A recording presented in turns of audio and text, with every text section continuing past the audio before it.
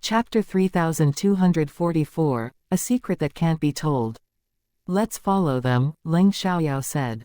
She guessed that those people from Country Yin were doing something illegal behind people's backs. A group of people from Country Yin in white coats carried dead people without a complete body. It made Leng Xiaoyao think of organ trade. Those people are from Country Yin. They were in white coats and carried dead people over. I think they might be involved in the organ trade. Leng Xiaoyao spoke to the others in a low voice. Because those people were ordinary people and far away, they couldn't hear Leng Xiaoyao's words. Organ trade was extremely hateful. Everyone instantly got angry although they weren't sure whether it was the truth. How do you know they're from Country Yin? Daya was curious, very surprised. I have a very good hearing. I heard their conversation and they mentioned the word batch, Leng Xiaoyao said. Even though Daya and Lin Muzi felt it was unbelievable, they said nothing. Mu Yiyang and the others were aware that Leng Xiaoyao wasn't an ordinary person, so they didn't think it was strange. Leng Xiaoyao suddenly turned to look at Daya and Lin Muzi seriously, then she warned them. I don't know much about you, but we're in a special situation right now. I need to warn you. If you want to survive, listen to us. Or you can leave on your own. Since they came here together, Leng Xiaoyao wouldn't leave them alone unless they wanted to leave. However, if they agreed to follow them, she wouldn't allow them to ruin their plan. If they dared to do that, she wouldn't hesitate to teach them a lesson. Daya and Lin Muzi were shocked by Leng Xiaoyao's powerful aura. Daya didn't feel displeased and said sincerely, Miss Leng, don't worry, we've never done anything illegal. We won't ruin your plan either. Lin Muzi was slightly displeased at Leng Xiaoyao's warning, but she didn't dare to say anything. Great, Leng Xiaoyao said. Anyway, she already warned them. If they didn't keep their word, she would directly teach them a lesson at that time. This time, Leng Xiaoyao was still the guide. She quickly sensed that there was a cave about 50 meters away from them. Although Leng Xiaoyao's magical senses could be useful within 500 meters, due to her low level for the time being, she couldn't receive accurate information. Just like a soup spoon without holes and a colander. Currently, her magical senses were the colander, which could only pick up thick things, while those small things were missed. After she reached the middle stage, the loopholes of the colander would become smaller. At the peak, these loopholes would be filled directly and would become a soup spoon, which could sense things in this area more accurately, and could even manipulate some things from a distance. Leng Xiaoyao and the others followed along until the 4 men in a white coat arrived at the front of the cave. Watching them walking into the cave, Leng Xiaoyao and the others stopped. It seems that there are really many secrets, said Mu Yiyang gloomily. He ached to lay siege to this place and catch these evil people. In addition, there were working machines too. You can wait here. I'll go have a look, Leng Xiaoyao said. Because she didn't know the situation yet, they couldn't break in right away. Stop. Once Leng Xiaoyao finished speaking, Li Mochen argued. You all stay outside. I'll go inside. He wouldn't let a girl go inside alone, even if Leng Xiaoyao had the ability. Right, if someone needs to go inside, let Mochen do it. Mu Yiyang agreed. Even though he would also be worried if Li Mochen went into it, he didn't think that they should let Leng Xiaoyao do it. Fine. Leng Xiaoyao said nothing else. If Li Mochen went inside, she wouldn't be worried. Even if Mu Yiyang, Mu Yuan, or Meng Fan did it, they should be fine. However, it was better for Li Mochen to go in. Brother Mochen, turn on the camera of your phone and take a video of everything in there, Leng Xiaoyao reminded. Sure, Li Mochen replied. Although Leng Xiaoyao had confidence in Li Mochen, she still used her magical senses to observe the cave. Ordinary people didn't know what Leng Xiaoyao was doing, but Li Mochen knew. He felt that she was spying on him, but he wasn't unhappy. Instead, he felt touched because he knew that Leng Xiaoyao cared about him. As soon as Li Mochen went into the cave, he smelt disinfectant. As he went farther inside, the smell became stronger. As he got close to the chamber, Li Mochen also figured out how many people there were. He heard the sounds of working machines as well. From outside the chamber, he could see lights on in it. It meant that there was electricity in the chamber, so there should be a power generator. Moreover, there were 4 operating tables with some medical equipment and shelves in the chamber. On the shelves at one side were placed medicines, while human beings' organs were placed at the other side. Leng Xiaoyao guessed correctly. These people were indeed involved in organ trading. Li Mochen was mad. Even if he was always cold, he was still affected by the scene before him. The people in the room seemed to be free. They were eating sunflower seeds and playing cards. They didn't notice that someone else was watching them. Li Mochen clearly saw everything inside. He took a video, then returned. How is it? Once Li Mochen was back, Mu Yiyang asked. Looking at Li Mochen's angry face, he understood that it was unpleasant. Li Mochen took out his phone and played the video. After watching the video, they were all disgusted. Especially when they saw those organs kept in cans on shelves, Daya and Lin Muzi felt like vomiting. They were angry rather than disgusted and wanted to destroy it. They're so evil. What do you plan to do? Do we need to call the police or directly destroy it? Asked Lin Muzi. It aroused her sense of justice. Chapter 3245, Too Selfish.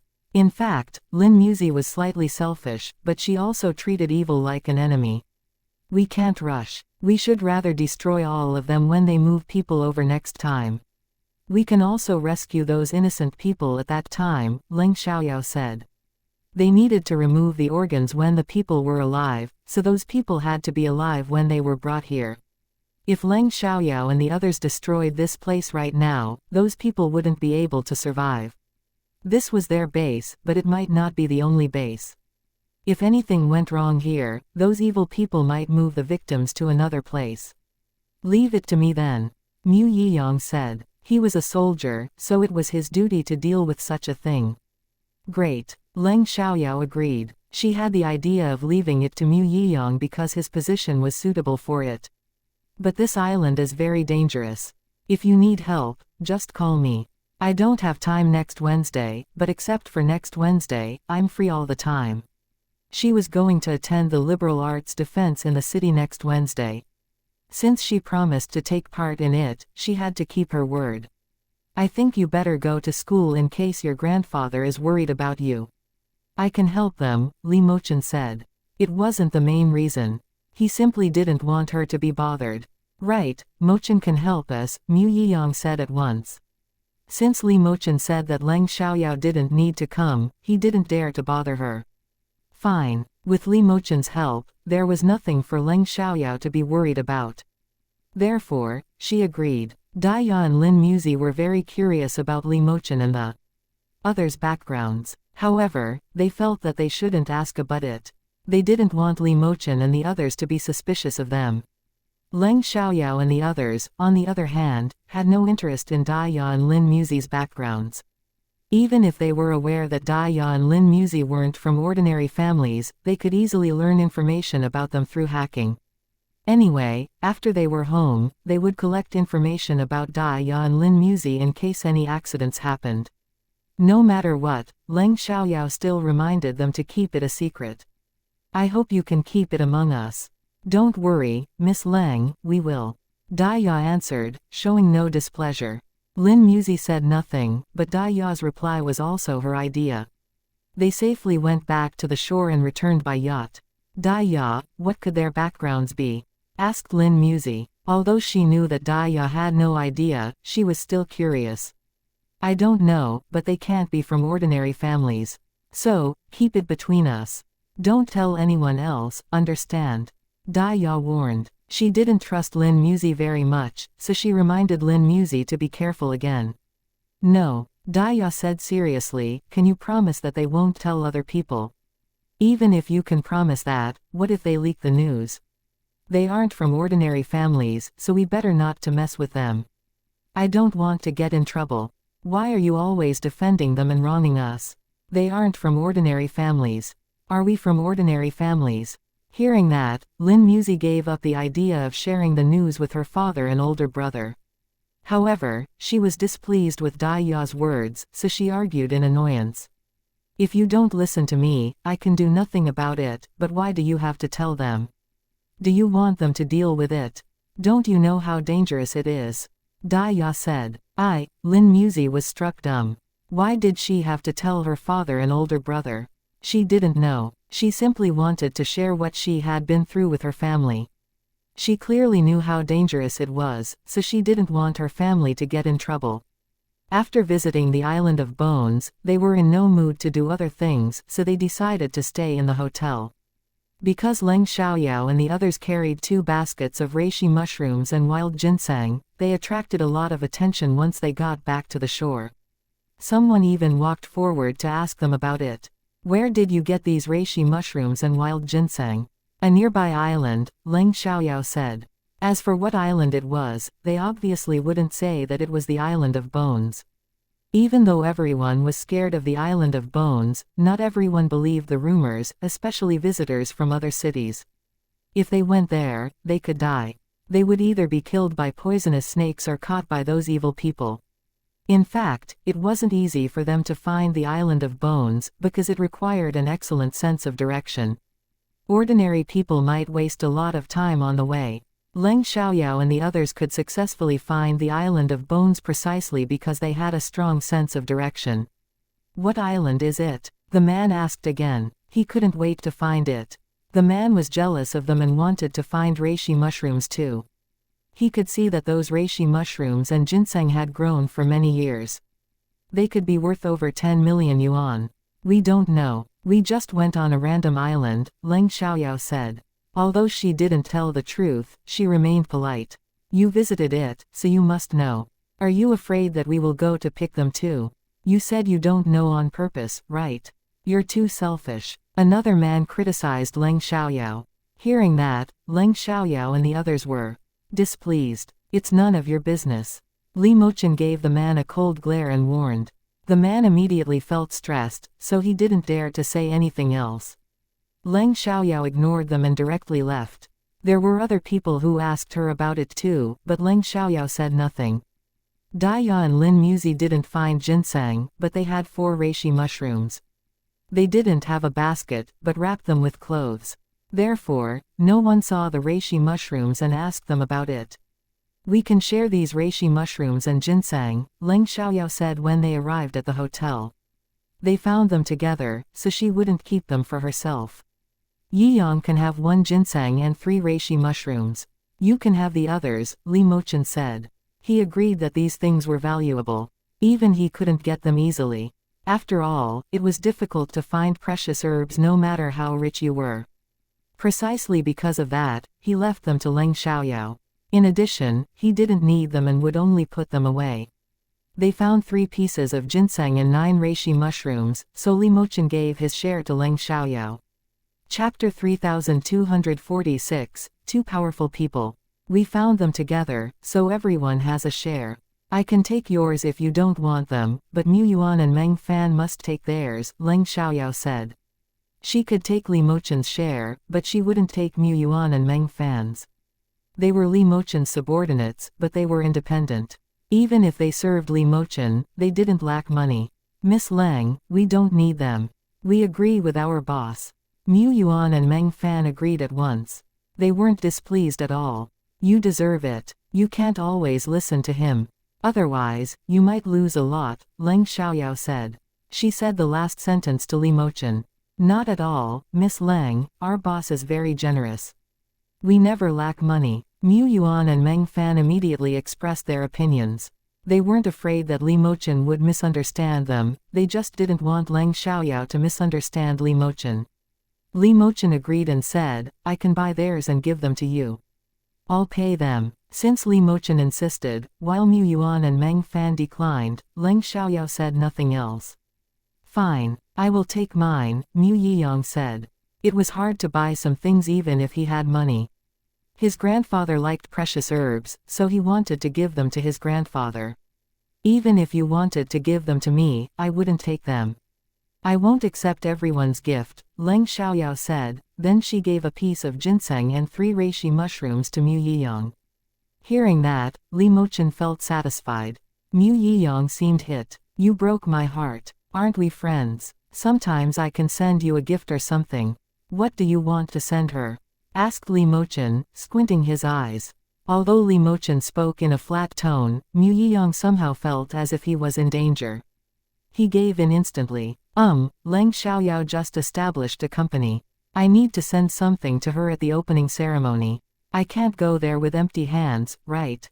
Sure. Li Mochen answered and said nothing else. Because they needed to talk about something, they didn't go back to their rooms and instead headed to the tea room.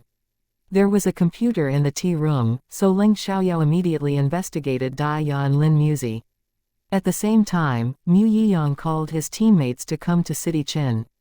They just got back to the capital city, but Mu Yiyang wanted them to go to City Qin.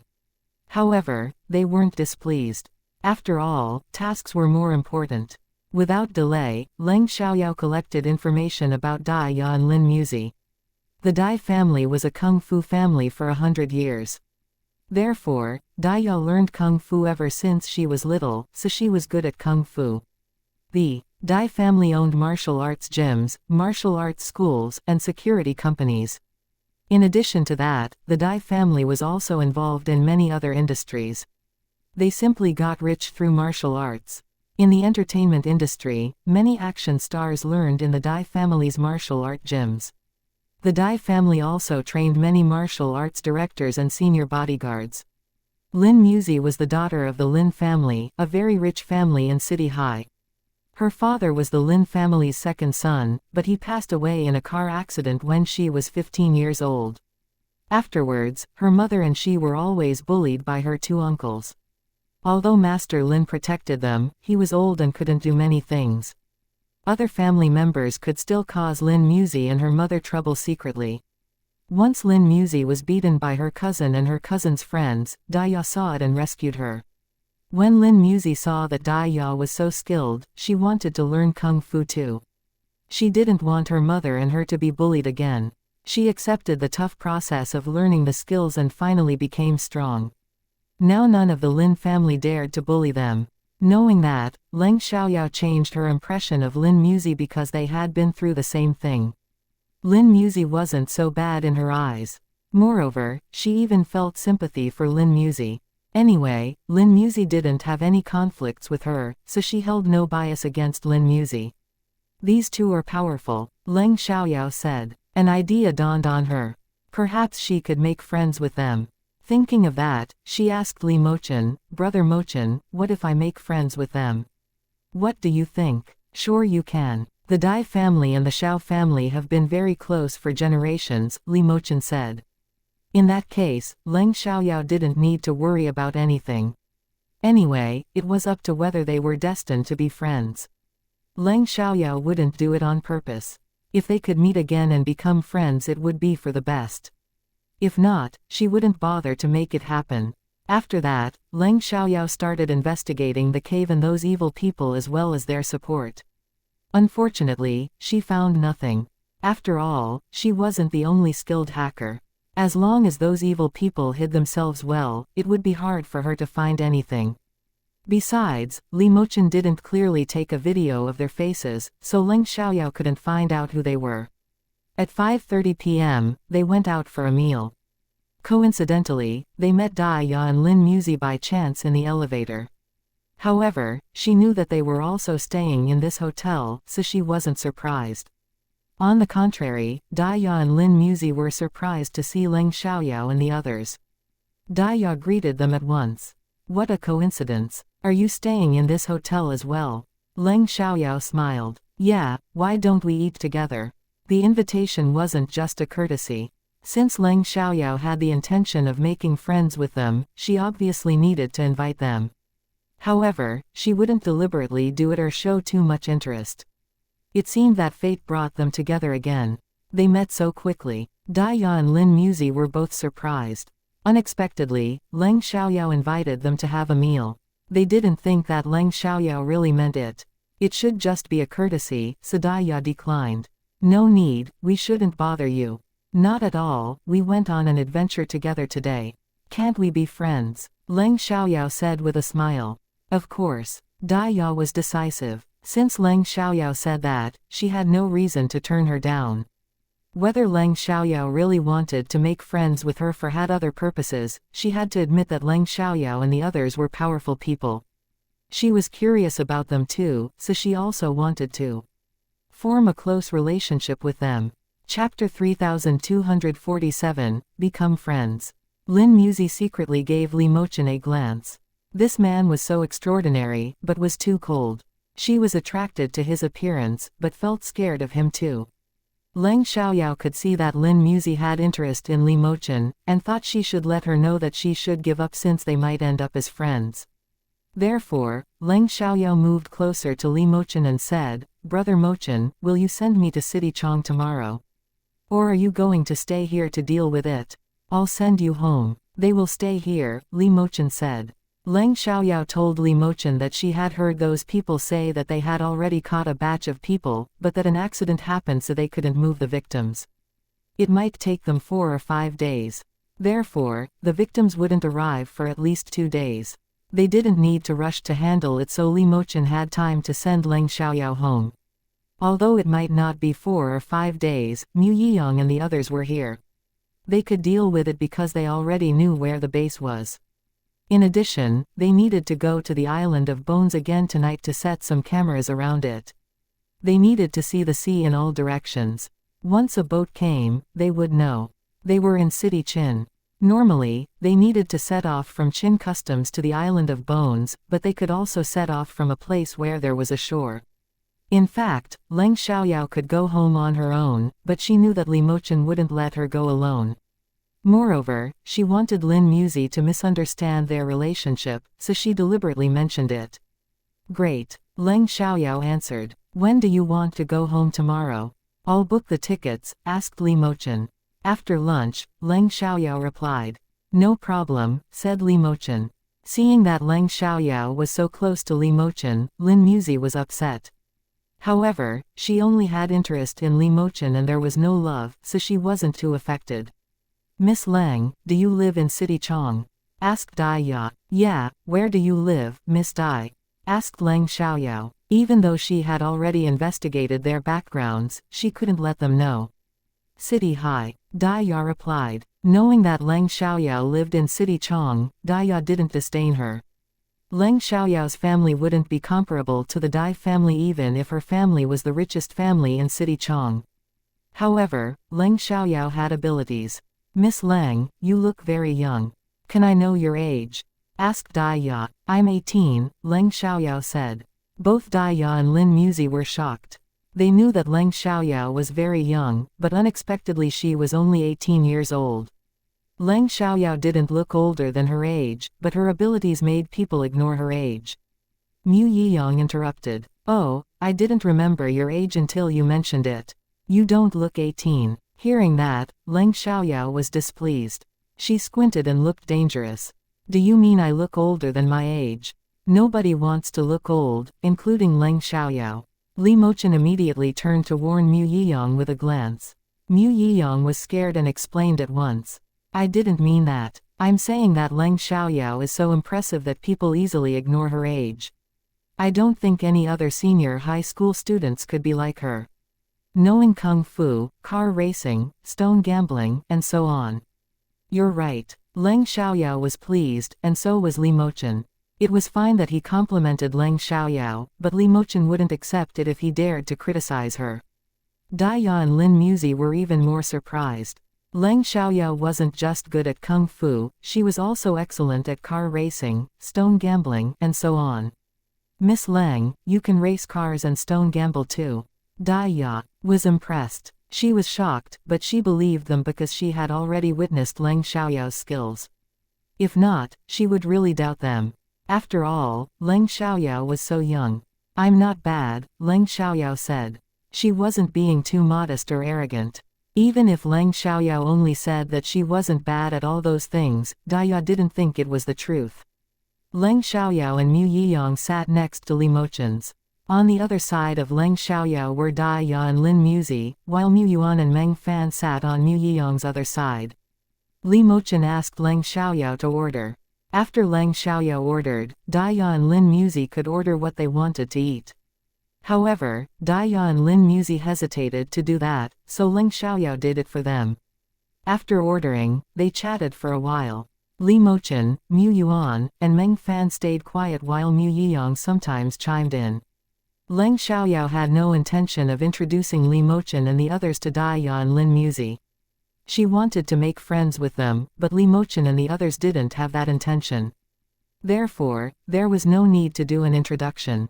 Daya was smart, so she said nothing when Leng Xiaoyao didn't introduce them to one another. Anyway, she already heard their names at the Island of Bones. Lin Muzi felt slightly embarrassed, so she rarely talked. Miss Leng, you're going to write the National College Entrance Examination, right? Which university is your target? Asked Daya. Well, you must be an excellent student, Daya said. She was very impressed by Leng Xiaoyao. I'm not bad, Leng Xiaoyao answered, admitting that she was good at studying. Miss Leng, can we exchange phone numbers? If you go to City High in the future, I can be your guide, Daya suggested. Sure, Leng Xiaoyao agreed and exchanged phone numbers with Daya. Afterwards, she asked Lin Muzi, how about you, Miss Lin? Of course, Lin Muzi agreed. Although she wasn't like Daya and had no intention of becoming friends with Leng Xiaoyao, it wasn't bad if they could form a good relationship. No matter what, Leng Xiaoyao had saved her life. She shouldn't embarrass Leng Xiaoyao even if she was unwilling to exchange phone numbers with her. At this time, it was dark. Li Mochen and the others went to buy cameras, then visited the Island of Bones again. Lin Mu and the others arrived as well. Mu Yiyang didn't need them to visit the Island of Bones together, so he told them to have a meal first and wait for them in the hotel. Daya and Lin Muzi didn't go anywhere and directly returned to their rooms. When Daya saw that Lin Muzi was a little upset, she asked, "What's wrong?" "Nothing," Lin Muzi said. Since she said that, Daya didn't ask further. Chapter 3248, Which One is True? A while later, Lin Muzi couldn't tolerate it anymore and said, "Daya, do you know what Leng Xiaoyao's relationship with Mr. Li is? No matter what their relationship is, it has nothing to do with you. Anyway, it can't be normal. If you have an interest in Mr. Li, you should rather give up," Daya said in a serious voice. She could see that Lin Muzi was interested in Li Mochen. Mr. Li isn't easy to get along with. He's very cold and doesn't seem to care about people who have no relationship with him. He only cares about people who are close to him.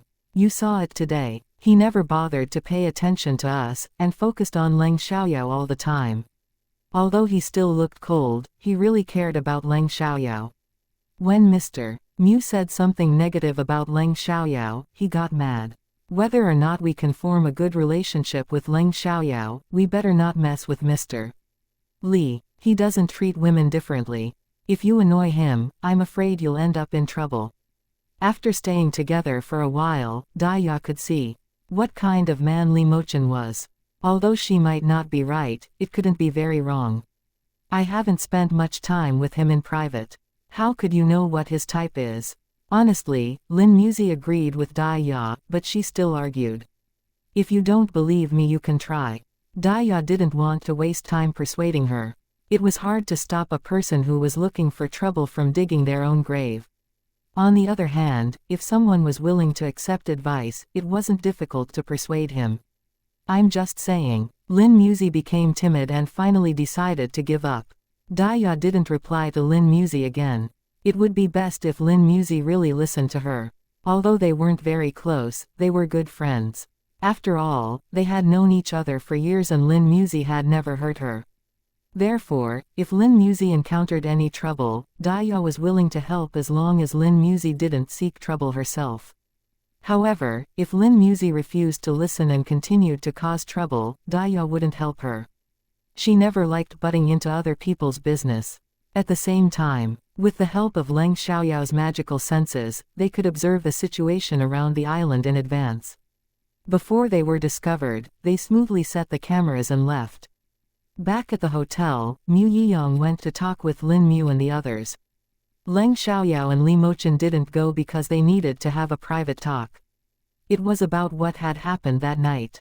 Only the two of them knew, so Li Mochen asked Mu Yuan and Meng Fan to return to their rooms first. Leng Xiaoyao and Li Mochen went to a private room afterwards. When Leng Xiaoyao and Li Mochen were left alone in the room, Li Mochen said to Leng Xiaoyao, "I had a dream last night. I dreamed about me in a robe standing at the top of a very high mountain. There were cloudy cliffs and dangerous peaks before me. After that, I stepped on a sword and flew in the air.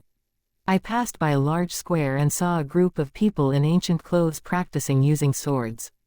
Perhaps you regained some memories because of Leng Yan's words, Leng Xiaoyao said. She believed that it must be one of Li Mochen's memories. Do you have the same idea? Am I really the head, immortal Lingyan, from the Tiancheng set, in country Dongchu, land Guiyu? Asked Li Mochen. For some reason he cared about it very much and trusted Leng Xiaoyao. If it was true, he was willing to believe it. Right, I agree with you. Leng Xiaoyao said, in fact, when I heard that you suddenly changed 10 years ago and since there is a strange power in your body, I guessed that you're not the same Li Mochen. It's the same body, but the soul is different. So I asked you about your past. You told me that you remembered some of it, but felt it wasn't real. Although the memories are clear, you feel as if they're other people's memories. Back then, I felt it was possible, but I didn't know how to talk about that with you. After all, I didn't have any evidence. I was afraid that you wouldn't trust me. I only felt it was possible, but I wasn't sure because I didn't know whether your parents were cultivators too. Or one of them was. Two mortals can't have a kid who has the root of a cultivator. I wasn't sure of it until last night. Hearing that, Li Mochen was very surprised. To his astonishment, Leng Xiaoyao had already guessed that earlier. You said that you had the same experience as me. Both of us have failed in the tribulation. You told me that you owed me in the previous incarnation. Are you? Li Mochen suddenly felt confused. Leng Xiaoyao had said that she owed him in the previous incarnation and he indeed had a dream in which Leng Xiaoyao criticized him. At that time, he thought it might be real. However, now he turned out to be the head of Tiancheng set, country Dongchu, land Guiyu in the previous incarnation. And in his dreams, the environment was totally different. They weren't in the same era. As a result, Li Mochen was confused and didn't know which one was true. Leng Xiaoyao understood what he wanted to ask about. It's true that I owed you in the previous incarnation, but not in the land Guiyu. It happened in the current time. I know it's confusing, but you'll understand after my explanation. I knew when you would have an attack of the illness, not because of a dream or the ability of foretelling, but because it had already happened before. It happened in my previous incarnation. Given the current situation, Leng Xiaoyao could be honest. She already learned his real identity, so it wasn't a big deal if he learned about hers. In addition, Leng Xiaoyao never wanted to keep it a secret from him. She simply needed a proper timing and now was a good chance. In the previous incarnation, I was the original Leng Xiaoyao. I was totally different from now. Back then, I didn't end my engagement with Chu Jianan. At the Mo family's party, Chu Jianan trapped me and ruined my reputation. I went into your room by accident. You had an attack of the illness at the same time. You lost your reason and we did something we shouldn't have done. The news exploded. You married me because you felt it was your responsibility. They did something they shouldn't have done. Chapter 3249, I didn't do it on purpose. Li Mochen suddenly felt awkward and immediately moved his eyes away from Leng Xiaoyao. His heart pounded and his cheeks were hot. He couldn't help but think of, Leng Xiaoyao was also embarrassed although she was drugged and unconscious back then. Bringing it up, she couldn't help thinking of what had happened at that time. Therefore, she didn't dare to meet Li Mochen's eyes and missed his reaction. We rarely met afterwards and you were generous to me. You gave me a lot of money and helped me solve problems. We were like that for 2 years. Saying that, Leng Xiaoyao suddenly looked upset. She was in no mood to think of the thing that they shouldn't have done. One day, I went to a bar with my friends. And I saw you. You told me to leave right away, but I didn't listen. I quarreled with you. You ordered Mu Yuan to take me away.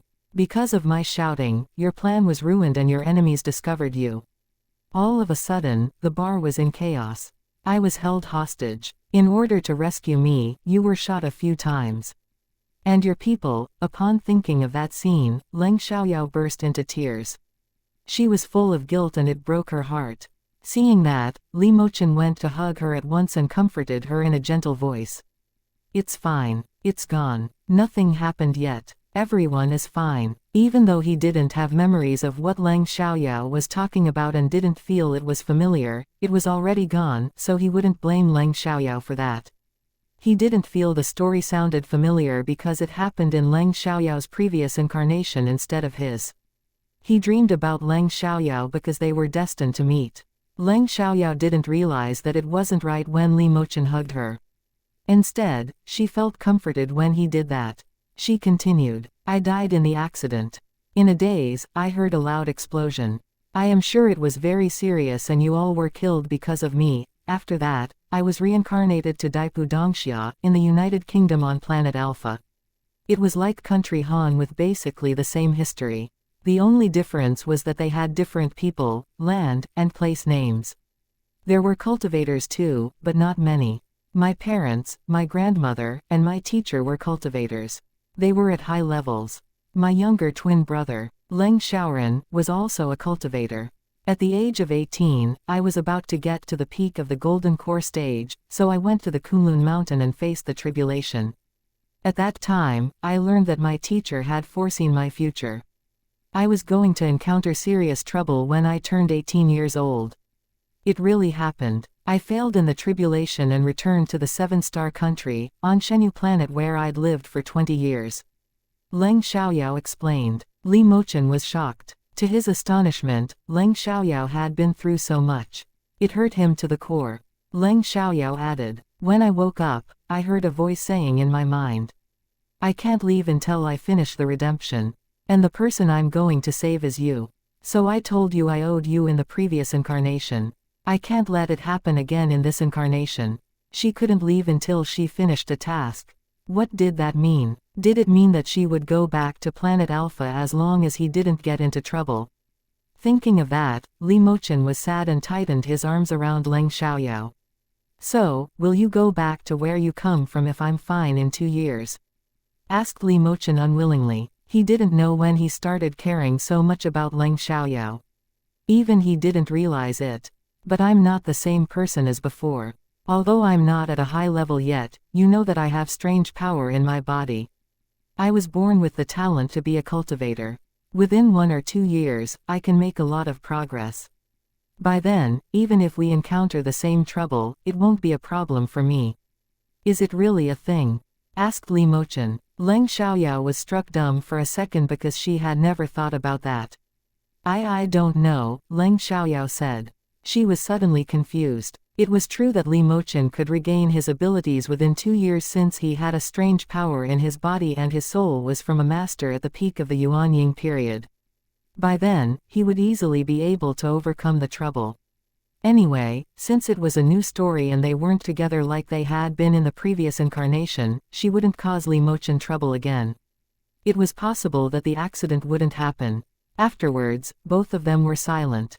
After being silent for a while, they finally realized that they were hugging each other. The next moment, they loosened their arms, feeling extremely embarrassed. I didn't do that on purpose. You were crying. I didn't know how to comfort you. Li Mochen explained at once. No worries, Leng Xiaoyao said. She didn't care about it, but her heart was pounding. Was it because this was the first time that she had been so close to a man? That must be the reason. Li Mochen was also very nervous. This was the first time that he had been so close to a girl as well. Therefore, his heart was pounding too. Anyway, I want to visit Guiyan land. So you should take me there when you go, Leng Xiaoyao said. She was going to return to Alpha Planet and would visit the Guiyan land too. She was greatly curious about it. Unfortunately, they were at low levels right now and had no ability to use the delivery formation. Otherwise, she would go there right away. No problem, Li Mochen answered. An idea dawned on him. If they didn't come back after going to Guiyan land, would Leng Xiaoyao not go back to her original world? Li Mochen was surprised by his idea, but he didn't think it was wrong. But there is little magical power in Shenyu planet. It's difficult for me to cultivate here. Can I absorb some power from you? It won't cause you any loss, Leng Xiaoyao asked. She had had that idea for a long time, but she needed Li Mochen's agreement. If he was unwilling to do that, she wouldn't force him. Sure, come to see me whenever you need it. Li Mochen agreed without hesitation. He was happy to do that, and even felt better since Leng Xiaoyao needed him. Chapter 3250, Did They Quarrel? Once Mu Yiyang was done, he called Li Mochen and asked him whether he wanted to have some night snacks. Li Mochen didn't agree at once, first asking Leng Xiaoyao. If Leng Xiaoyao wanted to go, he would go. If not, he wouldn't bother to go out. Leng Xiaoyao agreed. Whether or not she really wanted to go, she didn't want Li Mochen to turn Mu Yiyang down because of her. After that, Li Mochen called Mu Yuan and Meng Fan and asked them to go with. Mu Yiyang and the others were aware that the credit should go to Leng Xiaoyao, so they admired her more than ever. That night, both Leng Xiaoyao and Li Mochen didn't fall asleep till it was late. They couldn't help thinking of the hug they had shared today and the thing Leng Xiaoyao said that they shouldn't have done. Even though neither of them had an impression of it, they could imagine it. Upon thinking of that, they flushed and their hearts pounded. After they fell asleep, they each had a dream. Leng Xiaoyao dreamed about returning to Alpha Planet and reuniting with Ji Yuning and Leng Xiaoting. She was very happy. At the same time, she was also upset because she missed Li Mochen. She didn't know why she missed Li Mochen so badly. There was nothing between them. Li Mochen also dreamed about Leng Xiaoyao going back. He felt like he lost something and couldn't go back to normal. He didn't know why Leng Xiaoyao had such an impact on him. As a result, they were both slightly upset the next day and Mu Yiyang noticed it. "You two look strange today. Did you quarrel?" asked Mu Yiyang. Hearing that, both Leng Xiaoyao and Li Mochen were struck dumb for a second. Leng Xiaoyao said resignedly, "We didn't quarrel. We're just thinking about what happened yesterday." Fine. Thinking of what had happened yesterday, Mu Yiyang was in a bad mood too. However, Leng Xiaoyao wasn't thinking of the same thing as Mu Yiyang. Anyway, she wouldn't tell. In fact, she purposely did it to make Mu Yiyang misunderstand. Li Mochen had booked plane tickets yesterday, so after having night snacks, Leng Xiaoyao and Li Mochen left. Because both of them were worried, they barely talked along the way and the atmosphere was a little depressing. Before long, the depressing atmosphere went away because they met someone Li Mochen knew at the terminal of the airport. It even caused a drama. "Oh, is this Mr. Li, the heir of the Li family? No, you don't have a relationship with the Li family any longer. You've been abandoned by them." It was a man, who was about 24 years old. He was dressed completely in famous brands and looked like an arrogant playboy. Looking at Li Mochen, he was full of disdain. In the past they would bully Li Mochen, but now it was impossible for them to do that. There was no way. There were two other men with Zheng Heoding. They were Feng Yiyan and Wei Nanshi. Both of them were rich heirs and had a good relationship with Li Xiaoyang. Feng Yiyan clearly sided with Li Xiaoyang like Zheng Heoding, but Wei Nanshi didn't. Wei Nanshi just joined their circle. He didn't know much about the Li family and Li Xiaoyang's relationship with Li Mochen. Therefore, he held no bias against Li Mochen. At the same time, he disagreed with Zheng Heoding's mockery towards Li Mochen. However, he didn't know the reason for their behavior, so he said nothing. Sure enough, without the Li family, he's nobody. Feng Yiyan chimed in mocking Li Mochen. "But I heard he has a relationship with many important figures," Zheng Heoding said disdainfully. He didn't attach much importance to Li Mochen just because of that. He didn't know what important figures Li Mochen had a relationship with, but he didn't think that they were comparable to the Li family. Therefore, it wasn't a big deal. Important figures. "I'm scared, ha ha, ha ha." Feng Yiyan acted scared, then laughed loudly. Feng, I think you should stop." Wei Nanshi couldn't stand it anymore. He opened his mouth and expressed his disagreement. "Why? We should also hate whoever Xiaoyang doesn't like," Zheng Heoding said nonchalantly. Li Mochen ignored their mockery and didn't bother to reply, but Leng Xiaoyao was angry. "Brother Mochen, who is Xiaoyang?" asked Leng Xiaoyao. She already had a guess about it. If she guessed correctly, he should be Li Mochen's cousin. Zheng Heoding and the others didn't notice Leng Xiaoyao until they heard her voice. Afterwards, they were stunned by her beauty. Especially Zheng Heoding, he could hardly take his eyes off of Leng Xiaoyao. He only paid attention to Li Mochen earlier, so he ignored the girl next to him. Unexpectedly, the girl was stunning. He had seen all kinds of pretty girls before, but none of them could amaze him so quickly. Zheng Heoding was clearly attracted to Leng Xiaoyao. Seeing Zheng Heoding's reaction, Li Mochen was annoyed. He even wanted to beat Zheng Heoding. However, his reason stopped him. He's the son of my father's younger brother. He answered Leng Xiaoyao's question. He didn't admit that he was a member of the Li family and that Li Xiaoyang was his cousin, but he couldn't deny the fact that his father was a member of the Li family and Li Xiaoyang's father was his father's brother. After verifying who Li Xiaoyang was, Leng Xiaoyao hated him and his friends even more. Miss, may I know your name? My name is Zheng Heoding. I am the heir of the Zheng family in the capital city. Have you heard of the Zheng family? My family is one of the richest families in the capital city. Zheng Heoding suddenly tried to arouse Leng Xiaoyao's interest. Really? Asked Leng Xiaoyao, showing interest. Seeing that, Zheng Heoding disdained her. It turned out that all women were the same. They all loved money. Nevertheless, Zheng Heoding had a lot of interest in Leng Xiaoyao because she was gorgeous.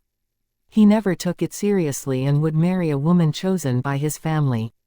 He didn't care who the woman was as long as she didn't stop him from playing around outside. Chapter 3251, Do Whatever I Want. Of course it's true. So, can we be friends? Zheng Heoding asked. He was sure that he would succeed and Leng Xiaoyao would agree. But, it seemed to be a difficult decision for Leng Xiaoyao and she gave Li Mochen a glance. In the eyes of Zheng Heoding and his friends, Leng Xiaoyao seemed to be hesitating about whether to form a good relationship with Zheng Heoding or Li Mochen. However, Li Mochen understood Leng Xiaoyao's scheme. Zheng Heoding was going to get in trouble. Li Mochen was happy because Leng Xiaoyao schemed against Zheng Heoding for him. But what? Are you afraid of Li Mochen? Tell you what, he's been abandoned by his family. He's merely a nobody now. If the Li family wants to ruin his life, it couldn't be easier, but I'm different. I'm the most important member of my family. I can have whatever I want, Zheng Heoding said. He clearly disdained Li Mochen very much and was quite satisfied with himself. I'm not talking about that. I mean I don't make friends with dogs, especially those that bite people for no reason. What if it has rabies and bites me? I'm afraid I'll be sued if I kill it by accident, Leng Xiaoyao said, acting innocent. However, what she said was really humiliating. Zheng Heoding was furious. He pointed a finger at Leng Xiaoyao, trembling in anger. To his astonishment, this girl dared to humiliate him. How dare you say that Heoding is a dog? That's rude, Feng Yiyan criticized. Leng Xiaoyao as well. Only Wei Nanxi stayed calm. After all, he wasn't humiliated and he disliked Zheng Heoding and Feng Yiyan's behavior. Therefore, he felt that they deserved it when Leng Xiaoyao swore at them. At the beginning, he also thought that Leng Xiaoyao was a gold digger, so he disdained her too, but unexpectedly, she was just fooling Zheng Heoding. Slap, slap. Leng Xiaoyao wanted to knock their hands away, but someone did it before she could. It was Li Mochen. He hit their hands away, causing their hands to swell immediately. They frowned from the pain. Don't point your finger at her. Li Mochen coldly stared at Zheng Heoding. Zheng Heoding and Feng Yiyan were mad. However, they found it hard to breathe once they met Li Mochen's angry eyes. They could barely speak and felt extremely stressed. Afterwards, Zheng Heoding came back to his senses. He didn't think that he should be afraid of Li Mochen. As a result, he shouted angrily, Li Mochen, how dare you hit me? You're really bold, but you'll pay for that. Saying that, Zheng Heoding attacked Li Mochen. Unfortunately, Li Mochen easily caught his fist and held it tightly. Zheng Heoding couldn't move or withdraw his hand. It angered Zheng Heoding more than ever. Li Mochen said nothing, but didn't let Zheng Heoding go. Zheng Heoding was angry. The next moment, he moved his other hand to hit Li Mochen. At that moment, Li Mochen suddenly let him go, but he used a lot of force, causing Zheng Heoding to stumble. Luckily, Feng Yiyan supported him, or he would have fallen. Li Mochen, good for you. How dare you treat me like this? Zheng Heoding clenched his teeth. However, this time, he didn't dare to fight back because he could see that Li Mochen wasn't weak. I already did. Li Mochen frowned and looked at Zheng Heoding as if he was an idiot. Zheng Heoding was full of anger. Zheng Haoding had the same reaction, but he didn't have a problem with speaking. He was simply too angry to speak. Li Mochen, how dare you treat us like this? Aren't you afraid that we'll kick you out of the capital city? Feng Yiyan threatened. Do whatever you want, Li Mochen said. He wasn't affected by Feng Yiyan's threat at all. Feng Yiyan was too angry to say anything. He didn't expect Li Mochen to be so arrogant. Brother Mochen, let's go. I feel disgusted having to stay with trash for too long, Leng Xiaoyao said, then she grabbed Li Mochen's hand and walked away. Li Mochen gave a glance at his hand which was being held by Leng Xiaoyao. He didn't hate it. Instead, there was a slight smile on his lips. Zheng Haoding and Feng Yiyan were unwilling to let them go, but they couldn't do anything about it. They were no match for Li Mochen. If they continued to bother him, they wouldn't get anything good for them. Anyway, they harbored grudges against Li Mochen. As soon as they had a chance, they would pay him back. Leng Xiaoyao also remembered their faces. If they dared to attack Li Mochen again, she wouldn't hesitate to teach them a lesson. She didn't carry a laptop with her. If she did, she would have made them unable to board. They are so hateful. If I go to the capital city in the future, I will definitely teach them a lesson, but what if they bully me with their power now that I messed with them? Brother Mochen, can you handle it? Asked Leng Xiaoyao. She knew that Li Mochen was powerful, but she didn't know how powerful he was. After all, those men were from the top families in the capital city. If they bullied her with their power, she would be in trouble. After all, violence couldn't solve every problem. Nevertheless, that didn't mean that she was scared. You can do whatever you want to do. If you can't handle it, just leave it to me. Even if you forgive them, they won't let you go once they see you again. Therefore, you don't need to hesitate to punish them, Li Mochen said. He knew them very well. If they met Leng Xiaoyao again, they would definitely make things difficult for her even though she was a girl. If they used violence, they couldn't defeat Leng Xiaoyao. However, if they used their power, Leng Xiaoyao might not be able to handle it. Anyway, the existence of the wolf gang was enough to make those powerful families in the capital city stand in awe. If they knew that Leng Xiaoyao had the support of the wolf gang, they wouldn't dare to make things too difficult for Leng Xiaoyao. In addition, Leng Xiaoyao was angry because of him, so he was very happy. Can you really handle it? Will it cause you trouble? Asked Leng Xiaoyao. She was still afraid that it might have a bad effect on Li Mochen. It's fine, Li Mochen reassured. Since Li Mochen said that, Leng Xiaoyao believed him. At this time, Leng Xiaoyao suddenly realized that she was still holding Li Mochen's hand. The next moment, she loosened her hand and said in slight embarrassment, I'm sorry, I didn't do that on purpose. Chapter 3252, I have good luck. I don't mind, said Li Mochen. It was the truth, but he was a little upset when Leng Xiaoyao said that. After what had happened earlier, they weren't as depressed as before. Li Mochen sent Leng Xiaoyao back to the Leng family's mansion in City Chong. Then he immediately flew back to City Qin. Although it wasted a lot of time and money by sending Leng Xiaoyao home, he was happy to do it. When Leng Xiaoyao got back to the Leng family's mansion, it was about 5 p.m. Because it was Sunday today, the other family members were also home. Leng Yuchen was home too and they were in the living room. Leng Xiaoyao was absent, so Leng Chengyuan wasn't in a good mood. Even if Leng Yuchen was chatting with him, he still had an absent expression. As a result, Leng Yuchen was very unhappy, but he didn't show it in front of Leng Chengyuan. Leng Yuchen didn't understand it. In many other families, they usually valued boys over girls.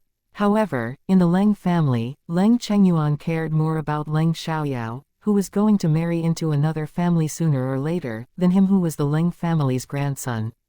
He would be a member of the Leng family forever, whereas Leng Xiaoyao would leave. In fact, Leng Chengyuan treated Leng Yuchen very well. However, the treatment he received wasn't comparable to what Leng Xiaoyao received.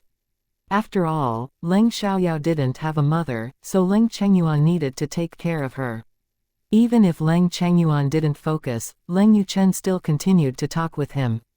He simply wanted to be close to him. At that time, Leng Chengyuan suddenly heard Leng Xiaoyao's voice from outside. He was excited and immediately stood up, leaving Leng Yuchen, who was still talking to him, at the side. Leng Yuchen was embarrassed, and so were his parents. Yao Yao is home. How was your day? Asked Leng Chengyuan with a beaming smile. It was very pleasant. Leng Xiaoyao also smiled. I have a gift for you. She carried a paper box about 20 inches long. It contained the wild ginseng and reishi mushrooms that she had found on the island of bones. What is it? Asked Leng Chengyuan. You'll know after you open it, Leng Xiaoyao said with a mysterious smile. Is it heavy? Asked Leng Chengyuan. The box was big, so he was afraid that it was too heavy for Leng Xiaoyao to carry. Before Leng Xiaoyao said anything, Leng Chengyuan snapped at Leng Yecheng next to him. Are you blind? Take the box from Yao Yao's hand already. It's not heavy. It's very light, Leng Xiaoyao said at once. However, Leng Yecheng still took the box from Leng Xiaoyao's hand. Even if he knew that she could carry it, he didn't want to be criticized by Leng Chengyuan again. Leng Yecheng was more than willing to do that, but he still complained to himself that his father totally forgot that Leng Xiaoyao was able to carry a large stone of over 50 kilograms, whereas he just recovered from his injuries. Anyway, Master Leng cared about Leng Xiaoyao very much, so he had to bear it. Luckily, this box was indeed light, or he might have gotten injured again. Upon hearing that Leng Xiaoyao brought a gift for Leng Chengyuan, everyone was curious about it. After knowing that Leng Xiaoyao sent Leng Chengyuan jade last time, they didn't dare to disdain her again. Without delay, they moved closer. Even before seeing the gift, Song Meiyu and Leng Yuki got jealous because they knew that it couldn't be bad. Leng Yecheng put the box down on the ground, then opened it with a knife. The things inside were all packed, so they saw many small wooden boxes after the box was opened. Without hesitation, Leng Chengyuan opened them on his own. After seeing reishi mushrooms in those wooden boxes, everyone was surprised. The others knew little about reishi mushrooms, but Leng Chengyuan knew a bit. He could tell the age of these reishi mushrooms at a glance.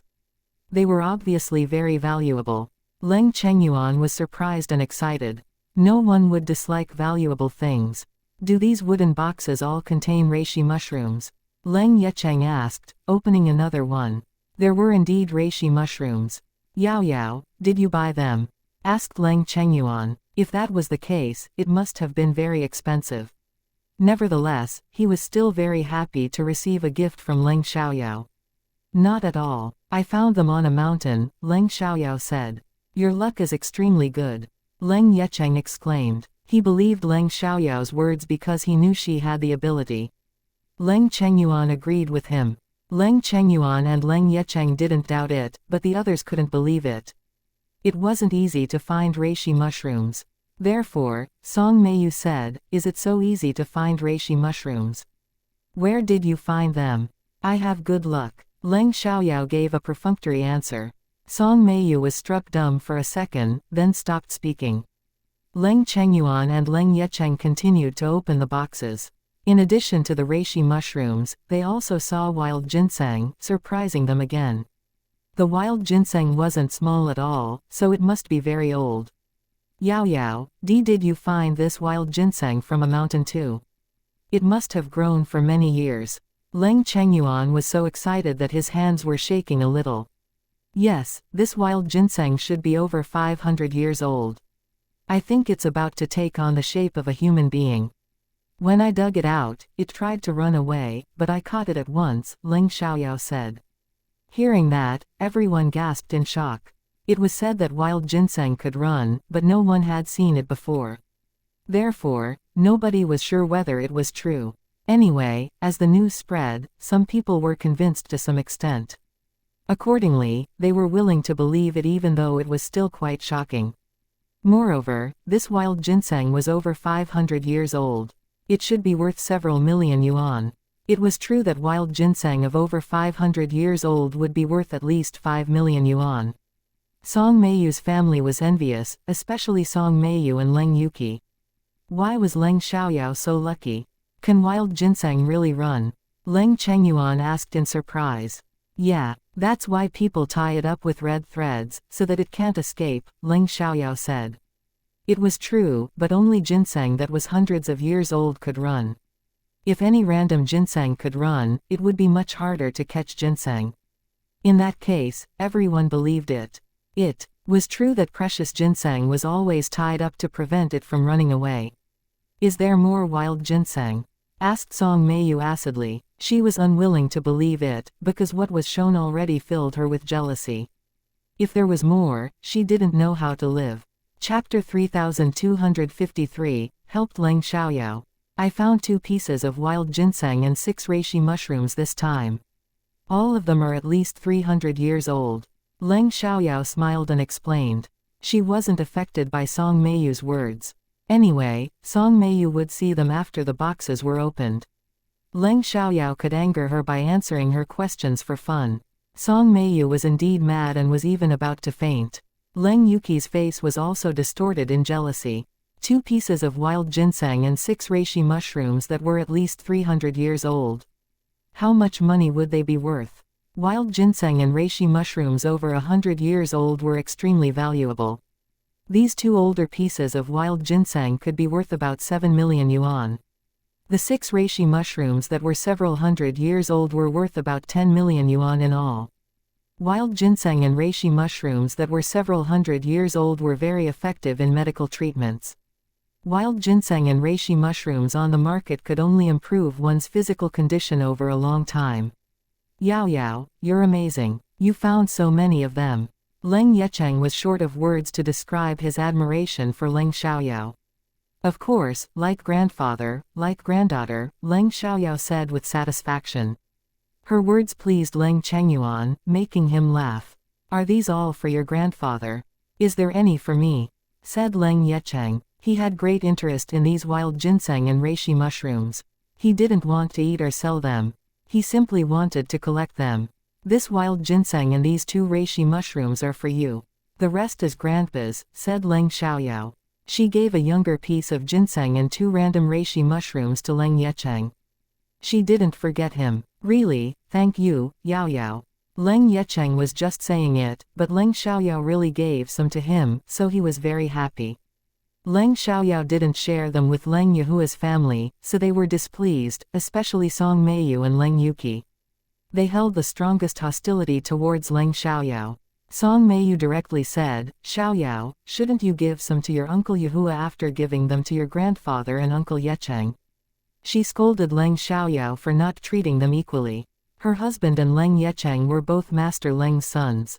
How could Leng Xiaoyao treat them unfairly? Shut your mouth. Leng Yuhua felt extremely embarrassed, so he immediately snapped at Song Meiyu. Although he was also displeased when Leng Xiaoyao gave nothing to him, he clearly knew the reason, so he said nothing about it. After all, it was Leng Xiaoyao's stuff. She could decide whom to share with, and he had no right to judge her. Now Song Meiyu pointed it out, which only embarrassed him more. Don't you know why Yao Yao would do that? Did you forget how you treat Yao Yao? Leng Chengyuan coldly asked Song Meiyu. Song Meiyu opened her mouth wanting to say something, but didn't know what to say. Even if Leng Chengyuan was right, she was unwilling to accept it. I'm going back to my room now. Leng Yuhua felt that he shouldn't stay in the living room any longer, so he walked away. The others felt the same and returned to their rooms. Humph! Leng Chengyuan snorted. Although he was upset that the family was arguing with one another, he couldn't do anything about it. After all, it was Leng Yuhua's family's fault, so he obviously sided with Leng Xiaoyao. It was already very nice of him that he didn't chase them out of the house. After all, Leng Yecheng paid for this house. Even if Leng Yuhua was a senior official in the government, his salary wasn't very high. He could afford a 100 square meters house, but he couldn't afford a large house. However, they weren't grateful at all and even wanted to steal it. Leng Xiaoyao was unwilling to talk with them. She didn't want Leng Chengyuan to be affected either. Therefore, she immediately changed the topic. Grandpa, you're in a good condition right now, but you can be physically stronger. Don't eat too much at a time, or it'll damage your health. I'll write down a food therapy prescription for you later. You can eat them 2 or 3 times a week. Isn't it a waste if I eat them? Leng Chengyuan asked. They would only be wasted if you don't eat them and simply put them away. We don't lack money. Your health is more important, Leng Xiaoyao said. Leng Chengyuan agreed with Leng Xiaoyao, so he no longer thought it was a waste. At the same time, he was very touched. Great, you can make the decision. Leng Yecheng didn't want to eat them, so he decided to put them away. Song Meiyu followed Leng Yehua back to their room, then she complained. Leng Xiaoyao showed no respect for you. Has she forgotten that you're her uncle? Song Meiyu felt that Leng Xiaoyao shouldn't treat them like this even though they had treated her badly before. Even if Leng Xiaoyao didn't give them ginseng, she should give them 2 reishi mushrooms. Enough. After Yuya did those things to her, do you think Leng Xiaoyao will still be nice to us? Although you're dissatisfied, why did you have to say it aloud and embarrass me? Leng Yehua was mad. I know Yuki has stolen Chu Jianan from Leng Xiaoyao, but it was Chu Jianan who preferred Yuki to her. If Chu Jianan had chosen Leng Xiaoyao, Yuki wouldn't have successfully stolen him. I think Yuki has helped Leng Xiaoyao. If Leng Xiaoyao really married Chu Jianan, she would have lived a bad life. And, if it hadn't been for Yuki's relationship with Chu Jianan, Leng Xiaoyao wouldn't have become so different. Song Meiyu argued. She felt that Leng Xiaoyao should thank them because she changed so completely because of Leng Yuki. Enough, whatever you're thinking about, don't tell anyone. Don't humiliate me, Leng Yehua snapped at her. In fact, he agreed with Song Meiyu even if it was amoral. However, no one was completely selfless. If they weren't selfish, they would have stopped Leng Yuki from having a secret relationship with Chu Jianan, or if Chu Jianan was born in an ordinary family, he wouldn't have let them be together. However, Chu Jianan's family was very rich, so he didn't oppose it and even went against his father to support Leng Yuki. Anyway, he still wanted to save face and didn't want to say it aloud. After Leng Yehua finished, he walked out of the bedroom to the study. He wanted to be alone for a while. Song Meiyu was reluctant to accept the result, but she could do nothing about it. Leng Xiaoyao went back to her room later and only came out for dinner at 6 p.m. Chapter 3254, Must Have Been Dumped. Back in her room, Leng Xiaoyao turned on her laptop and continued to investigate Zhang Yian and Chu Jianan. Without surprise, they stayed in Chu Jianan's apartment yesterday. Leng Xiaoyao directly sent the evidence to Leng Yuki's phone and waited to see the drama. When Leng Yuki was in her room, she played on her phone, so she saw the message at once. It was a message with pictures from an anonymous number. Leng Yuki thought that it was an ad or virus, but she immediately read it as soon as she noticed Chu Jianan's name. It was a text attached with a video. The text was very short: Chu Jianan's secret relationship with Zhang Yian. Upon seeing those words, Leng Yuki was struck. Dumb. What did it mean that Chu Jianan had a secret relationship with Zhang Yian? What could happen between them? Leng Yuki refused to believe that Chu Jianan had any secrets with Zhang Yian behind her back. After all, one of them was her boyfriend, while the other was her best friend. Leng Yuki didn't believe it, but she quickly played the video to see what it was. She rushed to do that, not because she didn't believe it, but because she was doubtful. She couldn't wait to see the content of this video. At the beginning of the video, Chu Jianan supported Zhang Yian out of a private room from a clubhouse. Seeing that, Leng Yuki was shocked and found it hard to breathe. No, it couldn't be true. It wasn't true. It must be a coincidence. Chu Jianan must have met Zhang Yian by accident and sent her home after she was drunk. However, why did they drink together? Why didn't they tell her? Before Leng Yuki could figure it out, she watched them stepping into an elevator. They didn't leave, but went upstairs. There was a hotel upstairs. Why did they go to a hotel? Afterwards, they went into the hotel. Leng Yuki said to herself that Chu Jianan simply helped Zhang Yian book a room. He would leave after placing Zhang Yian down. Unfortunately, the video was skipped to the next morning. At about 7 a.m., Zhang Yian left the room, then Chu Jianan left 2 hours later. Seeing that, Leng Yuki was shocked. Leng Yuki didn't want to believe it, but she couldn't persuade herself to not believe it. She loved Chu Jianan and always trusted him. However, she wasn't dumb and couldn't fool herself with a random reason. Besides, she had called Chu Jianan that day, but Chu Jianan didn't answer it. The next day, he told her that he was drunk that night and didn't hear her call. Back then, she didn't doubt it at all, but now the truth came out. Before Leng Yuki thought of a reason for that, the video showed Zhang Yian going to Chu Jianan's apartment. She didn't leave until the next morning. It wasn't over, but Leng Yuki was very sure that they had a sexual relationship behind her back. In an instant, she burst into tears. Leng Yuchen heard it when he went out of his room at that moment. He immediately knocked on the door of Leng Yuki's room. "Yuki, are you all right?" Leng Yuki didn't reply and continued to cry. Leng Yuchen called her for a while but heard no reply, so he went downstairs to see their parents. As soon as Leng Yehua and Song Meiyu heard that, they went upstairs and knocked on the door of Leng Yuki's room. They called her name too, but Leng Yuki still gave no response. This time, Leng Yehua and Song Meiyu were anxious. Coincidentally, Leng Xiaoyao walked out. She leaned against the frame of the door, looking at them with great interest. It was true that people shouldn't do unacceptable things because they would be paid back. Leng Yuki was bearing the result right now. Song Meiyu couldn't care less about Leng Xiaoyao and continued to knock on the door and call Leng Yuki. The noises on the third floor alerted Leng Chengyuan and Leng Yecheng on the first floor. They went up as well. "What's going on here?" asked Leng Chengyuan with displeasure. "We don't know. Yuki is crying inside. She sounds very sad, but she refuses to reply to us," Leng Yehua said anxiously. He was afraid that Leng Yuki was hurting herself in the room. "If she doesn't reply, kick the door open," said Leng Chengyuan. No matter how much he disliked Leng Yuki, he was also worried about her in such a situation. "Will she be scared?" asked Song Meiyu worriedly. "It's not important. What if she's in danger because you delay it any longer?" Leng Chengyuan shouted in anger. He felt as if they were idiots.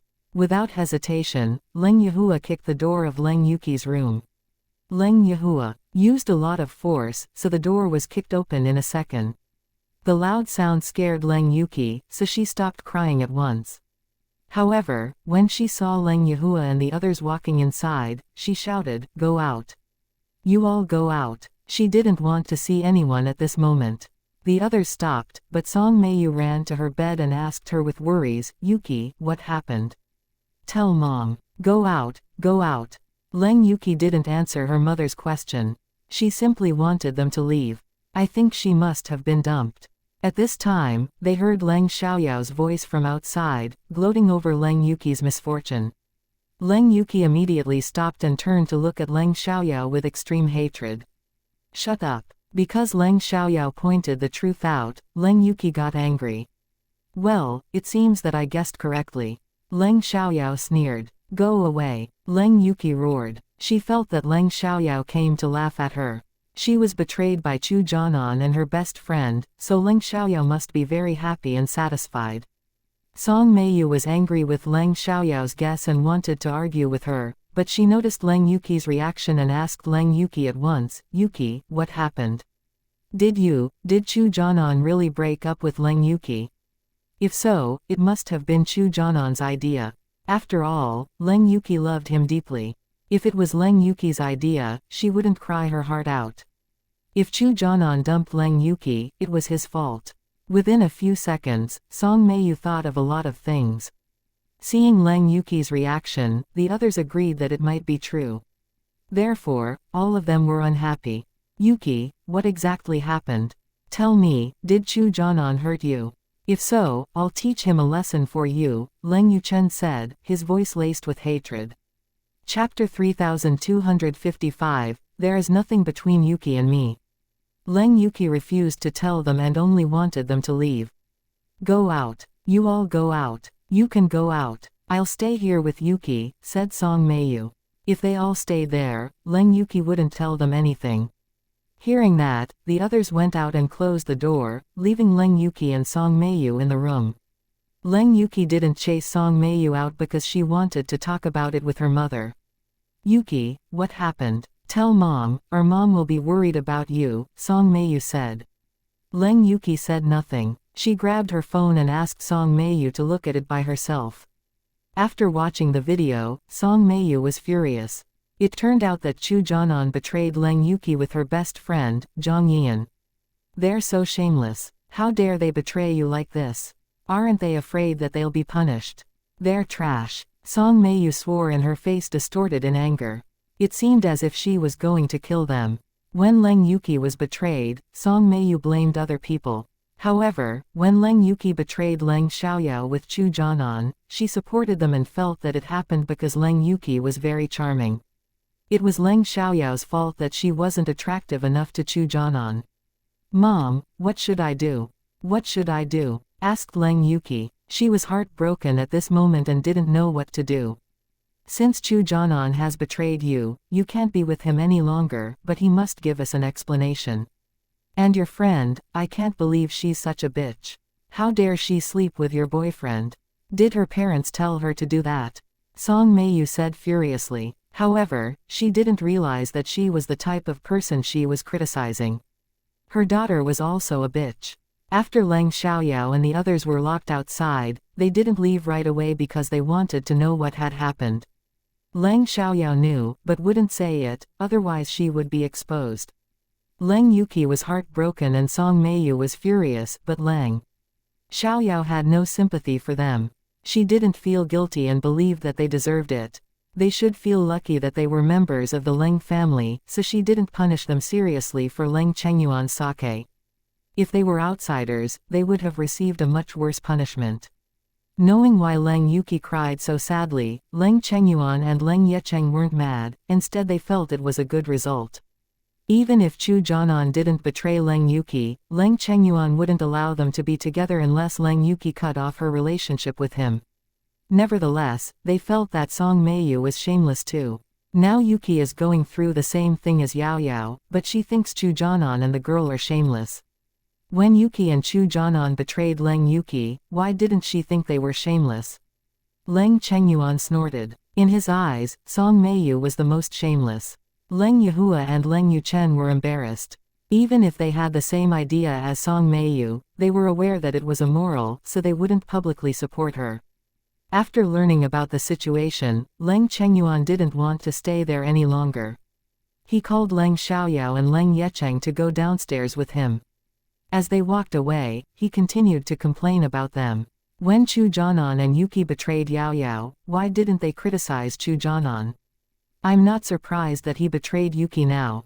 I simply didn't expect it to happen so fast," Leng Chengyuan said. He had a very bad impression of Chu Jianan and even felt disgusted by him. "Leng Yuki deserves it. I'm very happy right now," Leng Yecheng said, voice thick with satisfaction. Leng Chengyuan also felt that Leng Yuki deserved it, but she was his granddaughter, so he didn't feel pleased no matter how much he disliked her. "But I really like him," said Leng Yuki. Even if she was very hurt and heartbroken, she couldn't get over Chu Jianan right away. If she didn't like him so much, she wouldn't have gone against her grandfather and Uncle Yecheng to be together with him.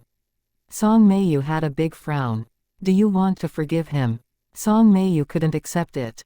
"I don't know. I'll be in a lot of pain if I have to leave him, but I also can't accept the fact that he betrayed me with Zhang Yian," Leng Yuki said. She didn't know what to do.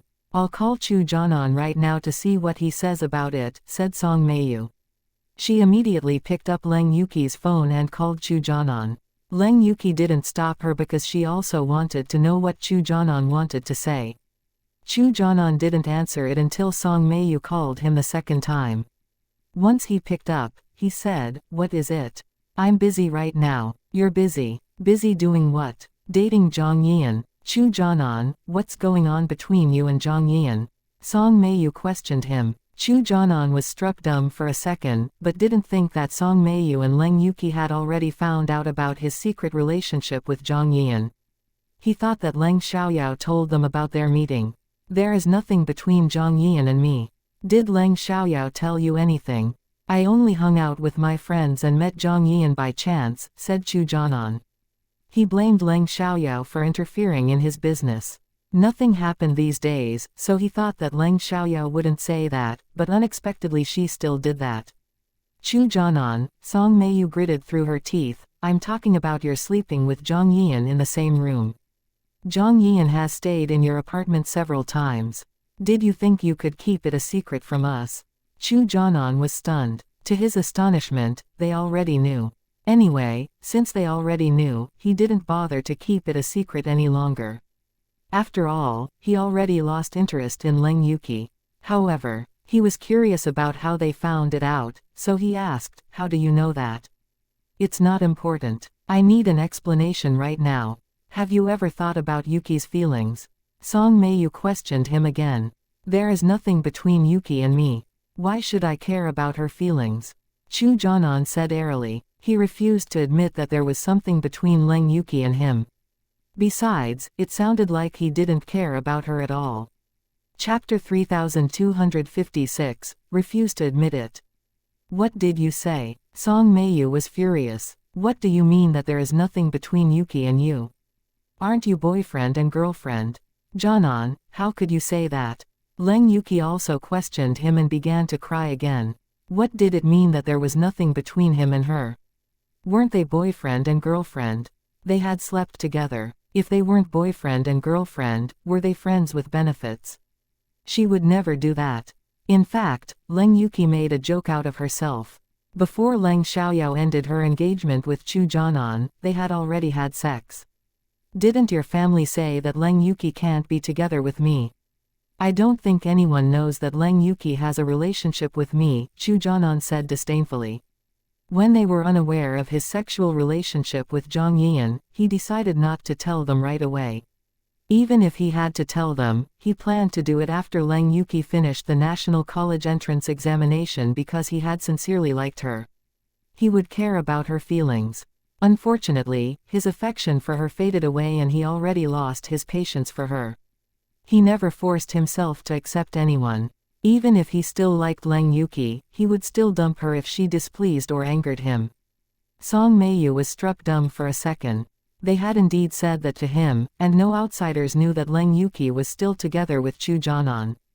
However, Chu Jianan replied to her that they would secretly be together. "Aren't you secretly together? How could you deny it?" Song Meiyu was mad. "I haven't seen Leng Yuki in a long time. Don't slander me. All right, I'm busy now. Don't call me again," Chu Jianan said impatiently, then directly hung up. Song Meiyu was furious and continued to call him, but Chu Jianan refused to answer her calls. When she called him the third time, she couldn't get through to him at all because Chu Jianan blacklisted Leng Yuki's phone number. Song Meiyu was so mad that she almost smashed the phone. However, it was Leng Yuki's phone and there was evidence of Chu Jianan's betrayal. Even though Leng Xiaoyao was in the living room at this moment, she used her magical senses and clearly heard Song Meiyu's conversation with Chu Jianan. She felt it was extremely funny. To her surprise, Chu Jianan was so shameless and cold-blooded. She had thought that he would at least feel guilty. She had to admit that Chu Jianan was really an awful person. Leng Yuki couldn't accept it and cried her heart out. She was short of breath, then she passed out. Outside the door, Leng Yuhua and Leng Yuchen heard her and immediately rushed inside. Because the door was already kicked and broken by Leng Yuhua, it couldn't be closed and stayed ajar. "How's Yuki?" asked Leng Yuhua. "She fainted," said Song Meiyu. "Send her to the hospital, now," Leng Yuhua exclaimed. Then he picked Leng Yuki up at once. When Leng Yuhua hurriedly carried Leng Yuki downstairs, Leng Chengyuan and Leng Yecheng went to see what had happened. "What's wrong?" asked Leng Chengyuan with concern. "Yuki passed out. We need to take her to the hospital right now." "No need to wait for us for dinner," Leng Yuhua said. Without delay, he ran outside, followed by Song Meiyu and Leng Yuchen. Leng Chengyuan and Leng Yecheng were also worried about Leng Yuki, especially Leng Chengyuan. After all, Leng Yuki was his granddaughter. He hoped that she could learn a lesson from it, but he didn't want her to be hurt. Although Leng Yecheng disliked Leng Yuki, they were family, so he was unhappy right now too. Only Leng Xiaoyao felt nothing because Leng Yuki only passed out and wasn't in danger. Leng Xiaoyao didn't think that Leng Yuki would commit suicide because Chu Jianan betrayed her. If Leng Yuki did that, Leng Xiaoyao would try to rescue her as long as she wasn't dead. She would teach Leng Yuki a lesson, but didn't want her to die.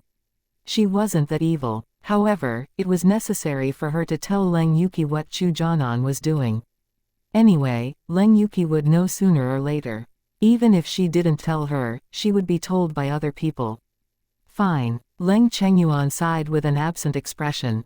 Grandpa, don't worry, she's fine. She simply fainted. Leng Xiaoyao comforted Leng Chengyuan.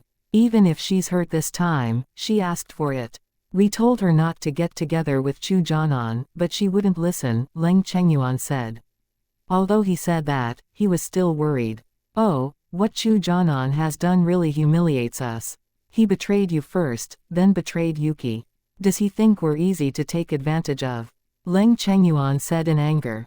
Leng Yuki deserved the result, but Chu Jianan's behavior was humiliating. The Leng family couldn't accept it.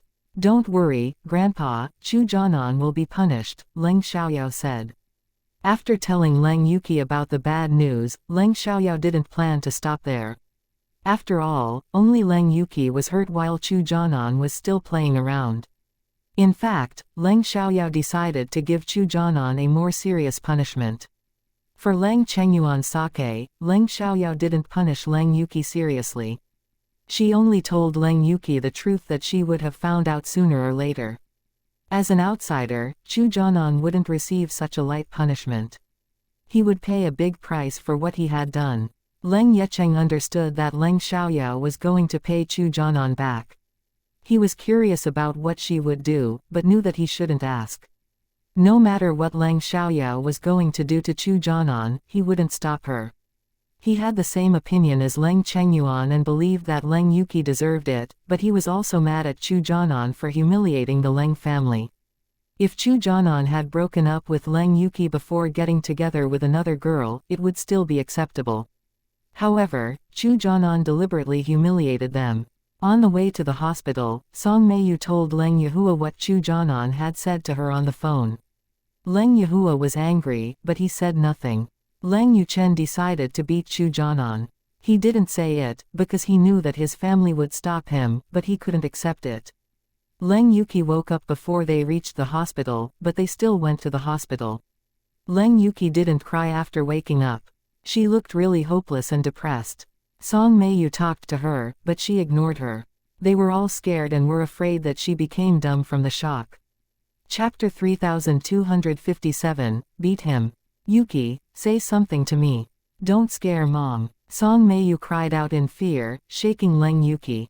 All right, if she's unwilling to talk, stop shouting. We're about to arrive at the hospital. Let's see what the doctor says, Leng Yehua said impatiently. Song Meiyu was too noisy, so he was irritated. Go home. We should go home. I don't want to go to the hospital. Don't go to the hospital. As soon as Leng Yuki heard that they were going to the hospital, she struggled and shouted to go home. Be quiet, Yuki. You need to have a medical checkup at the hospital. Song Meiyu comforted Leng Yuki. No, I don't want to go to the hospital. Leng. Yuki struggled and wanted to open the car door even though the car was driving. It seemed as if she was too scared to go to the hospital. Because Leng Yuki struggled constantly, Song Meiyu and the others finally gave in. They didn't go to the hospital, and instead went home. Most importantly, Leng Yuki looked fine, so they relaxed.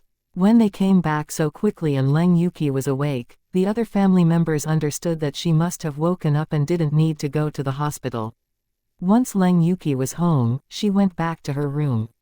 Song Meiyu was still worried about her, so she followed her. The others could do nothing, so because the meal was ready, they went to eat first. Other than Leng Xiaoyao and Leng Yecheng, nobody had an appetite. Leng Yehua and Leng Yuchen barely ate anything. Although Leng Yuki was fine, she was very hurt by the news. It didn't mean she would still be fine later. Chu Jianan, on the other hand, felt quite relaxed after making it clear with Leng Yuki. However, he wondered how Leng Yuki found out about his secret relationship with Zhang Yian. Did Zhang Yian leak it? After all, only the two of them were aware of what they were doing secretly. Chu Jianan called Zhang Yian immediately after having the call with Song Meiyu. He asked Zhang Yian whether she had told Leng Yuki about their secret relationship. Zhang Yian was struck dumb for a second. Leng Yuki knew about her affair with Chu Jianan. In an instant, Zhang Yian became excited. She wanted Leng Yuki to find out early on, but Chu Jianan didn't allow her to say anything. She didn't dare to do that either. However, she didn't leak it, so she immediately explained. I didn't tell anyone about that. You didn't allow me to, so I didn't tell anyone. Did Leng Xiaoyao see us and tell the Leng family about it? Zhang Yian was also suspicious of Leng Xiaoyao. Otherwise, who would do that? Leng Xiaoyao only saw us at the circuit, but Leng Yuqi's mother mentioned that we stayed in the same hotel and apartment, Chu Jianan said. Did Leng Xiaoyao spread rumors about us and tell the truth by accident? Zhang Yian guessed. Yuqi must be heartbroken. Jianan, what should we do now? Zhang Yian asked anxiously. Honestly, she wanted to know how Chu Jianan would deal with it. Since Leng Yuqi already knew, she hoped that Chu Jianan would leave Leng Yuqi for her. So, it has nothing to do with me, Chu Jianan said airily. He was not worried at all. Jianan, do you mean you're totally over with Yuqi? Asked Zhang Yian. Yeah, Chu Jianan answered. After hearing Chu Jianan's answer, Zhang Yian was even happier. After hanging up the call with Chu Jianan, Zhang Yian laughed out loud. It was extremely good news. After Leng Yuqi found out, she must be very sad and heartbroken. Upon thinking that Leng Yuqi was in a bad mood, Zhang Yian was happy. After dinner, Leng Chengyuan was slightly gloomy, so he went back to his room. Leng Yehua and Leng Yuchen went upstairs too. In the living room, Leng Yecheng and Leng Xiaoyao were left alone. Leng Yecheng asked Leng Xiaoyao in a low voice at once. Are you going to punish Chu Jianan? Yeah. Leng Xiaoyao didn't bother to keep it a secret and admitted it with alacrity. Although I've done nothing to Chu Jianan recently, it doesn't mean that I'll forgive him. I'm going to pay him back. I agree with you, but what do you plan to do? Asked Leng Yecheng. He also wanted Leng Xiaoyao to pay Chu Jianan back because he never liked Chu Jianan. Uncle, do you think I should trap him or beat him? Or should I attack his family's company? Asked Leng Xiaoyao in excitement. Isn't it too much if you attack his family's company? Said Leng Yecheng. After all, it was Chu Jianan's fault and had nothing to do with the Chu family. Then I'll just beat him. Leng Xiaoyao said. Although Chu Jianan's parents weren't exactly innocent, it was mainly Chu Jianan's fault. Therefore, it was indeed too much if she attacked his family's company. Do you plan to pay some people to do it or do it yourself? Asked Leng Yecheng. He knew that Leng Xiaoyao was skilled and strong. If she did it on her own, she could easily teach Chu Jianan a lesson. However, he was afraid that Leng Xiaoyao would be exposed. I'll do it by myself.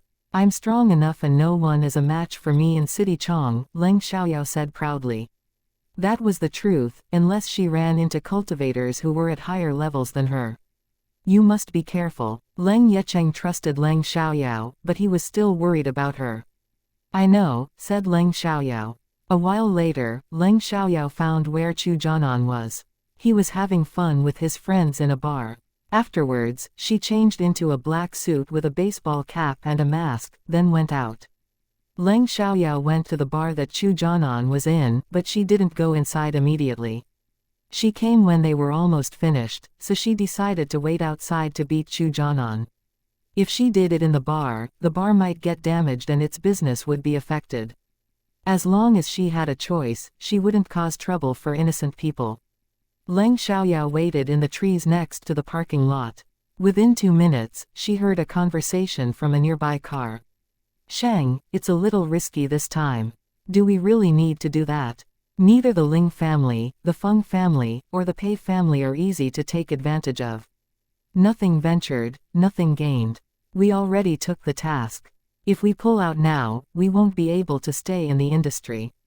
Sheng is right. Anyway, we don't live in City Chong. No matter how powerful those families are, they can't find us so far away. Upon hearing the names of the Ling family, the Feng family, and the Pei family, Leng Xiaoyao thought of Ling Tianqi, Feng Rui, and Pei Heron.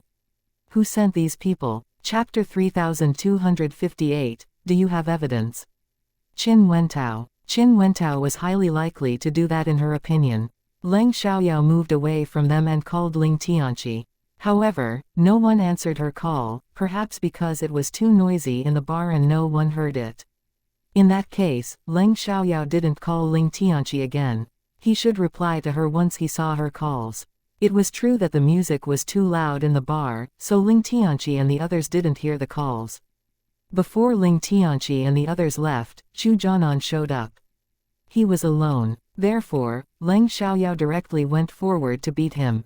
Because she was dressed in all black with a baseball cap and a mask, no one knew who she was. Leng Xiaoyao understood that Chu Jianan would be suspicious of her even if he couldn't recognize her, but she didn't care. Even if he was suspicious of her, he should first have evidence to sue her. Chu Jianan had drunk a bit and was slightly tipsy, so he could barely see the person who rushed out to beat him. He only felt the pain all over his body and screamed. Onlookers were all shocked. Although they couldn't see Leng Xiaoyao's face, they could tell that it was a girl. They had never seen such a strong girl before. They wondered why she was beating the man and thought that they must be a couple and that the man must have betrayed the girl. As a result, the girl got mad and beat him up. Thinking that, no one felt sympathy for Chu Jianan and nobody stopped Leng Xiaoyao from beating him. Besides, Leng Xiaoyao seemed aggressive and skilled. None of the onlookers wanted to get injured. Leng Xiaoyao chose the most vulnerable spots to hit Chu Jianan, but left no wounds on his skin. She deliberately did that, so that Chu Jianan couldn't get any useful evidence even if he went to have a medical checkup. Unfortunately, the pain would torture him for a long time. He wasn't just physically hurt, it was also mental injuries. Leng Xiaoyao stopped half a minute later, then walked away. However, she didn't go far because she wasn't done with the matter concerning Ling Tianqi yet. If she didn't know, she wouldn't have bothered to get involved, but she had to do something since she heard about it and was there. Chu Jianan almost passed out from the pain, but he was still conscious and had to bear with it. He didn't see who beat him, so he had no way to get back at the person. Before long, security guards from the bar heard that he had been attacked. They called an ambulance for Chu Jianan at once, sending him to the hospital. Ling Tianqi was still not there even a long time later, but Leng Xiaoyao stayed patient. She played on her phone while she waited outside. Although she could directly catch those men, they hadn't done anything yet. If she went to beat them, it might just cause trouble. The best solution was for Ling Tianqi and the others to come out. When those men tried to attack them, she would stand out. By then, she would have a reason to beat them. Even if it caused a scene, she would still be fine. A few minutes later, her phone rang and Ling Tianqi called her. "Xiaoyao, is anything up so late?" asked Ling Tianqi. He obviously sounded a little drunk. "Are you in XX bar?" asked Leng Xiaoyao to make sure first. "How do you know that? Are you in the bar too?" Ling Tianqi was struck dumb for a moment and exclaimed in surprise. "Yeah, but I'm outside. I saw 6 strange men and observed them for a while. I heard their conversation. They plan to hurt you," said Leng Xiaoyao. "What?" Ling Tianqi was mad. "Is it Qin Wentao?" Ling Tianqi thought of Qin Wentao as well because he had the most conflict against Qin Wentao. It was just a guess, and it was possible to be other people. After all, he had conflicts against more people than just Qin Wentao. "The first person I thought of is also him, but I'm not sure of it," said Leng Xiaoyao. They couldn't jump to conclusions before they had evidence. However, she didn't bring a laptop with her, so she couldn't do an investigation. "I can't catch them right away because they haven't done anything yet. So, after you come out, they might take action. By then, I can stand out for you," Leng Xiaoyao said. "No problem, I'll go out right now." This being the case, he wasn't in the mood to continue to have fun. Anyway, even if there was no trouble, he would still want to go outside to meet Leng Xiaoyao. He had no other purposes. He simply took Leng Xiaoyao as his idol. After speaking with Leng Xiaoyao, Ling Tianqi returned to his seat and told Feng Rui and Pei Heron about what happened. Afterwards, they left. Once Feng Rui and Pei Heron heard about it, they thought of Qin Wentao as well. Whether or not it was Qin Wentao, they needed to ask those men to find out. As soon as they walked out, the 6 men in the car focused on them. They didn't take action right away, but waited to see where Ling Tianqi was going. Because Ling Tianqi was aware that some people were waiting for them outside, he and his friends stayed alert even though Leng Xiaoyao was also outside and they would be fine. When they got outside, they walked to the parking lot because Leng Xiaoyao told them that she and those men were there. If they wanted to catch those men, they had to give those men a chance to take action first. The 6 men saw that Ling Tianqi and his friends walked towards the parking lot. It was exactly what they wanted, so they prepared to take action. They wanted to be quick, so they all had an iron stick in their hands. When Ling Tianqi and his friends got close, the 6 men got out of the car at once. As soon as possible, they surrounded Ling Tianqi and his friends. Damn, they have iron sticks. Seeing that scene, Ling Tianqi and his friends were scared, especially since Leng Xiaoyao was still absent. They were quite panicked. Anyway, they trusted Leng Xiaoyao, so they didn't run away. Even if they wanted to run, it was impossible. All 6 men were skilled and quick, while Ling Tianqi and his friends had all drunk a little. They had no strength to run away. Right as the 6 men raised their iron sticks to beat them, several stones suddenly flew through the air, but none of them noticed them. The next moment, the stones accurately hit the 6 men's hands. They felt a sharp pain and involuntarily dropped the sticks. The iron sticks fell to the ground at once.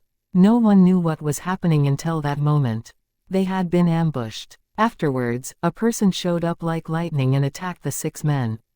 The 6 men were indeed skilled, so they immediately came back to their senses and fought back. Unfortunately, they were no match for the person. Chapter 3259 has something to do with the Leng family. After that, the 6 men noticed that the person was the girl who beat a man earlier. All of them were shocked. They could see that this girl was very strong, but they were still surprised by her skills. Ling Tianqi and his friends were also astonished, showing great admiration. Although Leng Xiaoyao wore a baseball cap and a mask, they knew that it was her. No one else could be so awesome. We have no grudge against you. Why are you interfering? One man questioned angrily. There is indeed no grudge between us, but you tried to attack my friends. I won't allow you to do that. If you tell me who the mastermind is, I might punish you lightly. Otherwise, you'll learn an unforgettable lesson. Leng Xiaoyao sneered. She used magical energy again, so she wouldn't leave wounds on their skin, just like she had done to Chu Jianan. Show us what you can do. The man called Sheng argued. Although the 6 of them were no match for Leng Xiaoyao, their dignity wouldn't allow them to give in easily. Great, let's see, Leng Xiaoyao said. Without delay, she used greater force and quickly beat them to the ground. They were in great pain all over their bodies, so they could no longer fight back. This time, they were really frightened by Leng Xiaoyao's ability. It was not only them, other people around were also shocked. Xiaoyao, you're so awesome. Ling Tianqi and his friends walked over exclaiming with astonishment and admiration. I know, Leng Xiaoyao answered at once, but no one thought that she was being arrogant because reality proved everything.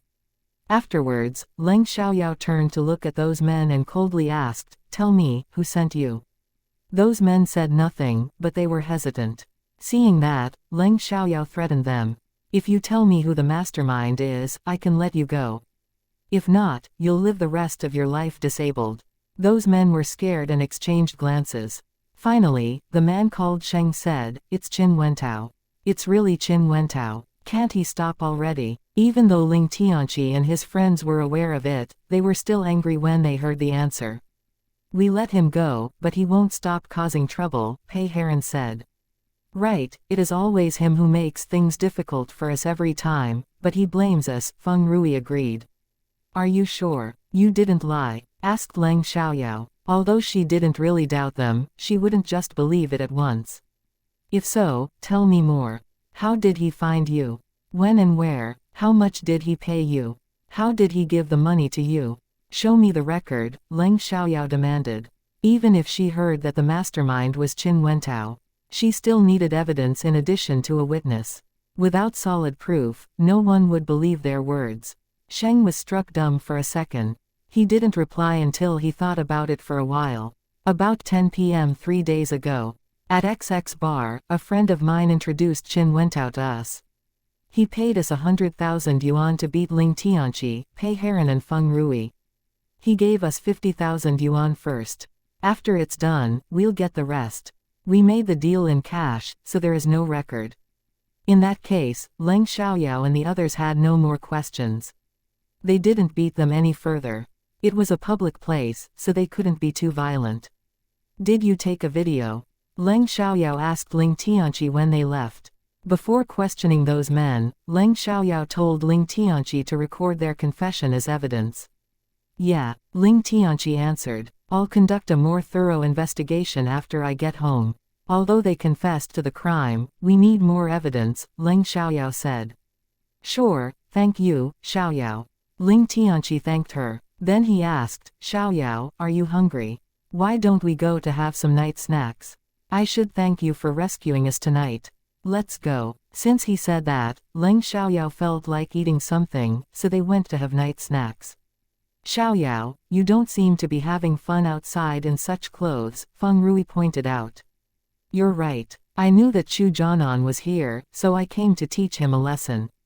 He got together with Leng Yuqi after ending the engagement with me, but he betrayed Leng Yuqi for her best friend. It is humiliating for my family, so I beat him up. Leng Xiaoyao admitted frankly. Hearing that, Ling Tianqi and the others were angry too. Chu Jianan is so shameless. He's extremely shameless. Right, I think it's not enough to only beat him once. After Chu Jianan was sent to the hospital, the doctor immediately gave him a medical checkup. However, he found nothing, but Chu Jianan was obviously in excruciating pain. When the doctor said that he found no injury inside or out, Chu Jianan wanted to swear. Unfortunately, his entire body was in pain. As soon as he moved, the pain became worse. Before long, Chu Jiaofeng and his wife came. Seeing their son struggling in pain, they were extremely worried and angry. Who dared to beat up their son? They couldn't understand when the results showed no injuries on Chu Jianan's body. Jianan, what exactly happened? Asked Mrs. Chu. I went out of XX bar, but a person suddenly rushed over to beat me. I didn't see the person's face, Chu Jianan said furiously. He wanted to tear the person who attacked him to pieces. All of a sudden he thought of something. Does it have something to do with the Leng family? The Leng family? Why would it have something to do with the Leng family? Chu Jiaofeng was confused. Was the Leng family still mad at them because of what they had done to Leng Xiaoyao, so they paid someone to beat Chu Jianan? If so, they couldn't forgive the Leng family. It has been so long. Why would they still blame them for that? What else could it be? The Leng family must be mad at us for Leng Xiaoyao, so they paid someone to beat Jianan. The Leng family is so evil. It has been so long. Why can't they get over it? Mrs. Chu was angry and hated the Leng family more than ever. At the beginning, she felt slightly guilty for ending the engagement with Leng Xiaoyao, but she no longer felt that. However, that was just Chu Jianan's guess. He didn't have any proof yet, so it was unreasonable for Mrs. Chu to jump to conclusions. Chapter 3260, Teach Chu Jianan a Lesson. I didn't mean that, said Chu Jianan in a deep voice. He guessed that it must have something to do with the Leng family, but it wasn't related to Leng Xiaoyao. It must have been done by Leng Yuqi's parents. After all, Leng Yuqi had a bad relationship with Leng Xiaoyao, so Leng Xiaoyao wouldn't stand out for Leng Yuqi. As a result, Chu Jianan didn't think that it could be Leng Xiaoyao. He had no idea that his actions humiliated the Leng family. In fact, he was beaten this time not just because of what he had done to Leng Yuqi. Not because of her. Then who? Asked Mrs. Chu. She was confused and frowned. They didn't know what the reason could be if the Leng family didn't hate Chu Jianan for what Chu Jianan had done to Leng Xiaoyao. Chu Jianan didn't dare to keep it a secret, so he told his parents about what had happened between Leng Yuqi and him. He didn't want to do that, but he was left with no choice. What? Knowing the reason, Chu Jiaofeng and Mrs. Chu felt a little guilty. Their anger also lessened a lot. However, Mrs. Chu was still displeased. After all, it was her son who had been beaten. Even if you did that, they shouldn't have paid someone to beat you. They can't force you to be loyal to Leng Yuqi. I know, but Jianan has betrayed Leng Yuqi. It's his fault. Even if the Leng family is mad and wants to beat him, it's understandable. Anyway, Jianan isn't really injured, so it's equal, said Chu Jiaofeng. Although it also hurt him when Chu Jianan was beaten, he felt that he shouldn't criticize the Leng family for that. After all, he cared about his face. Honestly, he disagreed with Chu Jianan's behavior and felt it was extremely wrong, so he was also mad at Chu Jianan. If the news went abroad, the Chu family would be embarrassed. He's not injured. Can't you see that Jianan is in pain right now? Do you really think he's not injured? Mrs. Chu exclaimed. Seeing Chu Jianan in so much pain, she was hurt to the core. It's Leng Chengyuan who forbade Leng Yuqi to be together with Jianan. Why couldn't Jianan get together with other girls? She played the blame game. Shut up. Enough. No matter how much pain he's in right now, the medical check shows that he's not injured. If you want the Leng family to take responsibility, they might sue you for slander instead. And there is no evidence to prove it was done by the Leng family. It's unreasonable for you to rush to pin the blame on the Leng family, Chu Jiaofeng said in anger. He cared about Chu Jianan too, but they needed evidence. Mrs. Chu didn't realize that until this moment. She quickly closed her mouth, feeling less angry. Chu Jianan was suspicious of the Leng family and even believed that it was done by them, but he had more enemies than just the Leng family. Therefore, he couldn't say for sure that it was done by the Leng family. Therefore, Chu Jiaofeng went to conduct an investigation first. They would see what they could do afterwards. Leng Xiaoyao and the others went home after having night snacks. Because they all drank a little, they didn't drive. Anyway, Leng Xiaoyao was so strong, she would be safer than them, so they weren't worried about her safety and one offered to send her home. As soon as Leng Xiaoyao walked away, Ling Tianqi and his friends suddenly became angry. Pei Heron said, Tianqi, shouldn't we teach Chu Jianan a lesson for Xiaoyao and the Leng family? I feel what Chu Jianan has suffered today was not enough. I agree. Feng Rui chimed in. Although they hadn't spent much time with Leng Xiaoyao yet, Leng Xiaoyao had helped them a lot. They sincerely took Leng Xiaoyao as their friend and idol. Therefore, when the Leng family was humiliated, they were also angry. No wonder we're brothers. We have the same idea, but Chu Jianan is already injured. We can't beat him again. What else do you think we can do? Asked Ling Tianqi. After finding out why Leng Xiaoyao beat Chu Jianan, he had the idea of teaching Chu Jianan a lesson, but he didn't tell Leng Xiaoyao right away. Isn't the Chu family bidding for the Chengxian project? I heard that Chu Jianan is in charge of it and he got it using connections, but they haven't signed the contract yet, said Feng Rui. I'll go get it and rob Chu Jianan of it, Ling Tianqi said evilly. The Chengxian project wasn't very important, so the Ling family had no interest in it and didn't bother to compete for it. However, in order to teach Chu Jianan a lesson, Ling Tianqi decided to bid for the project. Facing the Chu family and the Ling family, smart people wouldn't hesitate to work with the Ling family. After all, one was an average rich family, while the other was a second-class rich family. There was a big difference. The surveillance cameras outside the bar were already damaged by Leng Xiaoyao. As a result, Chu Jiaofeng's people couldn't get a clue from the surveillance cameras, but from witnesses they learned that it was a girl dressed in black with a baseball cap and a mask. Chu Jiaofeng and his wife subconsciously thought that Chu Jianan might have hurt another girl. Do you have a sexual relationship with other girls in addition to Leng Yuqi and Zhang Yian? Chu Jiaofeng asked unhappily. It seemed that his son lived a life with wild abandon. He knew that it was Chu Jianan's fault, but he didn't bother to heavily criticize him for that. It was normal that men were disloyal. Moreover, Chu Jianan's relationship with Leng Yuqi wasn't public. However, if Chu Jianan paid for sex and spent too much energy on that, he would be extremely disappointed. A man who paid for sex all day couldn't be the Chu family's heir. Chu Jianan was talented in business to some extent, but he wasn't outstanding, so he needed to focus and couldn't be distracted by prostitutes. If Chu Jianan couldn't be a qualified heir, he had to, because Chu Jiaofeng hadn't proven it yet, he didn't continue to think about it. After all, it was an embarrassing secret. No, Chu Jianan denied. It was the truth, because he had no interest in paid sex. He only needed women to satisfy him physically sometimes. Chu Jiaofeng was relieved. If not, it must have something to do with the Leng family, said Mrs. Chu. Hard to say. You might have messed with some men. Have you had conflicts against anyone recently? Asked Chu Zhaofeng. Even if he was suspicious of the Leng family, he wouldn't jump to conclusions. Sometimes, the person they were most suspicious of might not be the criminal. Chapter 3261, The Mastermind Isn't Qin Wentao.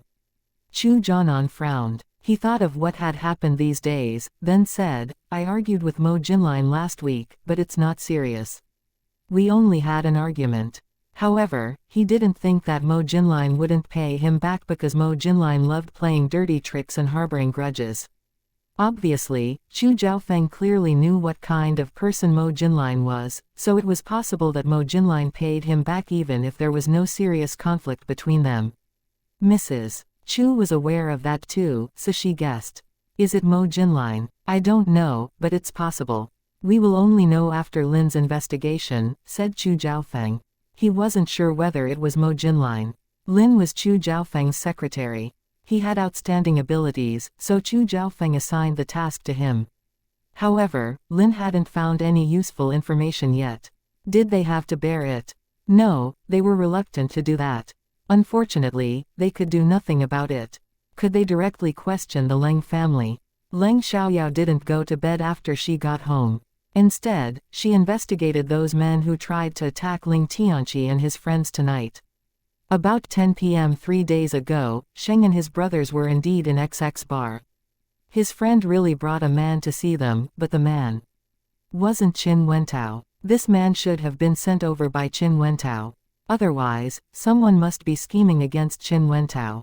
For the time being, Leng Xiaoyao felt that it was more likely for Qin Wentao to be schemed against. Since the man wasn't Qin Wentao, why did he introduce himself as Qin Wentao? Normally, people who paid to beat someone tended to keep their identities secret unless they were familiar. Without delay, Leng Xiaoyao investigated the man who claimed to be Qin Wentao. After an investigation, she found that the man was indeed not Qin Wentao, but Qin Wentao's cousin who served Qin Wenming. Leng Xiaoyao knew little about the Qin family, but the current situation proved everything. Qin Wenming sent some people to attack Ling Tianqi and the others using Qin Wentao's name. He tried to frame Qin Wentao by making Ling Tianqi think that it was done by Qin Wentao. Afterwards, Qin Wentao would be paid back. Leng Xiaoyao collected information of what Qin Wentao was doing recently, then found that he just got a project last week. In that case, Qin Wenming must have felt that he was being overshadowed by Qin Wentao and wanted to frame Qin Wentao. After the investigation, Leng Xiaoyao immediately called Ling Tianqi although it was very late. Right after Ling Tianqi fell asleep, his phone rang and scared him, but he wasn't unhappy. Yeah, the mastermind isn't Qin Wentao, Leng Xiaoyao said. What? It's not Qin Wentao? Ling Tianqi was shocked. After all, Sheng already confessed that Qin Wentao paid them to attack him, so he thought it was the truth. Unexpectedly, the mastermind turned out not to be Qin Wentao. Then who is it? Asked Ling Tianqi. It's Qin Wenming. They're competing against each other, and you were dragged into trouble, said Leng Xiaoyao. Oh, then we must let Qin Wentao know. We can get them to beat each other, but we can't let Qin Wenming go so easily, Ling Tianqi said with displeasure. He wasn't a weak man, and was actually more vicious than his peers. Therefore, he was determined to punish Qin Wenming too. Do you need me to send the evidence to Qin Wentao anonymously, or do you want to handle it yourself? Asked Leng Xiaoyao. Just leave it to me, said Ling Tianqi. He had bothered Leng Xiaoyao a lot, so he decided to do it on his own. In that case, Leng Xiaoyao sent the evidence to Ling Tianqi after hanging up the call. The next day, Leng Yuqi was still in a bad mood because of Chu Jianan's betrayal, so she didn't go to school. When Leng Xiaoyao arrived at school, she met Zhang Yian at the gate by accident. As soon as Zhang Yian saw Leng Xiaoyao, she subconsciously observed her surroundings to see whether Leng Yuqi was there too. Leng Yuqi didn't come in the Leng family's car, which meant she wouldn't come to school today. Therefore, Zhang Yian didn't need to see Leng Yuqi. Although Zhang Yian was happy when Leng Yuqi learned about her affair with Chu Jianan, she felt anxious after thinking about it twice. If Leng Yuqi exposed it, she would be humiliated. Luckily, Leng Yuqi was absent, so she was slightly relieved. Unfortunately, Leng Xiaoyao was here. Even if Leng Yuki had a bad relationship with Leng Xiaoyao, they were both members of the Leng family. As a result, Zhang Yian didn't dare to meet Leng Xiaoyao's eyes. However, Leng Xiaoyao didn't care about Zhang Yian. Although Zhang Yian also humiliated the Leng family, she wouldn't have been able to do anything if Chu Jianan didn't give her a chance. Since Leng Xiaoyao wasn't looking at her, Zhang Yian finally relaxed. However, when Zhang Yian saw Chu Jiayu, she panicked again. She wondered whether Chu Jiayu would hate her after knowing about her affair with Chu Jianan.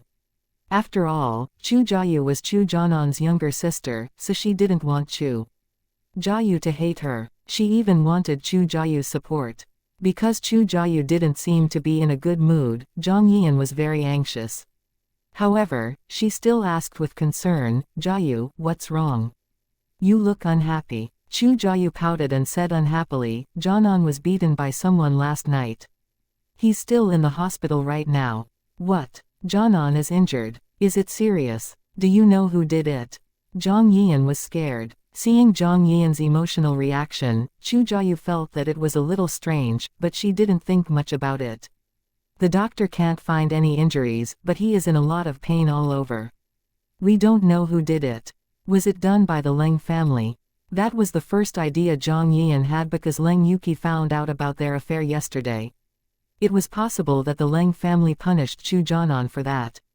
If so, would the Leng family injure her too?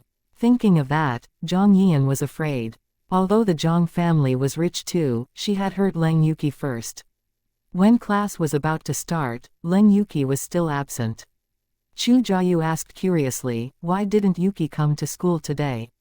Zhang Yian panicked a little and lowered her head to avoid Chu Jiayu's eyes in case Chu Jiayu saw through her.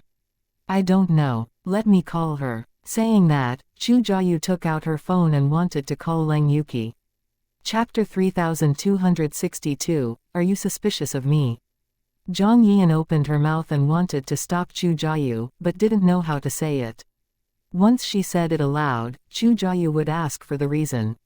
At that time, she wouldn't know how to explain it. Luckily, before Chu Jiayu made the call, their head teacher came, so Chu Jiayu had to stop. However, she sent Leng Yuki a message on WeChat. Leng Yuki paid no attention to her phone. She sat by the side of her bed, gazing out of the window. She was quiet, but no one knew what she was thinking. Song Meiyu was worried about Leng Yuki, so she asked for leave from work and stayed at home to take care of her. The door of Leng Yuki's room wasn't repaired, but Song Meiyu and the others did it on purpose. If the door was repaired, Leng Yuki might lock herself in the room. At that time, they wouldn't know what she might do to herself. Zhang Yian focused on Chu Jiayu the entire time. When Chu Jiayu received no reply from Leng Yuki, she was slightly relieved. However, she knew that it wouldn't last long. Once the class was over, Chu Jiayu would call Leng Yuki. She hoped that Leng Yuki wouldn't answer the call and that her dirty secret wouldn't be exposed right away. Without surprise, as soon as the class was over and their head teacher left the classroom, Chu Jiayu called Leng Yuki, leaving Zhang Yian extremely nervous. After a few calls, Leng Yuki still refused to answer. Zhang Yian was relieved, but Chu Jiayu was very worried. What happened? I called Yuki 3 times, but no one answered. Did anything happen? Yian, why don't we visit the Leng family this afternoon? Zhang Yian stammered. She obviously didn't want to go, but Chu Jiayu would ask her why if she refused. She honestly didn't know how to explain it. Seeing Zhang Yian's reaction, Chu Jiayu frowned. An idea dawned on Zhang Yian and she made up an excuse. I'm on my period right now. I don't feel comfortable. Isn't your period at the end of the month? It's just the beginning of the month right now. Chu Jiayu was surprised. Zhang Yian panicked and answered afterwards. Yeah, so I'm going to ask for leave to go see a doctor this afternoon. Right, do you need me to go with you? Chu Jiayu asked with concern. Although she was worried about Leng Yuki, Zhang Yian was also her friend. No need, I'll go alone. My body is fine right now. I can take care of myself. Zhang Yian turned her down at once. If Chu Jiayu went with her, she would find out that she was lying. Since she made up that excuse, she had to ask for leave this afternoon. At noon, both Zhang Yian and Chu Jiayu asked their head teacher for leave. Zhang Yian used the excuse that she was on her period, while Chu Jiayu said that she needed to see Leng Yuqi because she couldn't get through to her. However, their head teacher didn't allow Chu Jiayu to leave, because Song Meiyu had already called him that morning. Leng Yuqi was sick and would be absent for a few days. Although the National College entrance examination was around the corner, the students' physical condition mattered, so their head teacher agreed. After all, if the illness got more serious, it would be even worse. The school couldn't bear the consequences if Leng Yuqi was really seriously sick. Knowing that Leng Yuqi was sick, Chu Jiayu was even more worried. Unfortunately, she couldn't leave without their head teacher's permission. She had to wait till the evening class was over and her family's chauffeur could drive her to visit the Leng family. Zhang Yian didn't dare to go back home after leaving the campus. She went to sit in a cafe, but she was extremely anxious. Leng Xiaoyao ran into Gao Qilu on her way to the canteen at noon. Looking at Leng Xiaoyao, Gao Qilu seemed normal but malice flashed in her eyes. Leng Xiaoyao noticed everything. She paid no attention to Gao Qilu, but felt it was ridiculous. She had done nothing to hurt Gao Qilu, but Gao Qilu took her as an enemy. Women really got jealous for no reason. Qilu, Leng Xiaoyao is honestly hateful. A girl next to Gao Qilu said. Humph. Gao Qilu snorted and said nothing. She was envious of Leng Xiaoyao as soon as she saw her face. However, she didn't think that Leng Xiaoyao would be so beautiful for long. Ling Tianqi called Qin Wentao that morning. Because Qin Wentao was busy recently, he didn't cause Ling Tianqi trouble again, so he was very surprised when Ling Tianqi suddenly called him. Although he knew that it couldn't be good news, he still answered it. Qin Wentao, some people tried to cause me trouble yesterday, Ling Tianqi said lazily. He wasn't angry, and didn't question Qin Wentao. Qin Wentao was struck dumb for a second, then asked seriously, why are you telling me that? Are you suspicious of me? I'm not suspicious of you, but the man told me that it was your order, Ling Tianqi said. Bullshit. I'm too busy to even remember you these days. How could I have time to cause you trouble? Don't pin the blame on me, Qin Wentao said angrily. He was loud because he didn't do it. I have a video of their confession, said Ling Tianqi. That could just be your act. Ling Tianqi, I've honestly been busy recently. I don't have time to waste on you, Qin Wentao said. He really didn't do it, so he didn't panic at all. As soon as he finished speaking, he hung up on Ling Tianqi. He felt that Ling Tianqi was deliberately making things difficult for him. Before long, Ling Tianqi sent him a message with an attached video of the men's confession. Qin Wentao actually didn't want to watch it, but he still played it after thinking for a while. He didn't know the men in the video and had never met them before. When he heard his name from their mouths, he almost smashed his phone in anger. He had never gone to the XX bar before. He didn't pay them 100,000 yuan to attack Ling Tianqi and his friends. Although he really hated them, he was too busy to do that these days. As a result, it was just slander. However, if this wasn't slander, could it be? Did someone try to frame him? Qin Wentao wasn't dumb and immediately had that suspicion. He felt that it was highly likely. After all, Ling Tianqi shouldn't be bored enough to orchestrate this act simply to cause him trouble. Who could the person be? After thinking for a while, a name dawned on Qin Wentao. It was Qin Wenming. Upon thinking of Qin Wenming, Qin Wentao felt that it was possible. He never got along with Qin Wenming and they competed for the same project the other day. He won, so Qin Wenming must be mad at him. Therefore, Qin Wenming might want to frame him. If he were Qin Wenming, he would do the same thing. Chapter 3263, You're Not Innocent. Qin Wenming. Very well, how dare he play such a dirty trick?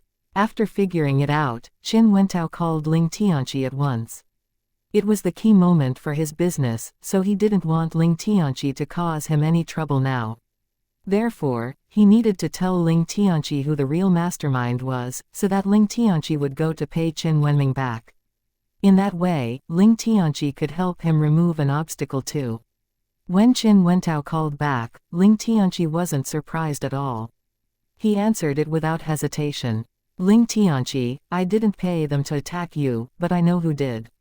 I can tell you who the real mastermind is and you can handle it yourself, Qin Wentao said. Oh, who is it? Ling Tianqi asked with great interest. Qin Wenming, Qin Wentao said. Are you sure? Asked Ling Tianqi. He's most likely trying to frame me by attacking you, said Qin Wentao. Although he didn't have evidence yet, he was very sure of it.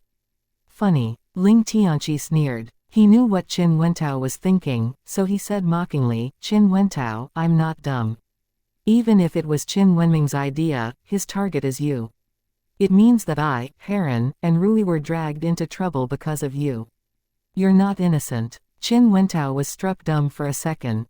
He didn't think that Ling Tianqi was dumb, he simply wanted Ling Tianqi to pay Qin Wenming back because he didn't have time to do that right now. And why should I believe you? Ling Tianqi said. Then why do you believe them? I can make the same video and say that you're the criminal. What will you think? Qin Wentao argued in annoyance. It was frustrating that Ling Tianqi pinned the blame on him. Oh, Ling Tianqi sneered. He wasn't mad because Qin Wentao's words made sense and he was aware of the truth. However, this time, he wasn't only going to pay Qin Wenming back, he was also going to teach Qin Wentao a lesson. Therefore, he wouldn't forgive Qin Wentao just because his words made sense. If so, I can only hand it to the police. We can wait and see, said Ling Tianqi. As long as he called the police, Qin Wentao would be interrogated, which would affect him. Even if it was not your order, it happened because of you. So, you're not innocent. You, Qin Wentao was angry. However, Ling Tianqi was right, so he didn't know what to say.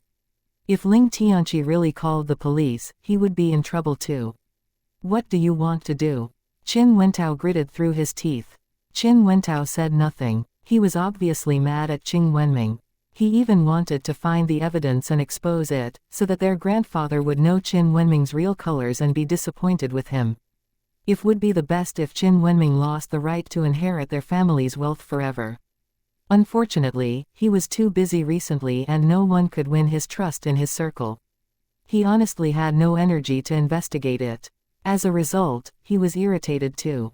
Although he was competing against Qin Wenming and had the idea of playing dirty tricks, he understood that their grandfather was very smart. If he really played any dirty tricks, he would be the main suspect once Qin Wenming got in trouble. By then, the loss would outweigh the gain. For the same reason, if their grandfather heard what Qin Wenming had done to him, Qin Wenming would receive a serious punishment even if he wouldn't be deprived of the qualification to be the heir. Anyway, Qin Wentao had to have evidence of Qin Wenming's bad deeds. If he didn't have evidence, he wouldn't get the result he wanted. Qin Wenming paid some people to attack Ling Tianqi and the others under his name because his grudges against Ling Tianqi wasn't a secret. As a result, everyone would immediately be suspicious of him. Even Ling Tianqi and the others thought of him right away. On the contrary, in the Qin family and outsiders' eyes, Qin Wenming would never do that. Therefore, if Qin Wenming succeeded this time, he would have to carry the blame. Therefore it was impossible for him not to be mad. I'll conduct an investigation, but I need some time. In case Ling Tianqi really called the police and caused him serious trouble, Qin Wentao had to take action. After having afternoon classes, Leng Xiaoyao didn't stay on campus. She had an appointment with Shen Ziyin, so she went out once the classes were over. Shen Ziyin drew jewelry for the main characters and needed Leng Xiaoyao to check whether it was good enough. If Leng Xiaoyao was satisfied, she would go on to make the jewelry. Although Leng Xiaoyao believed in Shen Ziyin, she still needed to see it. After all, it was business, so she had to take it seriously. Leng Xiaoyao and Shen Ziyin met at the appointed restaurant. When Leng Xiaoyao arrived, Shen Ziyin had been waiting for her for a while. "How long have you been here?" asked Leng Xiaoyao. "Not long, I came just a few minutes earlier." Shen Ziyin said, "Let's order some food. What do you want to eat?" Leng Xiaoyao read the menu for a while, then ordered a light meal. Shen Ziyin did the same and ordered assorted fresh fruits along with juice. After they finished placing their order, Shen Ziyin took out her painting album and handed it to Leng Xiaoyao. "I've finished the jewelry of the main characters.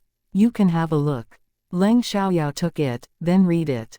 Shen Ziyin continued. I don't know what jade you have, so I painted them with the most common colors. There aren't many. We can decide what colors we can use after I cut out the jade, because I don't know what jade I have either, Leng Xiaoyao said. Although Leng Xiaoyao could read fast and had a good memory, she observed every detail of Shen Xian's designs. Shen Xian's designs were very beautiful, so Leng Xiaoyao was satisfied. After eating, you can go to my home with me. We can cut out some jade first. You can make the jewelry with it, said Leng Xiaoyao. Leng Xiaoyao didn't realize that she had left those raw jade materials to the side for a long time after bringing them back until now. She hadn't gone to see them once, let alone cut them out. In fact, she should have cut the jade out beforehand, but she was too busy these days and barely even had time to cultivate. Upon thinking of cultivation, she remembered Li Mochen. She wondered how he was doing recently.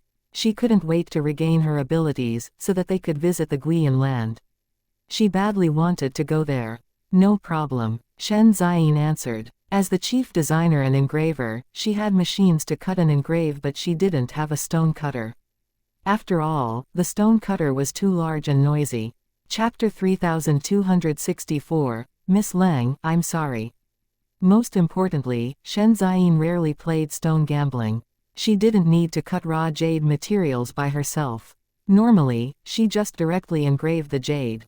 The Leng family's house was very large and there was a distance between the houses in the block.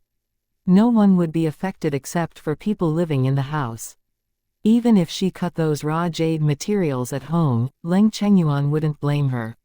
As for Leng Yahua's family, she didn't care about their opinions. Therefore, when she brought those raw jade materials back last time, she bought a stone cutter as well. It made it convenient for her to work. After all, there was jade in every raw jade material, so she didn't want to give them to other people to do the job. If the news went abroad, it could cause trouble for the Leng family. Enemies often crossed each other's path. A short while later, Leng Xiaoyao saw Shi Yuren. Although Leng Xiaoyao paid no attention to her, Shi Yuren had a different attitude. Shi Yuren still remembered what had happened at the Mo family's party last time, and she didn't give up the idea of teaching Leng Xiaoyao a lesson. She had even paid people to do that, but she couldn't find Leng Xiaoyao recently. Therefore, when Shi Yuren saw Leng Xiaoyao, her expression was malicious, but she didn't confront Leng Xiaoyao face to face. Right after Shi Yuren seated herself nearby, she made a call. Even though her voice was low and people near her couldn't hear what she was talking about, Leng Xiaoyao could hear her conversation. Shang, I found Leng Xiaoyao. She's in XX restaurant, Shi Yuren said. Leng Xiaoyao was struck dumb for a second. Shang, who was that? Leng Xiaoren believed that there was no grudge between her and the man called Shang. Therefore, she wasn't Shang's target, but Shi Yuren's. Great, I'll take people there right now. Miss Shi, we won't disappoint you, said the man at the other side of the phone. Thanks, Shang, Shi Yuren said. Leng Xiaoyao put on a resigned look. Did she really have bad luck? Why were there always people trying to cause trouble? Nevertheless, she understood why Shi Yuren wanted to. Although Shi Yuren wanted to hurt her, she did it because she had embarrassed her publicly. It was understandable that Shi Yuren harbored a grudge against her. However, even if it was understandable, Shi Yuren was digging her own grave. Leng Xiaoyao didn't think that she was wrong. It was impossible for Shi Yuren to hurt her. When Leng Xiaoyao and Shen Ziyin left, it was half an hour later. Shang was already waiting outside 15 minutes after he received Shi Yuren's call. The moment Leng Xiaoyao and Shen Ziyin went into the parking lot, 4 men surrounded them. Shen Ziyin was scared. Although Leng Xiaoyao was present and could protect her, she was still slightly worried because she didn't know how strong these men were. Once they showed up, they attacked Leng Xiaoyao. Without hesitation, Leng Xiaoyao fought back, quickly defeating them. The 4 men were shocked. Looking at this scene from the window upstairs, Shi Yuren panicked. To her astonishment, Leng Xiaoyao was extremely skilled and defeated them within seconds. This wasn't the first time that Shi Yuren had paid Shang to do things for her. He had completed the tasks very well before, so Shi Yuren thought that he had some ability. Unfortunately, he was quickly defeated by Leng Xiaoyao. Shi Yuren couldn't believe her eyes. Which one of you is Xiang? Why did Shi Yuren pay a bunch of useless people like you to attack me? Leng Xiaoyao asked disdainfully. Hearing that, they were struck dumb. It turned out that Leng Xiaoyao had heard of Xiang and knew that they were sent by Shi Yuren. How did she know that? None of them answered Leng Xiaoyao's questions, so Leng Xiaoyao continued. Which gang do you belong to? The Chao gang or a small gang? The four men shivered. They somehow felt that she had a relationship with the Chao gang. When she mentioned the Chao gang, she seemed very calm. She didn't look scared at all. Tell me. When they remained silent, Leng Xiaoyao became serious and put pressure on them. The four men felt stressed. The Chao gang. One of them replied finally. You're bold. How dare you pretend to be a member of the Chao gang and do bad deeds outside? I heard Xianxia say that he doesn't allow the members to take tasks in private. However, you dared to break the rules. If you are a member of the Chao gang, do you know Zhang Zhengsu? He tried to hurt me last week, but was punished by Xianxia in the end. I thought you would learn something from that, but it turns out that you don't really listen to Xianxia, Leng Xiaoyao said. Hearing that, Xiang and his brothers were frightened.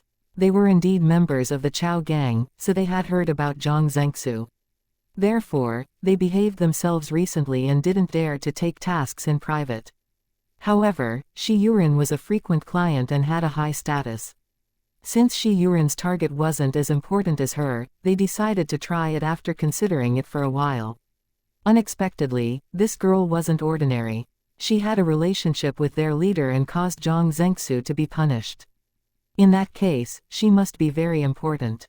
If they messed with her, their leader would be furious.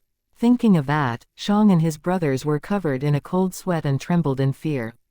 They realized that they made a terrible mistake this time. Even though they had doubts, not many people knew about it. Most importantly, even if Leng Xiaoyao didn't tell the truth, it was true that they were no match for her. No matter what the situation was, they couldn't go against Leng Xiaoyao any longer. Miss Leng, I'm sorry, we failed to recognize a formidable person. Please forgive us this time. Xiang begged. Miss Leng, I'm sorry, please forgive us. The other men chimed in at once. I can forgive you, Leng Xiaoyao said. After that, she moved to Xiang and his brothers, then said in a low voice, whatever Shi Yuren wanted you to do to me, do the same to her. Anyway, you have the evidence of her crime, you shouldn't be afraid of her.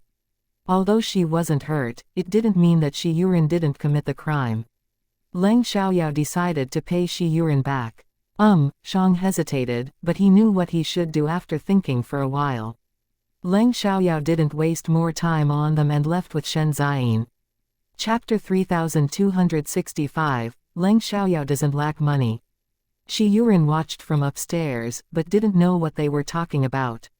She only hoped that those men wouldn't betray her. If Leng Xiaoyao learned that it was her idea, she would be in trouble. Seeing Leng Xiaoyao walk away, Shi Yuren called Xiang at once and asked him about the situation. Given her relationship with Xiang, she believed that he wouldn't blame her even though they failed. After all, she paid them. Xiang, are you all right? Shi Yuren asked with concern. We're fine, Xiang answered. Does she know that I paid you to do it? Asked Shi Yuren. She didn't dare to ask Xiang whether they had betrayed her. She doesn't know, Xiang said. Shi Yuren believed him and felt relieved. Xiang, don't worry, even though you failed, I'll still pay you for it, said Shi Yuren. Although she was reluctant to do that, she was afraid of Xiang.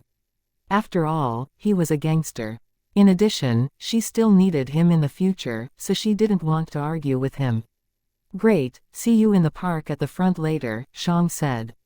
He needed to take action in a place without surveillance cameras to avoid trouble. No problem. Shi Yuren didn't doubt Xiang's words at all and agreed at once. About 10 minutes later, Shi Yuren arrived at the appointed place. She took out the 30,000 yuan in cash that she just withdrew. It was the final payment. She had paid a deposit of 20,000 yuan beforehand. However, right after Shi Yuren gave Xiang the money, two men next to him attacked Shi Yuren. They covered her mouth first in case she alerted other people. Shi Yuren rounded her eyes in fear. To her astonishment, Xiang and his brothers attacked her. She kept on struggling. Unfortunately, she was an ordinary and weak girl, so she couldn't get rid of them. Xianxia, don't blame me for doing this. You should blame yourself for messing with someone you shouldn't offend. Do you know Leng Xiaoyao's background? She's our head's friend. One of our members offended Leng Xiaoyao last week. Do you know his outcome? He paid a compensation of several 100,000 yuan and was seriously beaten by our head. If we don't pay you back, we'll be punished.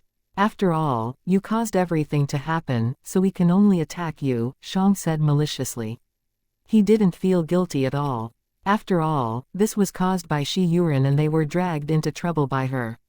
Afterwards, he threatened, "Don't think you can get revenge on us by calling the police. We have something on you. If you dare to call the police, you will be put in jail instead of us." Xianxia abruptly shook her head. She didn't want to be put in jail, nor did she want to bear the consequences on her own. She didn't want it. Shang didn't care about her feelings and ordered his people to take action. Xianxia asked them to disfigure Leng Xiaoyao's face, so they would do the same thing to her and beat her afterwards. Xianxia had paid them to deal with women many times, and they never hesitated to injure them. As a result, they did the same thing to Xianxia today. After that, they dumped her on the ground and left. They didn't know whether the Shi family would punish them for it, but it was better than being punished by Leng Xiaoyao and xianxia. At least, they had something on Xianxia. If the Shi family wanted to punish them, Xianxia would be affected too. However, if Leng Xiaoyao and xianxia punished them, they would have to bear everything. It seems that we have to behave ourselves in the future, Shang said, thinking of something. They took this task because they thought that they could get away with it.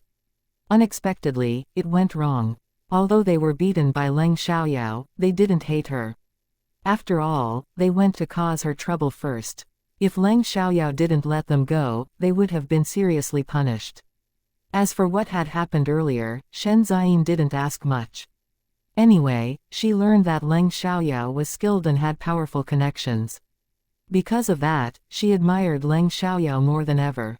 When they returned to the Leng family's mansion, only Leng Chengyuan and Leng Yecheng were present.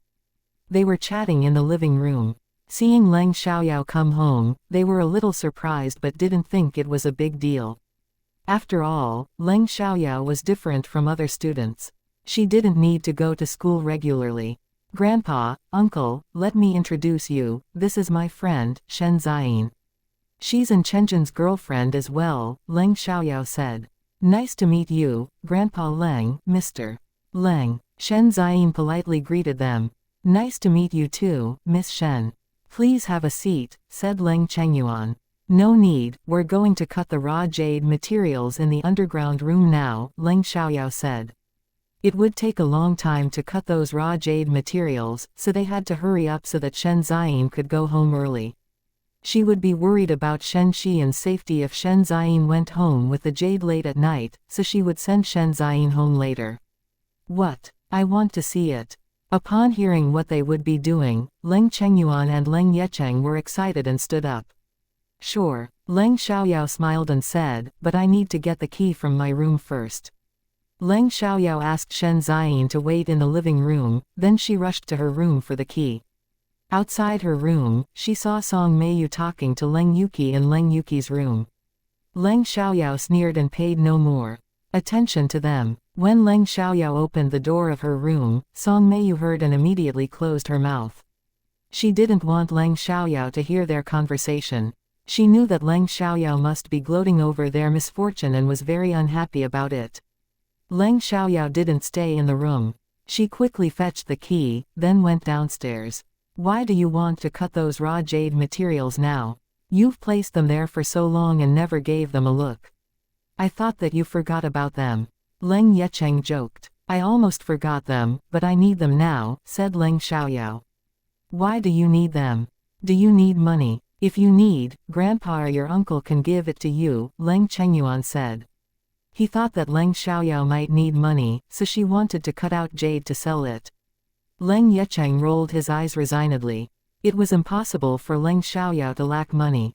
He might lack money, but it was impossible for Leng Xiaoyao to lack money.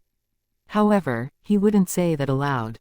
No, actually I bought so many raw jade materials to do business. I want to establish a jewelry brand on my own. Xian is my partner. She's also a jewelry designer and engraver. She needs the jade now, Leng Xiaoyao admitted. Leng Yecheng knew it early on, so he wasn't surprised, but Leng Chengyuan was astonished. Chapter 3266, I Can Bear Failure. What? You want to do business? Leng Chengyuan felt that it was unbelievable.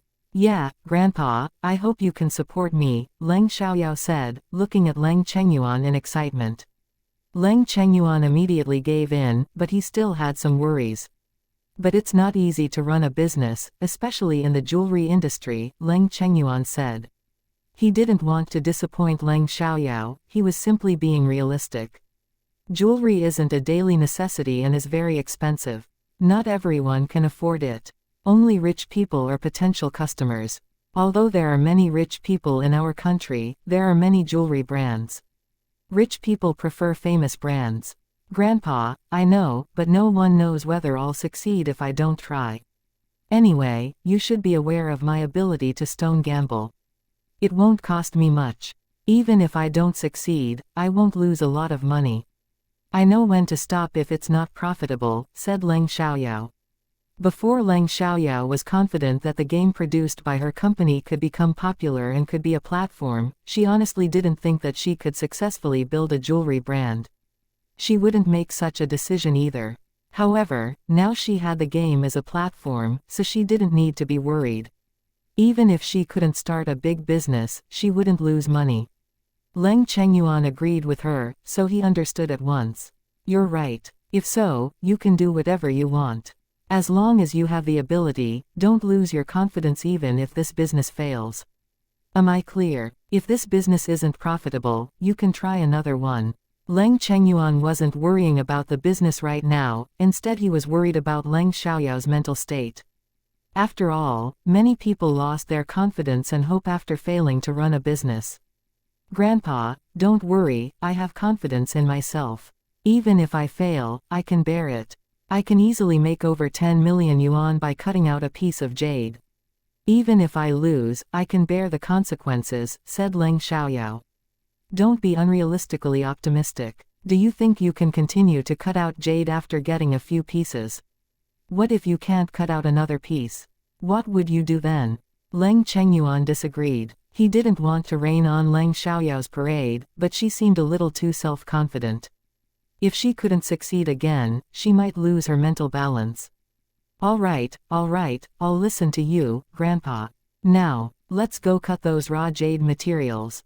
Leng Xiaoyao stopped talking to Leng Chengyuan because she couldn't tell him everything. She could only set his mind at ease by action. Leng Chengyuan stopped worrying about the business and wanted to see how many pieces of jade Leng Xiaoyao could get. He hoped that she could cut out jade from most of the raw jade materials, but he didn't think it was possible. However, the truth was that there was jade in every raw jade material and the jade was of high quality. Leng Xiaoyao simply couldn't tell them right now, or they would be suspicious. Shen Ziyin was surprised to see a large pile of raw jade materials after opening the door of the underground room. There are a lot. When can we get jade by cutting them? Shen Ziyin believed that there could be jade in some of them, but how much could there be? She thought that the probability was 10% at most. She had confidence in Leng Xiaoyao, but stone gambling was really too difficult. Even in West Zhejiang, the probability was only about 10% and that was already unbelievable. She grew up in Province Yun and had never heard that someone could cut out that much jade. Even famous stone gambling experts could only cut out 3 pieces of jade out of 5 raw jade materials once, and the jade would be at middle level. Anyway, that was already rare. Leng Xiaoyao smiled and said nothing. Sometimes, action spoke louder than words. No matter what she said, it was useless. As long as she could really cut out jade, it would prove everything. Grandpa, it will be noisy when we cut these raw jade materials. Will that be a problem? Although she knew that Leng Chengyuan didn't care, she still asked out of respect. It's not a problem at all. You can cut them as long as you want, said Leng Chengyuan. It wasn't a big deal even if it was a little noisy. Yao Yao, don't worry, the underground was a soundproof room. Although it can't completely stop the sound from going out, it's effective and won't affect other people, said Leng Yecheng. Great, then I don't need to worry about it, Leng Xiaoyao said. Afterwards, she plugged it in, then picked up a raw jade material containing strong magical power to cut. Can you do that? Do you need your uncle or someone who has the skill to help you? Asked Leng Chengyuan worriedly. I can do this. Leng Xiaoyao beamed. After that, she turned it on and started working. Once the machine was turned on, it was loud enough to be heard by everyone in the house. The domestic servants felt nothing, but Song Meiyu was talking with Leng Yuqi. Song Meiyu was already irritated since Leng Yuqi refused to give her a response, so she was angered by the noise. The noise wasn't that loud, but it still bothered her. As a result, Song Meiyu walked out to have a look. On the second floor, she met Leng Yehua who walked out of the study, so she asked, "What is that noise?" I don't know. Leng Yehua was also displeased. He was in a worse mood because of the noise. They went to the living room and asked a maid, "What's happening? Where are the noises coming from?" "They're from the underground room. Master Leng, Lord Yecheng, and Miss Xiaoyao are there," said the maid. Hearing that, Song Meiyu and Leng Yehua immediately thought of those raw jade materials. Leng Xiaoyao and the others must be cutting them. Didn't Leng Xiaoyao say that those raw jade materials belong to Li Mochen? Why were they cutting them then? Or did they actually belong to Leng Xiaoyao instead of Li Mochen? Song Meiyu and Leng Yehua already had doubts, so they weren't surprised even if it turned out to be true. However, they, especially Song Meiyu, got jealous upon thinking that there was jade in those raw jade materials. Song Meiyu hoped that there was no jade. Anyway, it wasn't up to them. Therefore, they walked to the underground room to check the situation. Unfortunately, the door of the underground room was locked, so they couldn't go inside. Song Meiyu was mad. Why did they lock the door? Are they afraid that we'll see something or what? Song Meiyu exclaimed angrily. Let's go. Leng Yehua was also unhappy, but he wasn't as angry as Song Meiyu. Since the door was closed, he wouldn't go in. As soon as he finished speaking, he turned around and left. Chapter 3267, Are you doubting Yao Yao's abilities? Song Meiyu was reluctant to accept the result, but she could do nothing about it, so she had to leave. When they got back to the living room, they didn't go upstairs, but waited for Leng Xiaoyao and the others. Maid Zhang, get me a cup of tea, said Song Meiyu. Sure. Maid Zhang answered and immediately went to pour a cup of tea for Song Meiyu. In the underground room, after the first cut, no green showed, so Leng Xiaoyao continued. When she started, Leng Chengyuan and the others waited at the side nervously. Only Leng Xiaoyao stayed calm as usual. They were disappointed when they didn't see green after the first cut. Even if they were aware that it was impossible to cut out jade in one cut, they were still looking forward to seeing green. After the second cut, green showed. Leng Chengyuan and the others immediately became excited. There is green. There is green. Leng Xiaoyao, on the other hand, didn't look excited. Leng Chengyuan asked, Yao Yao, why are you so calm? Because I have confidence in myself. Even if there isn't jade in this one, I am sure there must be jade in the next one, Leng Xiaoyao said confidently. Fine. Leng Chengyuan didn't know what to say. He felt that Leng Xiaoyao was too confident. If there was no jade, she would be embarrassed. Luckily, it was green, so he didn't want to be the wet blanket. What type is it? Asked Leng Yecheng. Leng Xiaoyao observed it for a while, then said, It isn't clear yet. I need to make another cut. Leng Xiaoyao continued to cut the raw jade material. Although there was green, they were afraid that it was only a thin layer, so they were still worried. After the third cut, they saw that it was a complete piece of jade and felt relieved. The jade was bright green and transparent. Its texture was fine and moist with few cracks and cotton lines. The jade crystals were fine columnar, fiber, variable crystal aggregates. The outline of the crystal was clear. When knocked it made a metallic crisp sound. This is a piece of high-level jade. It's gold wire jade, Leng Xiaoyao said with a big smile. Even though she knew there was high-level jade inside, she was still very happy after finding out the type. She could make a fortune with it. Leng Xiaoyao absorbed the magical power of the jade and felt quite comfortable. Leng Chengyuan and Leng Yecheng didn't know what gold wire was, but they understood that a piece of high-level jade could be worth a lot. Gold wire jade wasn't rare, but it wasn't easy to get either. In fact, high and top-level jade was difficult to cut out. At that moment, Shen Ziyin admired Leng Xiaoyao more than ever. I am sure there must be more high-quality jade in this pile of raw jade materials since you can cut one out so easily, Leng Yecheng said. Leng Xiaoyao replied, I agree. Leng Chengyuan was somewhat worried. If other people know about it, he was afraid that the fortune might bring them bad luck. There is no need to worry.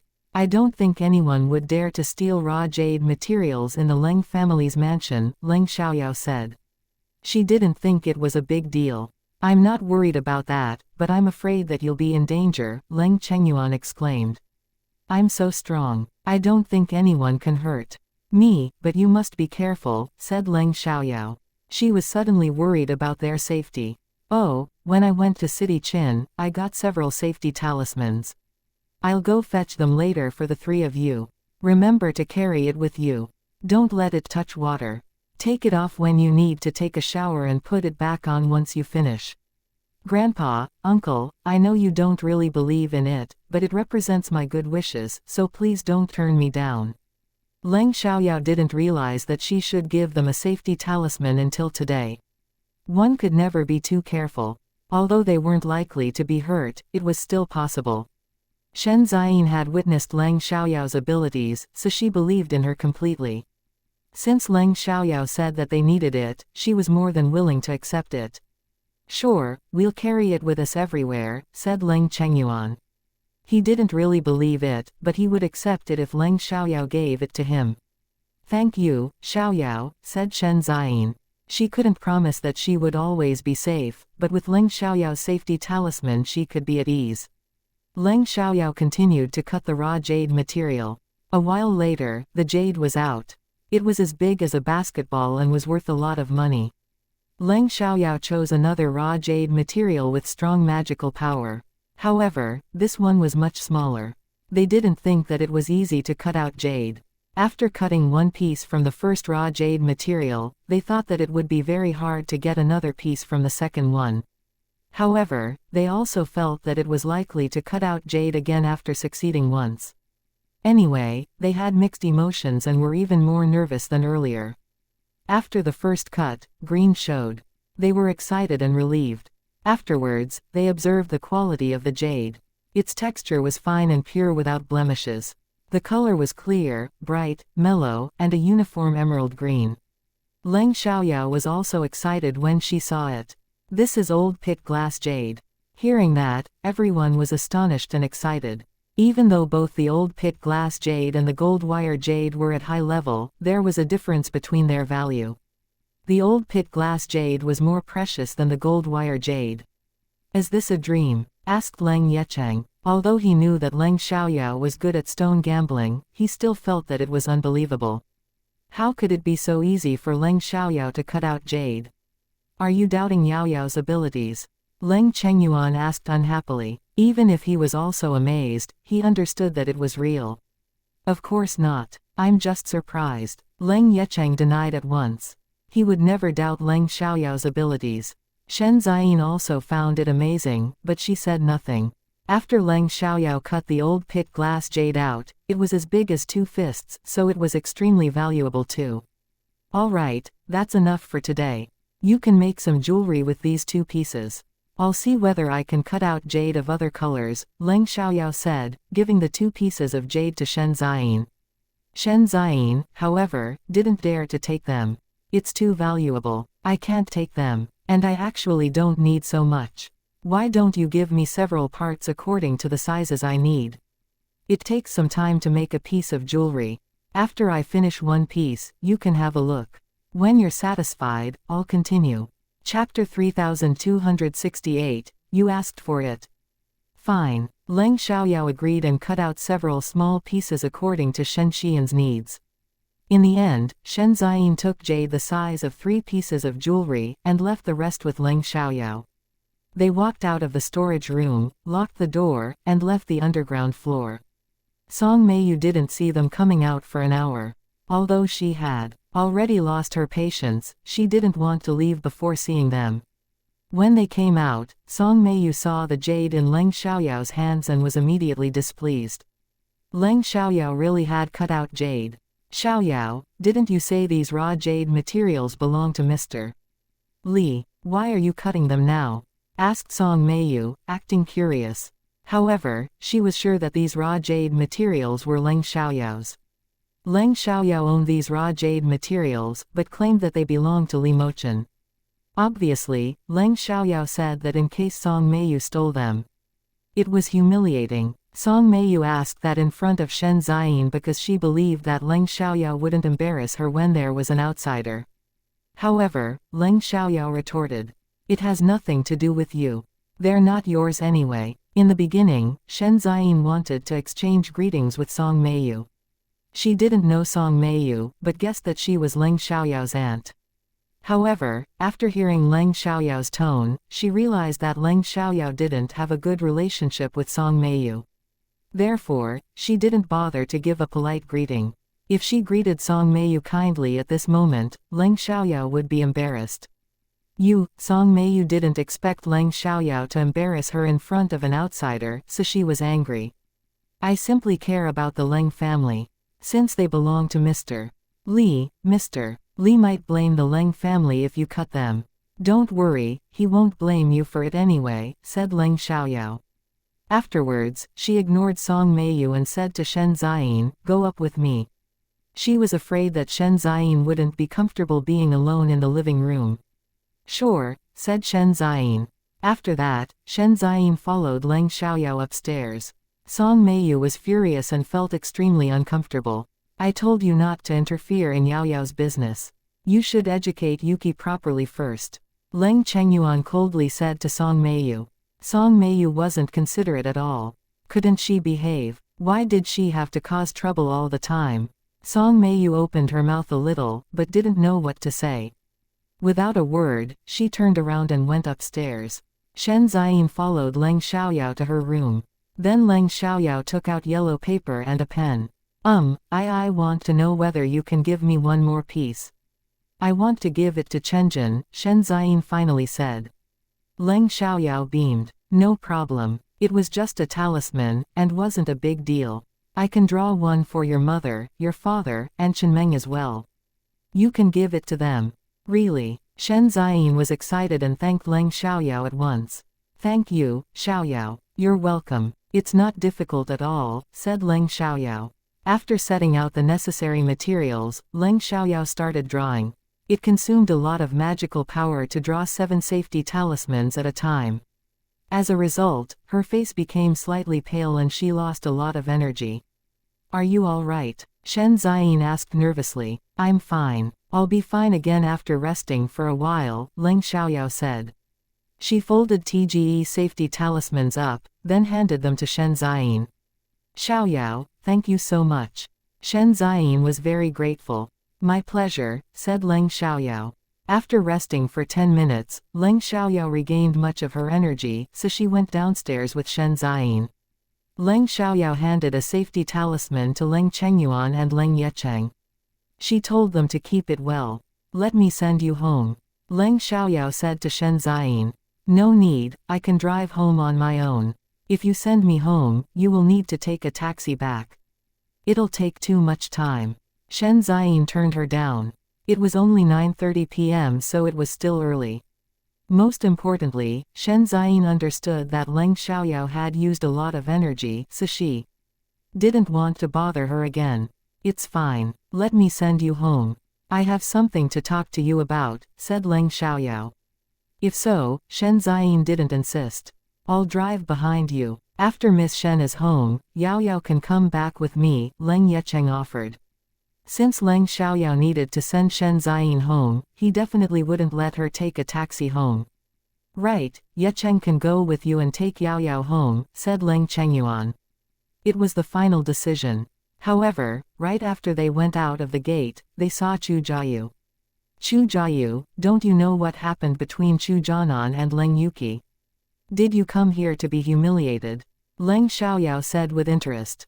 She bet that Chu Jiayu didn't know about it yet, otherwise she wouldn't have come to see Leng Yuki. Leng Xiaoyao talked to her like that, not because she wanted to help Chu Jiayu, but because there was no need to make a scene. After all, it had nothing to do with Chu Jiayu. What do you mean? Chu Jiayu asked confusedly. Chu Jianan slept with Zhang Yian behind Leng Yuki's back. It was exposed yesterday, but Chu Jianan denied his relationship with Leng Yuki, so he's the Leng family's enemy right now. Do you think we'll still be polite to the Chu family? Leng Xiaoyao mocked. What? That's impossible. Chu Jiayu was shocked. Chu Jianan slept with Zhang Yian behind Leng Yuki's back. Why didn't she know? Actually, why did she have to know? Chu Jianan had an affair with Zhang Yian, so no one else knew till Leng Xiaoyao found out and exposed it. Chu Jiayu didn't think it was possible because Chu Jianan loved Leng Yuki so much. He even ended his engagement with Leng Xiaoyao for Leng Yuki. How did he betray Leng Yuki for Zhang Yian within such a short time? Besides, why did Zhang Yian sleep with Chu Jianan while knowing that Leng Yuki was together with him? Chu Jiayu didn't think it was a problem when Leng Yuki stole Chu Jianan away from Leng Xiaoyao as they were still engaged. In fact, Chu Jiayu even supported Leng Yuki in doing that. However, she couldn't accept it when Zhang Yian did the same thing. Why would Zhang Yian do that? You can ask her about it if you want to know the answer, Leng Xiaoyao said. Chapter 3269, So Fast. Although Chu Jiayu believed that it was impossible, she understood that there was no reason for Leng Xiaoyao to lie to her. Actually, because Leng Yuki didn't answer her calls all day, she felt that it was likely true. In that case, Chu Jiayu didn't go ahead to see Leng Yuki. Instead, she went back to her family's car and left. If the truth was what Leng Xiaoyao just said, she would only be locked outside the door or embarrassed. Even though it was Chu Jianan who betrayed Leng Yuki, she was Chu Jianan's younger sister.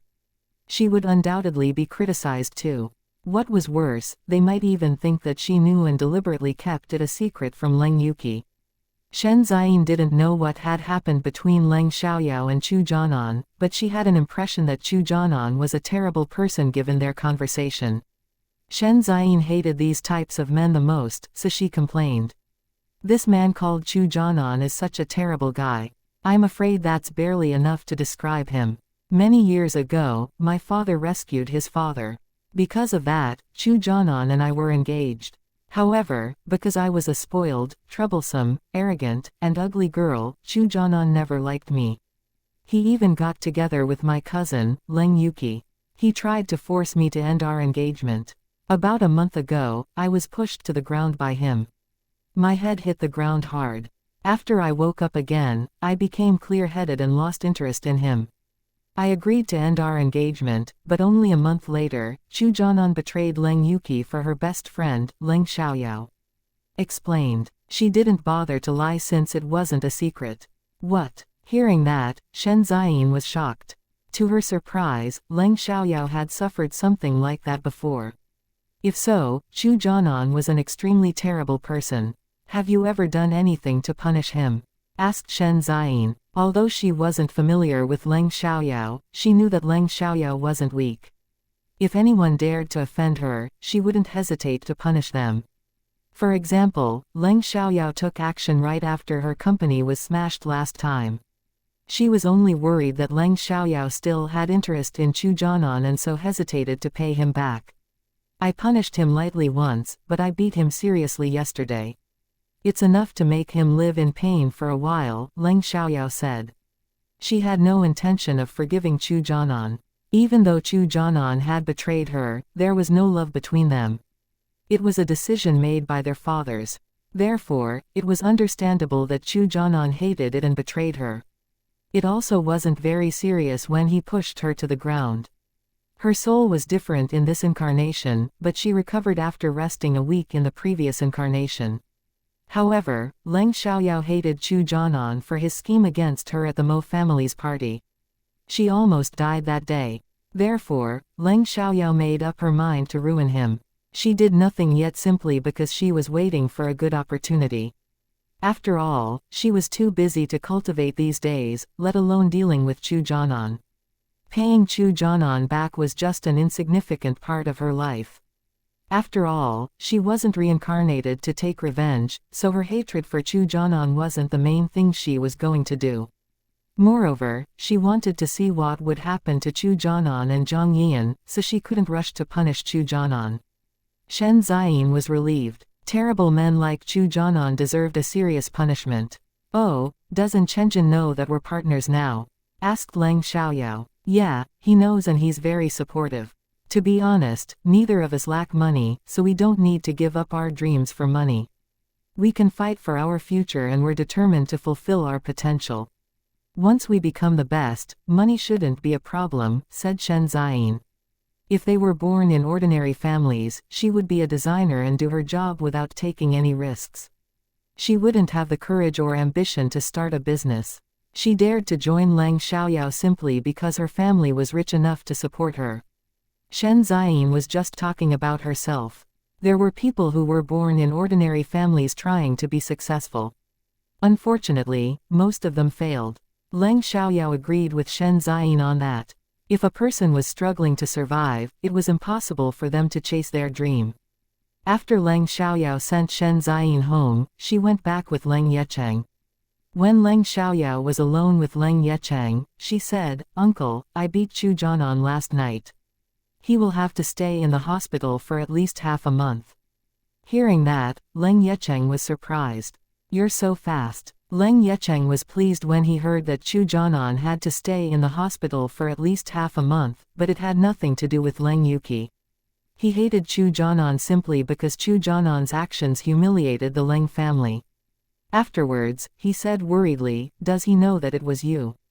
I damaged the surveillance cameras before going there. It's impossible for them to find anything.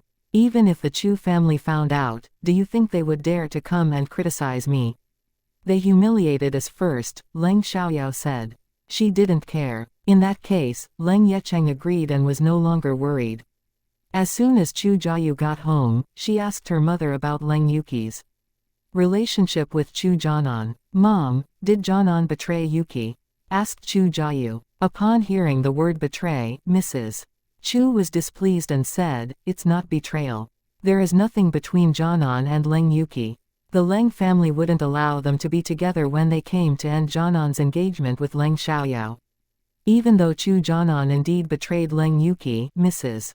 Chu wouldn't allow other people to say that. It was too humiliating. If the news spread, the Chu family would become a joke. So what's happening between Jianan and Zhang Yian is true." Chu Jiayu had mixed emotions. She couldn't accept it, but Chu Jianan was her older brother, so she had to side with him. Zhang Yian's behavior was unacceptable, but Chu Jiayu didn't really hate her. She simply didn't know how to face her again. "It's not a big deal. Jianan won't marry her anyway," Mrs. Chu said airily. She was unwilling to talk about it any longer. "All right, it has nothing to do with you. You don't need to know so much about it." Chu Jiayu didn't dare to ask again. After all, she was the most unimportant person in her family, so she never dared to annoy her parents. Chapter 3270, I hope we're still friends. Although Mrs. Chu said nothing about Chu Jianan and Zhang Yian, she attached no importance to Zhang Yian. Therefore, she didn't care that Chu Jianan was still playing around. However, if Zhang Yian wanted to marry Chu Jianan, she would stop it from happening. She would never allow a girl like Zhang Yian to marry into the Chu family. Mrs. Chu disdained Zhang Yian because Zhang Yian betrayed Leng Yuqi for Chu Jianan. If the news spread, the Chu family would be humiliated. Although Leng Yuqi did the same thing before, Chu Jianan hadn't ended his engagement with Leng Xiaoyao yet. Mrs. Chu would ask Chu Jianan to marry Leng Yuqi rather than Leng Xiaoyao. Because of that, Mrs. Chu forgave Leng Yuqi's behavior. After all, it was better than marrying a rich, arrogant, and ugly girl like Leng Xiaoyao. However, the situation was different. Chu Jianan had ended his engagement with Leng Xiaoyao. He had the right to make the best choice. If so, why couldn't they compare Zhang Yian with other girls? Zhang Yian's family was also rich and wasn't much lower than the Leng family, but Mrs. Chu wanted a better daughter-in-law than Zhang Yian. If Zhang Yian was born in a first-rate or second-rate rich family, Mrs. Chu wouldn't care about her behavior at all. Instead, Mrs. Chu wished that a daughter from a first-rate or second-rate rich family could steal Chu Jianan. Chu Jiayu thought about it for a while. Then, she still called Zhang Yian. She wanted to ask Zhang Yian why she did it. Now she couldn't be friends with Leng Yuki any longer and wouldn't take Zhang Yian as her friend either. Seeing Chu Jiayu's call, Zhang Yian was too guilty to answer it. She knew that Chu Jiayu must have heard about her affair with Chu Jianan. However, even if she refused to answer it today, Chu Jiayu could ask her about it in front of other classmates tomorrow. By then, everyone would know and it would be even more humiliating. After thinking for a while, Zhang Yian answered the phone as Chu Jiayu was about to stop. "Hi, Jiayu, is something up? Why are you calling me so late?" Zhang Yian asked in a panic. "Why did you betray Yuki and secretly get together with Jianan?" Chu Jiayu directly questioned. She sounded displeased, but she wasn't actually that mad. Zhang Yian wasn't surprised. Since she decided to answer Chu Jiayu's call, she knew how to face it. "I know that I hurt Yuki because of my affair with Jianan, but I didn't do it on purpose. I went to a club with my friends one day. I didn't expect Jianan to be friends with my friend's older brother. We met by chance and we were both drunk. Jianan sent me to a hotel and we did it. I know we shouldn't have done that, but we could barely remember what we did that night. If I had been clear-headed, I wouldn't have done it," Zhang Yian said, sounding pitiful and as if she was a victim too. "Are you still having an affair with Jianan?" asked Chu Jiayu. "Yes," said Zhang Yian.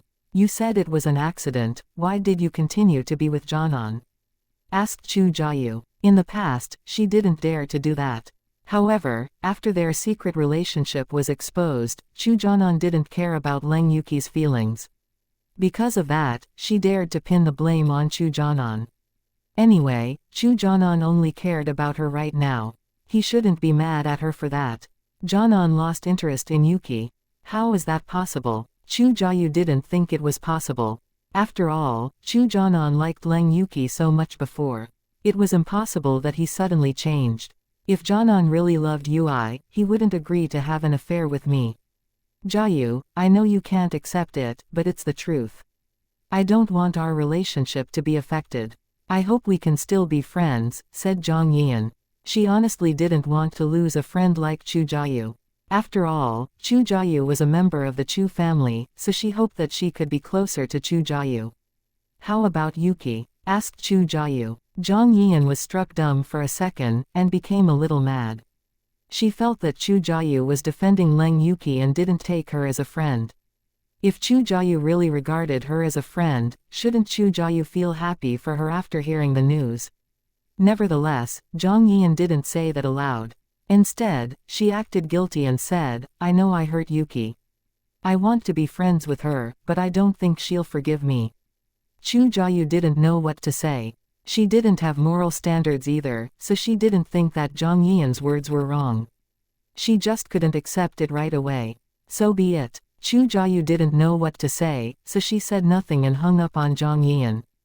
Zhang Yian felt guilty at the beginning, but she relaxed after having the call with Chu Jiayu. No matter how Chu Jiayu thought of her, Chu Jiayu couldn't be friends with Leng Yuki any longer. Therefore, she didn't think that Chu Jiayu would be dumb enough to side with Leng Yuki. She was only afraid that Leng Yuki would spread the news because she would be humiliated.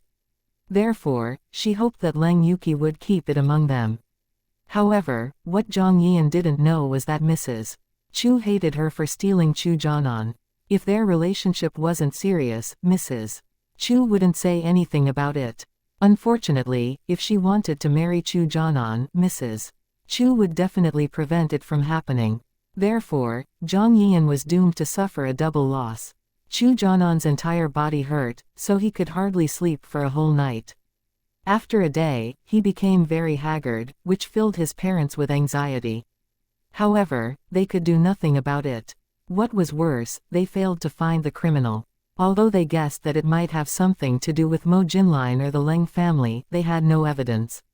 Chu Jianan, however, was suspicious of Leng Xiaoyao, because only she had the ability to injure him like that among his enemies.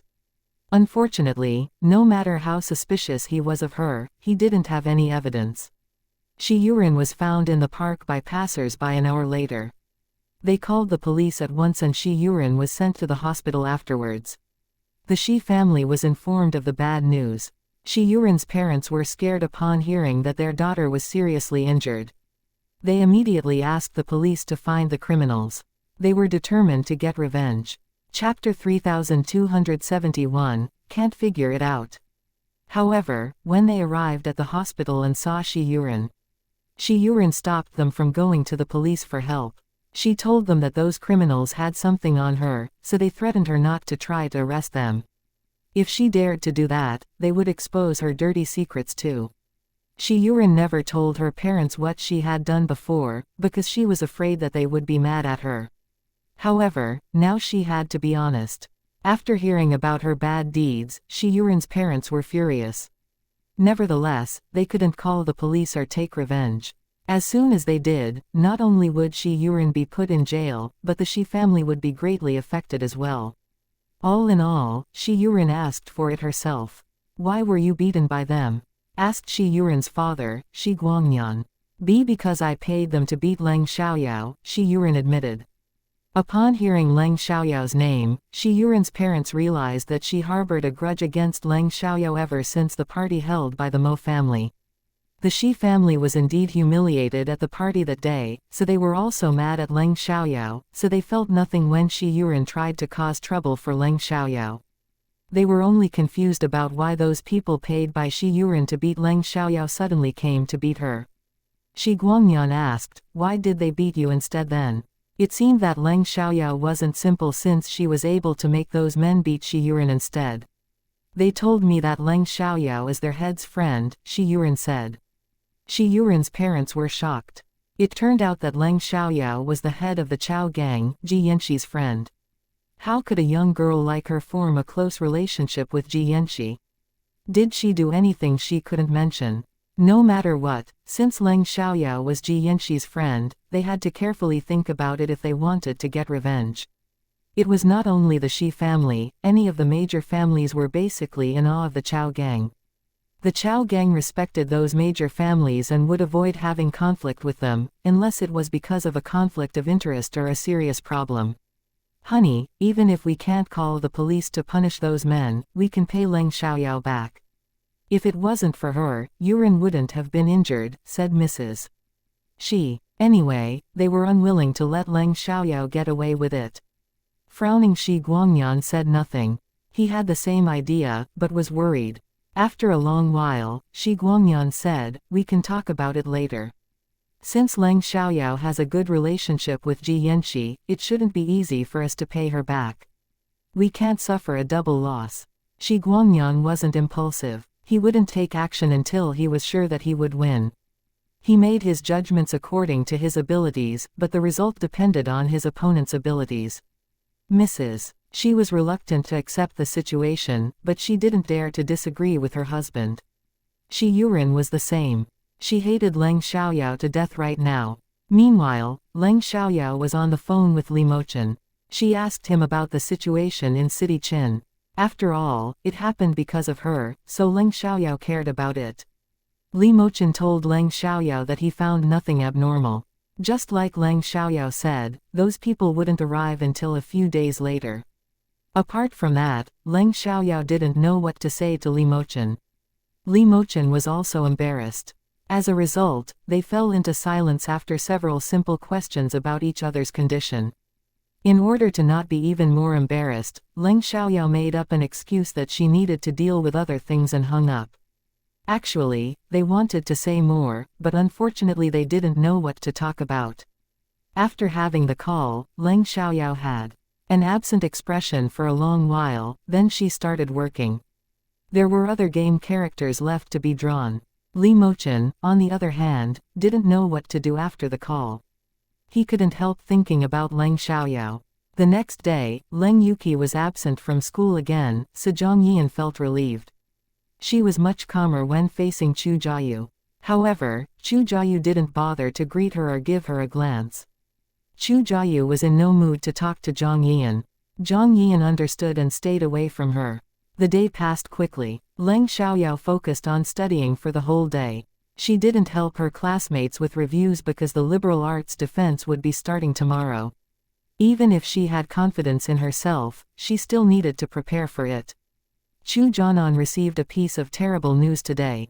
The agreement between Xianxia and him was cancelled all of a sudden. Because they hadn't signed a contract yet, Xianxia didn't need to pay him any liquidated damages. Hearing the bad news, Chu Jianan, who was in a lot of pain, fainted from anger. Chu Zhaofeng couldn't accept it, so he immediately went to look for the reason. Xianxia didn't suffer any losses, but the Chu family's company suffered a great loss. In order to get the project, they had invested a lot of money in it in an attempt to start a joint venture. They didn't sign the contract and failed to achieve the joint venture, so the Chu family didn't need to pay for anything. However, they disappointed many people, so it would be hard for them to raise money next time. As a well-known, rich family in City Chong, the Chu family owned dozens of billion yuan in assets, but it included current and real assets. They didn't have enough current assets to fund a project. They had to borrow from the bank or find business partners. They were working on more than one project, so they couldn't invest all of their current assets into one. After asking many people, Chu Zhaofeng learned that the Ling family interfered and robbed them of the project. Didn't the Ling family not have any interest in it? Why did they suddenly steal it? Did the Ling family have a grudge against the Chu family? Chu Zhaofeng didn't think that he had offended the Ling family before. Was it because of Chu Jianan? After Chu Jianan woke up, Chu Zhaofeng asked him whether he had messed with the Ling family. Chu Jianan didn't think that he had done that. He rarely had interactions with members of the Ling family. No matter how Chu Jianan tried, he couldn't figure it out. An idea dawned on him. It might have something to do with Leng Xiaoyao. However, he quickly discarded that thought. He didn't know that it was Leng Xiaoyao who beat him, nor did he know about Leng Xiaoyao's relationship with the Ling family. Besides, he didn't think that the Ling family would stand up for Leng Xiaoyao or the Leng family. Chapter 3272, Leng Xiaoyao is very confident. Because the agreement between the Chu family's company and the Chengxian Corporation was terminated, Chu Zhaofeng's business partners all blamed him for messing up a sure thing. It was impossible for them not to be mad. When Leng Yecheng heard the news in the afternoon, he immediately thought of Leng Xiaoyao. Could it have something to do with her? At the Mo family's party, he saw Leng Xiaoyao staying with Ling Tianqi, the Ling family's heir. However, he wasn't sure, so he asked Leng Xiaoyao about it when she got home at night. Yao Yao, the Ling family just robbed the Chu family of a project. Does it have something to do with you? Leng Xiaoyao was struck dumb for a second. She thought that it might be a coincidence, but she realized that it could also be Ling Tianqi's idea to pay Chu Jianan back for her. I don't know, Leng Xiaoyao said. Although she guessed that it might have been done by Ling Tianqi for her, she didn't call him to ask. If that wasn't his idea, she would be embarrassed. If it was, since Ling Tianqi didn't tell her, he must want to do her a favor in private. In that case, there was no need for her to ask about it. Since she said that, Leng Yecheng didn't ask further. Anyway, the Chu family suffered a loss this time. On Wednesday, the liberal arts defense of high school students was held in City Chong. Early in the morning, Leng Xiaoyao followed their teacher to number 1 high school for the competition. There were 10 high schools in City Chong and each school had a quota of 3 students. Leng Xiaoyao, Gao Qilu, and a male student, Qin Siwan, was representing their school. Gao Qilu was aware that Leng Xiaoyao was one of the 3 students early on, while Leng Xiaoyao didn't know who the other students were until today. Gao Qilu had tried to attack Leng Xiaoyao to make her unable to take part in the competition. Unfortunately, Leng Xiaoyao took her family's car to go to school and back home. There was no chance for them to act, which made Gao Qilu angry. Therefore, when Gao Qilu saw Leng Xiaoyao, she looked cold. Nevertheless, Leng Xiaoyao didn't bother to pay any attention to her. Leng Xiaoyao didn't know that the champion of today's competition could participate in the National Liberal Arts Defense in the capital city until that moment. In addition, the top 3 of the National Liberal Arts Defense would directly be accepted by the capital university. Leng Xiaoyao didn't care about being accepted by the capital university, but she would do her best since she was taking part in the competition. Their teacher was Mr. Chen. Because Leng Xiaoyao had the highest score among the 3 students, Mr. Chen paid more attention to her. On their way, he asked, "Xiaoyao, are you nervous?" Leng Xiaoyao smiled and said, "Not at all." "Great. I'm glad to hear that. I have confidence in you, Mr. Chen said. He only said that to Leng Xiaoyao, so Gao Qilu and Qin Siwan were displeased and jealous of Leng Xiaoyao. Gao Qilu joked half seriously, "Mr. Chen, do you have a bias toward Leng Xiaoyao? You only asked about her feelings. Don't you care about me and Qin Siwan?" "Oh, you're right. It's my fault. So, are you too nervous?" Mr. Chen asked embarrassedly. "Ha ha, Mr. Chen, I'm joking. We're not nervous. After all, this isn't our first time." Gao Qilu laughed. "Right, this isn't your first time, so you're surely not nervous, Mr. Chen said with a smile. He believed in them, he simply had more confidence in Leng Xiaoyao. Anyway, the situation became different in an instant. Mr. Chen only asked Leng Xiaoyao because this was the first time that she had participated in the competition. It was Gao Qilu's thought and the impression she tried to leave on Leng Xiaoyao. However, she couldn't change Mr. Chen's real thoughts with a simple conversation. Leng Xiaoyao understood Gao Qilu's implication, but felt that it was childish, so she didn't care. "Leng Xiaoyao, Qin Siwan and I have taken part in competitions like this many times before. If you have any questions, don't hesitate to ask us. We'll tell you as long as we know the answer," Gao Qilu said meaningfully. She sounded kind, but was actually just showing off and making fun of Leng Xiaoyao.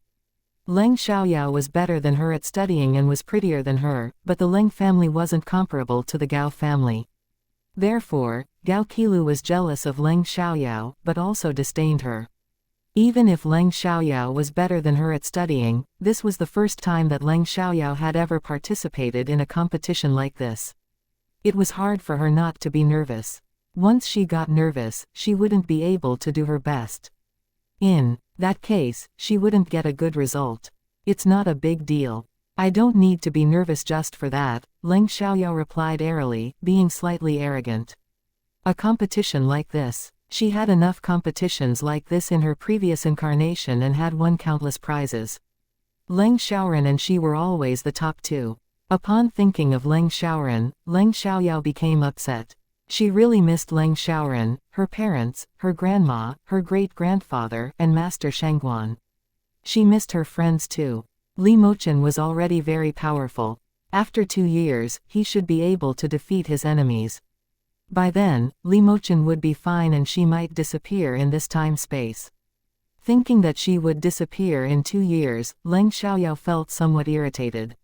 No one noticed the change in Leng Xiaoyao's mood. Actually, when they heard her reply, they were a little unhappy, including Mr. Chen. He wondered whether he had too high of an expectation for Leng Xiaoyao. Given her attitude, she was too arrogant. He appreciated confident students, but disliked arrogant ones. Confidence was a good thing, but it would become arrogance if there was too much of it. Leng Xiaoyao's attitude made him think that she was arrogant. "Leng Xiaoyao, you look very confident. Are you going to win the championship?" Gao Qilu smiled. She deliberately complimented Leng Xiaoyao. If Leng Xiaoyao dared to say yes, she would tell everyone about it. Then, if Leng Xiaoyao failed to win the championship, she would be extremely embarrassed. Even if Leng Xiaoyao said no, Gao Qilu would still spread the news. She simply didn't think that Leng Xiaoyao would be the champion. By then, Leng Xiaoyao would still be embarrassed. Leng Xiaoyao saw through Gao Qilu, so she said mockingly, "Gao Qilu, that's going too far. I simply said that I'm not nervous. It has nothing to do with the championship. Why would you connect them?" Gao Qilu was embarrassed. "Aren't you too confident and that's why you don't feel nervous?" Chapter 3273, Not Afraid of Becoming a Joke. If so, are you also too confident to be nervous? Are you also going to win the championship? Leng Xiaoyao asked in return, showing obvious mockery. Gao Qilu was struck dumb for a moment, and didn't know what to say. She had no confidence to win the championship although she really wanted to be the champion. All the participants were the best students from their schools, so it was extremely difficult to win the competition. In fact, when she took part in a competition like this for the first time, she had the confidence to win the championship, but was embarrassed in the end. Afterwards, she learned to keep a low profile. Even though she still targeted the championship, she wouldn't say that aloud. She only said that to Leng Xiaoyao because Leng Xiaoyao was also an excellent student and seemed arrogant. However, unexpectedly, Leng Xiaoyao wasn't easy to take advantage of. After hearing Leng Xiaoyao's retort, Mr. Chen had a more positive impression of her. It was true that Leng Xiaoyao only said that she wasn't nervous. She didn't say that she was going to win the championship. Although she wasn't nervous, it didn't mean that she would definitely be the champion. Gao Qilu, if you're confident because you think you'll be the champion, I can understand why you said that to me. If not, please don't jump to conclusions. It bothers me, Leng Xiaoyao warned. She didn't know what Gao Qilu wanted to do, but she knew that Gao Qilu must be doing it for a bad reason. Therefore, she decided to warn Gao Qilu first. Gao Qilu was too angry to speak, while Qin Siwan remained silent. He was jealous of Leng Xiaoyao too, but he wouldn't fight with her. He wasn't that dumb. Gao Qilu said nothing else, so Leng Xiaoyao stopped arguing with her. Nevertheless, Gao Qilu hated Leng Xiaoyao more than ever because Leng Xiaoyao embarrassed her in front of Mr. Chen and Qin Siwan. However, she was too self-centered to admit that she asked for it.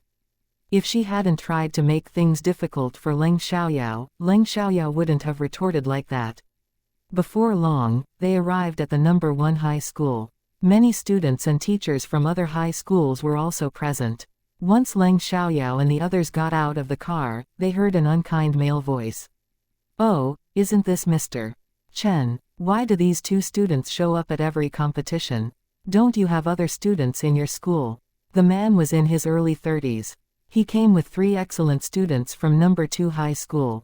Mr. Chen was annoyed. Although Gao Qilu and Qin Siwan weren't the best students in their school, they had rich experience and had won their own prizes before.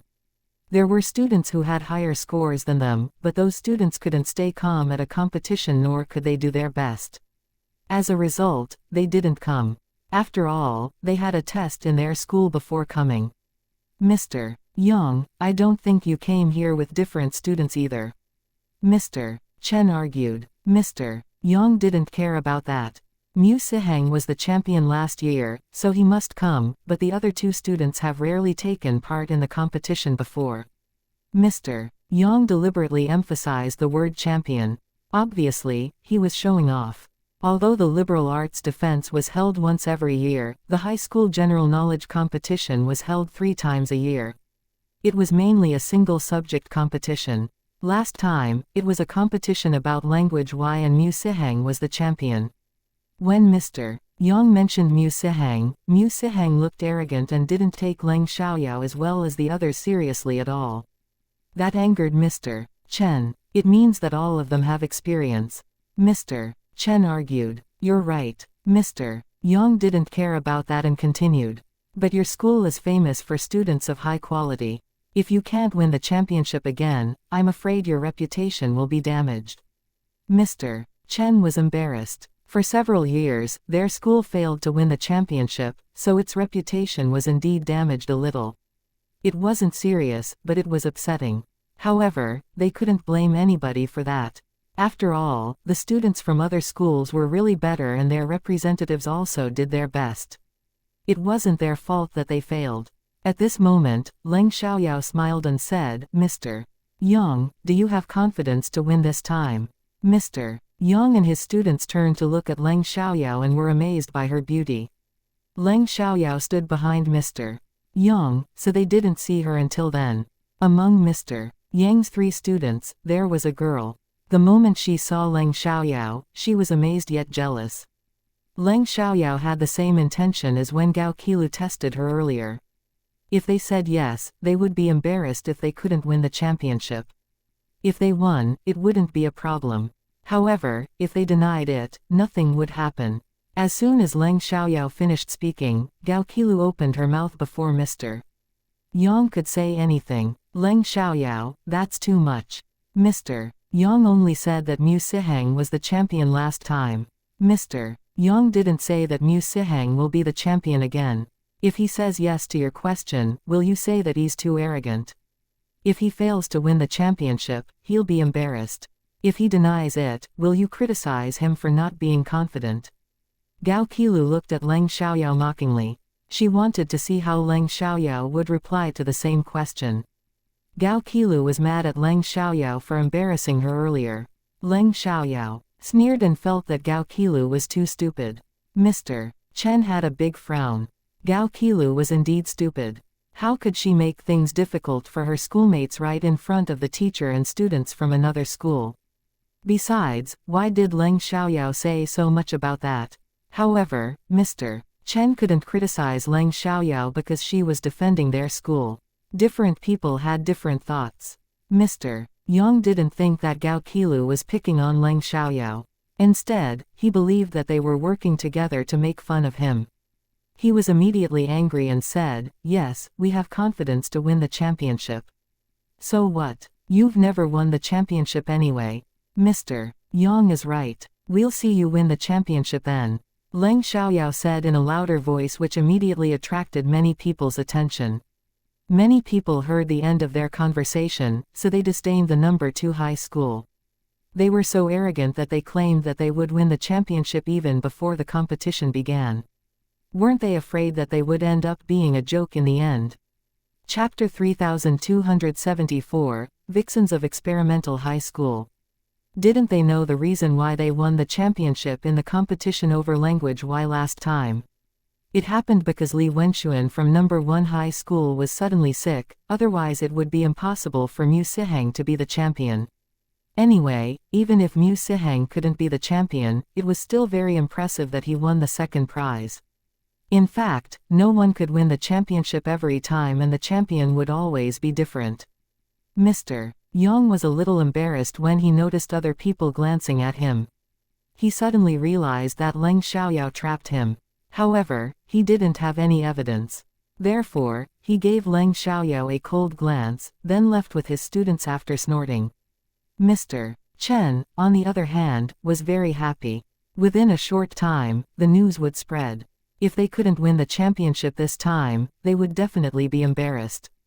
Once Mr. Yang walked away, Leng Xiaoyao turned and stared at Gao Qilu angrily. "Gao Qilu, it seems that you like number 2 high school very much." "What do you mean? Why'd I like number 2 high school all of a sudden?" Gao Qilu didn't understand why Leng Xiaoyao said that and angrily retorted. In fact, she only had interest in the experimental high school and the number 1 high school. The experimental high school was as famous as the number 1 high school in City Chong. If not, why did you side with Mr. Yang from the number 2 high school earlier? Do you have a close relationship with Mr. Yang, for you to help him embarrass us?" said Leng Xiaoyao. She understood that Gao Qilu did it to pick on her, but she was still unhappy that Gao Qilu did such a stupid thing. Gao Qilu immediately realized what Leng Xiaoyao was talking about and got angry. She didn't think about the situation much and simply wanted to make things difficult for Leng Xiaoyao. "How come I sided with him? I just told the truth. Didn't you say the same thing to me on our way here?" Gao Qilu argued. "Humph." Leng Xiaoyao sneered, then said mockingly, "I'm sorry that you're too dumb to understand what I'm talking about. It doesn't matter how you pick on me at our school, but we're both students from the experimental high school to outsiders. If students or teachers from other schools come to challenge us, we should team up against outsiders for the sake of our school's reputation, but you did the opposite just because you're mad at me." It wasn't a big deal, but Leng Xiaoyao wanted to teach Gao Qilu a lesson. Gao Qilu felt aggrieved. She only wanted to pick on Leng Xiaoyao and had no intention of damaging their school's reputation. However, what she did was indeed not right, so she didn't know how to explain it. "All right, we're from the same school. We should be a team." Mr. Chen interrupted, though he agreed with Leng Xiaoyao. Leng Xiaoyao said nothing else. Gao Qilu also stopped. Unfortunately, her good student image was ruined in front of their teacher today by Leng Xiaoyao. As a result, she hated Leng Xiaoyao more than ever. She was determined to pay Leng Xiaoyao back. The news that Mr. Yang confidently said that they would win the championship quickly spread. Some teachers who wanted to see drama mocked Mr. Yang when they saw him. "Oh, Mr. Yang, I heard that you're going to win the championship." Because they were from different schools, they saw one another as opponents. They didn't want to see anyone else win the championship and all wanted to see a joke. When many teachers laughed at him, Mr. Yang blamed Leng Xiaoyao. "Don't you want to win the championship since you came here?" asked Mr. Yang. "We all want to win the championship, but none of us would dare to say that we'll win before the competition even begins. After all the participants are the top students from different schools. It's hard to say who will win." Mr. Yang didn't want to waste time arguing with them, so he directly ignored them. They went to Multimedia Hall 1 where 6 judges waited. Among them, 4 were professors from universities and 2 were officials from the Education Bureau. When Leng Xiaoyao showed up, she attracted a lot of attention. Due to her stunning appearance, many girls were jealous of her. Staring at Leng Xiaoyao, they took her as a strong competitor. Gao Qilu also aroused a lot of jealousy. After all, Gao Qilu was the prettiest girl in the experimental high school. To be honest, Gao Qilu wasn't less pretty than Leng Xiaoyao, but Leng Xiaoyao had a more elegant aura. Therefore, Leng Xiaoyao appeared more attractive. Gao Qilu got angry since Leng Xiaoyao attracted a lot more attention than her. She always used to be the focus of people's attention. However, they were in public, so she showed nothing on her face. There are many vixens from the experimental high school. Leng Xiaoyao heard a low female voice, but she paid no attention to it. Leng Xiaoyao never thought highly of herself because she was pretty. It was a good thing that she had a beautiful face. Instead, she was more proud of her abilities. She was never jealous of someone who was prettier or richer than her, and if someone had better skills than her, she would appreciate and admire them. After Leng Xiaoyao and the others were seated, a boy next to them immediately greeted Gao Qilu. "Hi, Qilu, nice to see you." He was a student from the number 1 high school, Zhao Weihao. Zhao Weihao was born in a first-rate, rich family in City Chong. His family had a close relationship with the Gao family for generations and he had feelings for Gao Qilu. Unfortunately, Gao Qilu disliked him. It wasn't because he was ugly. Actually, Zhao Weihao was very handsome. It wasn't because of their family backgrounds either. In fact, the Gao family was very rich, but it wasn't comparable to the Zhao family. Instead, Gao Qilu had no interest in Zhao Weihao because he wasn't the eldest son of his family and he disliked business. Therefore, he would only inherit a small part of his family's wealth. She loved a domineering and powerful rich man like in novels, so Zhao Weihao wasn't her type. In addition, she was going to study in the capital, so she wanted to have a boyfriend who was born in the capital. City Chong was a second-tier city and was economically strong, but was hardly comparable to the capital city. "Hi," Gao Qilu replied in a flat tone. She had no interest in Zhao Weihao, but she enjoyed his interest. Therefore, she didn't push him away. When she needed him, she would talk to him. When she didn't need him, she would ignore him. "What's that girl's name?" asked Zhao Weihao, pointing at Leng Xiaoyao. It seemed that he had an interest in Leng Xiaoyao. Chapter 3275, A Pickup Artist. Gao Qilu was instantly angry and said in an unpleasant tone, "Why are you asking?" Although she disliked Zhao Weihao and wouldn't be his girlfriend, she couldn't accept it when he developed an interest in another girl. Besides, the girl was Leng Xiaoyao who she hated the most. Because of that, she felt that she was being overshadowed by Leng Xiaoyao. "She looks familiar," Zhao Weihao said. He was honest, otherwise he wouldn't be interested in Leng Xiaoyao. After all, he wasn't a superficial person and wouldn't be interested in a girl just because she was pretty. However, he had to admit that this girl was stunning and was even more attractive than Gao Qilu. "She looks familiar. Is that true or are you a pickup artist?" Gao Qilu said coldly. She clearly knew that Zhao Weihao wasn't a playboy, but she was really unhappy. "I'm being honest. She looks familiar," Zhao Weihao said seriously. He didn't notice that Gao Qilu was unhappy. After all, she always spoke to him in that tone. I'm not familiar with her. If you want to know her name, go ask her yourself, Gao Qilu said. She was unwilling to tell Zhao Weihao Leng Xiaoyao's name. This time, Zhao Weihao saw that Gao Qilu was unhappy. However, he didn't realize that she was jealous. He knew Gao Qilu's character very well. She must be displeased because Leng Xiaoyao was more attractive than her.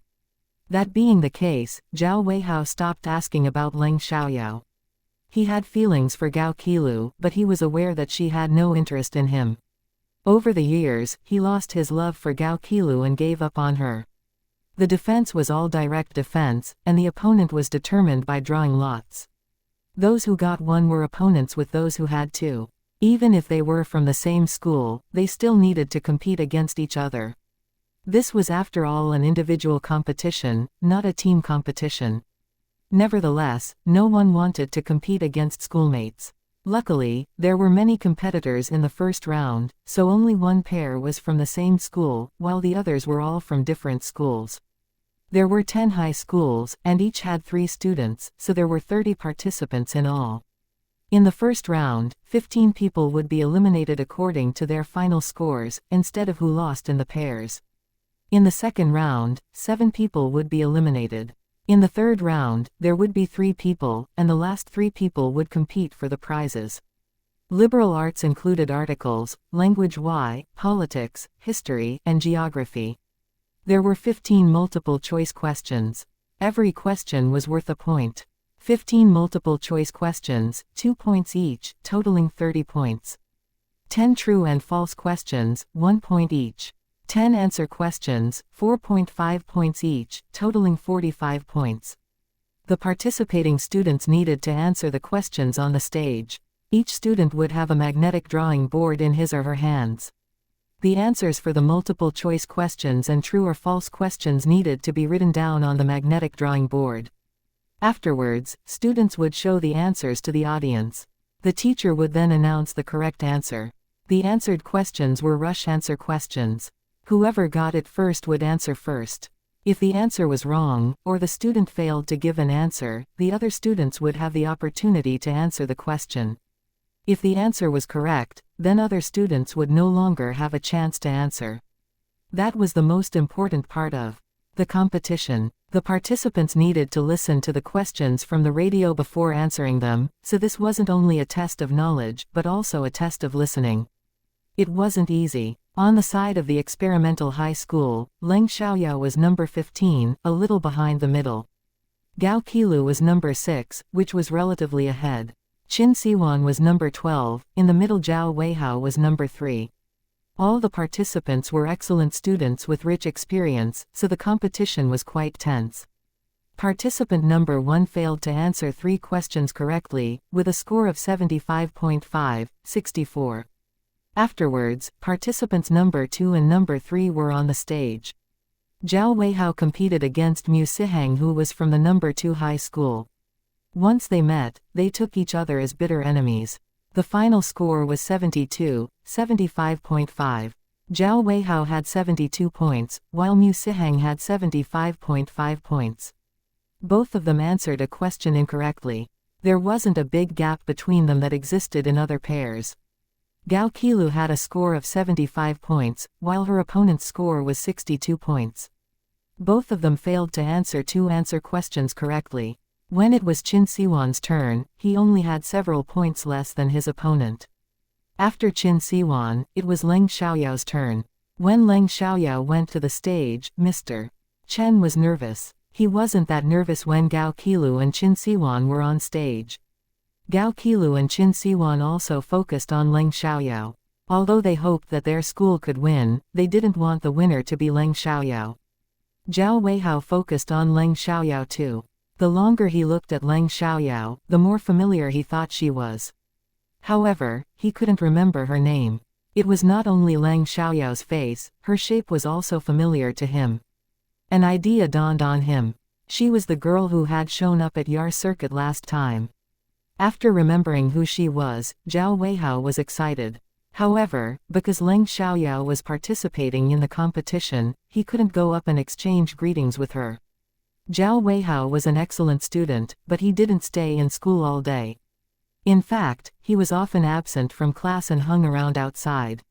When Leng Xiaoyao had a race that day, he was in Yar circuit as well. Zhao Weihao loved car racing and always visited the circuit. To his surprise, this girl was so young and was a student of the experimental high school. When he saw Leng Xiaoyao last time, he knew that she was young, but he thought that she should be in her early 20s. Unexpectedly, she was the same age as him. She had amazing skills at such a young age, which was awesome. Zhao Weihao became more interested in Leng Xiaoyao at that moment. None of the questions were the same, but they were all at the same level. Leng Xiaoyao was right in of the single-choice questions, multiple-choice questions, and true-false questions. When answering the questions, Leng Xiaoyao basically got them first. Sometimes she failed to do it because she didn't want to attract too much attention in the first round. In the end, Leng Xiaoyao's score was 86.5 points, while her opponent's was 63.5 points. For the time being, Leng Xiaoyao had the highest score, which aroused jealousy from Gao Qilu, Qin Siwan, and many other students and teachers. Mr. Chen was very satisfied and even sent Mr. Yang a glance. Didn't Mr. Yang have confidence in Mu Sihang? Leng Xiaoyao had a higher score than Mu Sihang, so Mr. Yang shouldn't be happy. Mr. Yang was indeed upset. To his astonishment, the girl who seemed unimportant was incredibly smart. Chapter 3276, Smart or Stupid. Leng Xiaoyao let her opponent get 3 questions, or she could have gotten full marks. It was not only Mr. Yang, other teachers and students also had a deep impression of Leng Xiaoyao. None of them wanted to compete against her. When Leng Xiaoyao went back to her seat, Mr. Chen complimented her and encouraged her to keep on doing her best. Zhao Weihao's gaze fell on Leng Xiaoyao the entire time. However, because they were in a competition, he couldn't go up and make friends with Leng Xiaoyao right away. When Zhao Weihao focused on Leng Xiaoyao, Gao Qilu noticed and got angry. Did Zhao Weihao fall in love with Leng Xiaoyao? Didn't he say that Gao Qilu was his love? Did he lose interest in her so quickly? Even if Gao Qilu disliked him, she wouldn't allow him to like Leng Xiaoyao. She could accept it if he went to chase another girl. Leng Xiaoyao sensed Zhao Weihao's gaze, but paid no attention to him. After the first round, it was almost 12 p.m., so it was time for lunch. They had a rest at noon, and the second round would begin at 2 p.m. At the same time, the list of participants who successfully went to the second round was announced. Those who were eliminated could leave or stay to watch the rest of the competition. Although Leng Xiaoyao already tried not to attract too much attention, she still had the highest score in the first round. All 3 students from the experimental high school went into the second round. As for lunch, they needed to find a meal on their own, so Mr. Chen took Leng Xiaoyao and the others outside. Right when they walked out of the multimedia classroom, Zhao Weihao went over to say hi to Leng Xiaoyao. "Hi, Leng Xiaoyao, nice to see you. My name is Zhao Weihao. I saw you at the Yar circuit last time. You're incredible at racing. You're my idol. Can I talk to you for a while?" Zhao Weihao said excitedly, showing his obvious admiration for Leng Xiaoyao. Leng Xiaoyao was skilled at car racing. That was unbelievable. People turned to look at Leng Xiaoyao with doubts. Leng Xiaoyao didn't care, she was just surprised that Zhao Weihao focused on her the whole time simply because he had watched her race at the circuit last time. Anyway, since he was being nice to her, she didn't mind spending some time with him. Therefore, she smiled and said, "Nice to meet you too. Aren't we talking to each other right now?" "Oh, right." Zhao Weihao put on a silly smile. Obviously, he doubted Leng Xiaoyao's abilities. Of course, even many professional racers aren't able to surpass Leng Xiaoyao. Said Zhao Weihao. He was unhappy about Mr. Yang's acidic words, but he still replied to him. "Do you mean Leng Xiaoyao has competed against professional racers?" asked Mr. Yang. Even though Zhao Weihao said that Leng Xiaoyao was better than professional racers, Mr. Yang didn't agree. A teenage girl might be skilled, but she couldn't be that skilled. "Mr. Yang, I told you so. If you don't believe it, why do you bother to ask and even mock us? If you want to know more about it, go to Yar Circuit. There is a video of Leng Xiaoyao racing on the screen at the square. You can see her skill at a glance. Zhao Weihao argued straightforwardly. Given his family background, he didn't need to be afraid of anyone. Mr. Yang was embarrassed, but he didn't dare to vent his anger on Zhao Weihao due to his status. Therefore, he snorted and quickly walked away. Gao Qilu, on the other hand, was very unhappy that Zhao Weihao defended Leng Xiaoyao like that. When Mr. Yang and the others were gone, Zhao Weihao asked Leng Xiaoyao, can we be friends? Friends were different from acquaintances. If they could be friends, Zhao Weihao might be able to do some racing with Leng Xiaoyao one day. Although he wasn't skilled, it was his hobby. In addition, it was a great honor to be friends with Leng Xiaoyao. Before Leng Xiaoyao said anything, Gao Qilu opened her mouth. Zhao Weihao, Leng Xiaoyao don't randomly make friends with other people. Even I was turned down, let alone you. Or is it possible that she treats boys and girls differently? Although Gao Qilu sounded to be joking, she was clearly picking on Leng Xiaoyao. Why did she say that Leng Xiaoyao probably treated boys and girls differently? Did that mean that Leng Xiaoyao made friends with Zhao Weihao simply because he was a boy? That Leng Xiaoyao only made friends with boys? In that case, Leng Xiaoyao would become notorious for doing that. Gao Qilu deliberately said that to separate Zhao Weihao from Leng Xiaoyao. The other people heard it and turned to look at Leng Xiaoyao. They wanted to see whether she was really that kind of girl. Zhao Weihao didn't think much about it. He didn't think that Leng Xiaoyao was aloof. Instead, he felt that he was a little rude. They just met and he asked to be friends with her, which wasn't appropriate. Leng Xiaoyao sneered and said, Gao Qilu, can you tell me your purpose for making friends with me? Other people aren't from the experimental high school, so they know little about you, but I clearly know your character. And, I have many female friends in school. Why are you spreading rumors about me right in front of my face? People turned to stare at Gao Qilu with doubt. Leng Xiaoyao implied that Gao Qilu tried to make friends with her for an unkind purpose. Was it true? Gao Qilu panicked a little and got angry. However, she still acted innocent on the surface. I'm just joking. Are you mad, Leng Xiaoyao? I want to be friends with you because you're very pretty. You're joking. Do you think it's a joke to make fun of a girl's reputation? Did you do it by accident or on purpose? Are you smart or stupid? Leng Xiaoyao angrily replied. Gao Qilu was displeased. Onlookers also changed their impression of Gao Qilu. She really shouldn't have joked about a girl's reputation. Did she do it by accident or on purpose? Was she smart or stupid? Did Gao Qilu seem to be stupid? Absolutely not. So, was Gao Qilu jealous of Leng Xiaoyao because Leng Xiaoyao was very pretty? Onlookers believed that that was the answer, so they started to disdain Gao Qilu. However, due to her status, they didn't dare to do it obviously. Chapter 3277, Are you jealous of her? Unfortunately, other people easily saw her real purpose, so Gao Qilu got angry once more. At the same time, Leng Xiaoyao continued. Gao Qilu, I don't want to argue with you outside. Please behave yourself. Leng Xiaoyao, Gao Qilu felt extremely humiliated. She wanted to argue with Leng Xiaoyao, but suddenly didn't know what to say. Enough, isn't it embarrassing enough? Mr. Chen snapped at her. Although there weren't many people around them, there were outsiders. If they continue, they would just be embarrassed. He knew little about Gao Qilu, but he could see that Gao Qilu was jealous of Leng Xiaoyao because she constantly tried to make things difficult for Leng Xiaoyao. Even though Leng Xiaoyao wasn't kind to Gao Qilu either, for the sake of the reputation of their school, she didn't want to argue with Gao Qilu publicly. Gao Qilu, on the contrary, refused to stop. Once Mr. Chen spoke, Gao Qilu had to close her mouth. However, she hated Leng Xiaoyao more than ever and even blamed Mr. Chen. Anyway, she wouldn't do anything to Mr. Chen, but she was determined to pay Leng Xiaoyao back. Gao Qilu said nothing, but gave Zhao Weihao a glance.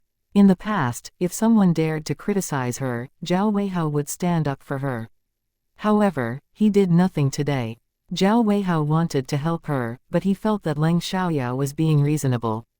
He honestly didn't know how to defend Gao Qilu. It was true that he had feelings for her, but he had his own principles too. In addition, he took Leng Xiaoyao as his idol, so he was unwilling to argue with her. As a result, he could only remain silent. Anyway, it wasn't a big deal. What he didn't know was that Gao Qilu took it very seriously even though he and Leng Xiaoyao didn't care about it. Zhao Weihao only thought that way because he didn't know much about Gao Qilu. Because of Gao Qilu's interruption, Zhao Weihao didn't smoothly make friends with Leng Xiaoyao. Leng Xiaoyao wasn't affected, but Zhao Weihao still wanted to seize another chance to become familiar with Leng Xiaoyao, then he could become her friend. After the meal, they had an hour of free time, so they could walk freely on campus. Gao Qilu went to see Zhao Weihao and asked him unhappily, "Zhao Weihao, are you interested in Leng Xiaoyao now?" Zhao Weihao was struck dumb for a second, then denied it. "Of course not. I simply see her as my idol." "What? Are you jealous?" Saying that, he suddenly laughed. In fact, he clearly knew that it wasn't the reason. "That's ridiculous. I simply dislike Leng Xiaoyao, so I hope that you can keep a distance away from her." "If you're close to her, I won't talk to you again," Gao Qilu said with a disdainful expression. She hated that Zhao Weihao said that she was jealous. She would never be jealous because of Zhao Weihao. Fine. Zhao Weihao was deeply hurt when Gao Qilu disdained him. "Did she offend you?" Given their conversation earlier, Leng Xiaoyao had never offended Gao Qilu before. Instead, it was Gao Qilu who wouldn't stop causing trouble. He understood that Gao Qilu disliked the girls who were prettier than her. Gao Qilu was gentle and kind sometimes, but had a quick temper. Sometimes, she could be unreasonable, but she wasn't really a bad girl, so he accepted that. Girls all had a temper. However, at this moment, he somehow felt that Gao Qilu was being hateful. This was the first time that he had ever hated her. "It's none of your business. Just listen to me," Gao Qilu said in a domineering tone. Zhao Weihao was annoyed. "Are you jealous of her?" Gao Qilu immediately denied it emotionally. "Nonsense. Why should I be jealous of her? I'm no less pretty than her. I'm also an excellent student. My family is also much richer than hers. It's impossible that I'll be jealous of her." However, her emotional reaction betrayed her and proved that she was indeed jealous of Leng Xiaoyao. It was true that she wasn't less impressive than Leng Xiaoyao, but she still got jealous of her. Otherwise, she wouldn't have made things difficult for her. Zhao Weihao saw through her, but didn't point it out. "Since you don't like her, you can keep a distance from her. It won't affect you if I make friends with her." He didn't want to go against Gao Qilu, but Gao Qilu's behavior was unacceptable. He was really unhappy with it. Who did she think she was? If she was his girlfriend, he would listen to her and wouldn't have a close relationship with other girls. However, she wasn't his girlfriend. Even though Gao Qilu often talked to him like that and didn't allow him to do something, he agreed because he really liked her back then. He basically didn't want to upset her. However, today was different. He clearly knew that Gao Qilu had no interest in him and even disdained him, but she didn't stop using him. It consumed his affection for her. He had a temper too, and was bad-tempered, but he curbed his anger in front of the girl he cared about. Zhao Weihao would no longer please Gao Qilu as he used to do. He wanted to do whatever he liked and no one could stop him. "Zhao Weihao, what do you mean? Even if I won't talk to you again, you still want to be friends with her?" Zhao Weihao's attitude surprised Gao Qilu, and she couldn't accept it. Shouldn't he listen to her and keep his distance from Leng Xiaoyao? At that moment, Zhao Weihao somehow felt that it was ridiculous. "You never think of me when you don't need me. Qilu, what am I in your eyes? Do you think I'll always listen to you just because I like you?" This was the first time that Zhao Weihao had argued with her, and she felt that he was stolen away from her. Although Zhao Weihao didn't belong to her, she believed that he should listen to her because he liked her. "I can keep my distance from Leng Xiaoyao if you're my girlfriend. Will you agree to that?" said Zhao Weihao. In fact, he didn't care whether Gao Qilu would agree. He just wanted to test her. If Gao Qilu agreed, he would still be happy and fulfill his promise by keeping his distance from Leng Xiaoyao. Chapter 3278, Win the Championship. After all, he had had feelings for Gao Qilu for a long time. It wasn't easy for him to get over her within a short time. He had also only just met Leng Xiaoyao. Wei Hao, you can't force me to love you. Even if we can't be a couple, we can be friends. Gao Qilu said. Even if she didn't accept Zhao Weihao as her boyfriend, she wouldn't keep her distance from him. Zhao Weihao always listened to her on everything, and their families had a close relationship for generations. It was impossible for them to be strangers. I don't need more friends. Zhao Weihao mocked, then turned around and walked away. At the same time, he was relieved when Gao Qilu rejected him. Now that his feelings for her faded, she couldn't force him to listen to her. After all, no one was willing to be forced to do something. For that reason he had never forced Gao Qilu to do anything. He only did his best to please her, hoping that she would accept him one day. Unfortunately, he was disappointed. Gao Qilu took his loyalty for granted. Zhao Weihao. Gao Qilu was mad, but didn't chase after him. Her pride wouldn't allow her to. After all, Zhao Weihao had always done everything to please her. When Zhao Weihao made Gao Qilu unhappy, she blamed Leng Xiaoyao. If it hadn't been for Leng Xiaoyao, Zhao Weihao wouldn't have treated her like that. Because of their argument, Gao Qilu was in a bad mood. As soon as she saw Leng Xiaoyao again, she was furious. At the beginning, Leng Xiaoyao didn't care about her gaze. However, Gao Qilu wouldn't stop, so Leng Xiaoyao noticed. Leng Xiaoyao didn't want to cause trouble, not because she was easygoing, but because she didn't take Gao Qilu seriously. However, since Gao Qilu provoked her again and again, she had to do something. Before Gao Qilu did anything to her, she couldn't take action. She simply returned Gao Qilu's unkind gaze with a cold look. Gao Qilu was scared and immediately withdrew her gaze. Zhao Weihao was also a bit upset, but he soon got over it. Before long, it was 2 p.m. and the second round began. Only 6 students out of 12 could pass the second round, so Leng Xiaoyao stopped keeping a low profile and started doing her best. After all, once she went to the final score would consist of the average score of the 3 rounds. Leng Xiaoyao had the highest score again in the second round, but this time she got full marks. Those questions were difficult for most senior high school students, but they weren't that hard for the participants. However, they weren't able to answer every question, Leng Xiaoyao excluded. She succeeded in the first and second round, but she needed to see what she could do in the third round. When Leng Xiaoyao had the highest score again, no one was happier than Mr. Chen. Looking at Leng Xiaoyao, he was full of appreciation. Gao Qilu failed to get to the final, while Qin Siwan, Zhao Weihao, and Mu Siheng succeeded. Although Gao Qilu failed, she had gotten a high score and ranked 9th. She only had 1 point less than the 8th rank. Leng Xiaoyao could see that Gao Qilu wasn't in a good condition. If she was in her best condition, she should have been able to be in the top 8. Without surprise, Gao Qilu blamed Leng Xiaoyao again.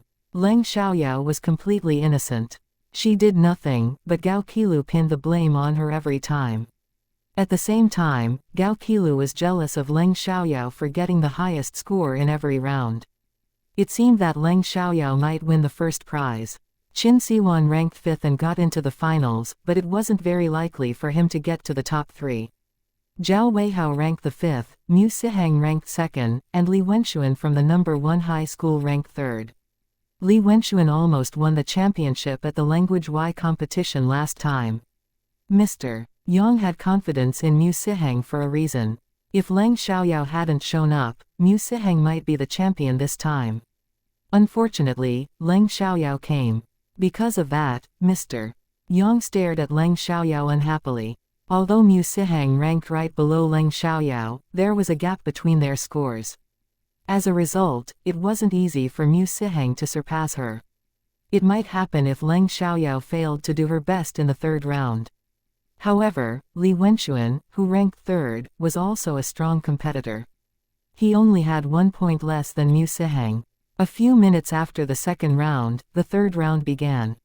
The final round was much more difficult than the first and second rounds.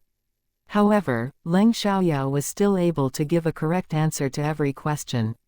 She aimed to be the champion, and as she hoped, she was the champion in the end. When everyone thought that Mu Siheng might win the second prize, he failed and got the third prize. Li Wenxuan won the second prize. Mu Siheng and his teacher were heavily hit. Originally, they had great confidence in Mu Siheng winning the first prize. After Leng Xiaoyao showed up, they thought that he might win the second prize. However, to their surprise, Li Wenxuan surpassed Mu Siheng. Honestly, most people weren't surprised by the result. After all, Li Wenxuan was an excellent student and Mu Siheng won the championship last time simply because he had good luck. When the experimental high school won the championship this time, everyone congratulated Mr. Chen. Mr. Chen was also very excited. Congratulations, Leng Xiaoyao. You're awesome. Why didn't you take part in competitions before? Zhao Weihao came to congratulate Leng Xiaoyao. He wasn't upset at all even though he didn't win a prize. Actually, he didn't want to participate this time, but their teacher asked him to. Left with no choice, he took part in it. Therefore, he didn't care about the result. Thank you for your compliment. I didn't focus on studying, so I wouldn't have gotten a good performance in previous competitions, said Leng Xiaoyao. You're too modest. Even if you didn't focus on studying, you couldn't be that bad given your ability to win the championship, Zhao Weihao said. He thought that Leng Xiaoyao was simply being modest. Leng Xiaoyao smiled and said nothing. There was no need to elaborate. Gao Qilu was furious when she saw Zhao Weihao talking happily with Leng Xiaoyao, but it had nothing to do with jealousy. She simply hated everything her opponents did. After the competition was over, it was late, so Leng Xiaoyao didn't go back to school for the evening class but went to her company. Only the tables, cabinets, and computers were smashed, so they could continue to work with new equipment. There was no need to rebuild. They could finish buying new furniture within a few days. Mu Yufan and the others did that quickly and they began to work as usual yesterday. Before Leng Xiaoyao went, she told Mu Yufan that she was coming. Therefore, Mu Yufan and the others waited for her in the company and they would eat together later. Chapter 3279, Don't You Dare Leave. On her way, Leng Xiaoyao called Li Mochen and told him that she won the championship at the liberal arts defense. Li Mochen wasn't surprised at all because he was aware of Leng Xiaoyao's abilities, but he still congratulated her. Oh, our teacher said that the champion can take part in the national competition in the capital city. The top 3 can directly be accepted by the capital university. Even if I can't get into the top 3, I believe I will still be accepted by the capital university by passing the exam, Leng Xiaoyao said proudly. She wasn't difficult to talk to as before. Right now she was like a kid waiting for praise. Sure, I believe you can do that. When will you go to participate in the competition? I can take you to see the house, asked Li Mochen. I don't know yet. I'll tell you when I know, said Leng Xiaoyao. She couldn't wait to see the house. After that, Leng Xiaoyao asked Li Mochen about the situation in City Qin. The competition was over, so she had time to go there now. Li Mochen said that there was no news and stopped Leng Xiaoyao from going. They could handle it on their own. Leng Xiaoyao was just a girl. Even though she was extremely strong, Li Mochen didn't want to bother her.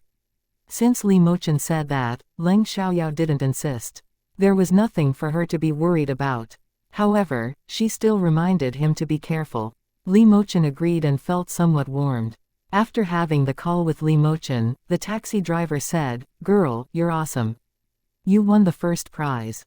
I wish my son could be half as excellent as you at studying, but he's the worst student in their class." Sir, different people have different advantages. He's not good at studying. Perhaps he has other skills.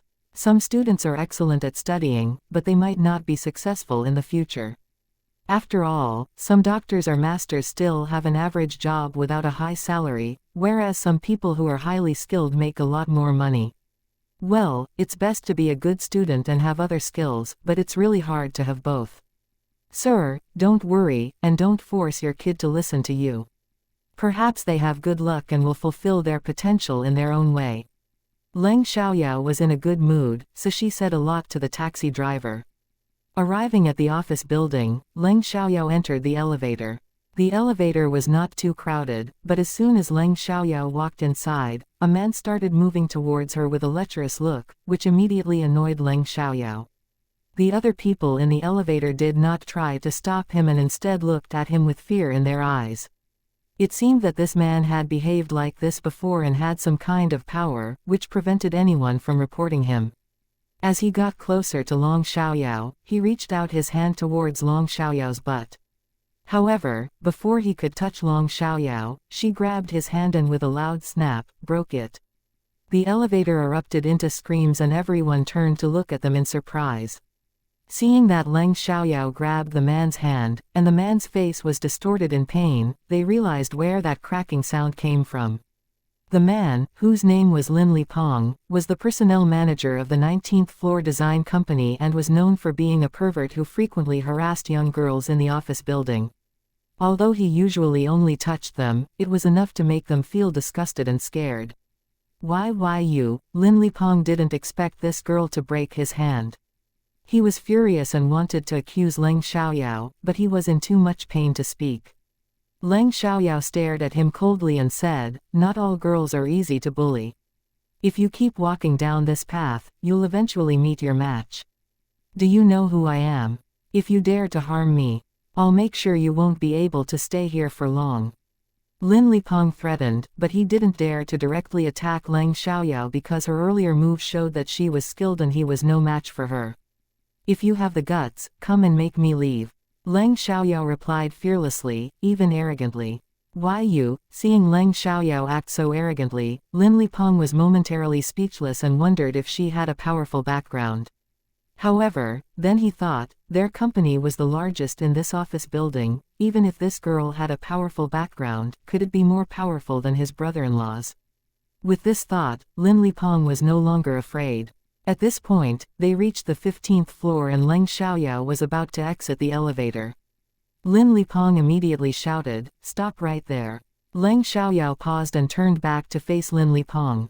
"What's up?" she asked. "Stay here and don't leave," Lin Lipong said. He wanted to go back to the company and tell his brother-in-law to seek revenge for him. The 15th floor was where Fengyang Technology used to be before it became Xiaoyao Technology, but it was just a small company and was not worth worrying about. Lin Lipong was very confident. "Okay, if you don't come back within 10 minutes, you're a coward," Leng Xiaoyao said without any intention of making a mountain out of a molehill. Anyway, it couldn't be made less serious. This man would definitely come looking for trouble. While she was there, she wanted to solve the problem so that they wouldn't cause trouble when she wasn't around. "Let's go and see," Lin Lipong said fiercely. Leng Xiaoyao arrived at the company and everyone was still there. After all, it was only 5:30 p.m. and their work ended at 6 p.m. As soon as Leng Xiaoyao arrived, she told Mu Yufan and Zhou Yunkai about what had happened in the elevator. They both looked extremely unhappy. That man must be Lin Lipong, the nephew of the boss of Chungyun Design Company. He often does things like taking advantage of girls and even almost raped a girl once, Mu Yufan said. Mentioning Lin Lipong made both Mu Yufan and Zhou Yunkai disgusted. "It seems like we need to deal with him. I don't want Ziyin to be targeted." Leng Xiaoyao frowned. If she let Shen Ziyin be taken advantage of or harassed by this man, she would feel very guilty. Now that she knew about this hidden danger, it was necessary to solve it. Chapter 3280, Things that can be handled by simply using a computer.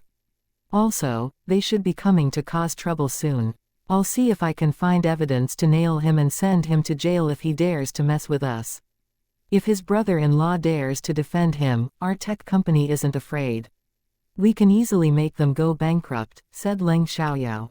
"I see," replied Mu Yufan and Zhou Yunkai, immediately taking out their laptops for Leng Xiaoyao. Leng Xiaoyao began investigating the recent incident first, as she knew the exact time and it would be easy to find the evidence. As for the other incidents, they would need to be investigated slowly as they didn't know the exact time. If they could solve today's problem, there would be no need to continue investigating. However, if they couldn't solve it, then further investigation would be necessary. When Leng Xiaoyao found the elevator video, Mu Yufan and Zhou Yunkai were nervous as they didn't know if Lin Lipong had touched Leng Xiaoyao. If he had, it would have been a huge insult to their boss.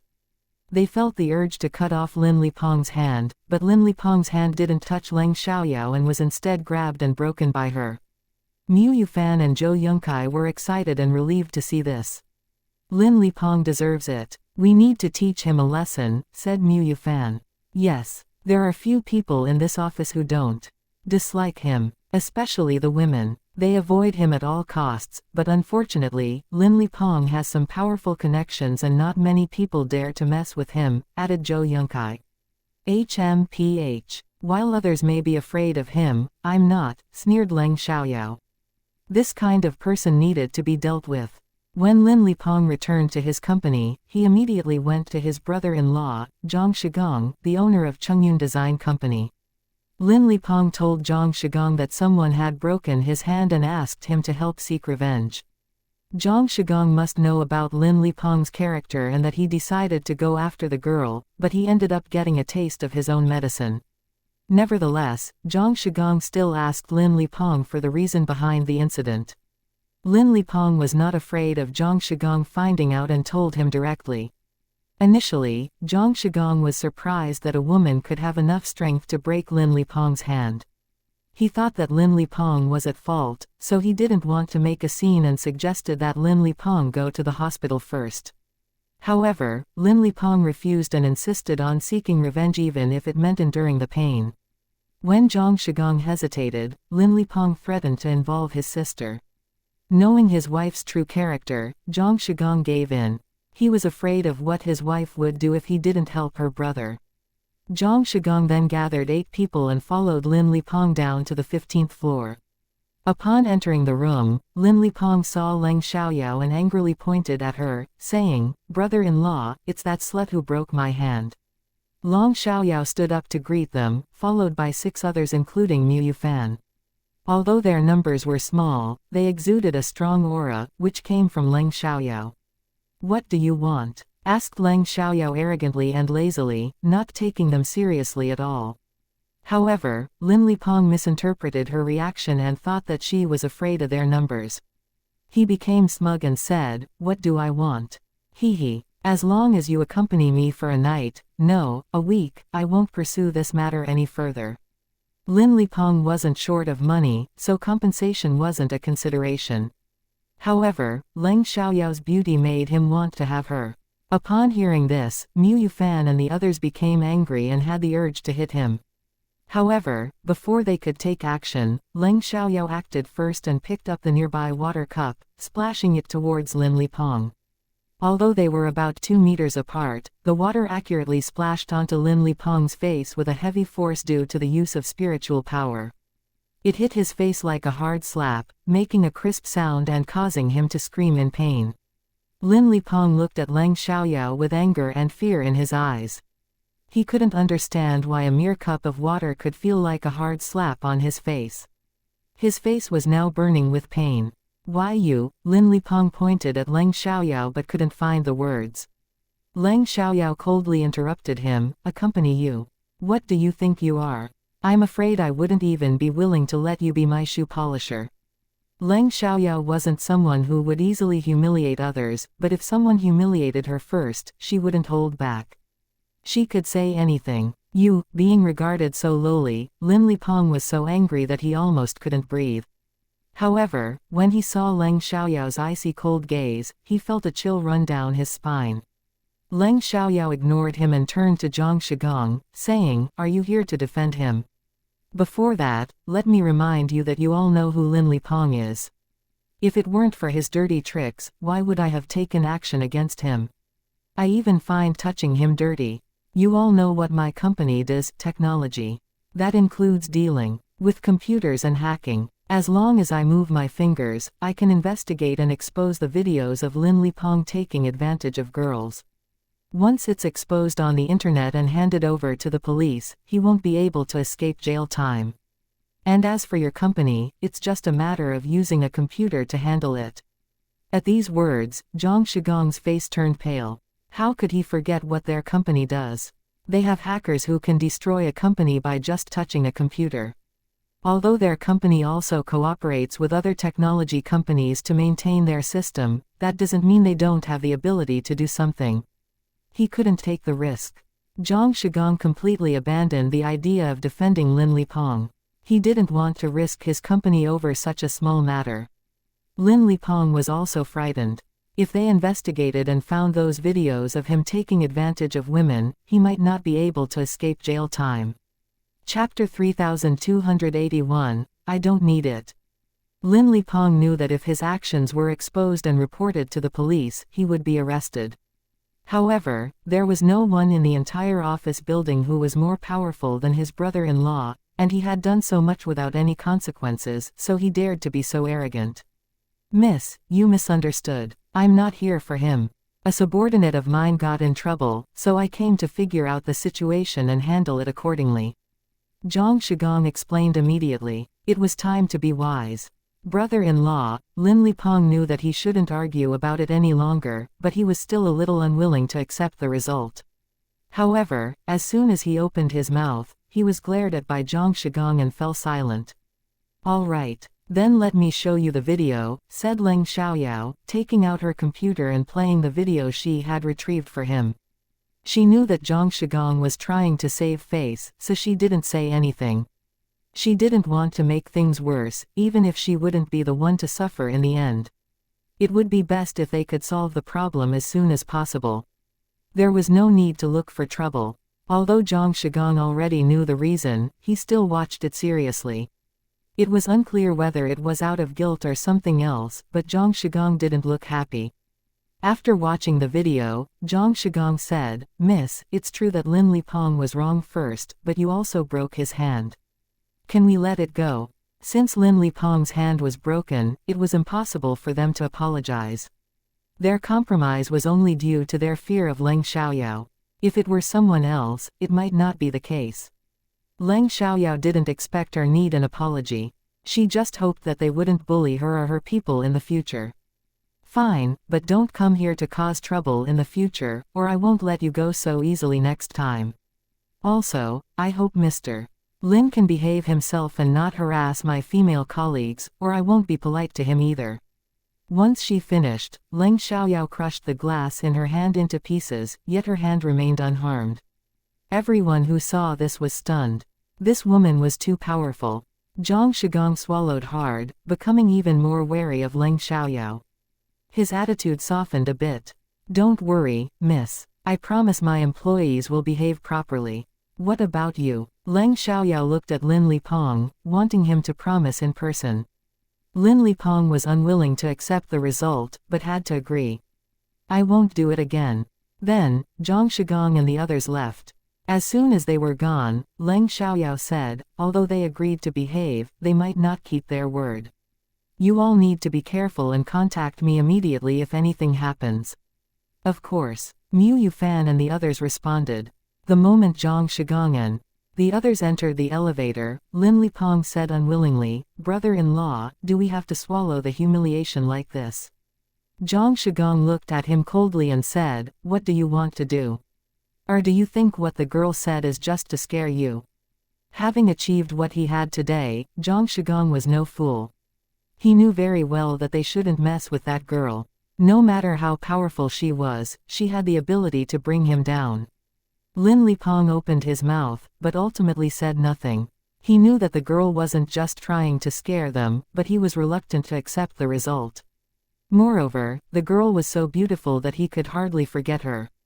Lipong, I hope you truly remember what that girl said today. Otherwise, if you're really in trouble, I won't be able to protect you.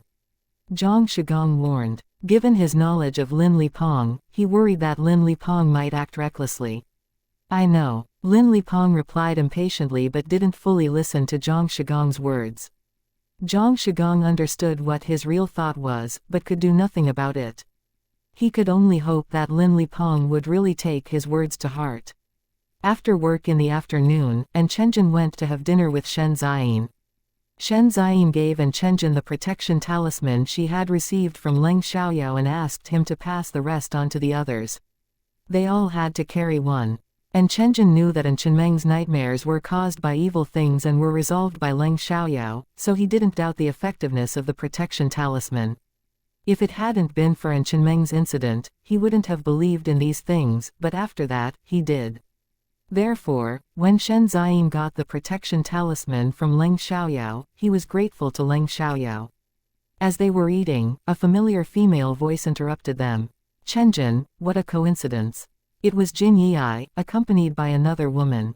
Seeing Jin Yi, both Chenjin and Shen Ziyin were displeased. Although Chenjin didn't take Jin Yi seriously, he worried that Shen Ziyin might misunderstand and get angry. Shen Ziyin wouldn't misunderstand their interaction. After all, there was no relationship between Chenjin and Jin Yi. She just didn't want to see Jin Yi. Hi. Chenjin replied politely but coldly and didn't say anything more. Although Jin Yi was annoyed, she didn't show it and continued smiling. Since it's such a coincidence, Chenjin, let me treat you to dinner. She deliberately ignored Shen Ziyin. No need. I don't lack a meal, Chenjin said coldly and mercilessly. Jin Yi's face stiffened, feeling embarrassed by Chenjin's rejection but not wanting to give up. I know you don't lack a meal, Chenjin. I just want to treat you to a meal. Shen Ziyin couldn't stand it any longer and bluntly retorted. Miss Jin, it's not appropriate for you to flirt with Chenjin in front of his girlfriend. You're a wealthy heiress, not some cheap woman. If you keep on pestering Chenjin like this, people might think you want to be the other woman in our relationship. Shen Ziyin appeared to be a quiet and gentle type on the surface, but she wasn't on the inside. When someone took advantage of her, she wouldn't hesitate to fight back. Upon hearing that, people around them looked over, and the looks directed towards Jin Yi were filled with disdain. What did you say? Jin Yi became furious upon hearing Shen Xian's words.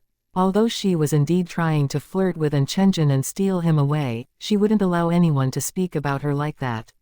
Even if she wanted to do it, she knew it was embarrassing and wouldn't care as long as no one mentioned it. Jin Yi was so angry that she almost couldn't breathe normally. She had wanted to directly scold Shen Ziyin, but after thinking about it, she realized that doing so would make her appear uncultured. Chapter 3282, Do you know who my grandfather is? Jin Yi complained to Chenjin. Chenjin, did you see how she spoke of me? I only wanted to invite you to dinner, but she accused and humiliated me like this. Such a woman doesn't deserve you at all. Jin Yi seemed to think that Chenjin would help her. However, he didn't help her, and sided with Shen Ziyin. Since Miss Jin doesn't want to be misunderstood, it's better not to casually invite men who have a girlfriend to dinner. Otherwise, even I will misunderstand. Also, whether my girlfriend deserves me or not is not something an outsider like you has the right to judge. Jin Yi was angry and aggrieved when she saw that Chenjin didn't help her and sided with Shen Ziyin. She almost cried. Chenjin, you clearly know my intentions, so, are you really the kind of person Ziyin said? Chenjin asked. Jin Yi was struck dumb for a second, and didn't know what to say. If she said yes, she would lose face. If she denied it, then it meant she really liked Chenjin. Yi, we should go. Jin Yi's companion felt that they couldn't stay there any longer and immediately pulled her away. Jin Yi couldn't stand it either. Once her friend said that, she left with them. At the same time, her resentment towards Shen Ziyin grew even stronger. If it hadn't been for Shen Ziyin, Chenjin would have become her boyfriend. It was ridiculous. If it hadn't been for Shen Ziyin, Chenjin would have become her boyfriend. That was too presumptuous. Jin Yi was too confident for no reason. Chenjin and Jin Yi were just high school classmates. It was Jin Yi who had secretly been in love with him all along. Chenjin had never shown any interest in her.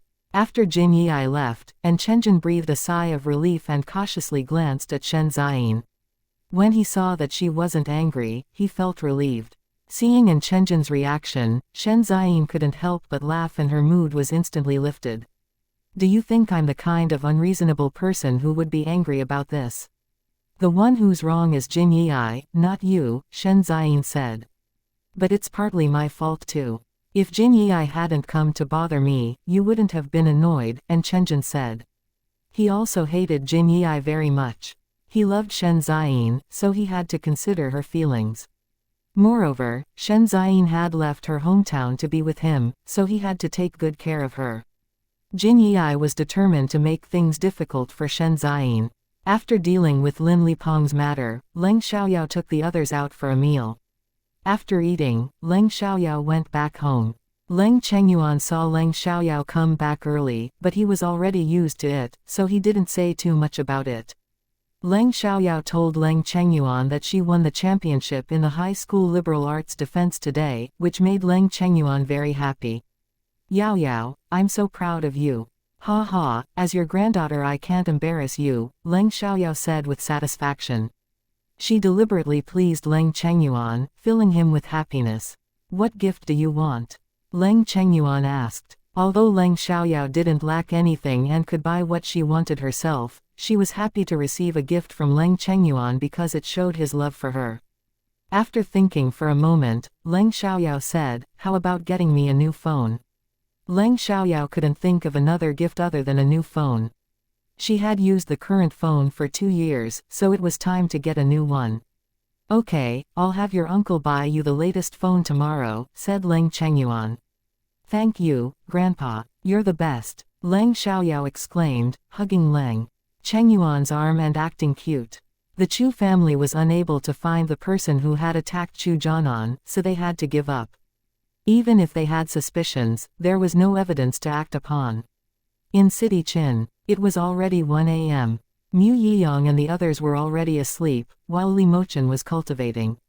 These days, whenever he was alone, he would cultivate and he gradually became proficient in controlling the chaotic energy within his body. They monitored the island of bones in turns. In order to facilitate their departure, they had rented a yacht that could accommodate about 10 people and was parked on the shore. If they discovered anything, they could immediately set off. At 1:35 a.m., the person monitoring the surveillance noticed a boat approaching the island of bones and immediately notified Mu Yiyang, who then informed Li Mochen. They continued to monitor the situation until the boat reached the island of bones, then Li Mochen and the others set off. When Li Mochen and the others were halfway there, the boat had already docked at the island of bones. Many people had disembarked, some of whom were tied up. It was obvious that these people had been captured. They have captured about 20 people. These people are really brazen, said Mu Yiyang angrily. Those who were tied up didn't want to go, but if they didn't, they would be beaten. As a result, they had no choice but to go.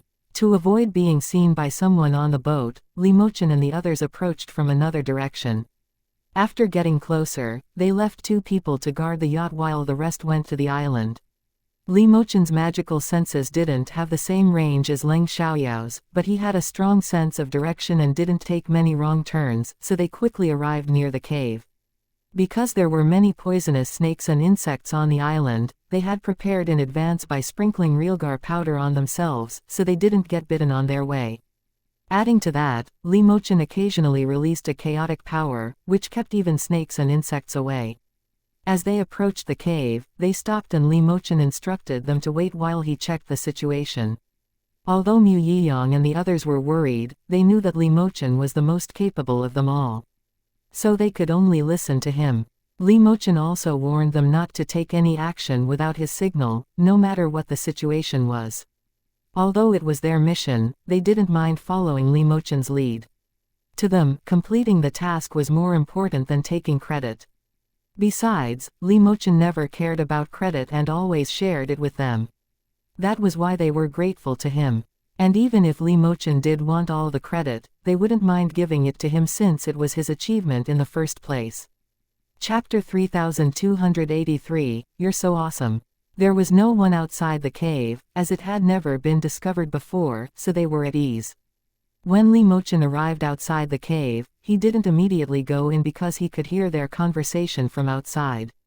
He understood language Y, so when he heard them talking about leaving, he waited outside for them. Before long, some of the people inside came out. There were about 10 of them.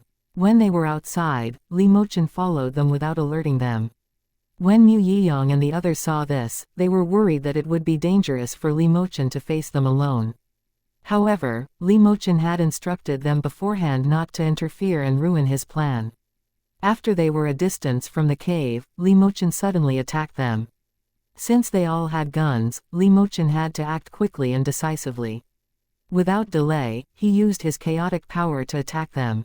The chaotic power was a powerful energy that rushed towards them like hundreds of pounds of force, causing those who were hit to be thrown and slammed into nearby trees or rocks, causing secondary injuries that left them severely hurt or even unconscious.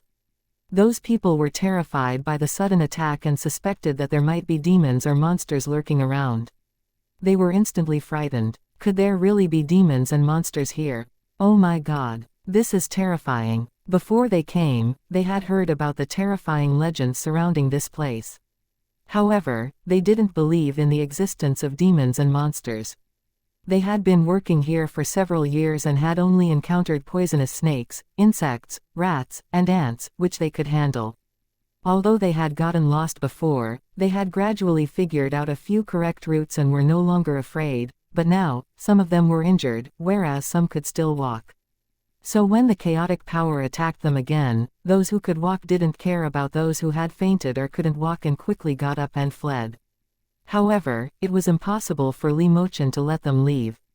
He released his chaotic power again and attacked them. Li Mochen couldn't help but marvel at the power of his chaotic power. He had controlled and released a few layers of it, but it could unleash such a powerful force. If he could fully control it, he would be able to move mountains and seas. Seeing that they couldn't escape, Li Mochen went back to where Mu Yiyang and the others were hiding. What happened? Where are they? Mu Yiyang asked. Follow me. Li Mochen led Mu Yiyang to where the injured people were. They knew that Li Mochen couldn't let those people go, so they assumed that those people had been injured by Li Mochen. However, they were still uncertain because Li Mochen had only left for a very short time. There were more than 10 people on the other side. Even though they were doubtful, they didn't dare to say anything to avoid alerting their enemies. The injured people were either unconscious or unable to walk. They were quite far from the cave, so even if they spoke, the people in the cave wouldn't hear them. Nevertheless, Li Mochen was a man of few words. If they didn't ask, he wouldn't say anything. Anyway, they would arrive soon enough, and they would find out what happened then. After walking for 7 or 8 minutes, they arrived at the place where Li Mochen had attacked those people. Although it was pitch black and they couldn't see clearly, they could hear a few wails. Li Mochen turned on his flashlight and said, "These people were injured by me. Tie them up and leave 3 people to watch them. The rest will go to the cave to handle things." They had suspected that those people might have been injured by Li Mochen, but now that it was confirmed, they were still surprised. Surprised as they were, when Li Mochen spoke, they immediately helped those people up. Then Meng Fan and Mu Yiyang's 2 teammates stayed behind to watch over them while the others headed towards the cave. On the way, Mu Yiyang couldn't help but ask, "Mochen, you're so awesome. You handled all of them so quickly." Yeah, Li Mochen didn't hesitate to agree. Although it was a fact, Mu Yiyang still felt a bit resigned. Li Mochen was never modest. The other people, however, believed that Li Mochen ought to be confident. If he was modest, it would seem hypocritical. Actually, Li Mochen knew that it was his chaotic power that allowed him to quickly deal with the group of people. With chaotic power, he could attack all of them at once. In the past, he wouldn't have dared to take on the group alone because he couldn't handle them all at once. Once they fought back, it would be very difficult for him to defeat them. When they arrived at the cave, Li Mochen instructed Mu Yiyang and the others to wait outside and only enter when they heard his signal. This made Mu Yiyang feel frustrated because he was taking all the credit while Li Mochen did everything. Nevertheless, he trusted Li Mochen completely. Those who brought the victims had left, leaving the doctors to perform surgery in the cave. Because no one else would come, they didn't take any precautions. The doctors were skilled in martial arts and had no problem guarding those victims. Li Mochen went in and saw the men in white coats preparing to rest. Although the victims were delivered, it was too late and they were feeling sleepy. They decided to rest and perform the surgery the next day. Those who were brought in were locked in a cave with an iron door at the entrance. Although their mouths were sealed, they still made whimpering sounds that annoyed the men in white coats. The men went over and banged on the door, shouting a few times at them. They had to be quiet. This time, Li Mochen didn't take action alone since it was their mission and he wanted to give the others a chance to take action. He went out and brought in Mu Yiyang and the others. The people inside were much easier to deal with than the ones Li Mochen had dealt with before. Although Mu Yiyang and the others weren't as powerful as Li Mochen, they were still formidable against ordinary people. Once they went in, they directly swept away the people inside, catching them off guard. Chapter 3284, Quiet. Seeing Mu Yiyang and his team wearing camouflage suits, the people in the cave knew who they were. The men in white coats suddenly realized that they had been targeted by the military of the Seven-Star country. They wanted to resist and escape, but they had no ability to do so now. As soon as Mu Yiyang and his team came in, they were directly beaten into submission. They didn't know that their helpers had already been defeated by Li Mochen and his people, so they only hoped that their helpers would come to rescue them. The victims who were locked in another room heard the sounds outside and started to struggle, whimpering and crying. They didn't know whether the people outside came to rescue them, but they heard sounds of fighting, which were probably for capturing those people. Therefore, they hoped to be rescued. Li Mochen walked over and directly broke the iron door with his bare hands. Everyone was shocked by the scene. He was unbelievably strong. After opening the door, Li Mochen stood still and let Mu Yuan untie them. As soon as they were untied, the crowd became chaotic because they were eager to escape. This place was simply hell. Be quiet, Li Mochen spoke. His voice wasn't loud but was very intimidating. The crowd instantly quieted down and looked at him with awe. Li Mochen continued. This island is very dangerous. Line up and follow us out quietly. Don't make noise. Although the crowd was still anxious, they had to listen to Li Mochen. They didn't know who he was, but he was willing to lead them out, so they were naturally grateful. Then Mu Yiyang and his team walked in wearing camouflage suits. The crowd saw them and knew they were soldiers, which made them feel even more relieved. Those people outside have all been captured. Shall we leave now? Mu Yiyang asked Li Mochen. Usually, when Li Mochen was around, Mu Yiyang would habitually defer to him and ask him about everything. You guys go out first and gather them where we were just now. I'll destroy everything here, Li Mochen said. Sure, Mu Yiyang replied and led the others out. After they had moved a distance from the cave, Li Mochen released his chaotic power and destroyed everything inside the cave. No one saw it. If they had, they would have thought that Li Mochen was a monster. Who else had the ability to shatter everything without even lifting a finger? Li Mochen knew the wonders of his chaotic power and was eager to become even stronger. After destroying everything in the cave, Li Mochen left to meet up with Mu Yiyang and the others. They soon arrived at the location of the people they had saved. The rescued people didn't know that Li Mochen and his team were on their side. When they saw them, they were all frightened and screamed. However, Li Mochen shouted at them, and they fell silent. The men in white coats, who were hoping to be rescued by their helpers, now had no hope left as they realized their helpers had already been caught. Li Mochen was strong enough to carry 2 people, Mu Yuan carried 1, and Mu Yiyang's 2 teammates each carried 1. The others looked after the suspects. Although the suspects were tied up with ropes and were injured, they still needed to be watched. After walking for about half an hour, they finally approached the shore. In order to avoid alerting anyone on the boat, they had to be cautious and not leave immediately. Their yacht couldn't accommodate so many people. Therefore, Li Mochen asked everyone to wait while he went to investigate alone. As expected, there were people on the boat since someone had to stay behind. Li Mochen quietly entered the boat and quickly killed the 2 people inside. He then returned to bring Mu Yiyang and the others over. After arranging everyone on the boat, Mu Yuan came to pilot it. Before leaving, they went back to where their yacht was anchored and sent 2 people to bring it back. After that, Mu Yiyang would handle everything else. The captured victims would be handed over to the police upon reaching City Qin and would be sent back home, while they were responsible for dealing with the people from Country Y. Upon finishing everything, Li Mochen's first thought was to tell Leng Xiaoyao. However, he checked the time and realized that it was already midnight.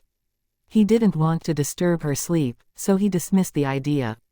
After reaching the shore, they didn't immediately handle the situation with the captured individuals since it was already late. They didn't want to bother the police station at this time of night. They decided to wait until morning when they could turn them over to the authorities. The captured victims hadn't eaten properly for several days and were starving.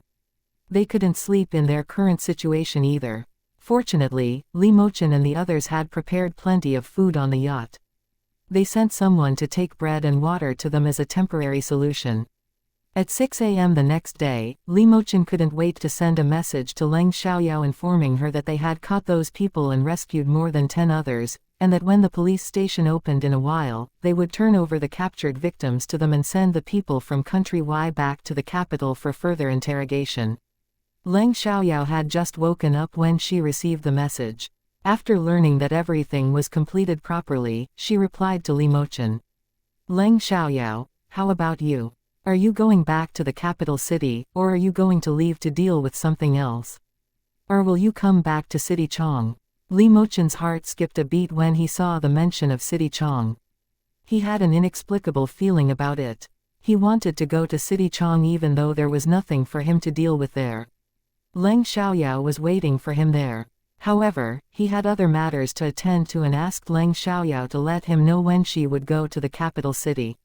When Leng Xiaoyao arrived at the school gate, she saw a crowd outside staring at one particular spot.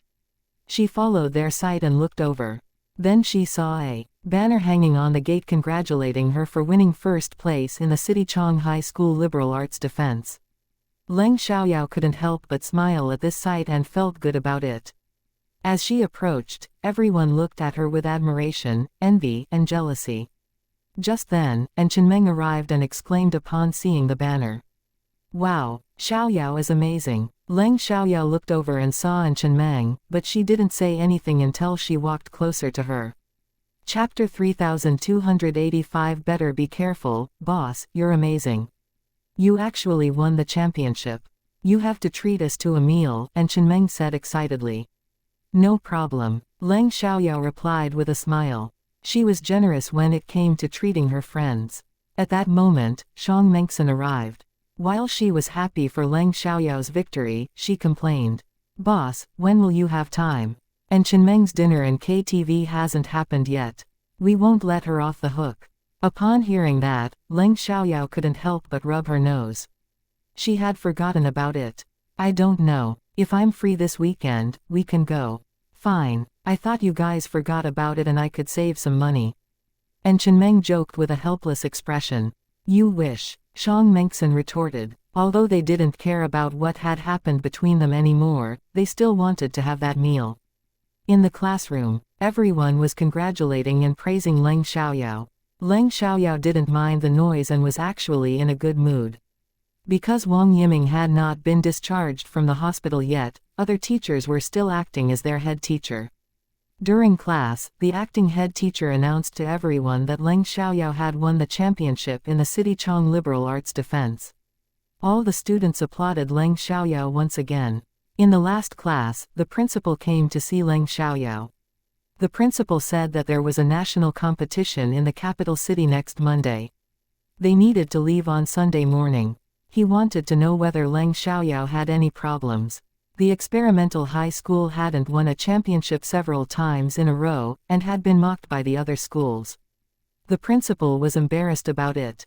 This time, Leng Xiaoyao won the championship with a very high score, so the principal was very proud. Looking at Leng Xiaoyao, he was full of appreciation for her. Regarding the matter of going to the capital city to participate in the national competition, Leng Xiaoyao had no problem with that. She had long wanted to visit the capital city. Since she was going to the capital city this time, she decided to stay there for a few more days. Therefore, she talked about that with the principal in advance. Without asking for the reason, the principal agreed directly, only reminding her to be careful. After all, the teacher who accompanied Leng Xiaoyao would stay with her all the time. Moreover, Leng Xiaoyao was a girl, so the school specially arranged a female teacher for her. After finding out the time to go to the capital city, Leng Xiaoyao immediately sent a message to Li Mochen, saying that it was on Sunday morning. The competition was being held on Monday, and she would stay in the capital city for 2 days after that. Leng Xiaoyao's 2-day stay in the capital city wasn't for fun, it was to find a suitable place for a work office. After all, if she wanted to move her company to the capital city, she needed to go there in advance to make arrangements. Although she could ask Li Mochen for help, she didn't want to rely on him for everything unless it was something she couldn't do on her own. If she depended on others for everything, what was the point of starting a business?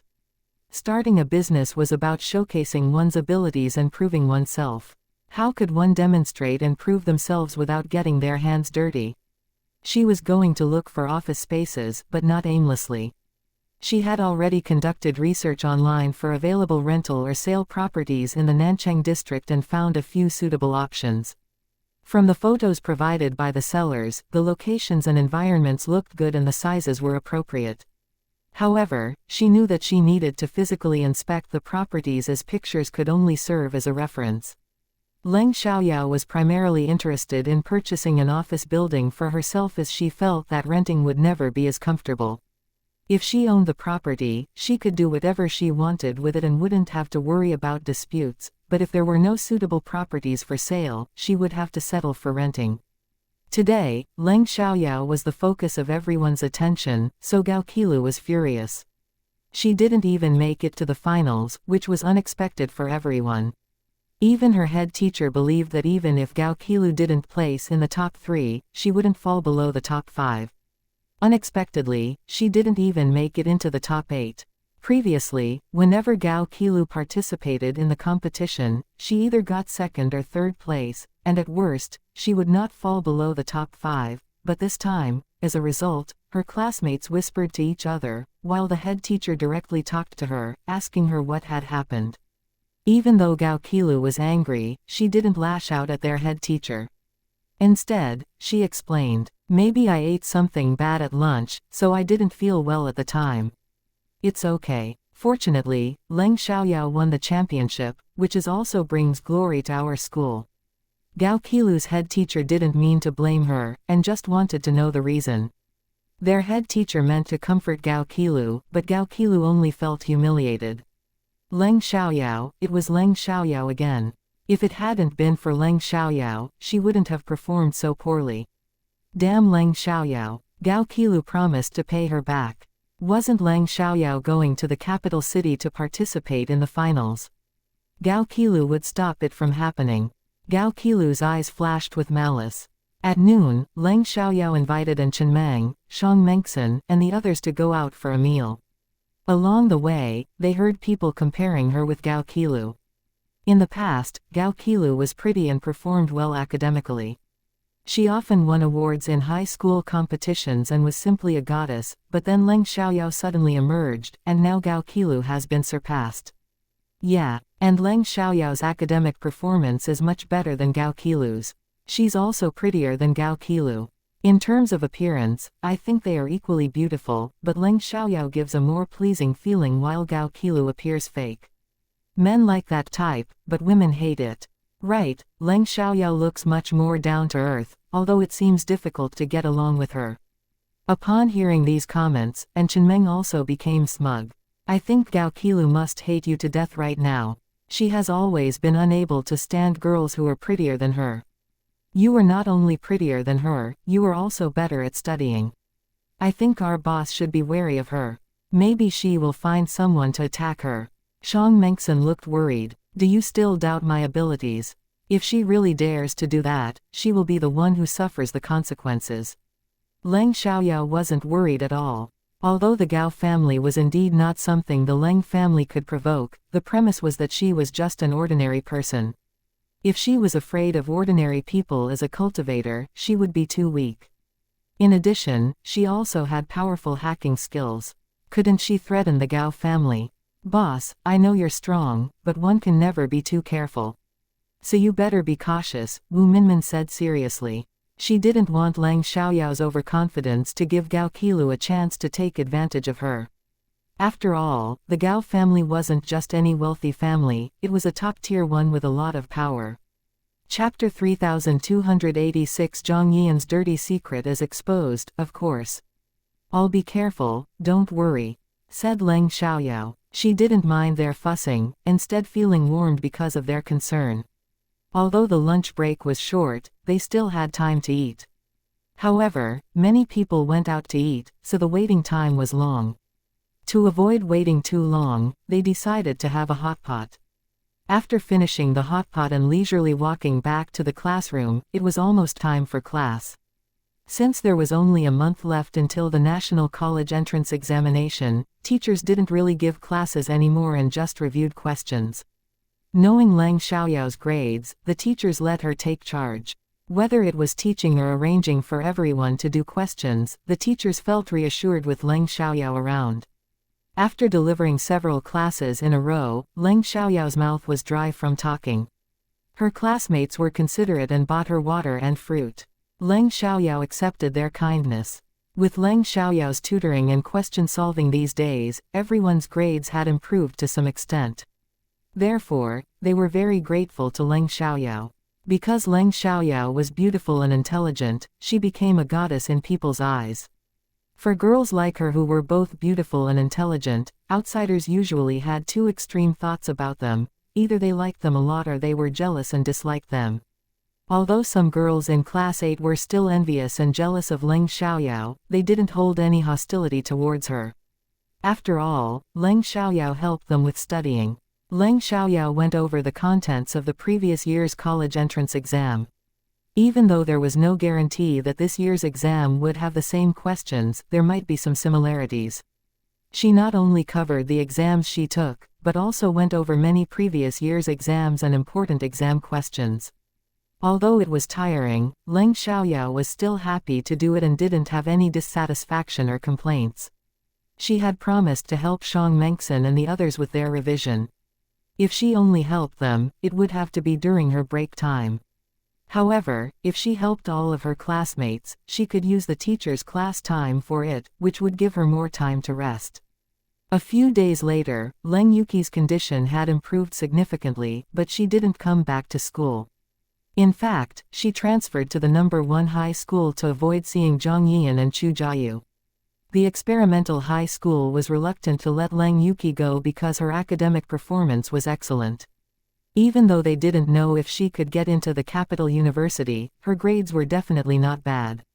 To make things easier, Leng Yihua personally spoke to the principal about it. Leng Yihua didn't want to explain the situation, so he just insisted on transferring Leng Yuqi to another school. The principal couldn't ask too many questions. The National College Entrance Examination was approaching, so the No. 1 high school readily accepted Leng Yuqi because the Leng family wasn't an ordinary family. Even if her grades weren't good, they would still do the favor. When Zhang Yian and Chu Jiayu found out that Leng Yuqi had transferred, they were both relieved. Although Chu Jiayu had been ignoring Zhang Yian for the past few days, she knew that she couldn't be friends with Leng Yuqi anymore. Therefore, she didn't want to have any conflicts with Zhang Yian either. After all, Zhang Yian was now Chu Jianan's girlfriend and even her parents didn't say anything about it, so she didn't dare say anything either. She just didn't know how to face Leng Yuqi, so she was happy that she didn't have to see Leng Yuqi. For the harm that Leng Yuqi had suffered, Leng Yecheng and his wife definitely wouldn't let it go. He could do nothing to the Chu family, but they could do something to the Zhang family.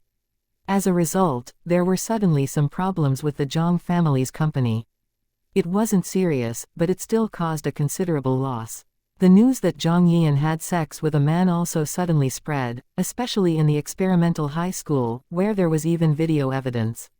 Although there was no big problem with couples having sex, the problem was that Zhang Yian was only a senior high school student. Dating at this age was unacceptable to parents, let alone having sex, and now it was even made known to everyone. Therefore, when the secret was exposed, all the students in the class crowded around Zhang Yian and asked her about what had happened. They didn't do it out of concern, but rather to join in the fun and gloat. Zhang Yian, who is that man? How could you have sex with him? Oh my God. Zhang Yian, you are so bold. You had sex with a man. If I did this and my family found out, they would definitely break my legs. Zhang Yian was about to go crazy and shouted at them, "He is my boyfriend." Because the video was very clear, it was impossible to deny that it was her. Even if he is your boyfriend, you can't be so cheap. Although many teenagers nowadays had boyfriends and engaged in sexual activities, there wouldn't be any problem if no one knew about it. However, if someone found out, especially in a place like school, things could get complicated. Zhang Yian couldn't take it anymore and ran out of the classroom. It must have something to do with the Leng family, otherwise who would make things difficult for her? Even though she knew that she was at fault, she felt that the Leng family had gone too far. Accordingly, after knowing what they did, she immediately called Leng Yuki. However, Leng Yuki had already blocked her number and she couldn't get through. She then called Chu Jianan, but he didn't answer either because he was in pain and didn't want to talk to anyone. Besides, he had only been playing with Zhang Yian in the first place, so naturally ignored her. When Chu Jianan didn't answer her call, she was so angry that she almost smashed her phone. The situation became more and more outrageous. Even if Zhang Yian said that he was her boyfriend, some people spread malicious rumors and directly portrayed her as a promiscuous girl, saying who knew how many men she had slept with. Hearing that, Zhang Yian was so angry that she almost passed out. Before long, their head teacher called Zhang Yian in for questioning. Zhang Yian explained, "Sir, he's my boyfriend. We had dinner and drank with friends that day. I got drunk, so he took me to the hotel in the bar to rest." Boyfriend. You are a high school student and you are about to take the National College entrance examination. Aren't you worried that having a boyfriend will affect your studies? Their head teacher asked. Nevertheless, after learning that the man was Zhang Yian's boyfriend, his negative view of her was somewhat alleviated, but he still disapproved of her having a boyfriend. Chapter 3287, She Should Apologize. He had reminded his students more than once not to date early, and to focus on their studies first. When they got to university, they could date as much as they wanted. "Sir, I know, but my grades are as good as usual and I have been fully focused on my studies during this time," Zhang Yian said. Her grades hadn't dropped since she started dating Chu Jianan, but her attention wasn't as focused on studying as before. She really liked Chu Jianan and wanted to see him every day. Even if she couldn't see him, she wanted to talk to him and chat with him. However, it was difficult to contact Chu Jianan, so she became anxious and sensitive. Their head teacher didn't scold her much since her grades hadn't dropped, and had even improved in this month's exam. After all, it was her own private matter. However, it had a considerable impact on the school, so it still needed to be dealt with. "Do you know who uploaded this video? Or do you have any suspects?" Their head teacher asked. "No, I don't know," Zhang Yian answered, lowering her eyes with a guilty conscience. She didn't want to tell the truth, afraid that things would get worse if more people knew. "Have you offended anyone recently?" Their head teacher asked again. "No," Zhang Yian replied, still looking nervous. Their head teacher noticed her nervousness but didn't point it out. Since she didn't want to say anything, there was no point in asking more questions. He let Zhang Yian leave first. When Zhang Yian was gone, their head teacher thought deeply about the news and somehow thought of Leng Yuki. Zhang Yian had a problem right after Leng Yuki transferred to another school. Could they have had any conflicts? Leng Yihua didn't want to say much about Leng Yuki's situation, so he couldn't ask too much. Obviously, it was embarrassing. Was it possible that there was an unusual relationship between Leng Yuki, Zhang Yian, and that man? And then, the head teacher felt that he thought too far, and was being too melodramatic, so he immediately stopped. Zhang Yian was extremely mad, and was in a very irritable mood. She was most afraid of her family finding out right now. If her family knew that she and Chu Jianan were together, they would be very happy, but the premise was that no scandals were involved. If there were scandals, it would be a different story. The rumors were too serious, so Zhang Yian didn't dare to stay in school and took a leave of absence. After hearing the news, Leng Xiaoyao guessed that it was Leng Yuki and her parents who did it because no one else knew about the video besides them. However, she didn't think that their behavior was wrong because she would do the same thing if she were in their shoes. Zhang Yian's parents were already anxious because of the trouble their company was involved in. When they found out that it was related to Leng Yihua, they were angry and frustrated. Leng Yihua had a good relationship with them, and their daughter and Leng Yuki were good friends. Why did Leng Yihua turn against them? Zhang Yian's father, Zhang Yuming, immediately called Leng Yihua. Leng Yihua knew the purpose of Zhang Yuming's call but didn't refuse to answer it. Leng, my company has encountered some problems. After investigating, I found that it has something to do with you. Can you tell me why? Zhang Yuming angrily questioned. I did it, and there is only one reason, which is related to your daughter. She knew that my daughter Yuki was dating Chu Jianan, but she still interfered and got together with Chu Jianan. They not only went to a hotel but Zhang Yian also frequently went to Chu Jianan's apartment.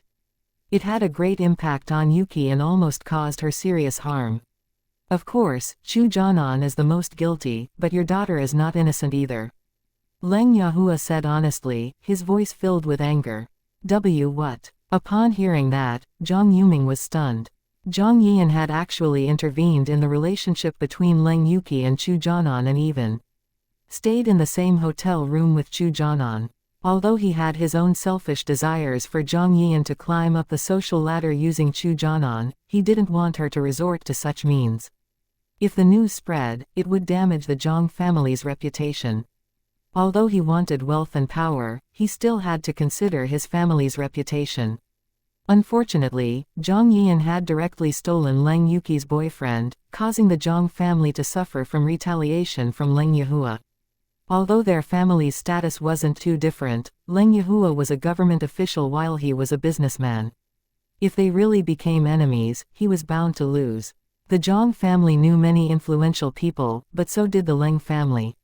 When it came to connections, the Leng family's connections were stronger. Not only did Zhang Yian steal Leng Yuki's boyfriend, but she also stayed in the same hotel room with Chu Jianan. How despicable. Zhang Yuming was burning with anger, but had to remain calm and talk to Leng Yihua in a more gentle tone. Leng, I didn't know. Please forgive us and I will educate Yian to behave properly in the future. Yian will apologize to Yuki. I'll see after she apologizes, Leng Yihua said, then hung up.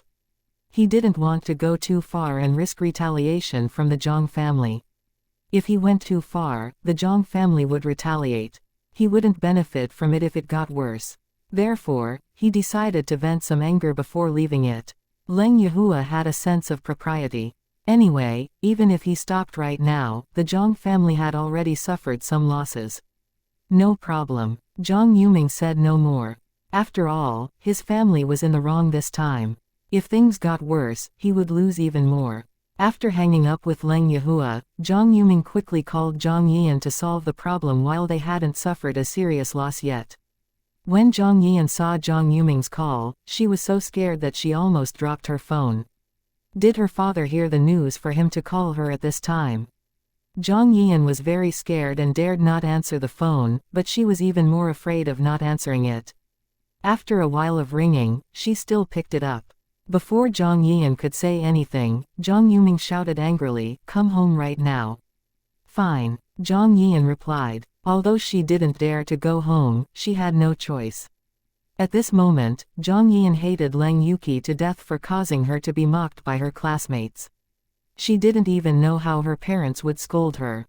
Although Zhang Yian understood that she was in the wrong, she still blamed Leng Yuki. Zhang Yuming was at work, but went home right after calling Zhang Yian. Chapter 3288, Go Apologize. When Mrs. Zhang saw Zhang Yuming return in a rage, she quickly asked, "Yuming, have you found out who's behind this?" "Who did this?" "It's Leng Yihua," Zhang Yuming said. "What? Don't you have a good relationship with him? Why would he do this?" Mrs. Zhang was surprised and asked in confusion. "It's all because of your well-educated daughter. She stole Chu Jianan away from Leng Yuki, and even went to a hotel with him." Zhang Yuming's anger, which he had just suppressed, rose again and he lashed out at his wife. Mrs. Zhang was also surprised. She couldn't believe that her daughter would do such a thing. Although Mrs. Zhang didn't care about moral standards, she had her own principles. At most, she was just a bit more open-minded. While she did hope that Zhang Yian could marry Chu Jianan because of his good family background, she didn't want her daughter to be so reckless in pursuing him. What was the difference between that and being a mistress? As a woman, she hated mistresses the most, so naturally she didn't want her daughter to be one. If Chu Jianan and Leng Yuqi were no longer good friends, then Zhang Yian could approach Chu Jianan. However, since Leng Yuqi and Chu Jianan were dating, she couldn't steal Chu Jianan away and even stay in the same hotel room with him. Mrs. Zhang couldn't accept it. Although it took two to tango, it was undeniable that Zhang Yian was in the wrong. If the news were to be spread, the Zhang family would be extremely humiliated. Besides, because of Zhang Yian's deeds, the Zhang family suffered a not-so-small loss. If they didn't handle it well, the losses could be even greater. What did Leng Yihua say about this? Mrs. Zhang asked, knowing that this matter might not be easy to handle. If someone did this to her daughter, she wouldn't let it go easily. After all, every parent loved their child. Yian should apologize first. Leng Yihua shouldn't go too far. After all, both of our families are powerful. If things get worse, it will only be a lose-lose situation, Zhang Yuming said. Anyway, he didn't want to suffer any losses. Since it was caused by their daughter, it was better to minimize the damage. Mrs. Zhang didn't know what to say and hoped that it could be resolved peacefully. However, with Yian causing such trouble, the Chu family might not approve of her. If Chu Jianan abandoned Zhang Yian in the future, it would be a double loss for them. As soon as Zhang Yian came in, Zhang Yuming slapped her and angrily scolded her, "You're shameless. How could you do such a thing as stealing your friend's man and going out to sleep with him? How shameless can you be?" After being slapped, tears immediately streamed down Zhang Yian's face, but she didn't dare to make a sound. Zhang Yuming continued, "Do you know how much damage you have caused to our family? Did you not think about the consequences before doing this? The Leng family even retaliated against our company." Upon hearing that, Zhang Yian was surprised. She couldn't believe that the Leng family would retaliate against their company. Why did her family have to be dragged into trouble due to their personal affair? Zhang Yian couldn't understand or accept it. With this thought in mind, Zhang Yian said, "This is originally a matter between me and Leng Yuqi, how can their family interfere with ours?" "This is too much." Zhang Yuming laughed in anger and said, "Does that mean if someone kills you, it's also a matter between you and them and we don't have to do anything?" Zhang Yian was struck dumb for a second and was speechless, because she thought it was impossible. If she was bullied outside, her family would definitely support her. "Tell me, when did you start with Chu Jianan?" Zhang Yuming asked sternly. "Not even a month ago," Zhang Yian weakly replied. "How did you get together?" Zhang Yuming asked again. This time, Zhang Yian didn't know how to answer it because she didn't want to admit that she had seduced Chu Jianan. In fact, Chu Jianan was interested in her too, that was why he took the bait. So it wasn't entirely her fault, but she didn't dare to push all the blame onto Chu Jianan. What if he found out and got angry with her and didn't want to be with her any longer? "Tell me." Zhang Yuming snapped at her. Zhang Yian was frightened and had to be honest. "That day, I drank too much. He took me to the hotel, and then," she couldn't say the rest. "But Jianan said he likes me too, that's why we got together," Zhang Yian said. "Chu Jianan isn't a good man. He was with Leng Yuqi because he didn't like Leng Xiaoyao. How long has it been since they broke up? Now he's messing with you. I don't think Chu Jianan really likes you. He's just playing with you," Mrs. Zhang said. Right now her impression of Chu Jianan couldn't be worse. Zhang Yian opened her mouth to defend Chu Jianan but also felt that what her mother said was right, so she didn't know what to do next. Could it be that Chu Jianan was really just playing with her? Zhang Yian was a little hurt inside and didn't want it to be true. "We'll talk about these things later. Let's visit the Leng family right now and apologize to Leng Yuqi," Zhang Yuming said. He didn't want to pursue so much. Solving the company's problems was more important. "I don't want to apologize to her." Zhang Yian felt very resistant as soon as she heard that she had to apologize to Leng Yuqi. Slap. The moment Zhang Yian finished speaking, she was slapped by Zhang Yuming. Zhang Yuming was angry and said, "What did you say? Do you want our family to suffer even more losses? You caused the trouble, and we helped you deal with it. Is it wrong? If you don't apologize, then get out of the Zhang family. We don't have a daughter like you." Zhang Yuming had always been good to Zhang Yian, but he still had the mindset of valuing sons over daughters. His company would be inherited by his son in the future, so the trouble that Zhang Yian caused this time had caused a lot of losses to the Zhang family's company, and he was really angry with Zhang Yian. If Zhang Yian didn't know how to behave, he really might abandon her. Zhang Yian was scared and also felt very angry. She thought that Zhang Yuming was being too harsh. The Zhang family wasn't inferior to the Leng family. Why were they afraid of them? Mrs. Zhang, however, didn't think that Zhang Yuming's words were too serious. On the contrary, she knew that he would do what he said, so she quickly persuaded her daughter. Yian, listen to your father and apologize. If you don't apologize, the Leng family won't let it go. You should pay for what you've done. Zhang Yian realized the seriousness of the situation, so even though she was unwilling, she had to agree to apologize. Therefore, Zhang Yuming immediately took Zhang Yian to visit the Leng family. Time was money, so wasting time meant losing money. Chapter 3289, Can an apology make up for everything? It was already 6 p.m., so Leng Yihua had just returned from work and was about to have dinner when they arrived. Because Zhang Yuming came with Zhang Yian, the Leng family postponed dinner. Everyone knew that Leng Yuqi's situation was related to Zhang Yian, so no one was in a good mood. It was impossible for them to invite the Chu family to share the meal. When Song Meiyu saw Zhang Yian, her eyes showed resentment, as if she wanted to tear her apart. If Leng Chengyuan was absent, she might really have done so. The Leng family knew that Leng Yihua had taken action against the Zhang family, but they didn't think there was anything wrong with it. Zhang Yian wasn't innocent and should pay for it. Nevertheless, Leng Chengyuan didn't allow things to go too far. Zhang Yian was wrong, but Leng Yuqi asked for it herself. Uncle Leng, Yihua, I came with my unfilial daughter to apologize and make amends. Yuki, Zhang Yuming looked around but didn't see Leng Yuqi in the living room. Mr. Zhang, it's really unfortunate that Yuki is still at school. She won't be back until the evening class is over, Leng Yihua said in a very cold tone. Zhang Yuming was taken aback and felt a little unhappy, but it wasn't Leng Yuqi's fault. He was too anxious and forgot that Leng Yuqi was still in school. He might not get what he wanted in this visit. Anyway, he didn't leave immediately and still apologized. Yihua, it's my fault for not educating my child well and letting her do such a thing, but the incident has happened and the damage has been done. We are very sorry for that. Yian was wrong, but it's not just her fault.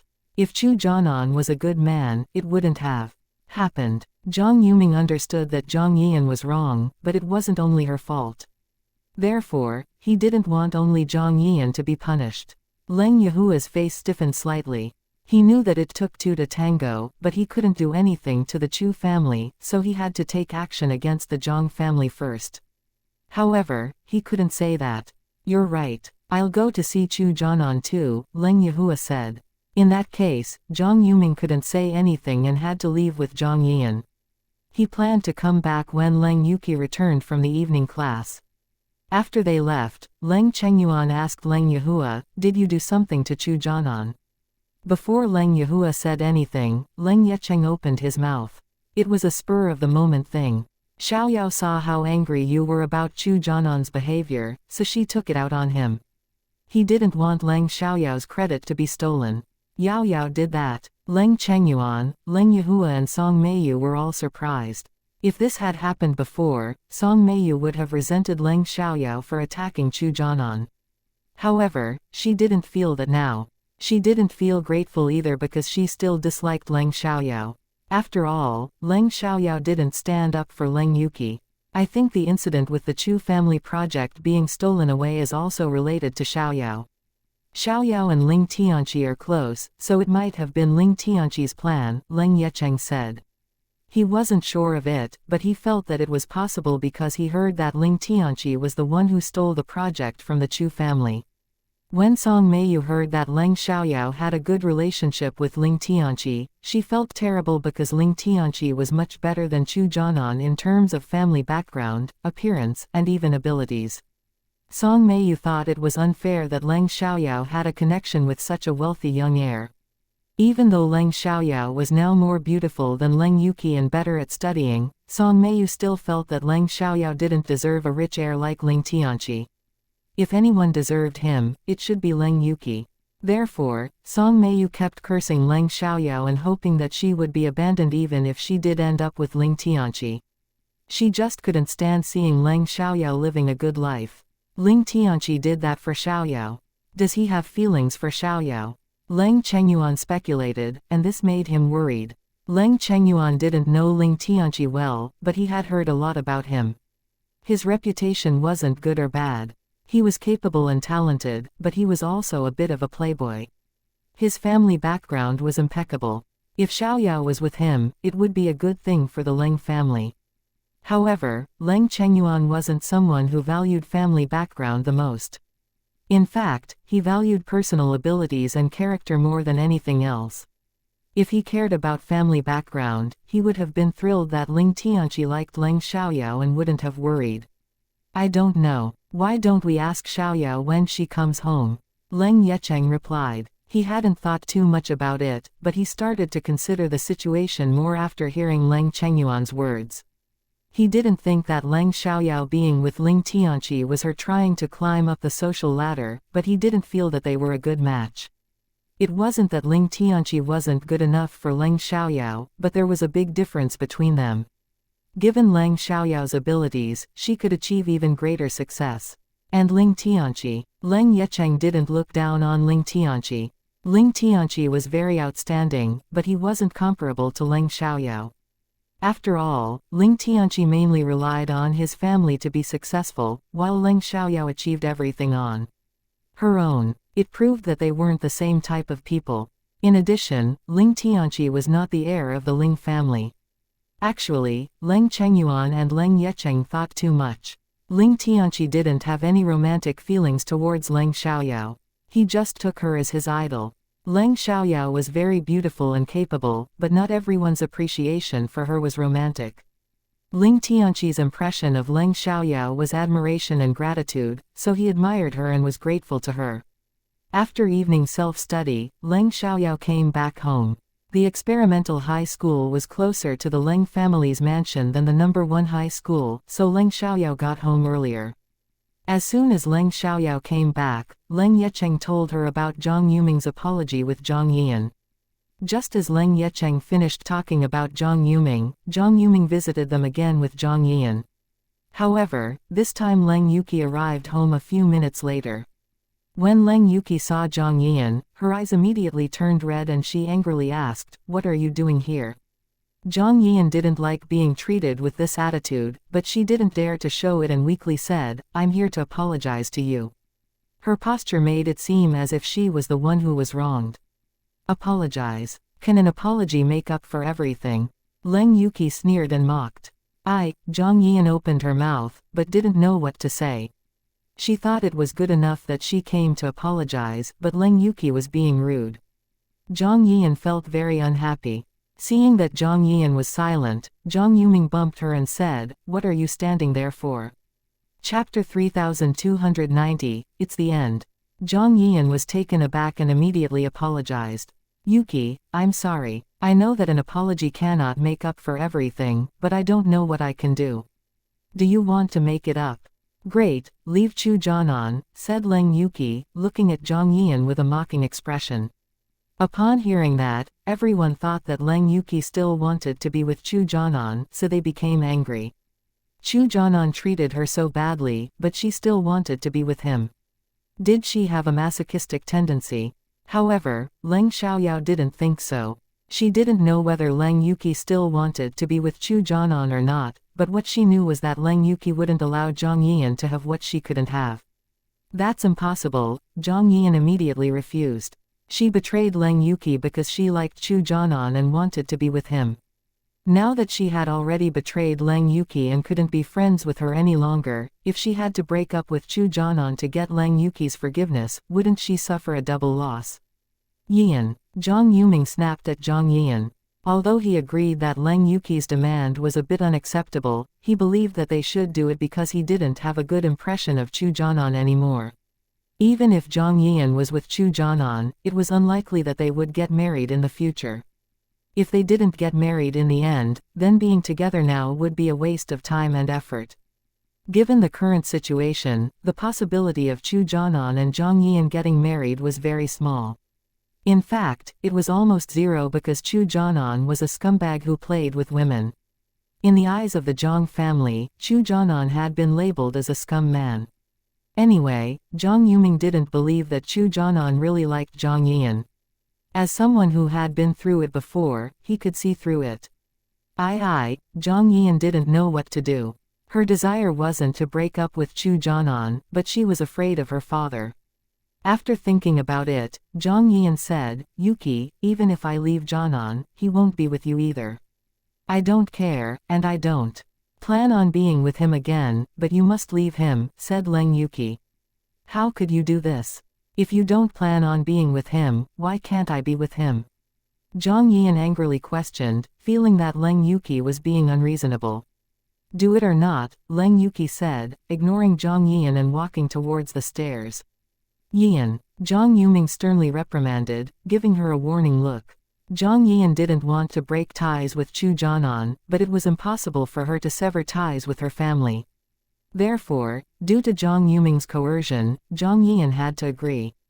"Fine, I'll leave him," Zhang Yian said. She decided to agree for the time being, but no one knew about the future. Leng Yuki paused for a moment, then walked upstairs without looking back. "I hope you keep your promise. You can leave now," she said. After giving them the boot, Leng Yuki went upstairs. "Yuhua," Zhang Yuming looked at Leng Yuha. He had already apologized, so shouldn't the matter be resolved now? "Since you've apologized, this is the end," Leng Yuha said. Zhang Yuming was relieved and left the Leng family's mansion with Zhang Yian. As soon as they stepped out of the Leng family's residence, Zhang Yuming's face turned extremely gloomy.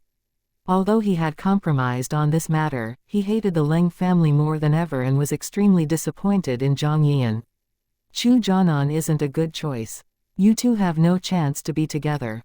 It's best if you really break up with him," Zhang Yuming said heavily. "But if he doesn't like me, he wouldn't have broken up with Leng Yuki." Zhang Yian retorted, believing that Chu Jianan did like her. "Humph, he likes you. He's just a playboy who goes from one woman to another. He'll abandon you for another woman just like he abandoned Leng Yuki. Do you really think that the Chu family would accept a woman who's been the other woman?"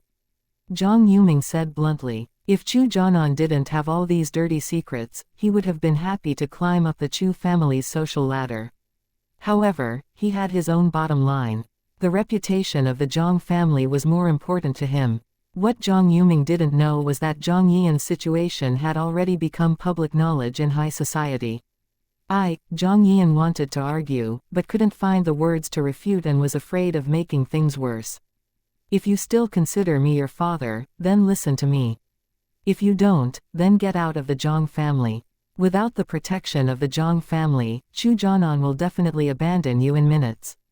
Zhang Yuming threatened. He could overlook what had already happened, but what was happening had to be done his way.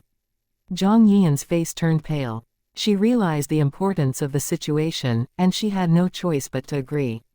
Although Leng Yuki's condition had improved a lot, she still looked lost and absent-minded. It was understandable. How could she recover in just a few days after such a big blow?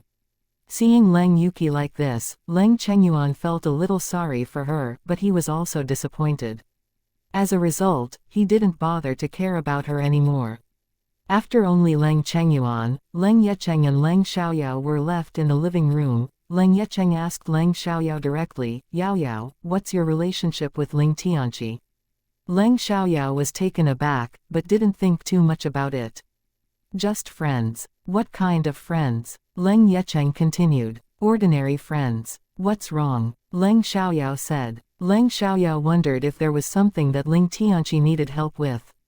"Really? Just ordinary friends?" Leng Yecheng persisted. "Uncle Yecheng, if you have something to say, just say it. Why beat around the bush with me? It's tiring." Leng Xiaoyao couldn't help rolling her eyes and said, resignedly. Leng Yecheng suddenly felt a little embarrassed. After clearing his throat a few times, he said, I simply want to know if Ling Tianqi likes you or if you like him." He didn't finish, but the meaning was already very clear. Leng Xiaoyao had a resigned look for a moment. Why do you think Ling Tianqi likes me? There's nothing between us. We're honestly just friends. Well, not exactly ordinary. I've saved him a few times and he treats me as his idol. Nevertheless, I don't have any romantic feelings for Ling Tianqi. I just think he's a good and loyal friend with a good background. There's nothing wrong with being friends with him. Chapter 3291, Do you think I'm easy to bully? She was a girl, so she wouldn't make friends with guys for no reason. It was mostly based on networking. Since it was a matter of connections, it was a mutually beneficial situation. They wouldn't just go out for meals and chat when there was nothing to do. Upon hearing that, both Leng Chengyuan and Leng Yecheng were surprised. Had Leng Xiaoyao saved Ling Tianqi? And more than once. Despite knowing that Leng Xiaoyao was skilled, they couldn't help but worry. How did you save him? Some people caused him trouble, and I helped him beat them up, said Leng Xiaoyao. She didn't elaborate. It was fine if Leng Yecheng was aware of her skills of car racing and gambling, but she couldn't let Leng Chengyuan know. Did those people hurt you? Leng Chengyuan asked. Those who dared to attack Ling Tianqi would naturally not take the Leng family seriously, so he couldn't help but worry. They don't have the guts or the ability, Leng Xiaoyao said confidently. They really didn't have the guts or the ability. As a cultivator, she wasn't afraid of ordinary people. Leng Chengyuan's face turned cold and he scolded her. Ordinary people may not be able to do anything to you, but there are many skilled people out there. Don't be too arrogant and be careful. Sure, I understand, Grandpa. Leng Xiaoyao obediently responded. She couldn't tell them that she was a cultivator and how powerful she really was, so she had to humbly accept their advice. Qin Wentao's ability was limited. He couldn't find evidence to prove that Qin Wenming framed him, nor could he find those people. Although he wanted to secretly take action against Qin Wenming, he was afraid that his grandfather would find out and it would have an even greater impact. Ling Tianqi waited for several days without any news from Qin Wentao. He knew that Qin Wentao couldn't find anything, so he took the initiative to call Qin Wentao. Qin Wentao, it's been many days already. How's the situation on your end? Ling Tianqi asked lazily, not getting angry despite the lack of news from Qin Wentao. He did it in order to bother Qin Wentao. After all, he already had evidence that it was done by Qin Wenming, and he would take revenge himself. I haven't found anything yet, Qin Wentao said heavily. He was getting frustrated without any evidence. If you can't find it, I can only report it to the police, Ling Tianqi said resignedly. Ling Tianqi, Qin Wentao immediately shouted, wanting to stop him but not knowing how. What? Asked Ling Tianqi. Why don't you investigate yourself? It's not me you should be targeting, Qin Wentao said, feeling aggrieved. Although the incident started because of him, he didn't do it. How do I know it's not you? You haven't found any evidence. If I have to investigate, I'll have to report it to the police and let them help me investigate. After all, I'm the victim, Ling Tianqi said. What do you want? Asked Qin Wentao in irritation. Qin Wentao, you need to understand that by telling you this instead of reporting it directly to the police, I've given you a chance. If you can't find any evidence, you can find someone to beat up Qin Wenming and let this matter go, Ling Tianqi said. He deliberately wanted them to fight each other because he knew about the situation in the Qin family. Ling Tianqi, you're doing this on purpose, Qin Wentao gritted his teeth in anger. So what? However, I'll keep my word. I'll give you 2 more days. If I don't hear anything about Qin Wenming within 2 days, I'll have to report it to the police, Ling Tianqi said before hanging up. Qin Wentao was so angry that he almost smashed his phone. He felt that Ling Tianqi was being too much. However, he forgot that when he bullied Ling Tianqi, he wasn't any better. In fact, Ling Tianqi was already being kind enough to him. If Ling Tianqi did the same thing as him, he might rebel. Sometimes, Qin Wentao thought about reporting to the police, since the mastermind behind the scenes wasn't him anyway. However, he was afraid that reporting would not only fail to uncover the true mastermind, but also incriminate himself. Qin Wenming wasn't doing any better than Qin Wentao. After all these days, Ling Tianqi hadn't come looking for Qin Wentao, and those people couldn't be contacted. He was very worried that something had been exposed. Even though Qin Wentao didn't seem to be acting suspiciously these days, he still felt that the current calm was like the calm before the storm. After thinking all day, Qin Wentao finally decided to take action against Qin Wenming, but not by paying someone else. He was going to do it himself. Qin Wentao was already an old hand at fighting, while Qin Wenming was weaker, so Qin Wenming wasn't a match for Qin Wentao and ended up in pain. "Qin Wentao, are you crazy? Why are you hitting me?" Qin Wenming angrily asked, but he lacked confidence because he thought that Qin Wentao must know something. "Why am I hitting you? Don't you know the reason?" Qin Wentao angrily retorted, hitting him harder. "What evidence do you have to say it was me? Show me," Qin Wenming demanded. "I don't have any evidence, but Ling Tianqi does. His friend is a hacker and they found out the truth. He simply told me first," Qin Wentao said. It was just a lie he made up, but he accidentally pointed out the truth. Qin Wentao had tried to hire a hacker to investigate it, but hackers weren't easy to find and he didn't know anyone who could find a hacker. As a result, he wasn't able to. This time he took a gamble, trusting Ling Tianqi's words and giving Qin Wenming a beating. What? Qin Wenming was surprised at the news that Ling Tianqi had hacker friends and had conducted an investigation. Qin Wenming didn't quite believe it, but he also felt that if it wasn't true, Qin Wentao wouldn't have dared to openly attack him at home. He would have been punished by their grandfather if he did. "I didn't plot against you, but you came to plot against me. Qin Wenming, do you think I'm easy to bully?" Qin Wentao said, with a sinister expression. After a while, Qin Wentao finally stopped and threatened. "If you don't want things to get worse, endure what happened today. Otherwise, I won't let you off easy." Qin Wenming was seriously injured, with a broken rib, and needed to rest for a few days. Qin Wenming was really afraid of Qin Wentao, so he didn't tell his family. Qin Wentao also suffered some minor injuries, but it wasn't serious. After beating Qin Wenming, he called Ling Tianqi and told him about what he had done, so Ling Tianqi stopped making things difficult for him. Chapter 3292. Play on the claw machine. Ling Tianqi planned to take revenge on Qin Wenming, but he didn't intend to go too far. If he went too far, wouldn't that also help Qin Wentao remove obstacles and become the heir of the Qin family more smoothly? After school on Saturday afternoon, Qinmeng took Leng Xiaoyao and others to have a meal. Although they were all rich and from prestigious families, they never chose high-end places to dine at. The food being delicious was the most important thing. Therefore, they didn't go to any high-end restaurants or dining halls, and instead went to have hot pot. The people hired by Gao Qilu had been trying to catch Leng Xiaoyao for a few days, but they hadn't been able to because Leng Xiaoyao was always driven to and from school by the Leng family's car. They really couldn't find a chance to make a move. However, today Leng Xiaoyao went out to eat with her classmates, which gave them a chance. When Leng Xiaoyao walked out of school, she noticed that she was being followed. She didn't do anything right away. If she had to take action, she would wait for them to make the first move.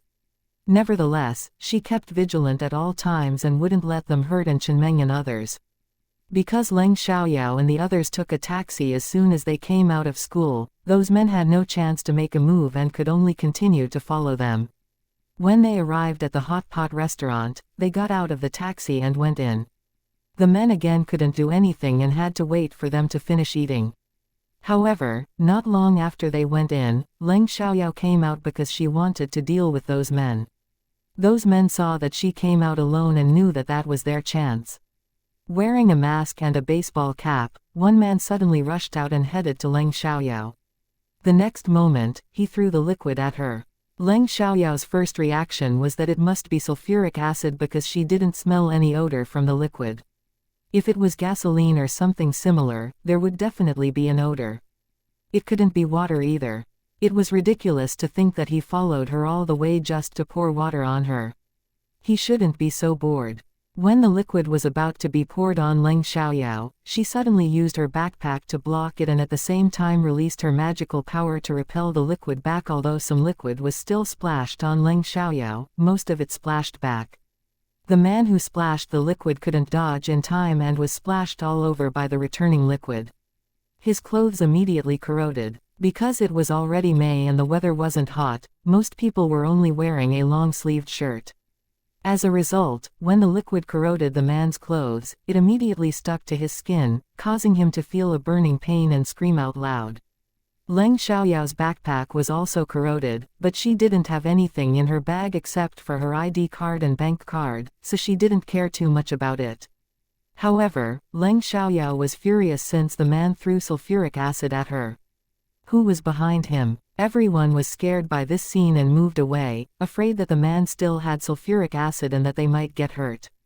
They were all guessing what terrible thing the woman had done to make the man want to splash sulfuric acid at her. After seeing the man's condition, they all realized that it was sulfuric acid. The man's upper body was burned by the sulfuric acid and he immediately tried to run away.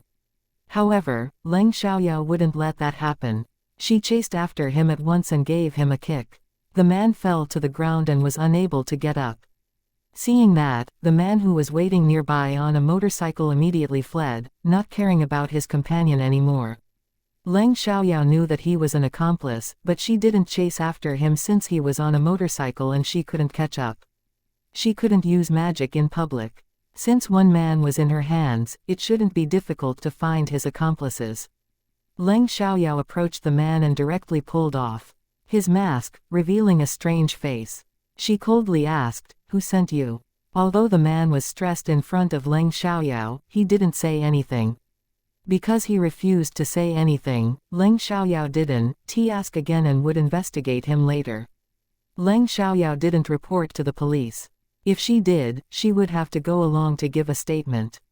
The man was injured and couldn't be handled right away anyway. She preferred to solve these things privately. Anyway, she still dislocated the man's arms before walking away. The man screamed in pain, scaring the onlookers. No one thought that Leng Xiaoyao's actions were cruel. Instead, they found it satisfying. After all, the man had thrown acid at the girl. The incident didn't take much time. When Leng Xiaoyao returned to her seat, the dishes were being served one after another. Leng Xiaoyao didn't mention the incident in order to not affect their appetite. Meanwhile, after the man escaped, he immediately contacted Gao Qilu and told her about the situation. Gao Qilu was so angry that she almost couldn't breathe. She couldn't believe that they failed. Gao Qilu asked the man to immediately find the guy and ask if he had exposed her. Even if he did, Gao Qilu wouldn't be afraid of Leng Xiaoyao given her family background. She was just concerned about her reputation. The man hadn't gone far, so he quickly found the injured man and sent him to the hospital. Although the injured man blamed his companion for abandoning him, he still didn't refuse to be taken to the hospital due to his injuries. The man asked the injured man if he had exposed Gao Qilu. The injured man said no. It was precisely because he didn't that Leng Xiaoyao dislocated his arms. After receiving the reply, Gao Qilu breathed a sigh of relief. Even though she failed this time, Gao Qilu had no intention of giving up and planned to find someone with better skills to deal with Leng Xiaoyao. After finishing their meal, and Chenmeng went to pay the bill. The 7 girls only spent 500 yuan. After all, most of them couldn't eat a lot. It's still early now. Why don't we go to the mall and shop for a while? Shang Mengxin suggested. They were currently in a food court next to a shopping mall, and the KTV they booked was also nearby, so there was no need to rush. No one objected, so they went to the mall. Because it was Saturday, there were a lot of people in the mall. There were many arcade games too. Girls were often interested in claw machines. When they saw a place with claw machines, they rushed over. Then each of them exchanged 50 yuan in coins and started playing on the claw machines. There were too many people, so it took a few minutes for 2 machines to become available. Leng Xiaoyao let them play first. After 10 unsuccessful attempts by each girl, they were discouraged. It was Leng Xiaoyao's turn. She missed on the first try, but succeeded on the second try. The group of girls cheered excitedly. Chapter 3293, Lord Pei's Fiancé. The third and fourth ones were successfully caught, which impressed everyone. The fifth and sixth ones were missed, but the seventh and eighth ones were also caught. A lot of people were attracted at once. All of them complimented Leng Xiaoyao for her skills. She wasn't only skilled, she was also beautiful. It cost 2 yuan to play once, so 50 yuan was enough for 25 tries. Leng Xiaoyao managed to catch 16 dolls, which was a rare feat that made everyone worship her. I don't like dolls. You can split them, Leng Xiaoyao said. Okay. Thank you, boss. The other girls accepted it without hesitation. With 6 people and 16 dolls, it wasn't an even split, so Chenmeng and the others gave their remaining coins to Leng Xiaoyao to play. Leng Xiaoyao caught another 8 dolls, so each girl received 4 dolls. At that moment, a little girl about 10 years old approached Leng Xiaoyao and handed her some coins, begging, "Can you help me catch a doll? Just one is fine." The woman accompanying the little girl looked embarrassed and unsure of what to do. The child really wanted a doll, but she couldn't catch one herself. The girl was really disappointed. Of course, Leng Xiaoyao didn't refuse. It wasn't a big deal. "Thank you so much," the woman said apologetically. "No problem," Leng Xiaoyao replied casually, then helped the little girl catch a doll. "Thank you." The woman immediately thanked her. After getting the doll, the little girl jumped up and down happily and thanked Leng Xiaoyao. "Thank you very much." "You're welcome." Leng Xiaoyao smiled. After catching dolls, they still had some time left, so they decided to go clothes shopping. Although Leng Xiaoyao had many clothes bought by Leng Yecheng, she had never bought clothes for herself before. Therefore, she wanted to experience the pleasure of shopping and planned to buy a few outfits. Since Leng Xiaoyao wanted to shop for clothing, the other girls decided to do the same. Although they were born in rich families, they didn't pursue international brands. They just looked at some mid to high-end brands. However, when passing by a luxury men's clothing store, Leng Xiaoyao's sight fell on the model by chance. She even had an illusion that the model's face resembled Li Mochen's. She felt that the clothes were perfect for him. Therefore, Leng Xiaoyao went in and wanted to buy Li Mochen some clothes. "Boss, who are you buying clothes for?" Chenmeng curiously asked. "For my grandfather and third uncle," Leng Xiaoyao said. It wasn't a lie, she had thought of buying for Leng Chengyuan and Leng Yecheng when she bought clothes for Li Mochen. She wouldn't forget her family just because of a man she liked. Why did she describe it like that? She and Li Mochen were just friends, so it wasn't appropriate to describe it like that. Anyway, upon thinking of Li Mochen's handsome face, Leng Xiaoyao couldn't help being distracted. Because this was a luxury brand store, each piece of clothing cost thousands or tens of thousands of yuan. Few young people came to look around in it. Even if they did, they usually came with their elders. As a result, right when Leng Xiaoyao and the others entered, they were stopped by a salesperson. "The clothes here cost thousands or tens of thousands of yuan. Can you afford them? If you can't afford them, don't come in and cause trouble." This salesperson had a condescending attitude. Obviously, this salesperson didn't think that Leng Xiaoyao and her friends could afford it. They were just here to look around. Chenmeng and the others weren't easy to bully. When they heard the salesperson's words, they were instantly annoyed. "Hey, who do you think you're looking down on? Why do you think we can't afford? Just because you work as a salesperson here doesn't make you superior. You're just a worker. You should treat everyone who comes in as a guest, regardless of whether we can afford it or not. You must show a proper attitude. If you don't have the ability to provide this service, then don't do this job." Although Leng Xiaoyao didn't join in the argument, she didn't stop the others either because she was also annoyed by the attitude of the salesperson. The salesperson flushed amid the criticism, but didn't think they did anything wrong. Instead, they felt that Leng Xiaoyao and her friends were going too far. Several customers in the store were also attracted by the argument and were unhappy with the noise from Leng Xiaoyao and her friends. They were also unhappy with the salesperson's attitude. No matter who entered the store, that person was a customer, regardless of whether they could afford to buy anything or not. The salesperson should be polite. However, not everyone thought this way. A woman and a young woman walked over, looking at Leng Xiaoyao and her friends with contempt. While showing contempt, the young woman also showed jealousy towards Leng Xiaoyao.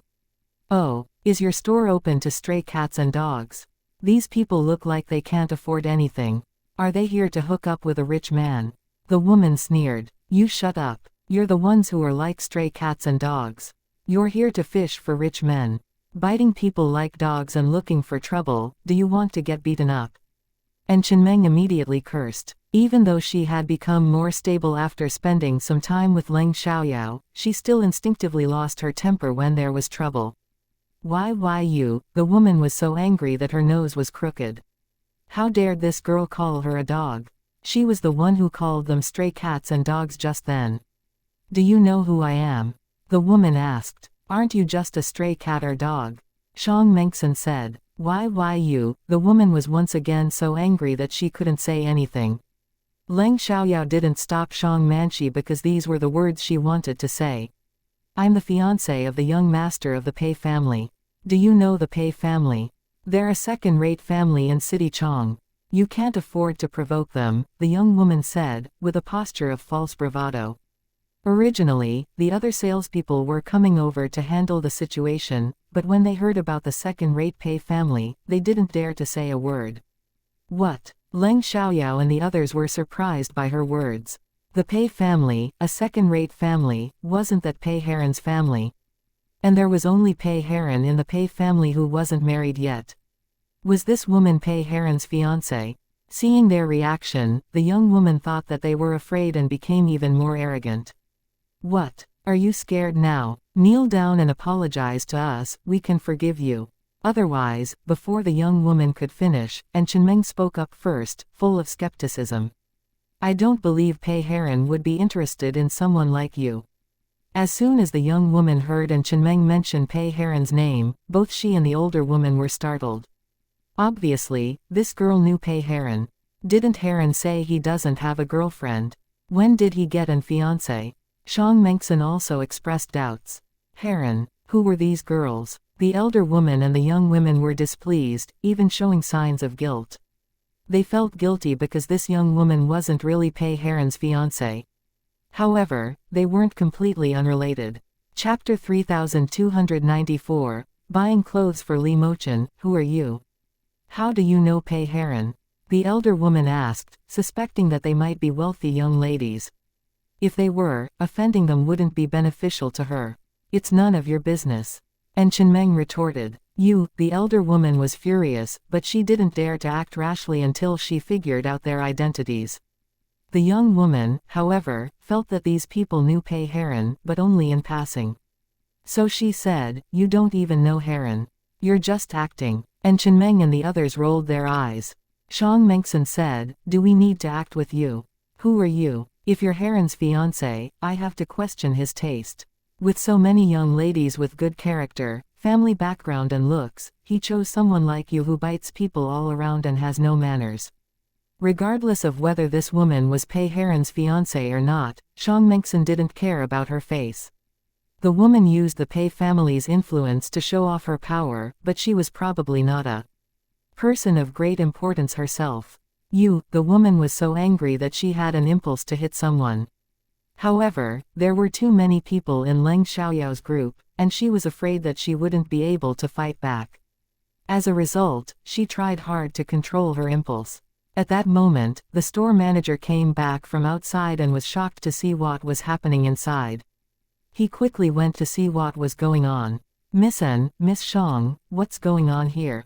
The manager recognized Chenmeng and Shang Mengxin because they had come to this store with their mother several times before. Seeing the manager being so polite to them, the salesperson, who had blocked their way earlier, became flustered. Damn it. The mother and daughter also realized that these girls' backgrounds weren't simple. Manager, you came just in time.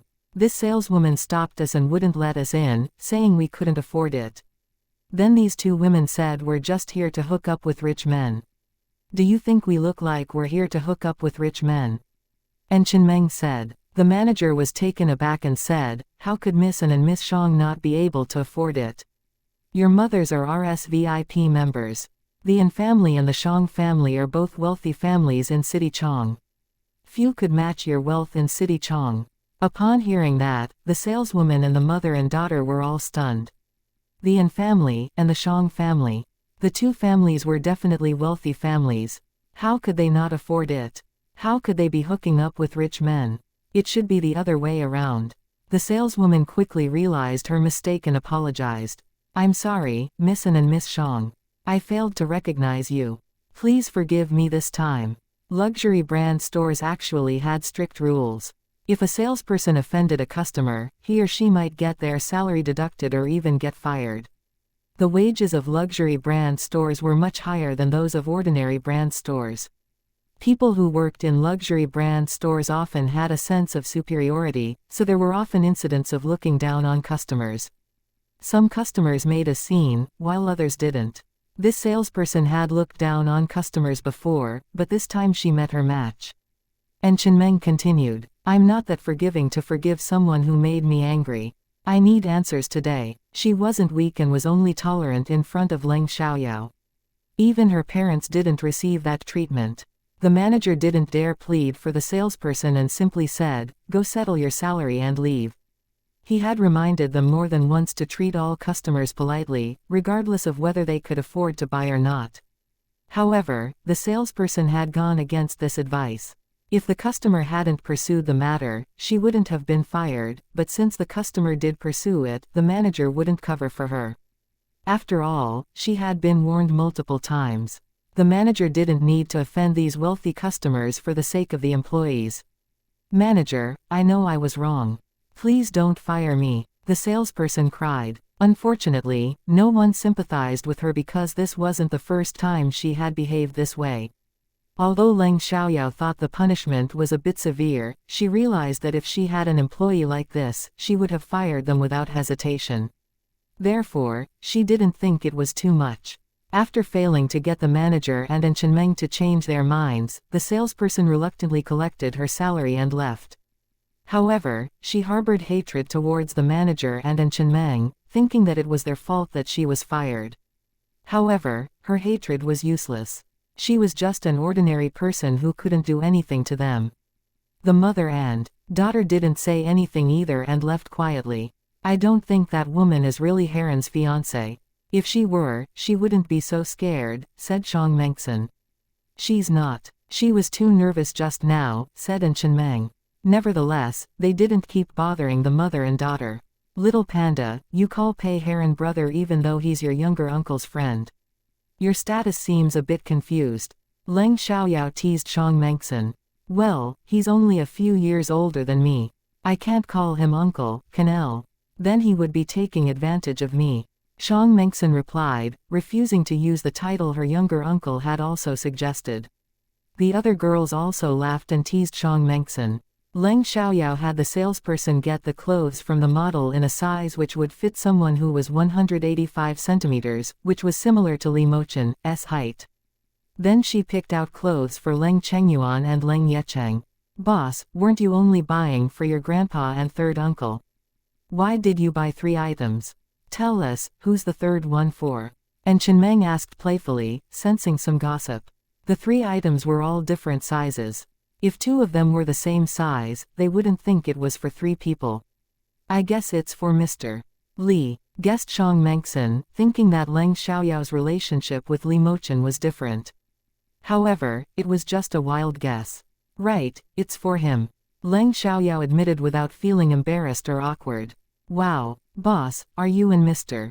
Li together? Wu Minmin immediately asked. Although she had only seen Li Mochen once at the Mo family's event, he was the most handsome and charismatic man she had ever seen.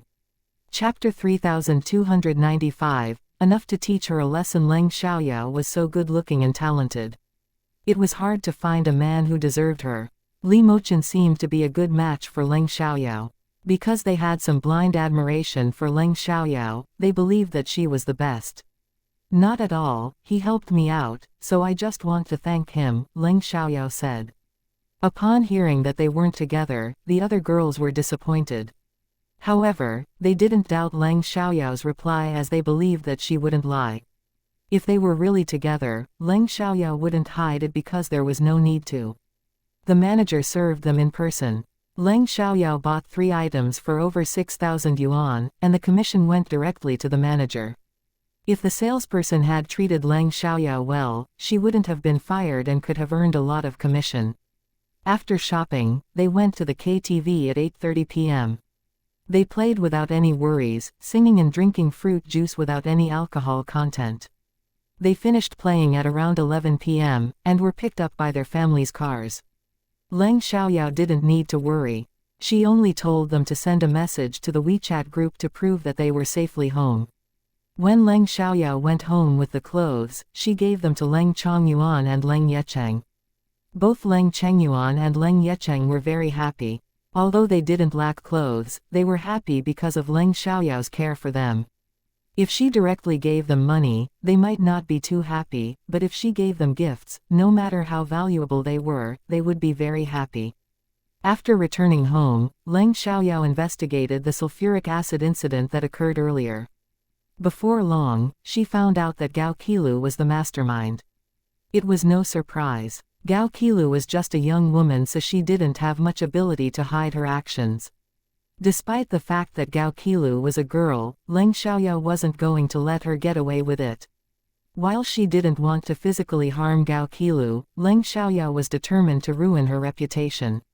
Leng Xiaoyao gathered the evidence and created new accounts on Weibo and several campus forums to post about the accident. She even found evidence of Gao Qilu bullying other students in the past. Because surveillance footage was usually only kept for a month or two, Leng Xiaoyao was only able to investigate incidents from the past 2 months. However, during that time, 2 other girls had fallen victim to Gao Qilu's viciousness. Today's event had been investigated and revealed, but it took Leng Xiaoyao an hour to uncover the previous accidents. The prettiest girl of the experimental high school, Gao Qilu, the daughter of a first-class wealthy family in City Chong, is so vicious that she paid someone to splash sulfuric acid on a female schoolmate. The prettiest girl of the experimental high school in City Chong, Gao Qilu, has secretly bullied her female schoolmates simply because she's jealous of their good looks. With surveillance videos and recorded phone calls, Gao Qilu is now firmly established as a person planning to harm and bully her schoolmates. It was clear that Leng Xiaoyao didn't care whether Gao Qilu could pass the national college entrance examination or not. She never hesitated to deal with those who wanted to harm her. Although the posts were posted in the middle of the night, there were still many night owls. The campus forum was already lively, so Leng Xiaoyao didn't need to manipulate it deliberately. Instead, she used her hacking skills to set up a pop-up window on Weibo. Anyone who was still browsing Weibo at this time would be able to see it, but whether they would click on it or not was unknown. Anyway, even if not everyone clicked on it, there were still a lot of people who did. Therefore, the exposure was relatively high. As soon as the post was sent out, people saw it, and there were quite a few of them. Its clout was rapidly increasing. Because there was evidence, everyone was cursing Gao Qilu. Is this how privileged daughters act? Bullying female schoolmates and plotting against them, that's right. She's so privileged that she doesn't have to pay for murder. Damn it, she's too arrogant. I can't believe such an evil person is the prettiest girl in their school. She should be the ugliest. Students from the experimental high school soon saw the post. Wow, Gao Qilu is so ruthless. Will Leng Xiaoyao also be targeted by her? It seems that Leng Xiaoyao is in danger. She's not only prettier than Gao Qilu, she is also better at studying. Why does the person who was splashed with sulfuric acid look a bit like Leng Xiaoyao? When someone said that, everyone looked at that part of the video again and felt that it looked more and more like Leng Xiaoyao. To be honest, I had already guessed that Gao Qilu might go after Leng Xiaoyao, since similar things have happened before. Regarding the situation where Gao Qilu was different in public and private, only a small part of it was known. Leng Xiaoyao only posted it on forums and Weibo. She didn't report it to the police. The Gao family was an extremely wealthy family in City Chong. Even if they reported it to the police, they would still protect Gao Qilu. It would only be different when there was a more important figure involved on Leng Xiaoyao's side. However, Leng Xiaoyao's hatred towards Gao Qilu wasn't strong enough to want to completely eliminate her. The damage to Gao Qilu's reputation was enough to cause her trouble. Gao Qilu found out about this the next day at around 9 a.m. The news was discovered by a friend of hers first, then she was told over the phone. Reading the comments online, Gao Qilu's face turned pale and her whole body trembled. What should she do? What should she do? What should she do? Who posted these things? How did the person get these things? She wasn't afraid of being arrested by the police because of the Gao family. However, she was afraid that her reputation would be damaged. Even if she did these shameful things, she still didn't want them to be spread. Now what could she do? Left with no choice, Gao Qilu had to turn to her father for help. When Gao Zonggang, Gao Qilu's father, learned that his daughter had bullied her schoolmates and it had been spread online, he was also very angry. He didn't think it was a big deal for Gao Qilu to bully female schoolmates. It must be because they provoked Gao Qilu. Bullying female schoolmates wasn't a big deal. Why make it public and let everyone know? The Gao family was humiliated. Gao Zonggang found the post online and couldn't help frowning when he saw the part about the sulfuric acid. He also thought that was going too far, but he was still biased towards his own daughter. He immediately called his secretary to handle it. After learning about the situation, the secretary felt disgusted with Gao Qilu, but there was nothing he could do. After all, she was his boss's daughter. Even if he didn't like her, he still had to handle it. The first thing the secretary did was to find the website administrator who posted these articles and ask them to delete them, as well as investigate who posted them. The Gao family was very influential. Once the Gao family intervened, the forum and Weibo administrators agreed to delete the posts. Chapter 3296. Expelled. However, when they tried to delete the posts, they found that they couldn't delete them nor could they find the poster's ID. They instantly realized that they had been hacked. Being hacked meant that they couldn't help the Gao family anymore. They were angry about it too. Without delay, they sought out their own team of hackers. As a networking platform, they naturally had technical personnel. Unfortunately, as soon as the hacker got started, the computer immediately got infected with a virus. A line of words appeared: just want to expose the evil deeds on the platform. Do not remove them. The virus won't harm your computer. The posts would be deleted after 24 hours. After 24 hours, the news would have already spread widely. Even if it was deleted, the impact was enough. Moreover, deletion was only for the original post.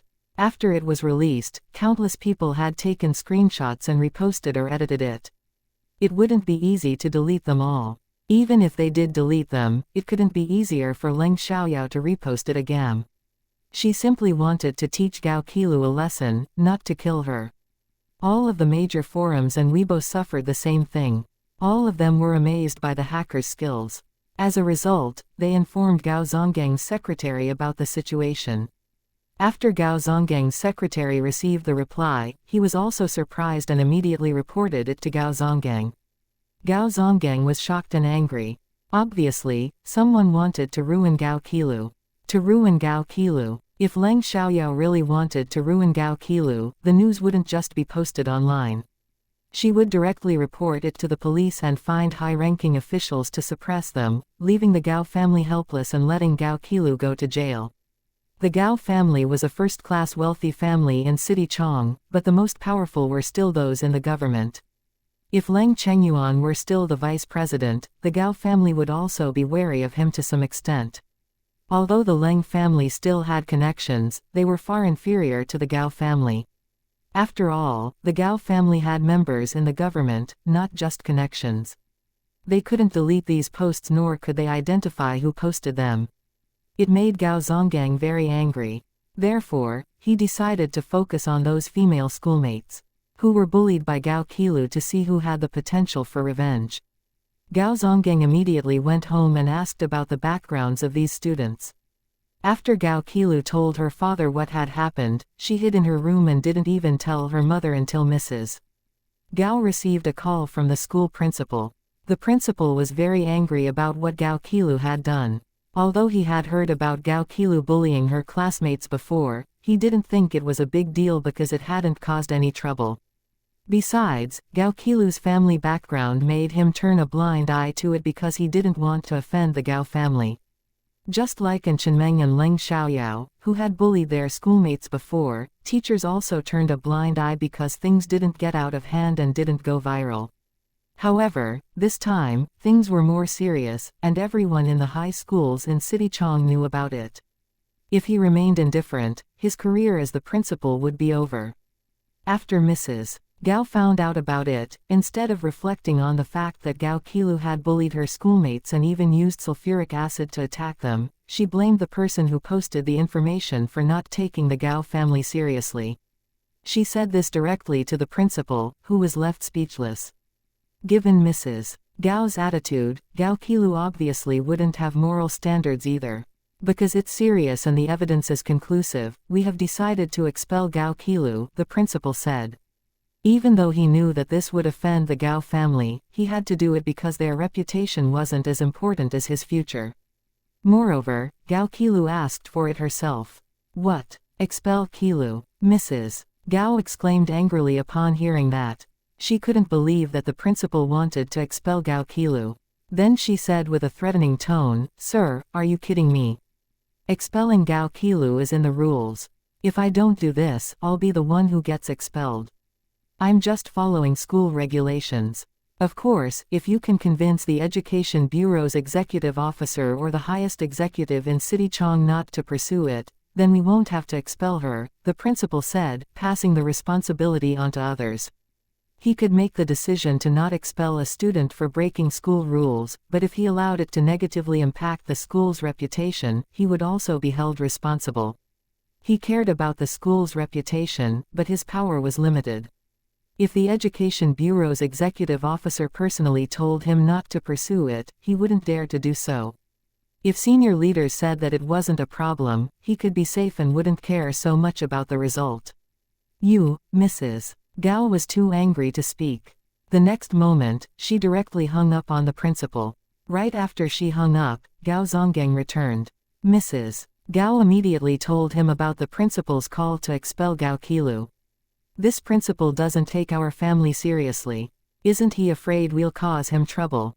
And he said we need to convince the Education Bureau's executive officer or the highest executive in City Chong to not pursue it. If Gao Qilu was expelled, their family would become a joke. Honestly, Gao Qilu already made herself a joke. In the era of the internet, news like this spread quickly, and netizens were already attacking Gao Qilu heavily. It filled Gao Qilu with fury. If they were in front of Gao Qilu, they wouldn't dare to insult her.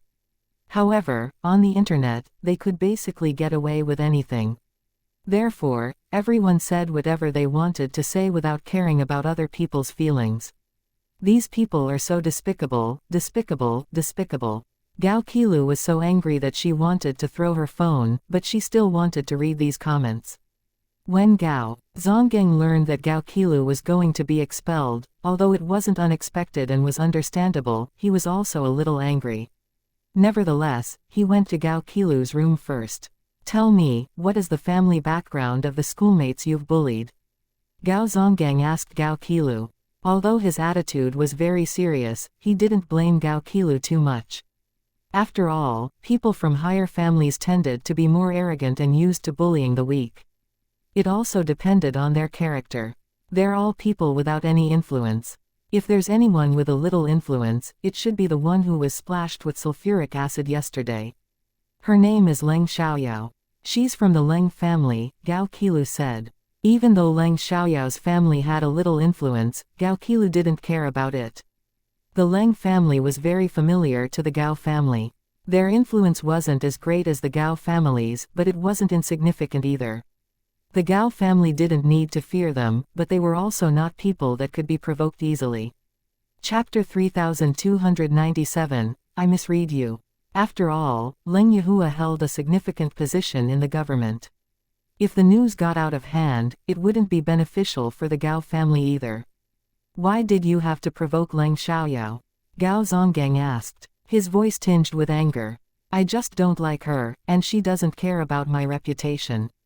Gao Qilu replied defiantly. What did she do? Gao Zonggang asked. He knew exactly what his daughter was like. She was always the one bullying others. Given her status, not many dared to provoke her. I was just trying to talk to her, but she mocked me, Gao Qilu said without a hint of guilt. Her parents, however, didn't believe that Leng Xiaoyao would mock Gao Qilu without a reason. Nevertheless, it wasn't important. They didn't feel guilty about it either. Instead, they were suspicious of the Leng family and got angry. Could it have been the Leng family's idea? Mrs. Gao fumed. She was angry. How could she be mad at Leng Xiaoyao? What right did she have to be angry? Her daughter had paid someone to throw sulfuric acid on a girl and tried to ruin her. If Leng Xiaoyao had been an ordinary girl, she would have been disfigured.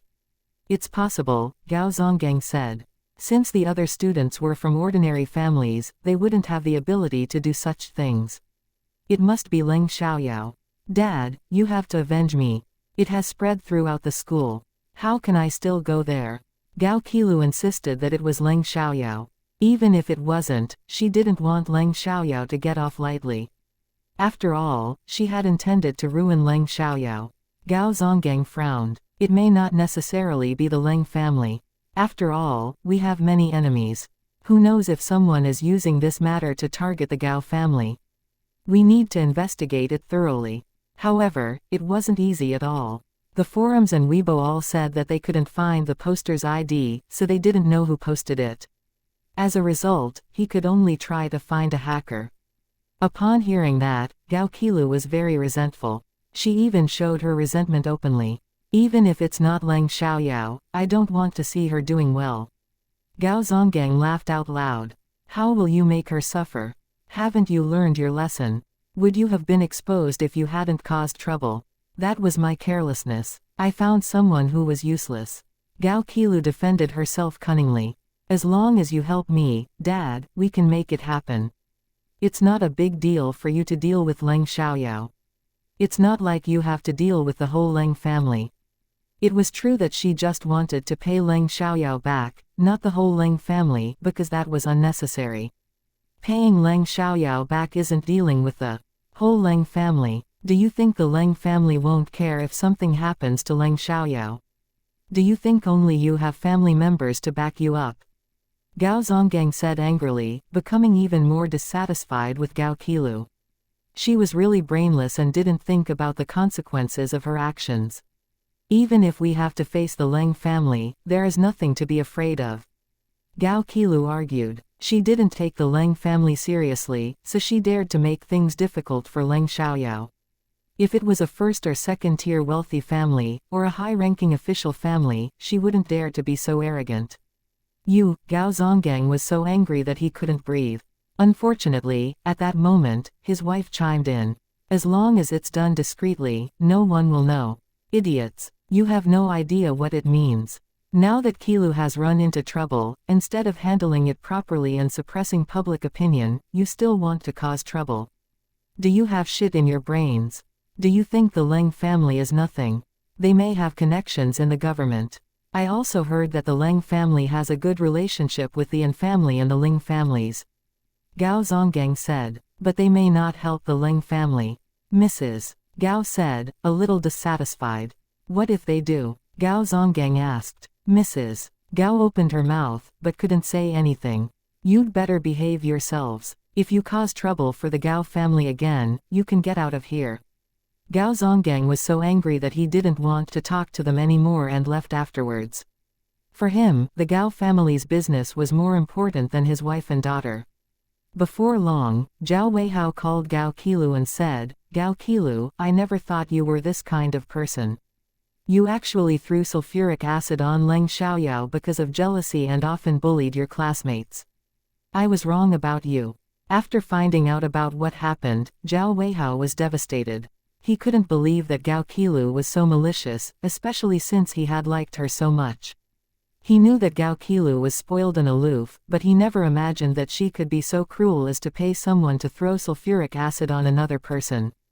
This news had caused his feelings for Gao Qilu to fade even more.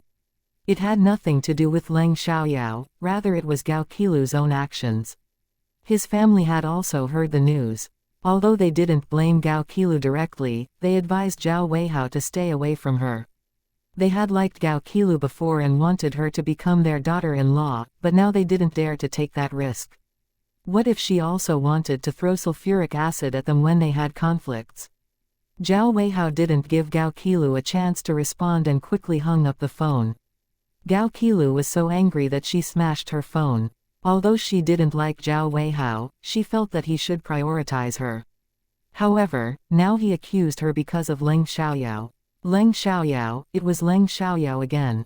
It seemed that she wouldn't be able to release her anger until she taught Leng Xiaoyao an unforgettable lesson. At that moment, Gao Qilu's mindset was that anyone who defended Leng Xiaoyao was going against her and would increase her resentment towards Leng Xiaoyao. Leng Xiaoyao couldn't care less about Gao Qilu. She went to meet up with the female teacher in charge at school before heading to the airport. The female teacher was called Zhou Jing. She was a young teacher in her late 20s who was very pretty and looked gentle and quiet. However, one shouldn't be fooled by her appearance, because she was tough and had even learned taekwondo. The school arranged for Zhou Jing to be in charge because they were worried about any unexpected situations that might arise during the trip. If they had assigned a delicate teacher, they would have to rely on Leng Xiaoyao to take care of the students. In addition, Zhou Jing graduated from a university in the capital city and was somewhat familiar with the area, which made things easier. Zhou Jing had a very good impression of Leng Xiaoyao. She used to hate Leng Xiaoyao, but Leng Xiaoyao was different now, so she didn't hold any negative feelings towards her any longer. Chapter 3298, refused to apologize to Leng Xiaoyao. Although Zhou Jing knew that Leng Xiaoyao was very smart, she still encouraged her not to be nervous and not to feel any psychological burden. Although Xiaoyao wasn't nervous and didn't have any psychological burden, she still humbly listened to her teacher. The Leng family didn't pay attention to the news about Gao Qilu, so they didn't know about the fact that Leng Xiaoyao was splashed with sulfuric acid. Otherwise, they would have already visited the Gao family, regardless of whether they could do anything or not. However, Chenmeng and the others knew about it. Later, the An family and Ling Tianqi heard about it too. They were all very angry. Yesterday, when they dined outside together, Leng Xiaoyao said that she needed to go out for a while. Unexpectedly, that incident happened. Even though Leng Xiaoyao was fine, it didn't mean that they weren't angry. When Leng Xiaoyao arrived at the airport in the capital city and turned on her phone, she saw several missed calls and messages from An Chenmeng and Ling Tianqi. She knew that they must have read the news about Gao Qilu. Leng Xiaoyao didn't reply to each of them individually. Instead, she sent out a message in their WeChat friend group. After that, she called Ling Tianqi. Xiaoyao, I read in the news that you were splashed with sulfuric acid because of Gao Qilu yesterday. Are you all right? Ling Tianqi asked with concern. Because the surveillance video wasn't clear, he couldn't be sure. In addition, he cared about Leng Xiaoyao, so it was necessary for him to ask her how she was doing. I'm fine. My bag just got stained, said Leng Xiaoyao. Do you want us to do something to punish the Gao family? Ling Tianqi asked. He was eager to take action against the Gao family when he heard about the accident, but the Gao family wasn't an ordinary family and it wouldn't be easy to take action against them. Nevertheless, if Leng Xiaoyao needed his help, he wouldn't hesitate. No need, I'm fine. It's not necessary to go all out against Gao Qilu. The public opinion is enough for her to deal with. Leng Xiaoyao declined Ling Tianqi's offer. All right, if you need anything, just let me know. Don't hesitate to call me. Ling Tianqi respected Leng Xiaoyao's decision. Meanwhile, An Chenmeng's father called Gao Zonggang directly. Chairman Gao, your daughter doesn't have many moral standards. She actually laid her hands on my goddaughter. Mr. And said coldly. Although the An family wasn't as powerful as the Gao family, they were not afraid of them. After all, it was the Gao family's fault this time. Since Mr. And stood out for Leng Xiaoyao, he needed an appropriate identity, so he directly referred to her as his goddaughter. Who is your goddaughter? Gao Zonggang's heart skipped a beat as he asked. He had already guessed that it was Leng Xiaoyao because there were rumors that the Leng family and An families were very close. Unexpectedly, the An family indeed stood out for Leng Xiaoyao. Leng Xiaoyao. And Fu said. It wasn't surprising. Although the An family was only a second-rate wealthy family in terms of assets, their strength and connections wasn't inferior to the Gao family. Gao Zonggang could become the head of a first-class wealthy family because he wasn't a reckless and arrogant man. He always weighed the pros and cons of everything. If he didn't suffer a loss, he would bully others without feeling guilty and wouldn't bother to explain why. However, if his interests were threatened, he would still compromise when necessary.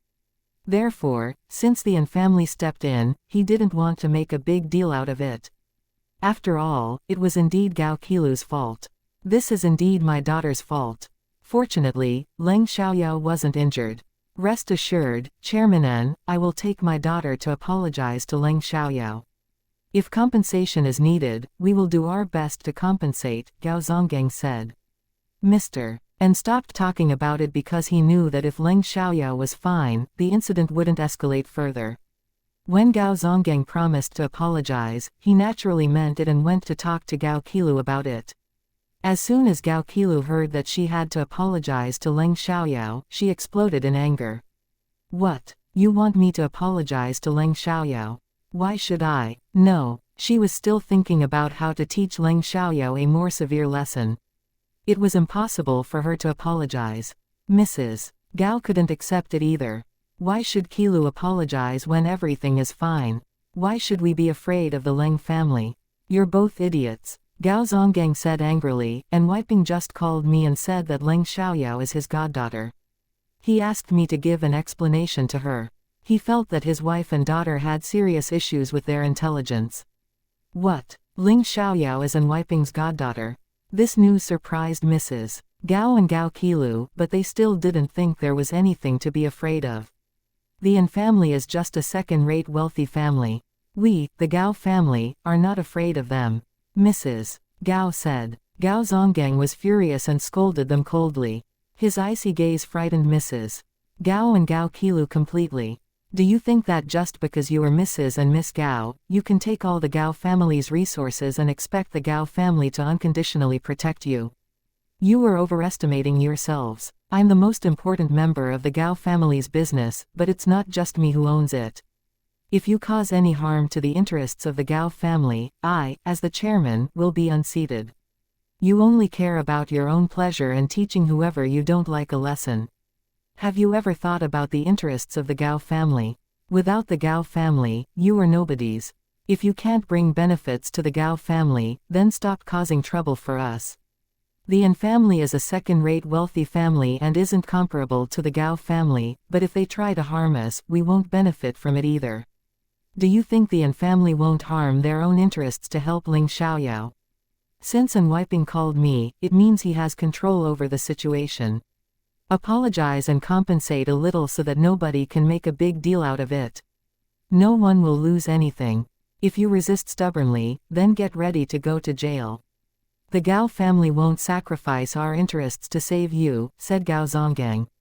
Mrs. Gao and Gao Qilu were both scared at the mention of going to jail. Although the news had really damaged Gao Qilu's reputation, it would soon be forgotten. However, if she went to jail, it would be a different story. Qilu, just listen to your dad. Mrs. Gao couldn't accept the thought of her daughter going to jail. Gao Qilu didn't say anything because she was unwilling to accept the result, but she couldn't do anything about it. Today is Sunday. The Leng family should be at home. Pack up and go with me to visit them. Once Gao Zonggang finished speaking, he turned and left. As soon as Gao Zonggang left, Gao Qilu couldn't help but complain to her mother.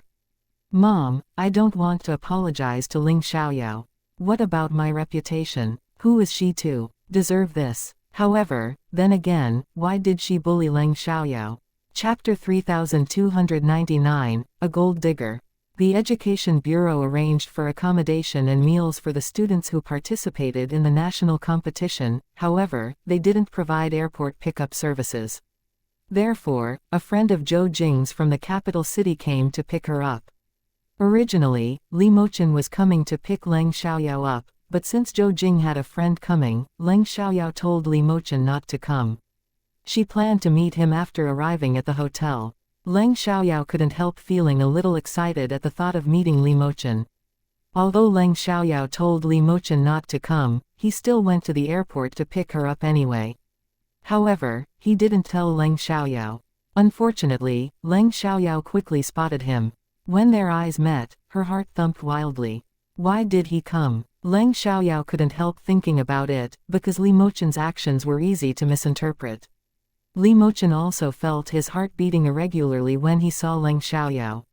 He even felt nervous when he looked at her. A young man, who was quite handsome, came to pick up Zhou Jing. Upon seeing Leng Xiaoyao, he was amazed by her beauty. The man was straightforward and said to Zhou Jing at once, "Zhou Jing, your student is stunning." He praised Leng Xiaoyao's stunning look without any ulterior motives. Zhou Jing replied, "Of course, Leng Xiaoyao isn't only beautiful, she also excels in her studies." The man continued, "I can tell she's excellent. Otherwise she wouldn't be able to participate in the national competition. A student of mine, Zhu Xiaoxiao, who is one of the top students in our grade, couldn't even win first place." Zhou Jing then introduced the man. "This is Gao Lei, my college schoolmate and a senior high school teacher at the number 8 high school in the capital city." "Nice to meet you, Mr. Gao." Leng Xiaoyao greeted him. "Nice to meet you too, Leng Xiaoyao." Gao Lei replied. "Let's go, get in the car." They all got into the car and left. After Leng Xiaoyao left in the car, Li Mochen followed her in his car. Gao Lei suggested, "Let's have dinner first, then we'll go to the hotel." "Sure. Is it okay with you, Leng Xiaoyao?" Zhou Jing asked and turned to Leng Xiaoyao. "I'm sorry, I have plans with a friend who's waiting for me at the hotel. I'll go out with him later." Leng Xiaoyao replied. "I see. Well then, be careful," Zhou Jing said, reminding her. She was worried about Leng Xiaoyao being alone in the capital city, but the principal had instructed them not to restrict her during non-competition time. She was aware that Leng Xiaoyao was very strong and wouldn't be at a disadvantage even if she encountered trouble. "Zhou Jing, how could you agree to this? Leng Xiaoyao is just a girl. What if something goes wrong?" Gao Lei strongly disagreed. Even if Leng Xiaoyao was going to hang out with her friend, it might not be safe. "Don't worry, Mr. Gao. I'm very skilled, and so is my friend. Anyone who messes with us will only end up getting hurt." Leng Xiaoyao reassured him, grateful for Gao Lei's concern. Hearing that, Gao Lei was surprised. This delicate-looking girl turned out to be skilled in martial arts. In fact, Zhou Jing seemed quiet and gentle, but was also a martial artist.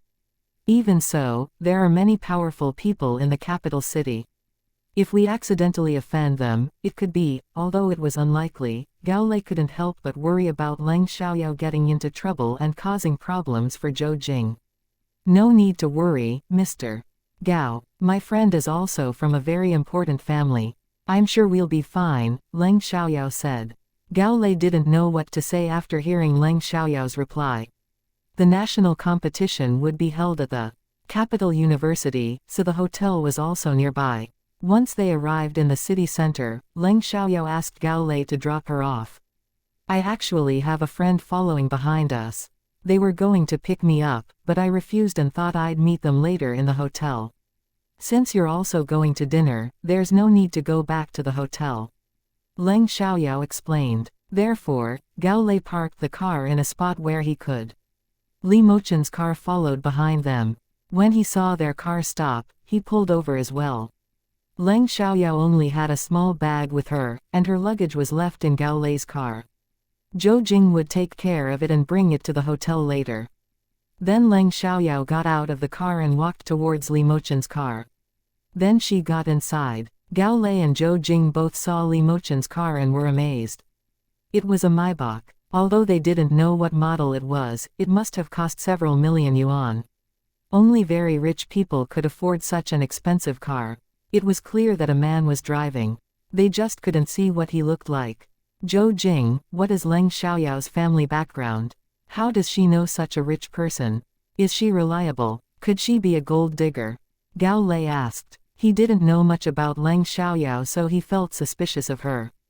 Leng Xiaoyao's grandfather once served as the deputy mayor of City Chong.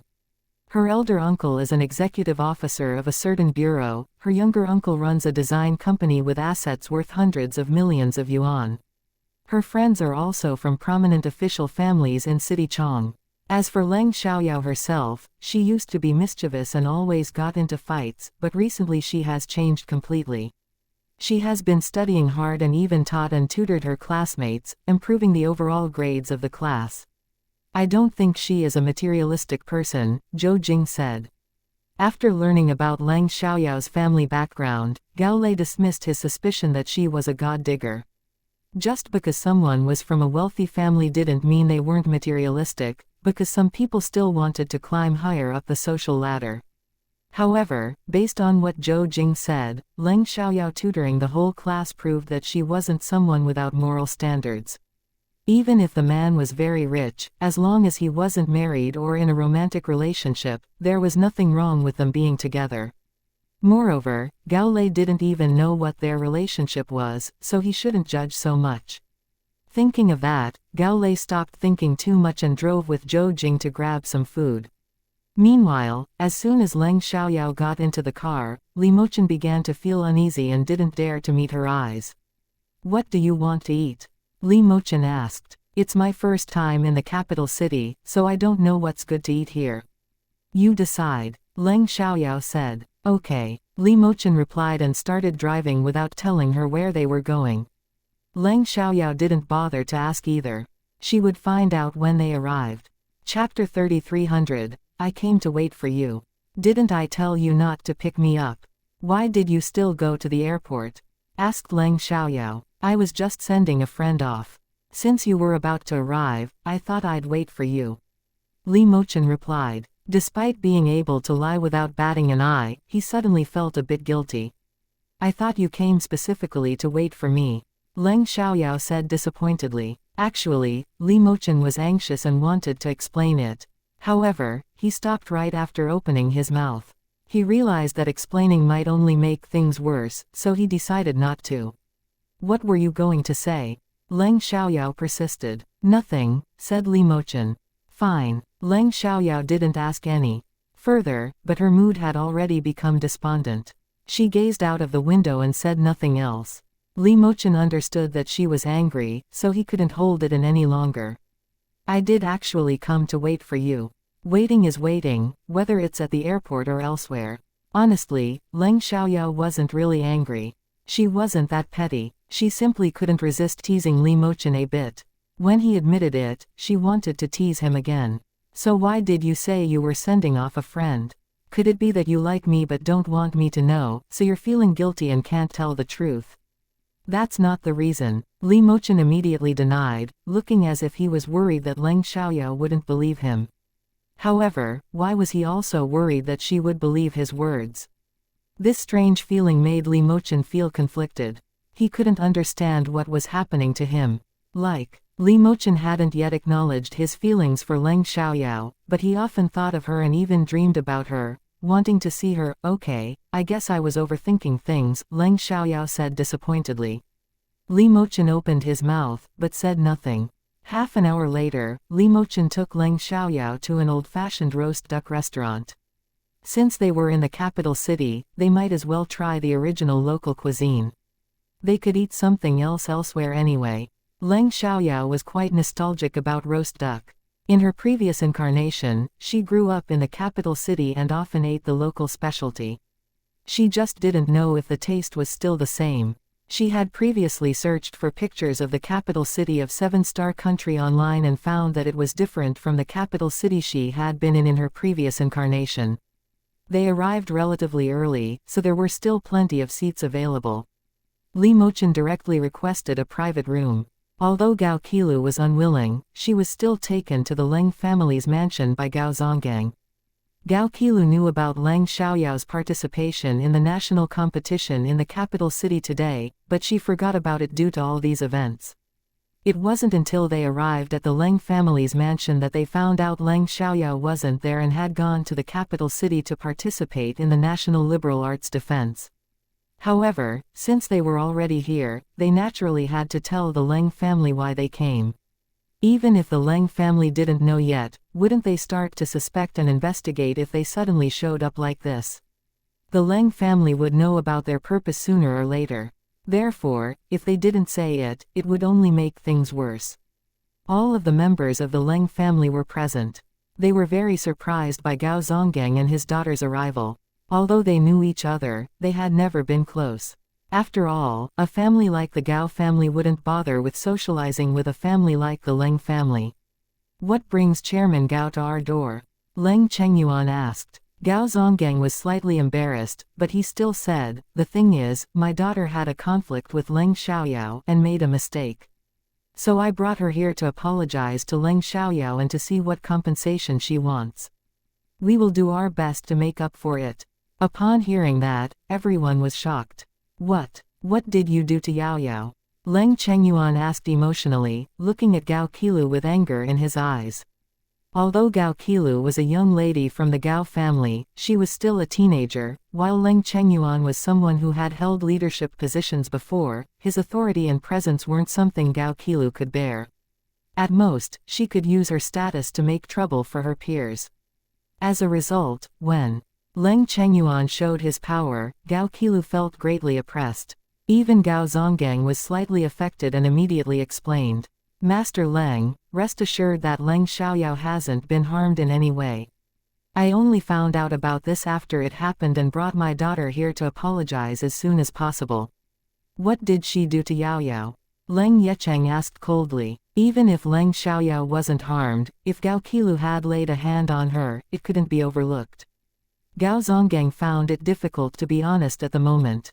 He regretted coming directly to the Leng family's mansion. If he had known that the Leng family didn't know about this incident, he would have first found Leng Xiaoyao's phone number and contacted her. Perhaps she might not tell her family about it after the call. Can we talk to Leng Xiaoyao first? This seems to be a conflict between two children, and I'd like to hear Leng Xiaoyao's opinion," Gao Zonggang said. The Leng family thought it wasn't simple, otherwise Gao Zonggang wouldn't have brought Gao Qilu to apologize. However, since Gao Zonggang said to talk to Leng Xiaoyao first, Leng Chengyuan didn't refuse. Because Leng Xiaoyao didn't tell them about it, it meant that she could handle it herself, or that she had already solved the problem. Both Leng Chengyuan and Leng Yecheng believed that she must have solved the problem, and it caused an impact on Gao Qilu. That was why they came and apologized. "Give Yao Yao a call," Leng Chengyuan said to Leng Yecheng. "Of course." Leng Yecheng answered and called Leng Xiaoyao. At that moment, Leng Xiaoyao was having dinner with Li Mochen. However, when Leng Yecheng's call came in, she answered it at once. "What's up, Uncle Yecheng?" asked Leng Xiaoyao. "Gao Qilu and her father came to apologize to you, saying that you had a conflict and she made a mistake.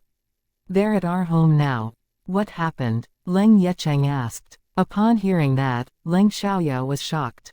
Gao Qilu's father came to apologize with her. She couldn't believe it. However, she didn't think that they knew about the posts and their connection to her. After all, she left no traces. She was confident about that. Then why did they come? She had told Ling Tianqi not to get involved. Otherwise, was it just because the Gao family was afraid of being pursued by the Leng family, so they came to apologize first? In terms of their family background, it shouldn't be the answer. Either way, it could only mean that Gao Qilu's family had moral standards. "I'm fine. Tell them to leave. No need to apologize. Just tell Gao Qilu not to provoke me in the future," Leng Xiaoyao said. She really didn't have any plans to pursue this matter further. These scandals were enough to teach Gao Qilu a lesson. As for the specific reason, Leng Xiaoyao didn't want to tell her family. She didn't want them to worry unless they saw the posts themselves or someone told them. However, upon hearing Leng Yecheng's question, she knew that they still didn't know. Chapter 3301, It's enjoyable. Listening to Leng Xiaoyao saying that there was no need to apologize in a relaxed tone, Leng Yecheng understood that it wasn't a big deal. Therefore, he conveyed Leng Xiaoyao's words, which surprised Gao Zonggang and Gao Qilu. Since Leng Xiaoyao didn't pursue it, they didn't need to say more about it and left the Leng family's mansion. However, Leng Xiaoyao also said that Gao Qilu shouldn't provoke her in the future. So on the way back, Gao Zonggang warned Gao Qilu. As for whether the online posts were related to the Leng family, it didn't seem like it because the Leng family didn't even know about this incident. It couldn't be related to them. As for Leng Xiaoyao, she was just a young girl, so she wasn't even in Gao Zonggang's consideration. Therefore, they had to investigate it on their own. After listening clearly to the conversation between Leng Xiaoyao and Leng Yecheng, Li Mochen got angry knowing that someone had caused trouble for Leng Xiaoyao. Although he knew that even if someone tried to bully Leng Xiaoyao, they wouldn't gain anything from her, he was still angry about it. After Leng Xiaoyao hung up the phone, Li Mochen asked in a deep voice, "What happened?" "It's just that a female schoolmate doesn't like me and privately paid someone to pour sulfuric acid on me. I've already posted her misdeeds online. I'm afraid her reputation is ruined now," Leng Xiaoyao said nonchalantly. After coming to the capital city, she didn't pay much attention to Gao Qilu's affairs anymore, but the posts she made were sure to be popular. "The person who was targeted is me. Why are you so mad? You'll make me think you care about me," Leng Xiaoyao teased. Li Mochen was stunned when he heard her words. He immediately suppressed his emotions and ate silently. He didn't know whether it was because of affection, but he really cared about her. Knowing that she had been bullied, even though he knew that she would be fine, he couldn't help but get angry. "What's wrong? Am I right?" Leng Xiaoyao couldn't help teasing him when he didn't say anything. Suddenly, Li Mochen asked, "Do you like me?" This time, Leng Xiaoyao was stunned and didn't know how to answer for a moment. Did she have feelings for him? She had never asked herself whether she liked Li Mochen or not. She just felt that she owed him and wanted to make amends, be good to him, and help him without any complaints. She often teased him and was also attracted to his looks. She even thought that if he asked her to marry him, she wouldn't say no. Was that love? She wasn't sure. When Li Mochen asked her, she couldn't deny it, but she also didn't have any clear feelings. She wanted to deny it, but that wasn't what she really wanted to do. Li Mochen impulsively asked that question, but after realizing what he had done, he didn't regret it. In fact, he was eager to hear her answer. However, when Leng Xiaoyao didn't answer and just gazed blankly, Li Mochen became impatient and interrupted her, "Let's eat. Don't think about unimportant things." He didn't know why he wanted to avoid the topic. Leng Xiaoyao thought about her possible return in 2 years and also didn't want to continue the conversation. She felt somewhat upset. The atmosphere became a bit depressing after that. She might really like Li Mochen, but she didn't know if they could end up together in the end, so she decided to put the topic aside for now. Although both of them had good appetites, they didn't eat much today. After finishing the meal, Li Mochen sent Leng Xiaoyao back to her hotel. However, they soon realized that they were being followed. Leng Xiaoyao immediately used her magical senses and detected the number of people following them. "They're all trained and have decent skills. Can I use them to spar?" she said with some excitement. These men were just ordinary people. Even with good skills, they couldn't match Leng Xiaoyao's moves. Nevertheless, since she was looking for a chance to practice, she decided not to use her magical power and would fight them head-on. She was very short of opportunities to practice, and was sometimes lazy. "Okay," Li Moyen responded. Since they were being followed, he obviously had to deal with it. Therefore, Li Mochen drove to a secluded place. The men following them didn't realize that they had already been exposed, so they continued to follow them. However, when they went further and further off the beaten path, they weren't happy nor did they think it was a great chance. Instead, they began to wonder if they had been discovered. Actually, even if they were discovered, they didn't care. Li Mochen was alone with a woman, so they weren't that concerned. They followed Li Mochen's car to a deserted road, then got out of their car. Without delay, they swaggered towards Li Mochen and Leng Xiaoyao. The man leading them said, "Mr. Li is indeed extraordinary. You have discovered us, yet you dare to bring us to such a remote place. Have you called for backup?" The man's words were probing because if Li Mochen hadn't called for backup, they didn't need to be afraid of him. On the other hand, if Li Mochen had called for backup, they were afraid that they wouldn't have much chance of winning. "We don't need backup to deal with you," Li Mochen said disdainfully. The man was relieved to hear that. He believed Li Mochen. "If so, let's fight." The man sneered and attacked Li Mochen directly. Li Mochen did nothing, but Leng Xiaoyao took action. She was excited and said, "Mr. Li won't fight against you guys. I'll play with you." The men were surprised that this girl wanted to fight against them. Even though she was a young girl, they didn't take her lightly because she stood next to Li Mochen. That being the case, Leng Xiaoyao fought against the 4 men by herself. She didn't use her magical power, so it was a bit difficult for her to defeat them. However, they couldn't hurt her either. Moreover, Leng Xiaoyao fought against 4 people all by herself, so in terms of strength, she was stronger than them. If it were a one-on-one fight, they would definitely not be her match. The 4 men were shocked that a young girl could be so strong. Leng Xiaoyao fought without any regard for her own safety, so she used all her strength to fight them off since she didn't use any magical power. Unfortunately, after a while, she began to lose the upper hand because she was alone against 4 people. At this time, Leng Xiaoyao used her magical power and knocked them all down in a few moves, which shocked them. They were clearly at an advantage. How did the situation suddenly turn around? Did she not use all her strength earlier? Not bad. It was very enjoyable. Leng Xiaoyao was quite pleased after the fight. In addition, her mood improved after fighting for a while. Chapter 3302, Mind Your Own Business. If you have time, I can practice with you, said Li Mochen. He knew the importance of practical experience, but there was no one around Leng Xiaoyao who could be her opponent.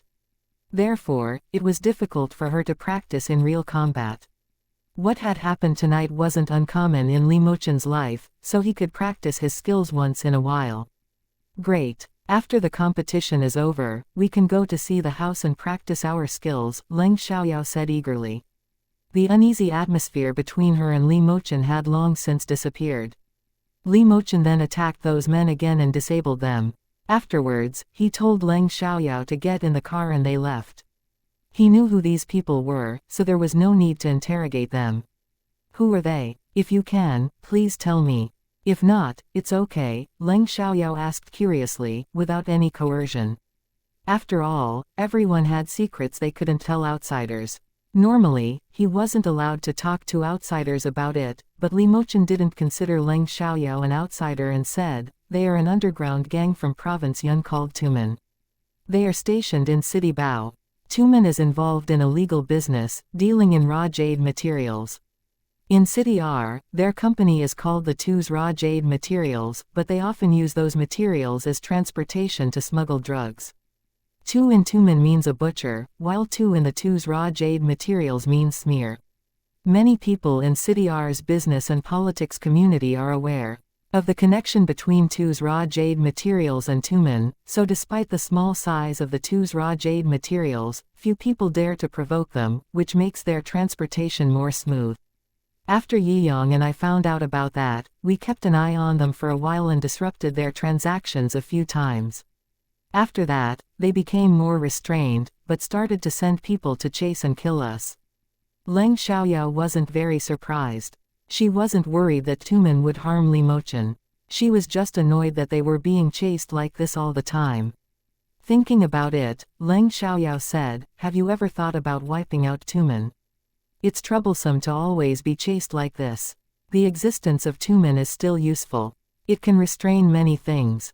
If Tumen is wiped out, other gangs will emerge. After a few disruptions, Tumen has now shifted its business overseas.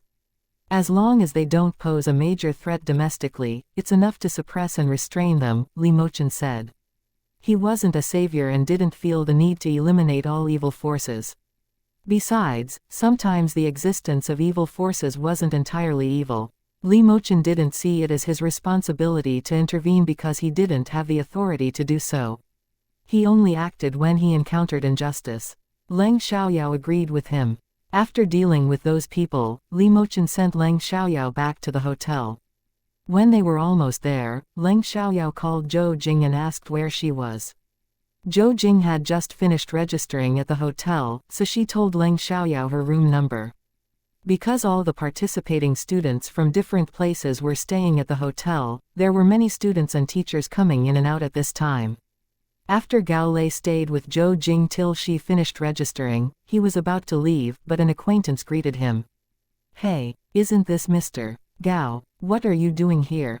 The person greeting Gao Lei was a young female teacher named Zhang Yawen, who was also the team leader of the number 8 high school in the capital city. Although they both lived in the capital city, they stayed at the hotel to ensure that they would arrive on time for tomorrow's competition.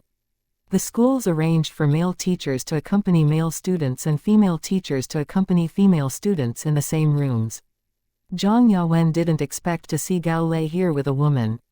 It was obvious that he came because of this woman. Zhang Yawen liked Gao Lei, which wasn't a secret at their school. However, Gao Lei didn't like her and even distanced himself from her after she confessed her feelings. They used to be close. I came to meet a friend. Gao Lei replied with an indifferent tone.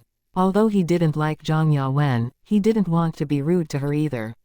He would still care about her face, especially since they were outside. Are you just friends or girlfriend and boyfriend? Zhang Yawen asked teasingly, but she already felt hostile towards Zhou Jing. Ms. Zhang, that's too much. Gao Lei replied without directly answering her question. He and Zhou Jing were just friends, but he indeed liked her. We're colleagues. I simply care about you. Mr. Gao is almost 30 now and I heard you haven't had a girlfriend since graduating from college. When I saw you two together, I couldn't help but be curious. Zhang Yawen smiled. Curious. She was curious about their relationship, but it was more of a test. Zhou Jing wasn't gorgeous, but she wasn't ugly either. Zhang Yawen didn't think that she was any worse than Zhou Jing. She admitted that Zhou Jing had a slightly better figure than her, but not enough to make her feel inferior. What worried her was that Gao Lei had feelings for this woman. When Zhou Jing heard their conversation, she felt a bit complicated. She naturally knew about Gao Lei's feelings for her, and she also liked him, but they would be in a long-distance relationship. She didn't like that. Therefore, it was difficult for her to persuade herself to accept him. Every time she came to the capital city, she couldn't help but contact Gao Lei. She also knew that Gao Lei stayed single all this time because of her.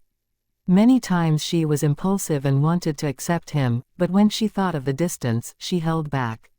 Ms. Zhang is only 2 years younger than me. If you want to care about someone, care about yourself first. I can handle my own business, Gao Lei said.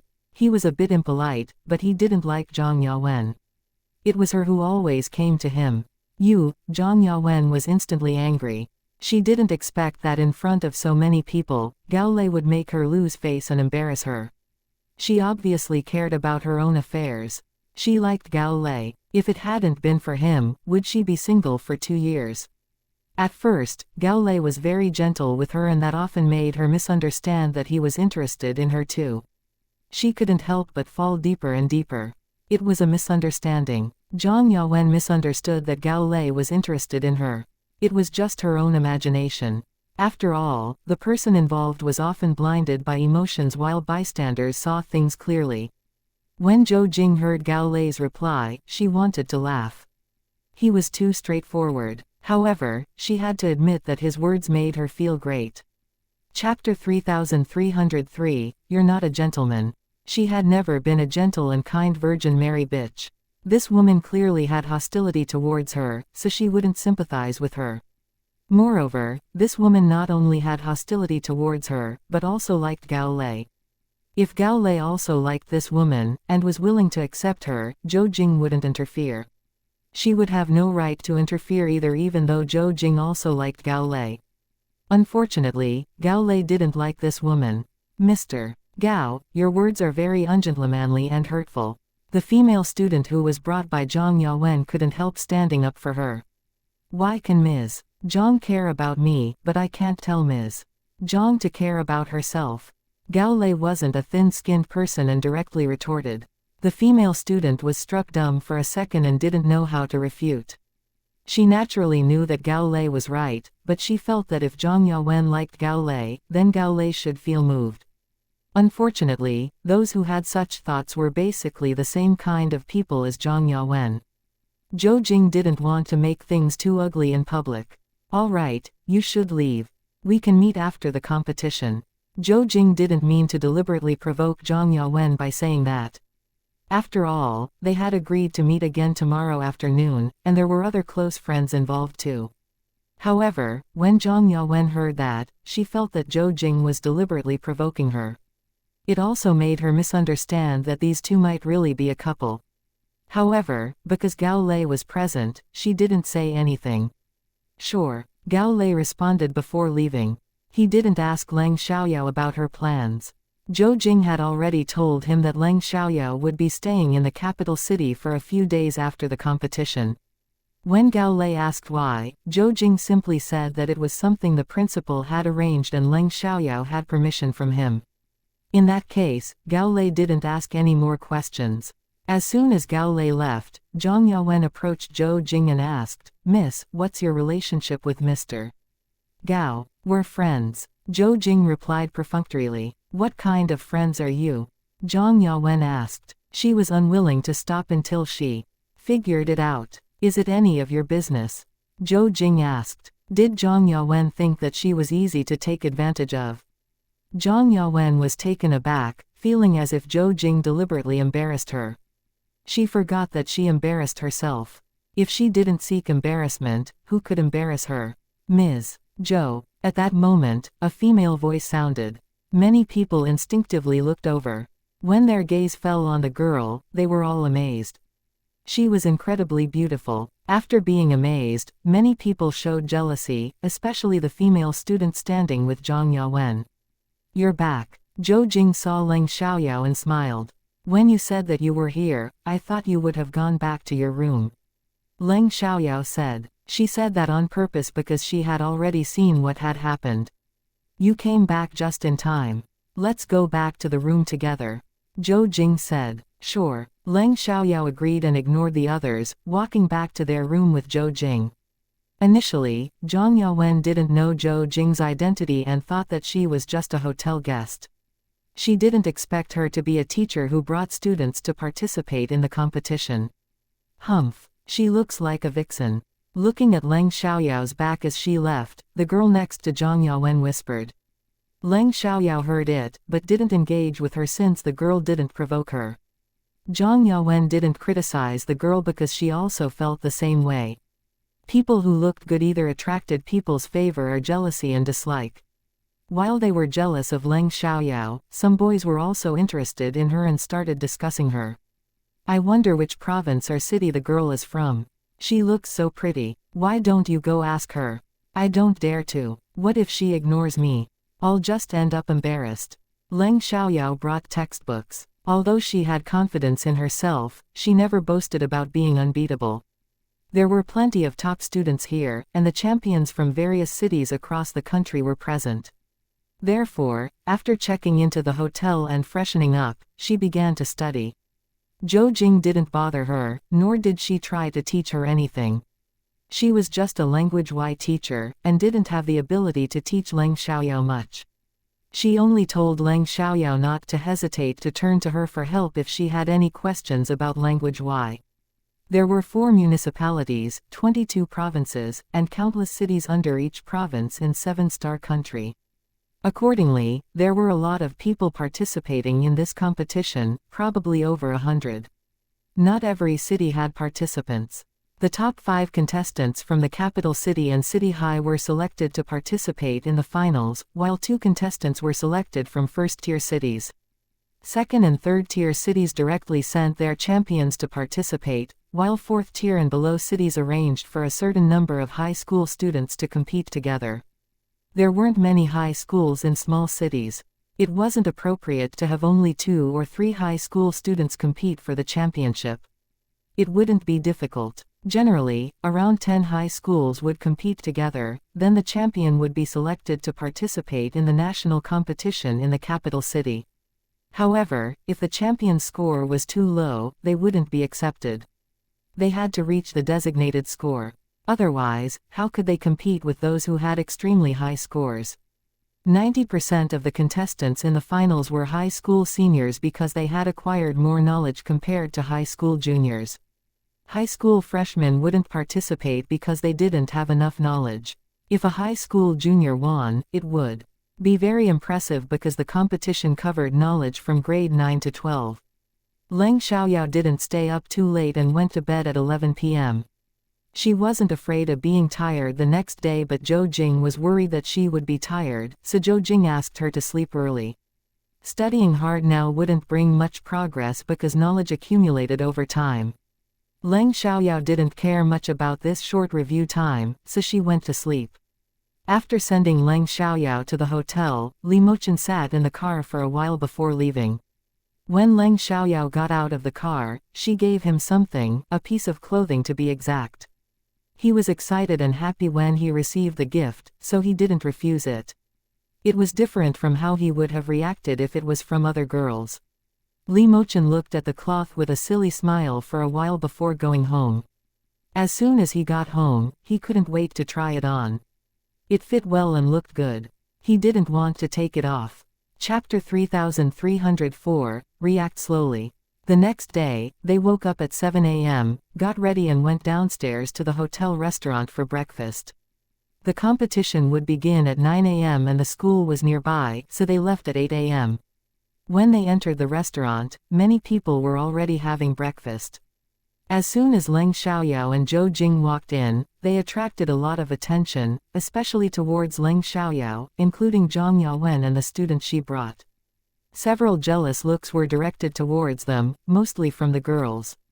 Because there were many people, they couldn't find a table with no one sitting at it, so they just sat wherever there was some space available. Hello, I'm Fu Yiming from the number 3 high school of the capital city. Where are you from? What's your name? A male student sitting next to them asked Leng Xiaoyao.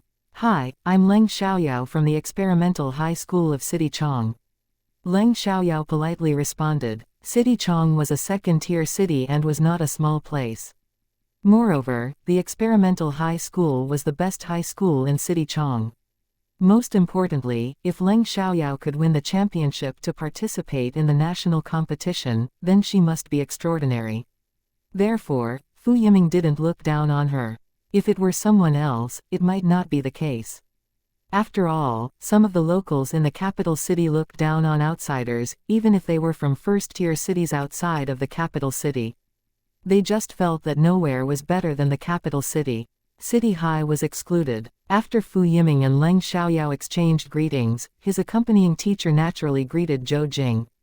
Nice to meet you, I'm Cheng Yusen from the number 3 high school of the capital city. Nice to meet you too, I'm Zhou Jing from the experimental high school of City Chong. Zhou Jing politely responded. I heard there are over 100 people participating in the competition. Are you nervous? Fu Yiming asked Leng Xiaoyao. Not at all. Leng Xiaoyao replied. I'm a little nervous, Fu Yiming said. The students who came to participate in the competition had some animosity towards their opponents. However, Fu Yiming had no hostility towards Leng Xiaoyao and wasn't that obsessed with winning the championship. He just wanted to do his best. Fu Yiming was nervous because he didn't put himself in a high position and believed that everyone needed to treat it wholeheartedly. On the other hand, Leng Xiaoyao wasn't nervous because she didn't have a strong obsession with winning the championship. She wanted to win, but she didn't feel like the championship was hers. After all, everything depended on one's strength. If someone was better than her, she would respect them and would not be jealous or resentful. Afterwards, someone came to talk to Leng Xiaoyao. She would be polite if they had no ill intentions. However, if someone used verbal attacks, she wouldn't be polite either. For example, when Fan Xiaoyu, Zhang Yawen's student, saw many boys talking to Leng Xiaoyao, she sarcastically said, Humph. She's indeed a vixen. Is she here for the competition or to seduce men? Zhang Yawen didn't stop her because it was also her thought. However, as a teacher, she couldn't say it out loud. Fan Xiaoyu was very beautiful. Although she wasn't the prettiest girl in their school, she was only less famous than the prettiest girl. Therefore, Fan Xiaoyu attracted many boys' attention. Now that Leng Xiaoyao had taken away this spotlight, Fan Xiaoyu naturally felt uncomfortable and tried to humiliate Leng Xiaoyao.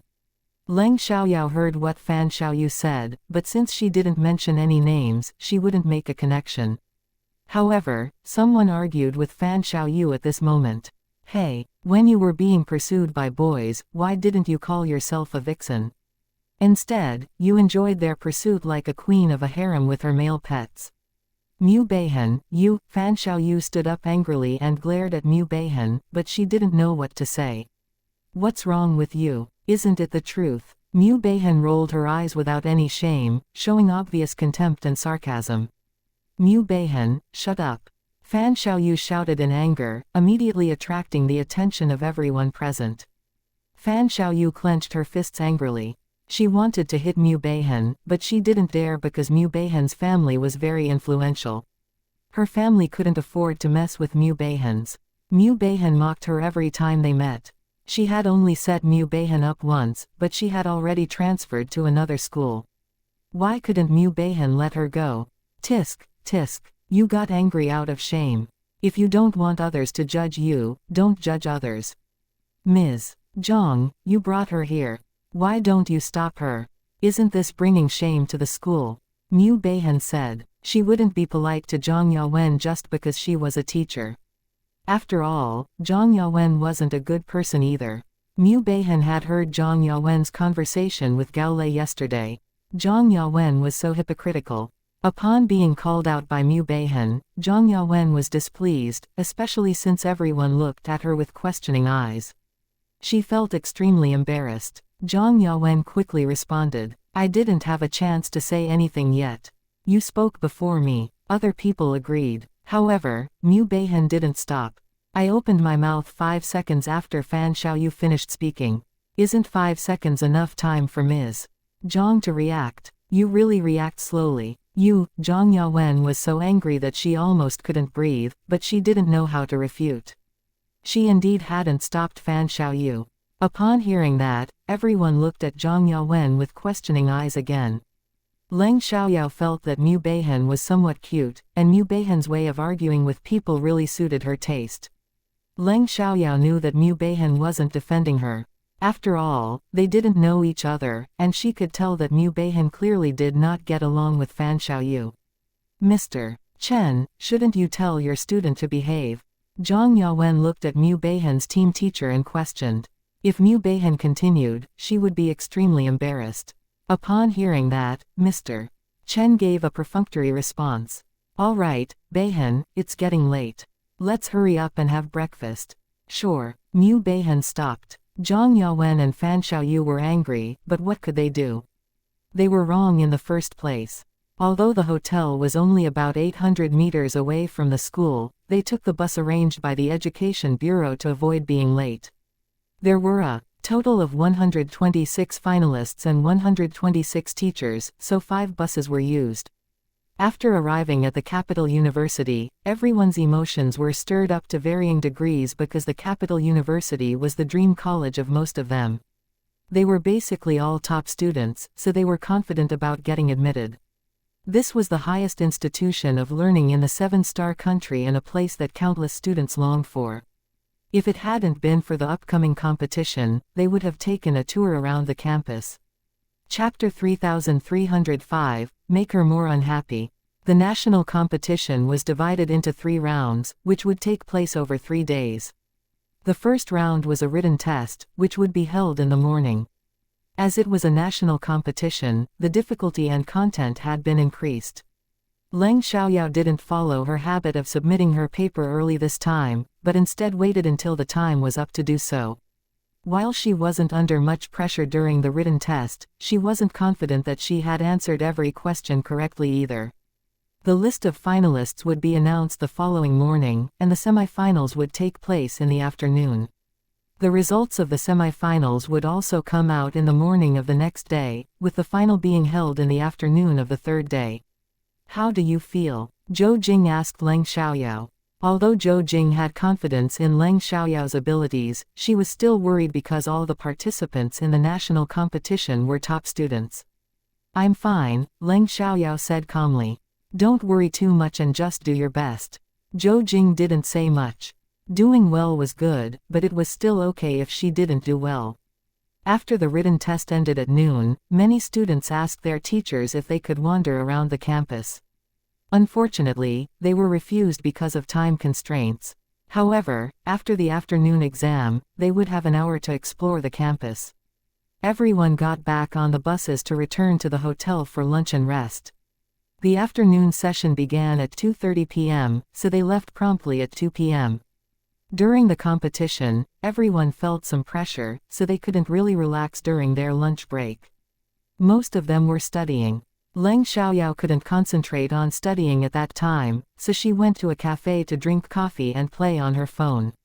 Zhou Jing didn't want to take a nap either, so she joined Leng Xiaoyao.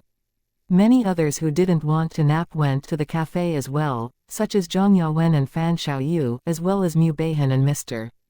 Chen. They came one after another within a few minutes. Although Zhang Yawen and Fan Xiaoyu weren't likable people, they weren't worth paying attention to. You don't look nervous at all. You seem very relaxed, Zhou Jing said. It was a good thing because being nervous could make people perform poorly. Not being nervous allowed people to deal with things calmly and they might even perform better than usual. Isn't that great? When people get nervous, they tend to get confused and forget things, which affects their performance, said Leng Xiaoyao. Yes, it's just that not many people can do it like you. Zhou Jing replied. She had observed many people and most of them felt nervous or stressed, but Leng Xiaoyao seemed completely relaxed and didn't seem to take the competition seriously. However, someone disagreed with Zhou Jing. Perhaps she's not nervous because she knows she doesn't have a chance and has given up. It was Fan Xiaoyu. Although Leng Xiaoyao was able to participate in the national competition, proving that she was indeed skilled, there were also many other skilled participants. Even if she was skilled, there was still a ranking system and only the top 3 would be selected out of hundreds of people. Fan Xiaoyu wasn't confident. It was precisely because of this that she felt nervous and was under pressure. Therefore, when she heard Leng Xiaoyao's words, she couldn't help but interrupt. The main reason was that she didn't like Leng Xiaoyao's appearance, which she felt resembled a vixen. Leng Xiaoyao and Zhou Jing ignored Fan Xiaoyu because what she said wasn't entirely wrong. Some people were indeed not nervous because they knew that they didn't have a chance and gave up. Moreover, Fan Xiaoyu didn't name anyone specifically, so why bother responding to her? They let her talk to herself like a clown.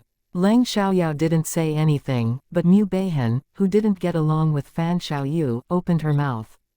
Their seats weren't far apart, so they could hear each other clearly.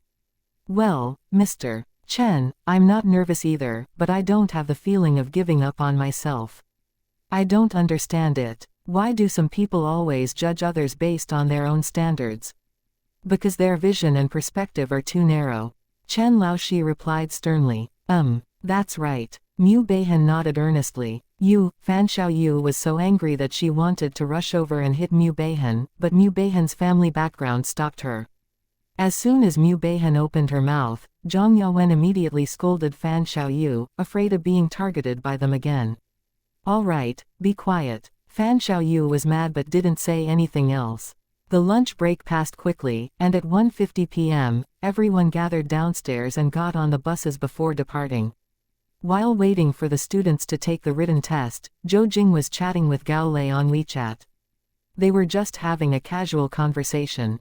Gao Lei asked Zhou Jing about Leng Xiaoyao's condition out of concern. Zhang Yawen saw that Zhou Jing was always chatting and smiling, and felt extremely uncomfortable. She believed that Zhou Jing was chatting with Gao Lei. Zhang Yawen deliberately walked past Zhou Jing and glanced at her phone screen. It turned out that she was indeed chatting with Gao Lei. Zhang Yawen was in a terrible mood. As a result, Zhang Yawen started to make trouble again. Do you have a boyfriend, Ms. Zhou? Zhang Yawen asked politely, but it was obviously fake. All the teachers were present, so Zhou Jing couldn't show any displeasure to Zhang Yawen. Besides, Zhang Yawen didn't directly pick a fight, so she also politely replied. Not really. At this time, a middle-aged female teacher came over and said, Ms. Zhou, you are beautiful, and have a good figure with a good job. There should be many people pursuing you. Is it that you don't know how to choose or you don't like anyone? Or maybe you already have someone in your heart? This middle-aged female teacher didn't have any malice. She was just gossiping. Zhang Yawen continued. I think Ms. Zhou must have someone in her heart. Could it be Mr. Gao from our school? I heard that he had a class yesterday afternoon but took leave. I think that he probably went to pick you up. Although Zhang Yawen still sounded jokingly, her jealousy couldn't be concealed in her eyes. Since Zhang Yawen cared so much about Gao Lei, Zhou Jing didn't mind making her feel worse. Therefore, she said, yes, Gao Lei and I like each other, but because of the long distance, I'm not sure what to do. Gao Lei said that he could transfer to City Chong for me, but I can't let him give up better development opportunities for me. So I've decided to participate in the teacher transfer exam and see if I can transfer from City Chong to here, even if it's teaching junior high school. Usually, it was easier to transfer from high to low positions, but it was more difficult to transfer from low to high positions. Zhou Jing's professional level was excellent, otherwise, she wouldn't have become the language Y teacher at the experimental high school. However, in the capital city, the competition was even more intense. Chapter 3306, Only You Have Big Eyes. If she had taken the exam in the capital city right after graduating from college, it would have been much easier. However, it had become difficult right now. Nevertheless, she still wanted to try. Back then, her family wanted her to come back to City Chong, and she had no special feelings for Gao Lei at that time. Therefore, she returned to City Chong. Upon hearing that, Zhang Yawen was displeased. It seemed that the relationship between Zhou Jing and Gao Lei wasn't common. Although they weren't a couple yet, given Zhou Jing's words, what was the difference between their relationship and being a couple? She couldn't believe that Gao Lei was going to transfer to City Chong for Zhou Jing. Zhang Yue almost went crazy with jealousy. Leng Xiaoyao completed the written test without any pressure. Actually, no one felt much pressure because they were all top students and the first round wasn't that difficult. Only the top 50 students would advance to the next round, then only the top 20 would make it to the final. For that reason, the competition was still fierce. After all, every one of them was a top student. After Zhou Jing explained her relationship with Gao Lei, Zhang Yawen's hostile gaze towards Zhou Jing became even more obvious. Leng Xiaoyao could feel it as soon as she came out, so she gave Zhang Yawen a cold glance. She didn't know if Zhou Jing noticed her hostile gaze or if it was because Leng Xiaoyao's gaze was too cold, but Zhang Yawen immediately looked away. Afterwards, they had a tour around the capital university. Leng Xiaoyao had been to the capital university several times when she was in Dongxia, United Kingdom, but it was different now. However, both were equally impressive. It wasn't about luxury, it was about solemnity. Seeing the senior students walking around campus, everyone was envious. Most of them were confident that they could get in, but they hadn't yet, so they were very eager to join the students in this university. After an hour, they returned to the hotel for dinner, then went back to their rooms. It was meaningless to review now, but some still studied in their rooms for a while.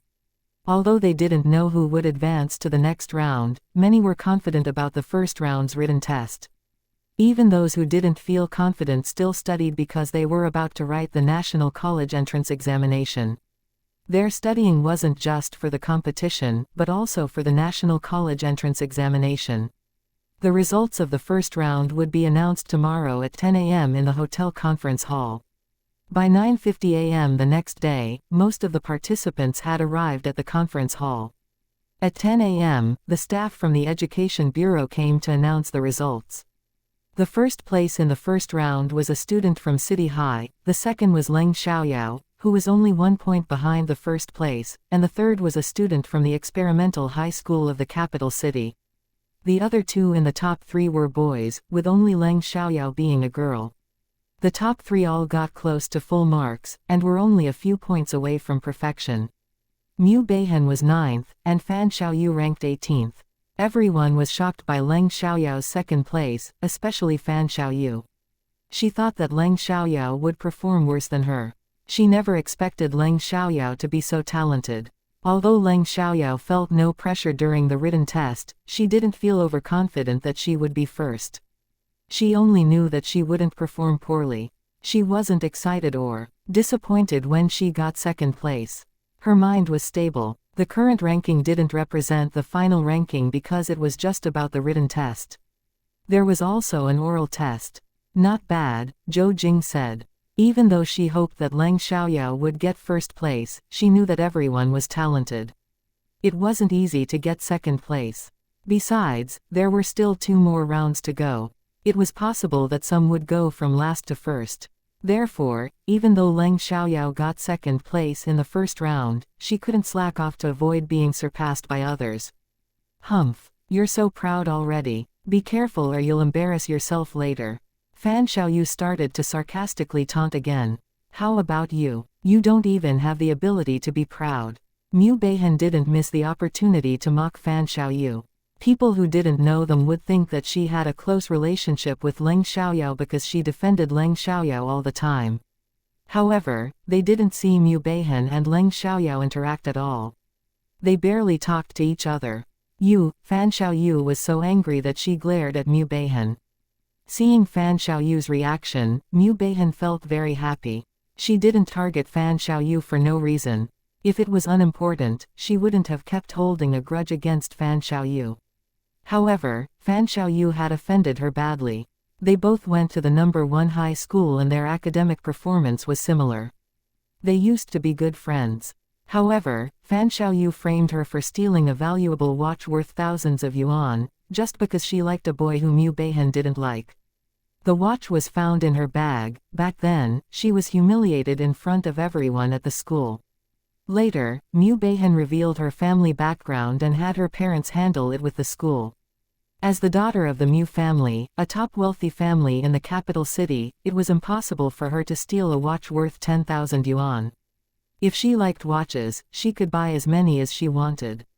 Mu Beihan was the daughter of Master Mu's second son and she was Mu Yiyang's cousin. At that time, Mu Beihan was very low-key, so Fan Xiaoyu didn't know her family background and dared to frame her boldly. Otherwise, even if she had been bold, she wouldn't have dared to do that. Instead, she would have done her best to please Mu Beihan. After fingerprint verification and investigation, Fan Xiaoyu turned out to be the real criminal, and she was expelled from school. Fan Xiaoyu also apologized to Mu Beihan in front of everyone. Although the Mu family didn't pursue it any further, whenever Mu Beihan saw Fan Xiaoyu, she would find fault with her. Even though it had been a year since the incident, she still held a grudge. It was already very merciful for her to not make Fan Xiaoyu pay a painful price. Mu Beihan didn't get angry at Fan Xiaoyu's fierce gaze but instead felt satisfied. She enjoyed it when Fan Xiaoyu looked at her with dislike but couldn't do anything about it. Why are you staring at me like that? Are your eyes the only big ones? Mu Beihan asked, giving Fan Xiaoyu a cold and piercing look. Her eyes were even bigger than Fan Xiaoyu's eyes. It left Fan Xiaoyu feeling scared. Because they were making a scene in public, everyone saw it. In terms of beauty, Mu Beihan was slightly inferior to Fan Xiaoyu, but with her imposing manner, Fan Xiaoyu looked pitiful in comparison. This immediately aroused the sympathy of many boys. Someone stood up for Fan Xiaoyu. Fan Xiaoyu didn't provoke you. Why do you always pick on her? Isn't it too much? Chapter 3307, Dine with Zhou Jing and Gao Lei. Right. Several people echoed. It's none of your business. If you don't know about our grudges, then stop judging us.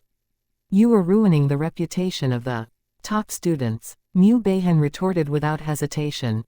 They were instantly embarrassed. They really didn't know about the grudges between Mu Beihan and Fan Xiaoyu, but they saw Mu Beihan picking on Fan Xiaoyu. Even if there are grudges between you, it's not appropriate to argue in public, someone said. Are you deaf? Why didn't you say anything when she sarcastically insulted people just now? Mu Beihan retorted again. The boy was taken aback and felt a bit wronged. He didn't hear Fan Xiaoyu's sarcastic remark just then. However, he said nothing else. Whatever, it's boring. Mr. Chen, let's go. Mu Beihan sneered disdainfully and asked Mr. Chen to leave. Mr. Chen didn't object to Mu Beihan targeting Fan Xiaoyu from beginning to end because he was well aware of the grudges between them. Even he didn't like Fan Xiaoyu, he might even hate her. After seeing the result, Leng Xiaoyao and Zhou Jing also left. Everyone else left one after another as well.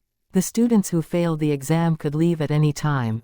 Before leaving, they only needed to register for checkout. If they didn't want to leave, they could stay until tomorrow, but had to leave at the latest tomorrow. The Education Bureau had no reason to continue paying for their accommodation. I thought Mu Beihan stood up for you because she hates evil. Now I realize it's because of their personal grudge. Zhou Jing reacted belatedly. Leng Xiaoyao smiled but didn't say anything.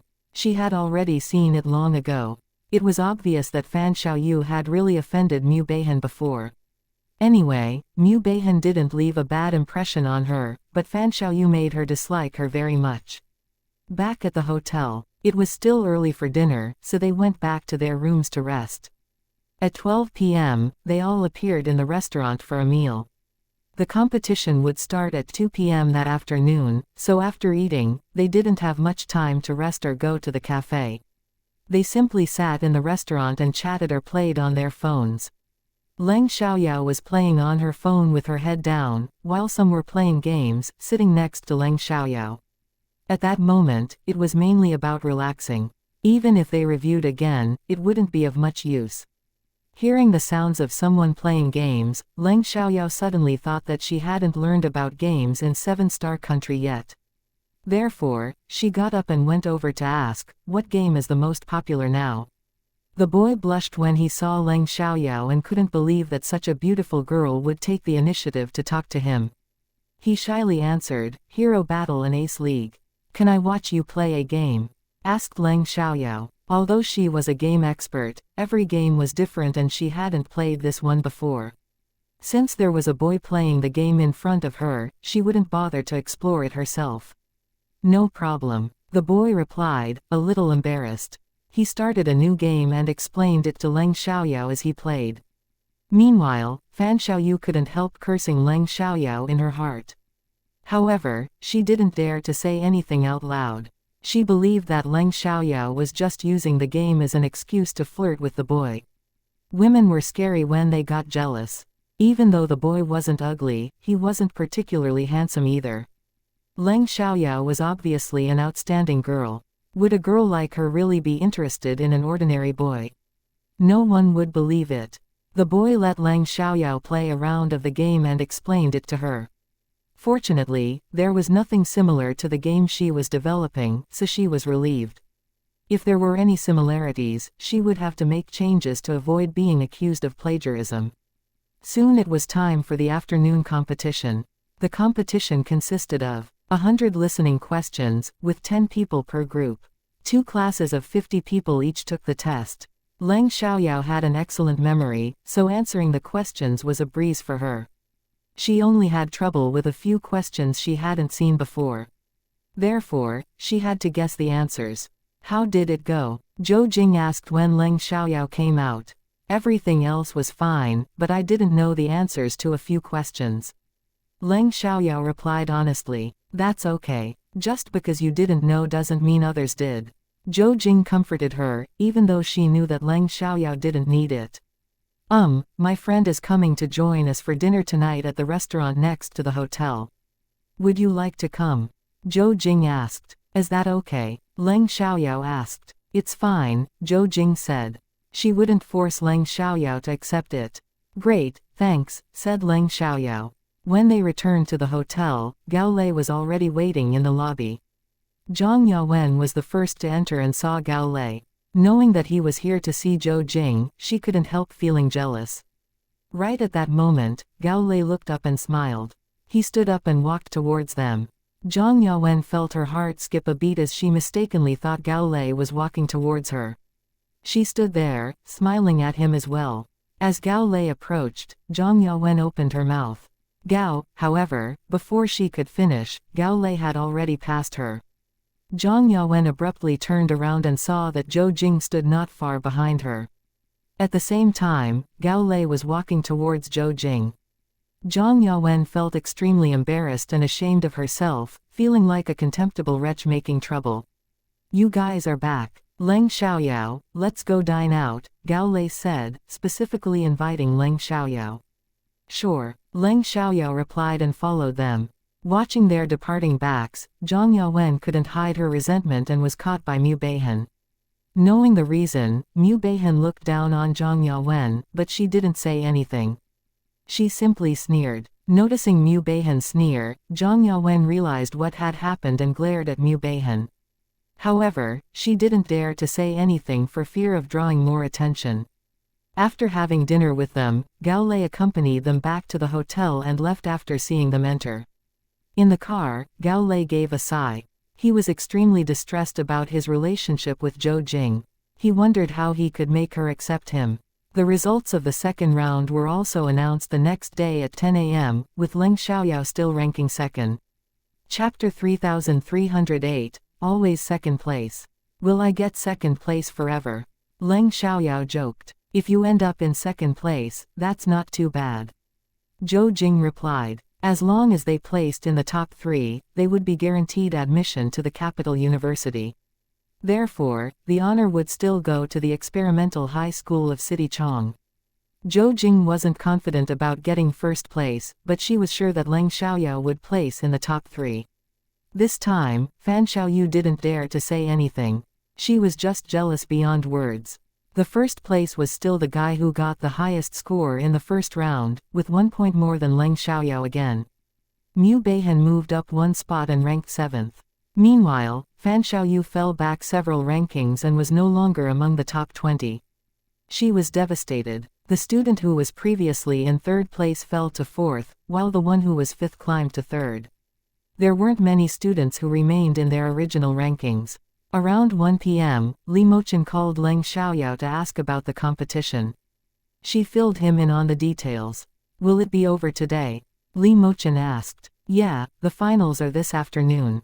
Then it'll be over. Leng Xiaoyao replied. Are you still staying at the hotel tonight, or are you going to Hanlin Manor? Everything is there. The cleaning staff has already done their job. You can check in at any time, Li Mochen said. Let's go to Hanlin Manor. I can leave as soon as the competition ends, Leng Xiaoyao said. Since it was all over, she didn't want to waste any time staying at the hotel. She was eager to see her house and have a sparring session with Li Mochen to absorb his chaotic energy and practice her skills. Great, I can come to pick you up this afternoon, and we'll go to Hanlin Manor after we eat. Li Mochen suggested. Sure, Leng Xiaoyao answered. Leng Xiaoyao didn't avoid saying this out loud. Although her voice wasn't loud, many people still heard it. Hanlin Manor. That was a high-end villa area in the capital city. Do you have relatives living in Hanlin Manor, Leng Xiaoyao? Someone asked her. Since Leng Xiaoyao was from City Chong, they naturally wouldn't think that she had a house in Hanlin Manor. Yeah, Leng Xiaoyao replied without explaining further. No one doubted her reply. After hanging up the phone, Li Mochen fell into a daze. For the past 2 days, he had been quietly thinking about his feelings for Leng Xiaoyao. He had no experience with a romantic relationship before, so he wasn't sure if he liked her or not, but he was certain that when he was with her, he felt inexplicably at ease and didn't think too deeply about things. When he wasn't with Leng Xiaoyao, he couldn't help but think about her. She always seemed to easily affect his emotions. When he heard that she had been schemed against by someone, he was angry and wanted to protect her. He thought of what Leng Xiaoyao said about their previous incarnation and how they were a couple.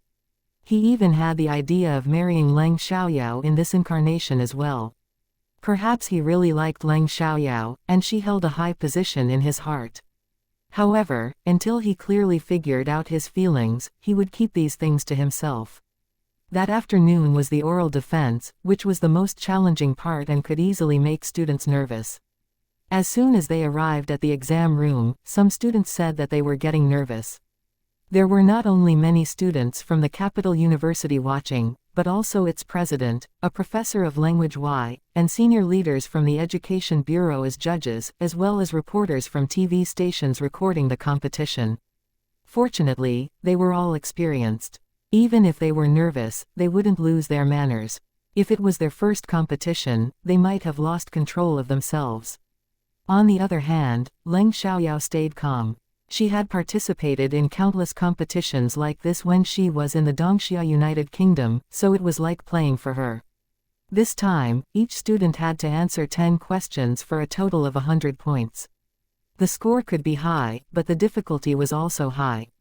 The order of the defense was based on rankings, so Leng Xiaoyao was the second.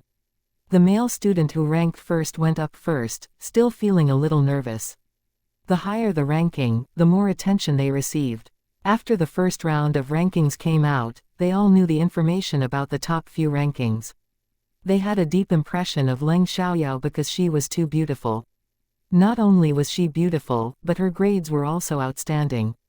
The first student to answer the questions on stage was a little nervous at first, but he stabilized after answering several questions. However, he failed to answer all the questions at the end. Therefore, the first student's final score was 95 points. It wasn't a bad result. After all, the questions weren't only difficult but also oral, and oral communication had always been more difficult than written communication. In writing, they could pause and think, but in oral communication, they couldn't. If they paused for 1 or 2 seconds, it wouldn't have much impact, but if it exceeded 3 seconds, it would have an impact. After all, this competition was an oral defense, and the focus was on defense. When it was Leng Xiaoyao's turn, she immediately caused a sensation. Oh my god, this girl is so beautiful. She's stunning, and she's currently in second place. I have a feeling that if this girl comes to our university, the current most popular girl might lose her title. Hearing that, Leng Xiaoyao felt frustrated upon thinking of Gao Qilu. She didn't want to be in trouble all the time. Actually, being the most popular girl didn't necessarily mean being the most beautiful in the school. The prettiest girl was selected by the students themselves or by the majority of people who liked a certain image or style. Different people had different preferences, so it mainly depended on what kind of image and style the majority of people liked. Peonies and roses were both beautiful, but they were liked or disliked by different people. Leng Xiaoyao wasn't nervous at all, which left a good impression on the judges. She answered the question smoothly, just like a teacher explaining a problem, very vividly. There were also some shortcomings, but she only lost 2 points, so Leng Xiaoyao's final score was 98 points. Although this was just the beginning and many students were still waiting to answer, it was unlikely that anyone would surpass Leng Xiaoyao. Even though the defense competition had been held before, it was still the first time a score of 98 points appeared. The highest score before was only 97 points. Now, the high score that hadn't appeared before appeared this year. After all, a score of 98 points appeared this time. With a score of 98 points, Leng Xiaoyao left a deep impression on the judges. They already identified her as one of the top 3. The final ranking wasn't based solely on this round since the scores from the previous 2 rounds were included, but Leng Xiaoyao had been in second place in both of those rounds. Therefore, there was basically no suspense about her being in the top 3. Because of that, Zhou Jing was very excited. Chapter 3309, Win First Place. After a while, the scores of other students came out. There were students who got 95 and 96 points, but none of them reached 97 points. The final rankings were Leng Xiaoyao in first place, the male student who was first in the first 2 rounds in second place, and the student who came from 5th place in third place. Since they were all top students, even though there was a difference in ranking in the first 2 rounds, their overall scores only differed by a few points. There were also many students with the same score. After the rankings were announced, Zhou Jing became even more excited.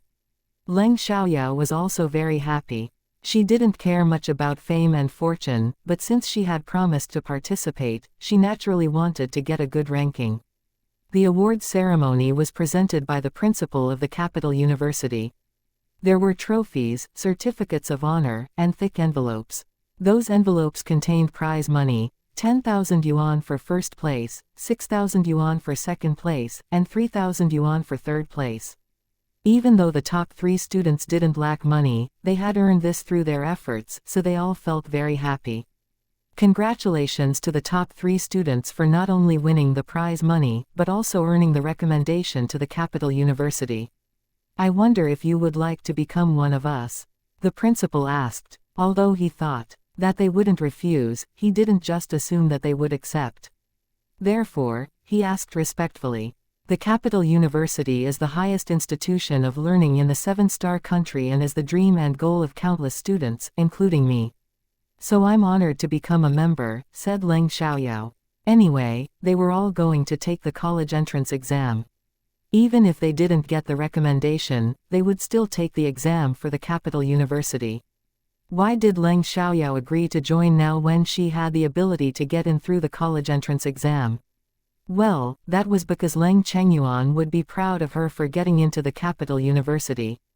The other two winners also expressed their willingness to attend the capital university.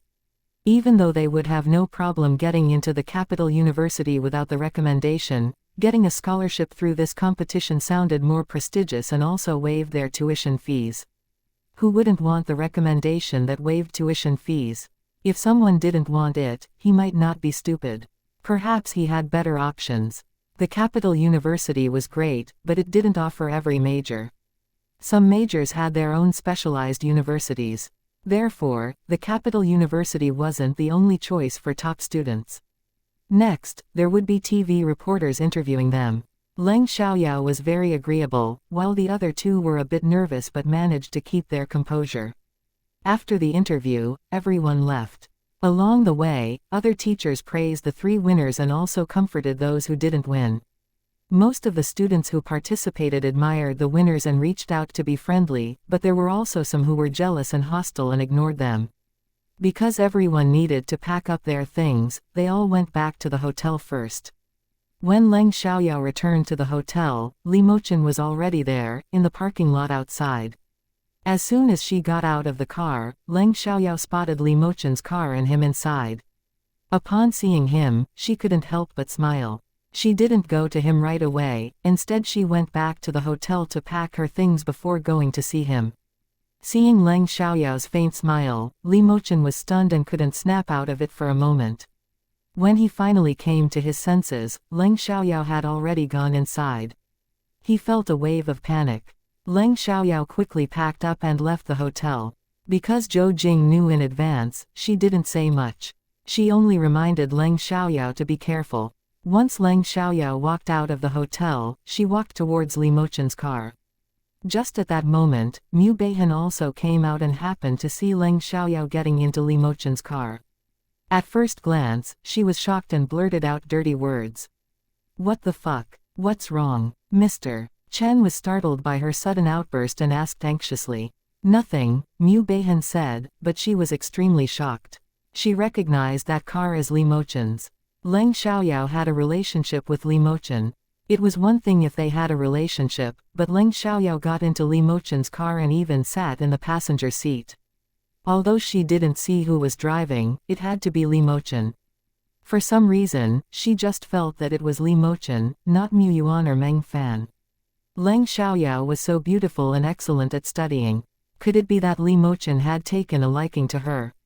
Or maybe they were already together. Mu Beihan didn't know Li Mochen very well, but she had heard a bit about his personality and was aware that he wasn't accessible, especially for women.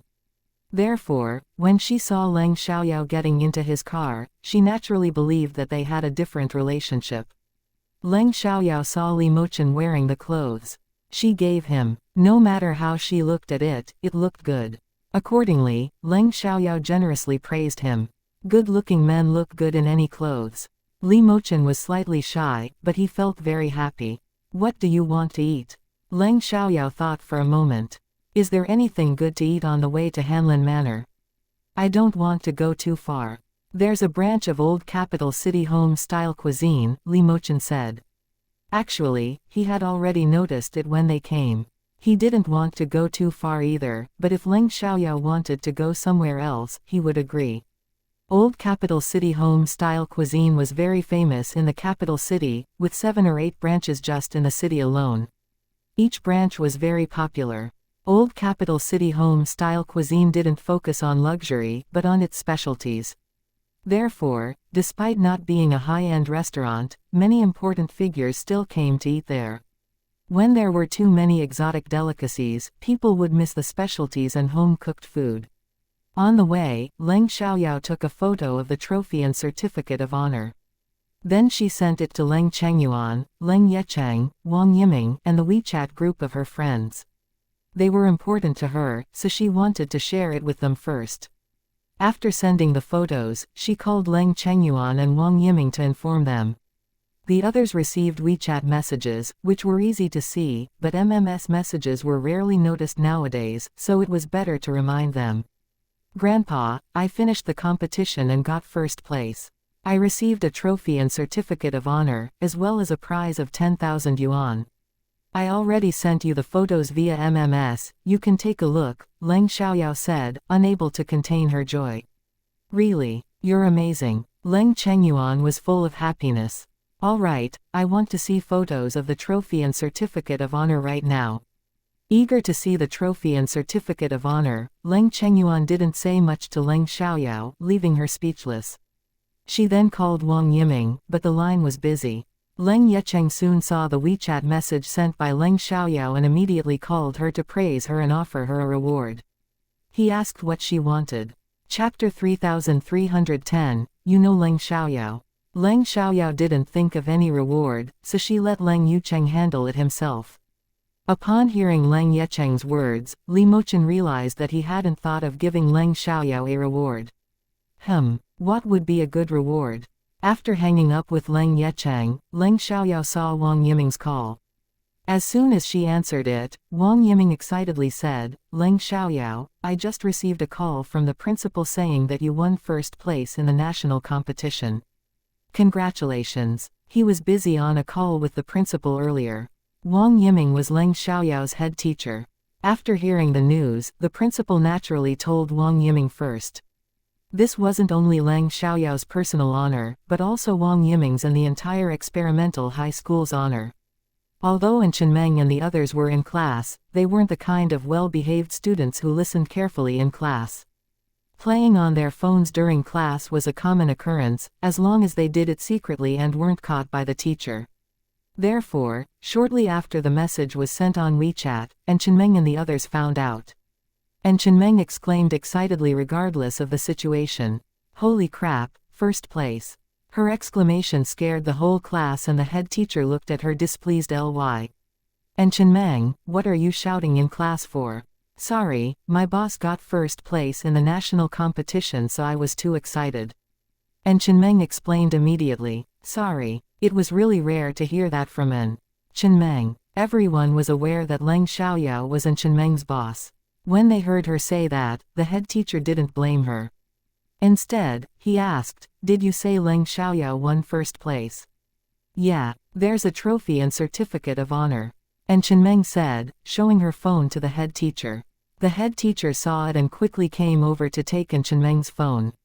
After seeing the certificate of honor with Leng Xiaoyao's name, he was happy too. Although Leng Xiaoyao wasn't his student, she was from their school. She was the champion of the national competition. Although there had been many provincial champions from the experimental high school of City Chong, they had never had a national champion before. This wasn't only Leng Xiaoyao's personal honor, it was also their school's honor, so he was excited. The same thing happened in Class 8, where everyone was ecstatic about Leng Xiaoyao winning the national championship. Reading that everyone was constantly praising her in the WeChat group, Leng Xiaoyao couldn't stop grinning.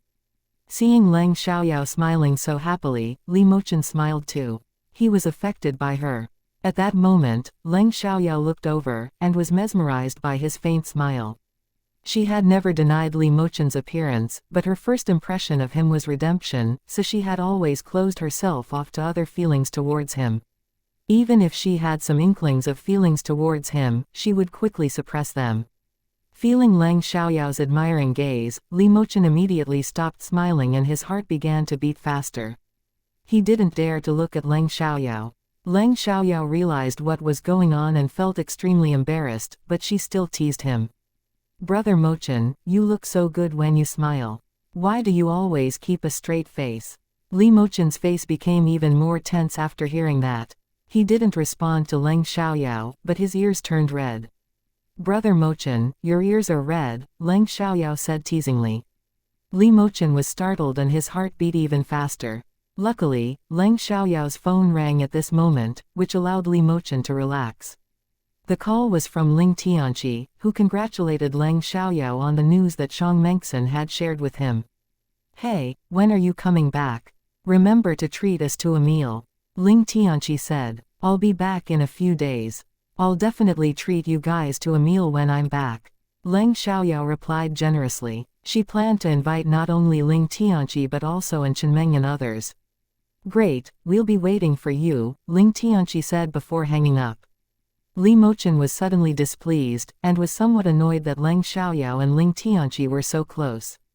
Unable to resist, he said sourly, "You're inviting everyone else to dinner, but not me." "Of course you're invited. I plan to cook for you tomorrow." Leng Xiaoyao replied truthfully. It wasn't just a way to appease Li Mochen. She had really planned to do so but hadn't had the chance to say it yet. Great. Li Mochen's mood suddenly improved. They went to old capital city home-style cuisine, but by the time they arrived, all the private rooms were taken, so they had to settle for a table in the main dining area. They chose one near the window and wall, which had partitions on both sides to avoid being watched by others. After all, they were both good-looking and attractive. When Mu Beihan returned home and saw her cousin there, she asked him about Leng Xiaoyao getting into Li Mochen's car earlier. "Cousin Yiyang, does brother Mochen have a girlfriend now?" she inquired. Mu Yiyang was taken aback and replied, "No, why do you ask? I just saw a girl get into brother Mochen's car." Mu Beihan exclaimed. "What?" Mu Yiyang was surprised and curious. "Mochen is in the capital city. How come I didn't know? Are you sure it was him?" "I didn't see brother Mochen himself, but the car was definitely his." Mu Beihan replied. "Could it be Mu Yuan or Meng Fan?" "No, they wouldn't dare to bring a girl along casually. Even if they did, it would definitely be related to Mochen." Mu Yiyang speculated. "Where did you see them?" Mu Yiyang asked. "At a hotel, when we left after the competition. That girl is also one of the contestants and even won first place." Mu Beihan said, with a good impression of Leng Xiaoyao. Mu Yiyang's eyes lit up as he suspected who the girl was. "What's her name?" "Leng Xiaoyao, she's from City Chong." Mu Beihan replied. "That makes sense." Mu Yiyang confirmed. "If both of them are in the capital city, why didn't they contact me? They don't take me as a friend. It's rare for me to have a vacation." After completing 2 consecutive tasks, they needed a break. If it were anyone else, it would be difficult to find Mu Yiyang in the capital city. "Do you know Leng Xiaoyao?" Mu Beihan asked in surprise. "I do. She has helped me several times before." "Beihan, don't you want to practice martial arts? Leng Xiaoyao is very skilled, on par with Mochen. When you study at the capital university, you can make friends with her and ask her to guide you." Mu Yiyang suggested. It wasn't about using Leng Xiaoyao, he simply wanted Mu Beihan to make friends with her. Chapter 3311, Haven't been so pleasant for a long time. It wasn't just about getting guidance from Leng Xiaoyao for Mu Beihan. Since Leng Xiaoyao's relationship with Li Mochen wasn't common and he himself admired Leng Xiaoyao as a friend, and since he and Li Mochen weren't often in the capital city, if Mu Beihan became friends with Leng Xiaoyao, it would give Leng Xiaoyao some backing due to his family's prominent status in case any trouble occurred. There were countless powerful people in the capital city. Leng Xiaoyao was so noticeable that she would easily arouse unreasonable jealousy or encounter trouble. Although Leng Xiaoyao was powerful, in a society governed by law and order, violence could only lead to hospitalization or imprisonment. At the same time, it depended on the extent of the situation, but violence couldn't rule the world. "What? Leng Xiaoyao is on par with brother Mochen?" Mu Beihan was surprised to hear that and showed a hint of admiration. She didn't know how powerful Li Mochen was, but she knew how powerful Mu Yiyang was. Both Li Mochen and Mu Yiyang were her idols, so if Leng Xiaoyao was on par with Li Mochen, she must be even more powerful than Mu Yiyang. She didn't expect Leng Xiaoyao to be good-looking, academically talented, and to also have such amazing fighting skills. It just so happened that she also had a good impression of Leng Xiaoyao, so Mu Yiyang's suggestion seemed feasible to her. "What's the relationship between Leng Xiaoyao and brother Mochen?" Mu Beihan asked curiously. "Don't misunderstand. She didn't have any romantic feelings towards Li Mochen. They had known each other since childhood, and she saw him as an older brother and an idol. Although she was once attracted to Li Mochen's looks, he was too cold and made Mu Beihan feel uneasy every time she saw him, so he wasn't suitable for her." "Friends," Mu Yiyang said. "Just normal friends or boyfriend-girlfriend?" Mu Beihan asked. "At present, they are just normal friends, but they may become boyfriend-girlfriend in the future." Until that happens, we can't be sure, so don't go around spreading rumors. Mu Yiyang cautioned. He could tell that Li Mochen had a different attitude towards Leng Xiaoyao, but they weren't a couple yet. So, you mean they are likely to get together? Mu Beihan said with a playful look, even more curious about Leng Xiaoyao. She didn't deny Leng Xiaoyao's looks and abilities, but if she could make Li Mochen treat her differently, there must be something special about her. That was why she was very interested in exploring Leng Xiaoyao. However, there was no chance right away. She would wait for the next time. Anyway, they are both going to study in the capital university. As soon as Mu Beihan went upstairs, Mu Yiyang called Li Mochen. Mochen, Beihan told me she saw Leng Xiaoyao with you in the capital city. How come you didn't tell me? That makes me mad. Since Leng Xiaoyao is in the capital city, you should let me show some hospitality. Mu Yiyang complained. I'll ask her if she has time, Li Mochen said. Even though he didn't really want Mu Yiyang to meet Leng Xiaoyao because they always got along well and he felt left out, he couldn't refuse since Mu Yiyang called him. Leng Xiaoyao also heard their conversation, so he couldn't say no. Okay, Mu Yiyang agreed. No matter how much he wanted to treat Leng Xiaoyao, he needed to see whether she had time. After hanging up the call, Li Mochen asked Leng Xiaoyao if she was free. She planned to stay in the capital city for a few days anyway, so it was no problem. What surprised her was that Mu Beihan turned out to be a member of the Mu family. After getting confirmation from Leng Xiaoyao, Li Mochen messaged Mu Yiyang. With the message, Mu Yiyang went to see Mu Beihan and directly asked her whether she wanted to join them. Mu Beihan thought she would have to wait until they all attended the capital university to meet Leng Xiaoyao, so she was excited to hear that they would meet sooner than expected. Although she had classes tomorrow, she had good grades, so taking the afternoon off wouldn't be a problem. She was really looking forward to meeting Leng Xiaoyao. After eating, Li Mochen took Leng Xiaoyao to Hanlin Manor. Leng Xiaoyao had already seen pictures of Hanlin Manor online, but seeing it in person made it feel more real and she was very satisfied with it. They then went to Li Mochen's villa, which was now technically hers since she had paid for it. Although the transfer of ownership hadn't been completed yet, she was happy with everything. Great, I'm satisfied. We just need to go grocery shopping tomorrow, Leng Xiaoyao said. Actually, there were no pots and pans before, but Li Mochen had bought them after confirming the sale with Leng Xiaoyao. For now, let's practice our martial arts, Leng Xiaoyao said eagerly. No problem. Li Mochen agreed and they went to the yard to spar. However, they didn't use their magical power or chaotic power as it would cause too much noise and attract unwanted attention. Although it had been over a month since their last spar, both of them had improved, though Leng Xiaoyao was still slightly inferior. It was a fun fight for Liang Xiaoyao because both of them were highly skilled. Even using their full strength wouldn't cause any harm. It's been a long time since I've had such a pleasant fight, said Leng Xiaoyao. It's getting late. Why don't you head back? Come to my place for lunch tomorrow morning, then we can meet up with Mu Yiyang in the afternoon. Okay, I should go, replied Li Mochen. He then turned and left, with Leng Xiaoyao seeing him off at the door. However, Leng Xiaoyao was dumbfounded when she saw Li Mochen arrive at his destination. He drove straight to the villa across from hers, which was only about 7 meters away.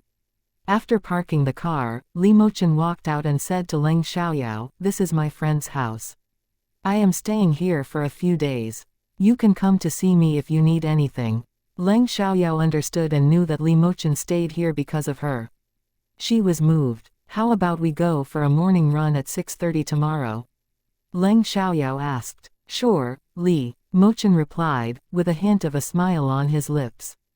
After bidding Li Mochen good night, Leng Xiaoyao returned to her room, took a shower, and lay down on the soft bed. She felt refreshed all over. However, she got up after a while because she still had unfinished business. Leng Xiaoyao had brought not only her laptop but also her drawing board. She needed to draw the game characters as soon as possible. In fact, it was already past the deadline of 1 month to draw the game characters, but she didn't expect to be so busy lately. Fortunately, it was almost over, and she could start programming. Leng Xiaoyao worked until 2 a.m. before finally going to bed. Chapter 3312, I Can Be Your Guide. Li Mochen couldn't fall asleep and could see the window of the master bedroom on Leng Xiaoyao's side from his room. He watched as the light remained on. He rarely smoked, but took out a cigarette this time, lost in thought. Li Mochen didn't go to bed until the light turned off in Leng Xiaoyao's room. Leng Xiaoyao got up at 6:20 a.m., tidied up, and was ready to leave. By the time she reached the door, Li Mochen was already there. "Good morning." Leng Xiaoyao greeted him with a smile. "Morning," Li Mochen responded. They then went for a run together. They met many people who were also out for a morning run. All of whom were drawn to the handsome and beautiful pair of Li Mochen and Leng Xiaoyao. An old man even approached them and asked about their relationship. When he found out they were just friends without partners, he eagerly tried to introduce them to some potential suitors. People who could live in Hanlin Manor weren't ordinary. The Shen family alone had at least over 100 million yuan in assets. Even if they were senior officials, without anyone in the family doing business and earning big money, one couldn't afford a house here. After all, the villas in Hanlin Manor started at around 30 to 40 million yuan. Therefore, it wasn't bad that this old man came to introduce potential partners to Li Mochen and Leng Xiaoyao. However, Li Mochen and Leng Xiaoyao politely declined, not because they were picky, but because they didn't need it. The old man was disappointed by their rejection. He worried about his grandchildren who were also successful, but had yet to find partners due to their focus on their careers. "Elder Tang, haven't you noticed it? Although they're not in a romantic relationship, it's obvious that they're interested in each other and just haven't made it official," an old lady said to him after Li Mochen and Leng Xiaoyao had run off into the distance. "Ah, why didn't I see it?" Elder Tang was surprised and confused as he hadn't noticed it. "Well, my intuition is rarely wrong," the old lady replied, believing in her gut feeling. "Tisk, why does it sound so complicated? Fine, even if I do an introduction, they may not be interested in my grandchildren." Elder Tang was a bit discouraged, not because he was belittling his own grandchildren, but because he felt that everyone living in Hanlin Manor might have a higher status than his family. Although the Tang family had some influence in the capital city, it was only average. People living in Hanlin Manor were all wealthy, but there were different levels of wealth. Some had assets worth tens of billions, hundreds of billions, or even trillions of yuan. If Li Mochen and Leng Xiaoyao had hundreds of billions of assets, they wouldn't be interested in his grandchildren with only tens of billions of assets. It didn't mean that they were snobbish or anything, but within high society, how many marriages were truly free? After their morning run, the two went to have breakfast. As a high-end villa area, Hanlin Manor wasn't only good in terms of quality and landscape, it also needed convenience in daily life. Therefore, there were restaurants and supermarkets in the villa area, which was very convenient. After having a good breakfast, the two went to the supermarket to buy things they needed for lunch. Because Leng Xiaoyao was treating him to a meal, Li Mochen didn't insist on paying for it. Instead, he helped carry the groceries back home as a gentleman. After they got home with their groceries, Li Mochen went back to his house across the road. Because he had just finished running and was covered in sweat, he didn't want Leng Xiaoyao to feel uncomfortable with his smell. After Li Mochen left, Leng Xiaoyao went back to her room to take a shower and change clothes. After getting cleaned up, she came down to the living room with her laptop and drawing board to work. Li Mochen wanted to go over to Leng Xiaoyao's place after his shower, but he felt that it was too early and didn't want to be too eager. However, he found that time passed by very slowly when he was alone. He somehow wasn't used to being alone. In the past, he loved being alone. At 10 a.m., Li Mochen went over to Leng Xiaoyao's place. At this time, she started cooking and even stewed some pork ribs. "My cooking skills are not that great, but don't be too critical," Leng Xiaoyao said. She thought her cooking was passable, but she didn't have the confidence for it to be good. "I won't," Li Mochen said. Even if it wasn't good, he wouldn't criticize it. "Do you want to go somewhere after lunch? I can be your guide." "Aren't you busy?" Leng Xiaoyao asked. "Not busy," said Li Mochen. As long as it wasn't something he had to handle himself, he could arrange for Mu Yuan and Meng Fan to take care of it. After thinking for a moment, Leng Xiaoyao said, I found a few office buildings online that I need to visit in person. I'm planning on moving Xiaoyao technology to the capital city since I'll be based here from now on. If you're not busy, can you be my driver? Leng Xiaoyao accepted his help because having Li Mochen with her was much more convenient than going alone. No problem. Li Mochen agreed at once. After cooking the meal, it was already 11:30 a.m., which was perfect timing. Because it was only the two of them eating, Leng Xiaoyao didn't make too much food. She made stewed pork ribs and 2 stir-fried dishes, which was enough for 2. It's delicious, Li Mochen said after tasting the food. It wasn't just a polite compliment or perfunctory comment. He could eat delicacies or simple food, but to him, there was no difference between them because they were just meant to fill his stomach. However, after eating Leng Xiaoyao's food, he felt something different. He felt a kind of emotion he had never experienced before, happiness and satisfaction. He even wanted to eat more of Leng Xiaoyao's food. Really? Leng Xiaoyao asked uncertainly. Although she knew her cooking skills were average, she was still happy to receive Li Mochen's approval. Yes, really, Li Mochen said seriously. If it's delicious, then eat more. After the National College entrance examination, when I come to the capital city, you can come over and eat with me, Leng Xiaoyao said. Eating alone was boring, and having someone to eat with would stoke her appetite more.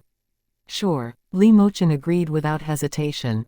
He couldn't help feeling happy inside, regardless of whether it was just a courtesy.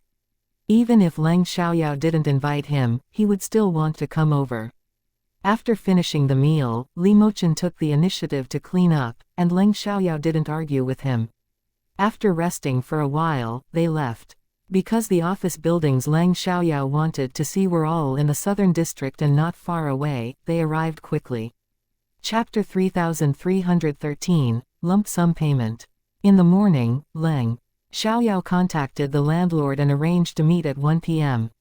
When Leng Xiaoyao and Li Mochen arrived, the landlord was already there, though it was still 10 minutes before 1 p.m. Although they had already learned the price, it didn't mean that there was no possibility for bargaining. After Leng Xiaoyao finished touring the building, she was generally satisfied and asked the landlord directly, is the office building up for sale? The landlord was surprised by the question and replied, it's for sale, but you must pay in full. In fact, the owner originally intended to sell it, but requiring full payment discouraged many people. What's the full payment amount?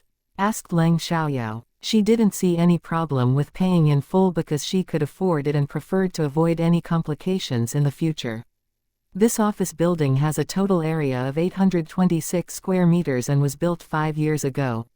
I'll calculate the price based on the purchase price of 70,000 yuan per square meter. Of course, if you pay in full, I can offer a discount. Originally it was over 57.8 million yuan, but let's just round it down to 57 million yuan, said the owner. He didn't think Leng Xiaoyao was likely to buy it, because many others had been discouraged by the price. Can I know why you're selling this office building? Leng Xiaoyao asked. Although she had already done some research, she wanted to confirm the information with the owner. There was no guarantee that the owner's answer would be accurate, but as long as the property right was confirmed and the price was acceptable, that was all that mattered. The price was reasonable. She needed to have a good understanding of the property before negotiating with the owner. The owner smiled bitterly at her question. We couldn't keep it running and our family went bankrupt. So we had to sell this office building to make some money. Originally, we wanted to sell it outright, but everyone was put off by the price, so we settled on renting it out instead. If there were other problems, she wouldn't buy it. She even investigated the contract that the owner bought at the original price. He didn't cheat them. Leng Xiaoyao asked Li Mochen, what do you think of this place? The location and environment are good, and the price is reasonable, replied Li Mochen. Although he hadn't researched the market, Leng Xiaoyao had already informed him of the approximate price on their way there. Is there any problem with your property right? Are there any disputes with your family? Leng Xiaoyao asked. I don't like trouble, and it wouldn't be good if your family comes to cause problems after you sell it.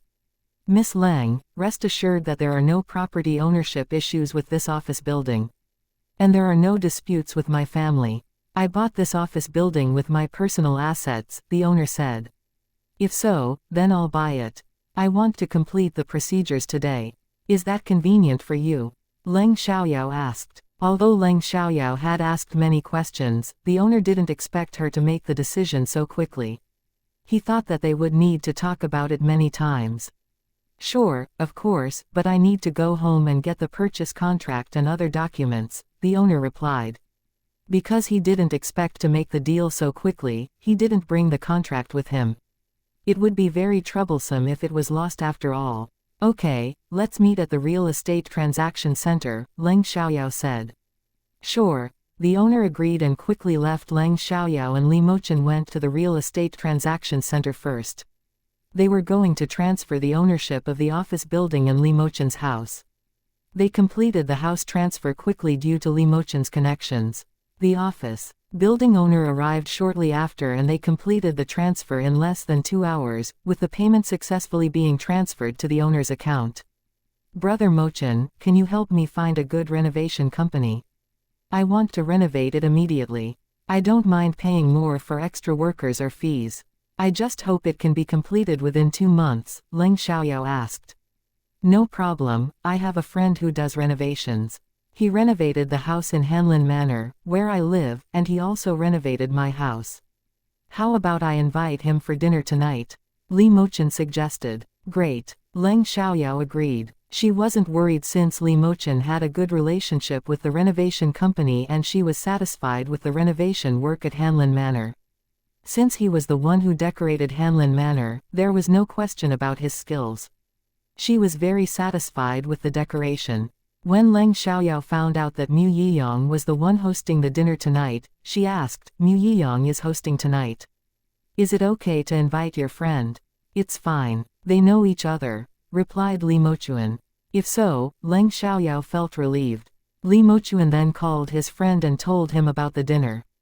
His friend readily agreed. Even if it wasn't about business, he would agree to dine with Li Mochen with alacrity. After all, it was rare to see Li Mochen. If they didn't have business dealings, it would be even harder for him to see Li Mochen.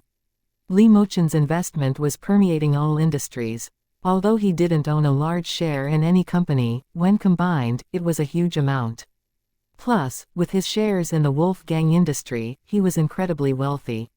Mu Yiyang made reservations at the Shengjing Hotel because Li Mochen was a shareholder there. It was convenient to go to a familiar place. After completing the transfer procedures, it was time to go. The two of them headed over.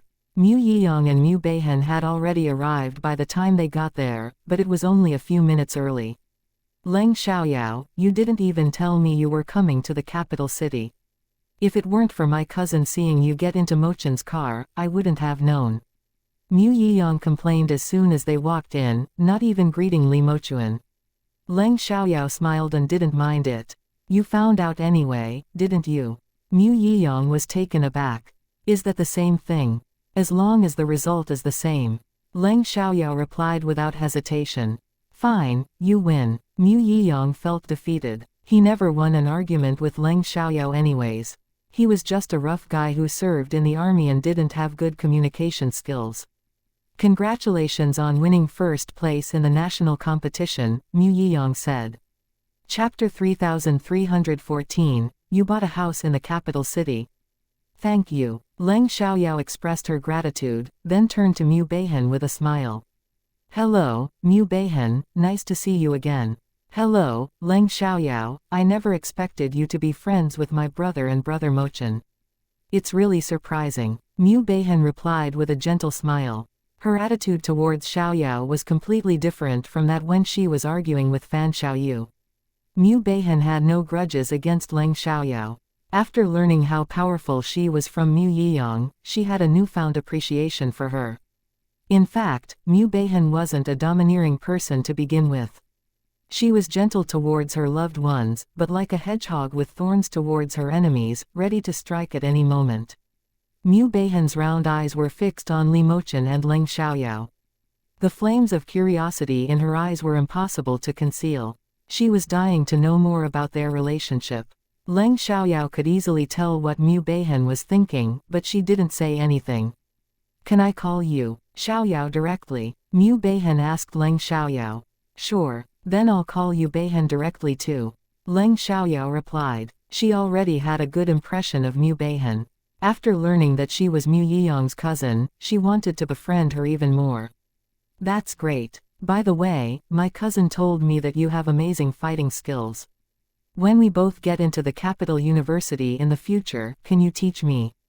Mu Beihan asked. She didn't care that they had just met, because she was the type of person who spoke her mind and couldn't hold back her feelings.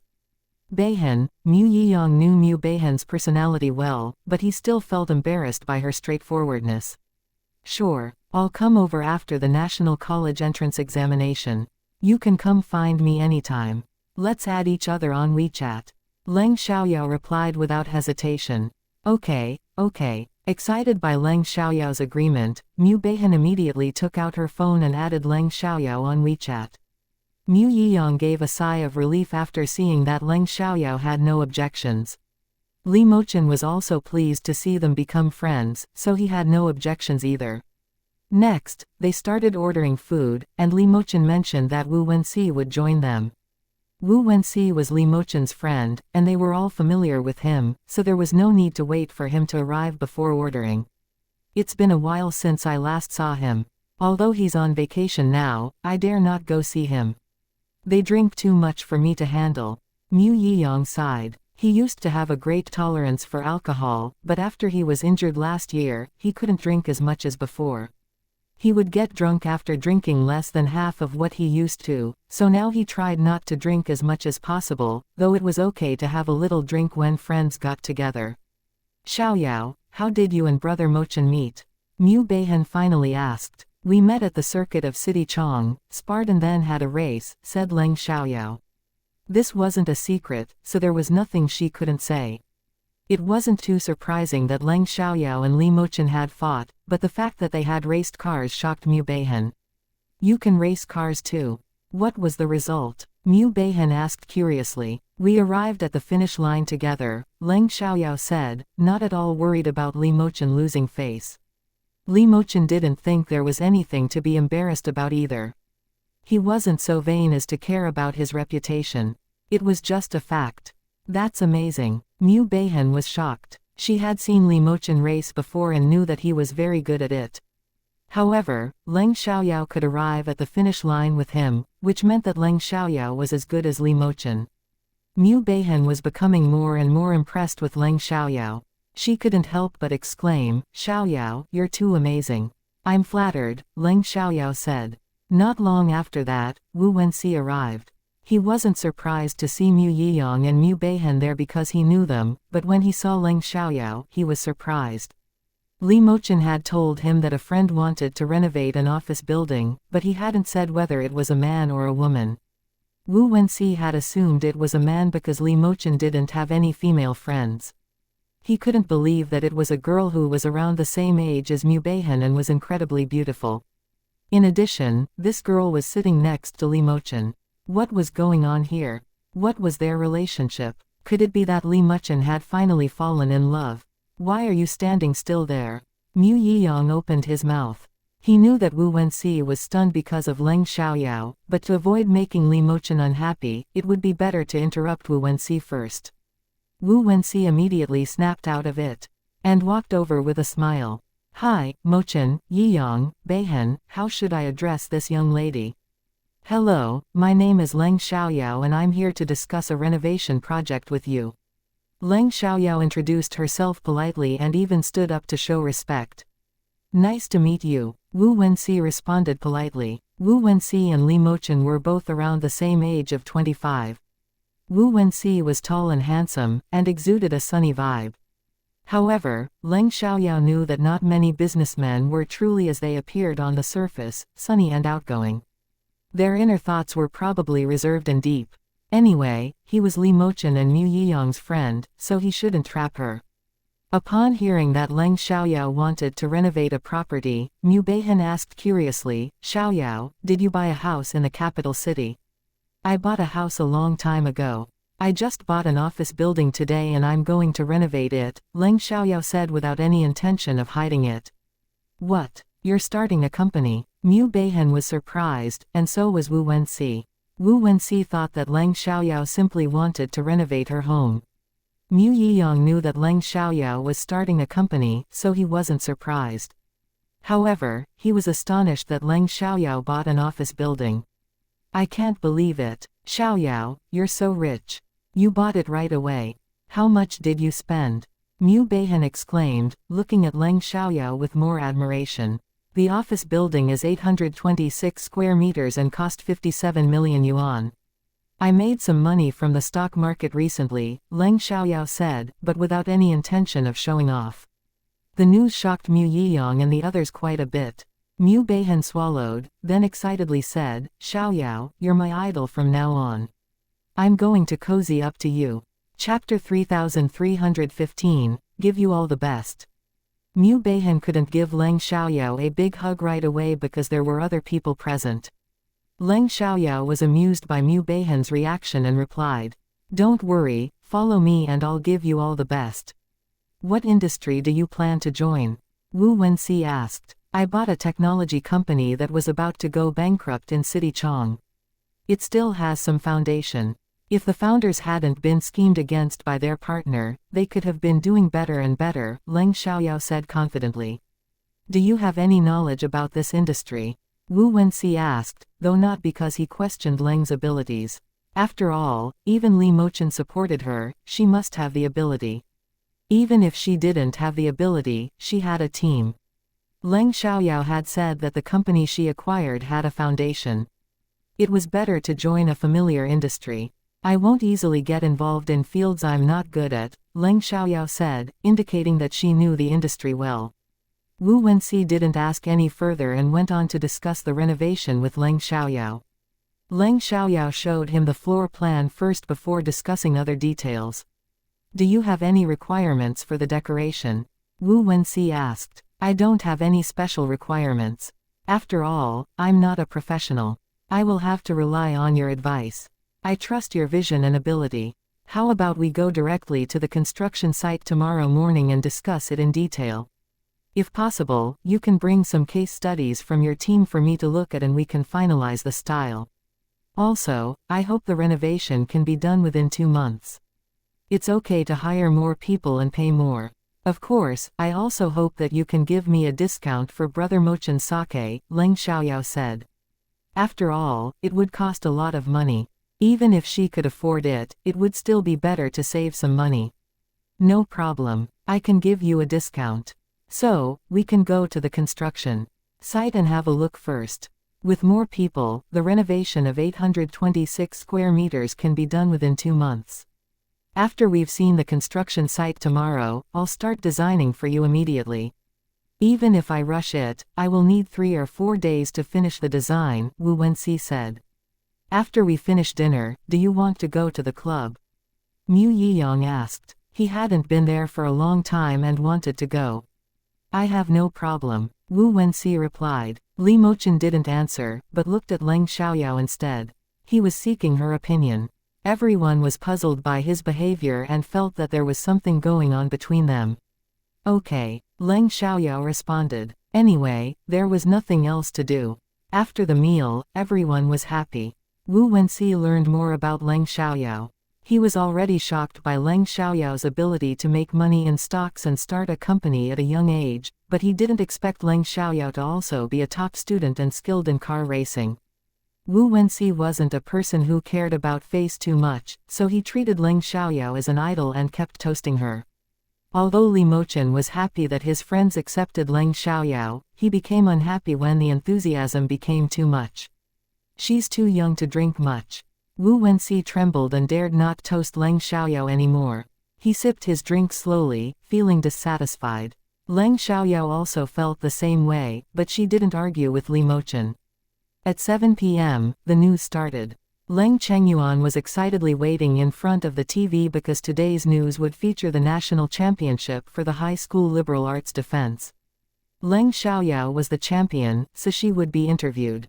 Although Leng Chengyuan and Leng Yecheng knew the result yesterday, they were still excited to see Leng Xiaoyao being interviewed on TV and praised her endlessly. However, Leng Yihua and Song Meiyu didn't look happy, especially Song Meiyu. Song Meiyu looked at Leng Xiaoyao on TV and wanted to glare a hole through it. She really missed the old Leng Xiaoyao before she changed. She was bad at studying, had acne all over her face, had a bad personality, and was simply unpleasant in every aspect. That kind of Leng Xiaoyao wouldn't have stolen Leng Yuqi's limelight. Even if Leng Chengyuan and Leng Yecheng always favored her, at least the impact on them wouldn't become that great. After becoming beautiful, good at studying, and good at everything, Leng Xiaoyao became a nightmare for their family, especially after Leng Yuqi was betrayed by Chu Jianan. Although the betrayal had nothing to do with Leng Xiaoyao, Song Meiyu still blamed her for it. In fact, it came out because of Leng Xiaoyao, so she didn't deny it. Leng Xiaoyao's outstanding face and championship title left an indelible mark on countless people's hearts and made her an instant hit. In just a few hours, Leng Xiaoyao's name became a hot topic on Weibo. If it was just news of a high school student winning the national championship in the liberal arts defense, it would only cause a small stir. What really made Leng Xiaoyao popular was her beautiful face. Back to Li Mochen. Enemies always seemed to cross paths easily. Although Li Mochen didn't frequently visit the capital city, he had encountered acquaintances a few times, but enemies were more common. This time, as soon as they finished their meal and left the restaurant, they ran into Li Xiaoyang. Along with Li Xiaoyang were Zheng Heoding and Feng Yiyan, whom Leng Xiaoyao had met once before, but there were two other people she didn't know. When Li Mochen appeared, Li Xiaoyang was immediately displeased and became furious. He had been holding a grudge against Li Mochen's bodyguards for throwing him out of a hotel last time. If it had been someone he didn't know treating him like that, he would still be angry and hold a grudge, let alone someone he had always disliked like Li Mochen. His jealousy grew even stronger when he saw Li Mochen forming a close relationship with Mu Yiyang and Wu Wenxi. Even though his friends were all from first or second-rate aristocratic families and wealthy households, birds of a feather flocked together. They were all a group of people who only knew how to eat, drink, and have fun, without any great accomplishments. Both the Li family and the Mu family were first-rate aristocratic families, but most of the Mu family descendants had achieved something. For example, Mu Yiyang had made a name for himself in the military. Meanwhile, Li Xiaoyang couldn't even last a few years and asked to go home. As for Wu Wenxi, he was also a young heir from a second-rate wealthy family. He invested in building the high-end villa area Hanlin Manor, where many powerful and wealthy people lived. However, the Li family couldn't even afford one of the houses inside. Li Mochen was hanging out with these people, so he could benefit from their relationship. Chapter 3316, His hand is dislocated. Even their grandfather had the intention of having Li Mochen return to the Li family. Thinking about these things, Li Xiaoyang was so angry that he wanted to beat someone. Although Li Mochen's bodyguards weren't present, Mu Yiyang was there. So he didn't dare to act rashly. Zheng Heoding and Feng Yiyan also recognized Leng Xiaoyao. Even though Zheng Heoding was interested in Leng Xiaoyao, he was also filled with hatred at the thought of the humiliation from last time. As a result, his gaze towards Leng Xiaoyao became unfriendly. Li Mochen and his friends had no intention of paying attention to them and simply walked past them to leave. However, Li Xiaoyang and his friends wouldn't let Li Mochen go. Before Li Xiaoyang could say anything, Zheng Heoding directly made a move to block them and said, "Stop right there." Li Mochen and his friends stopped. "Zheng Heoding, are you crazy? Why did you stop us?" Mu Yiyang stepped forward and asked coldly. "This is none of your business. Don't meddle in our affairs," Zheng Heoding said, feeling a little afraid of Mu Yiyang and not wanting to start a conflict with him. "What if I want to meddle?" Mu Yiyang narrowed his eyes, exuding a killing intent that made Zheng Heoding nervous. "Yiyang, step back. You don't need to get involved in this," Li Mochen sternly said. Mu Yiyang was a soldier, so it wasn't suitable for him to be getting into fights outside. Even if he was in the right, it would still have an impact. Some rules couldn't be violated, and those who did would be punished. Mu Yiyang understood that, so when Li Mochen told him to step back, he did so. After all, Li Mochen was more than capable of handling it himself. What do you want? Li Mochen asked Zheng Heoding coldly. His gaze was even colder than that when Mu Yiyang looked at Zheng Heoding, but thinking that this was the capital city, their territory, they shouldn't be afraid of Li Mochen. What do I want? You beat me last time. Do you think you can get away with it? You must bow down and apologize to me today, or else you won't be able to leave this restaurant. Zheng Heoding threatened. Although he told himself that Li Mochen had nothing to fear, he couldn't help but feel panicked inside.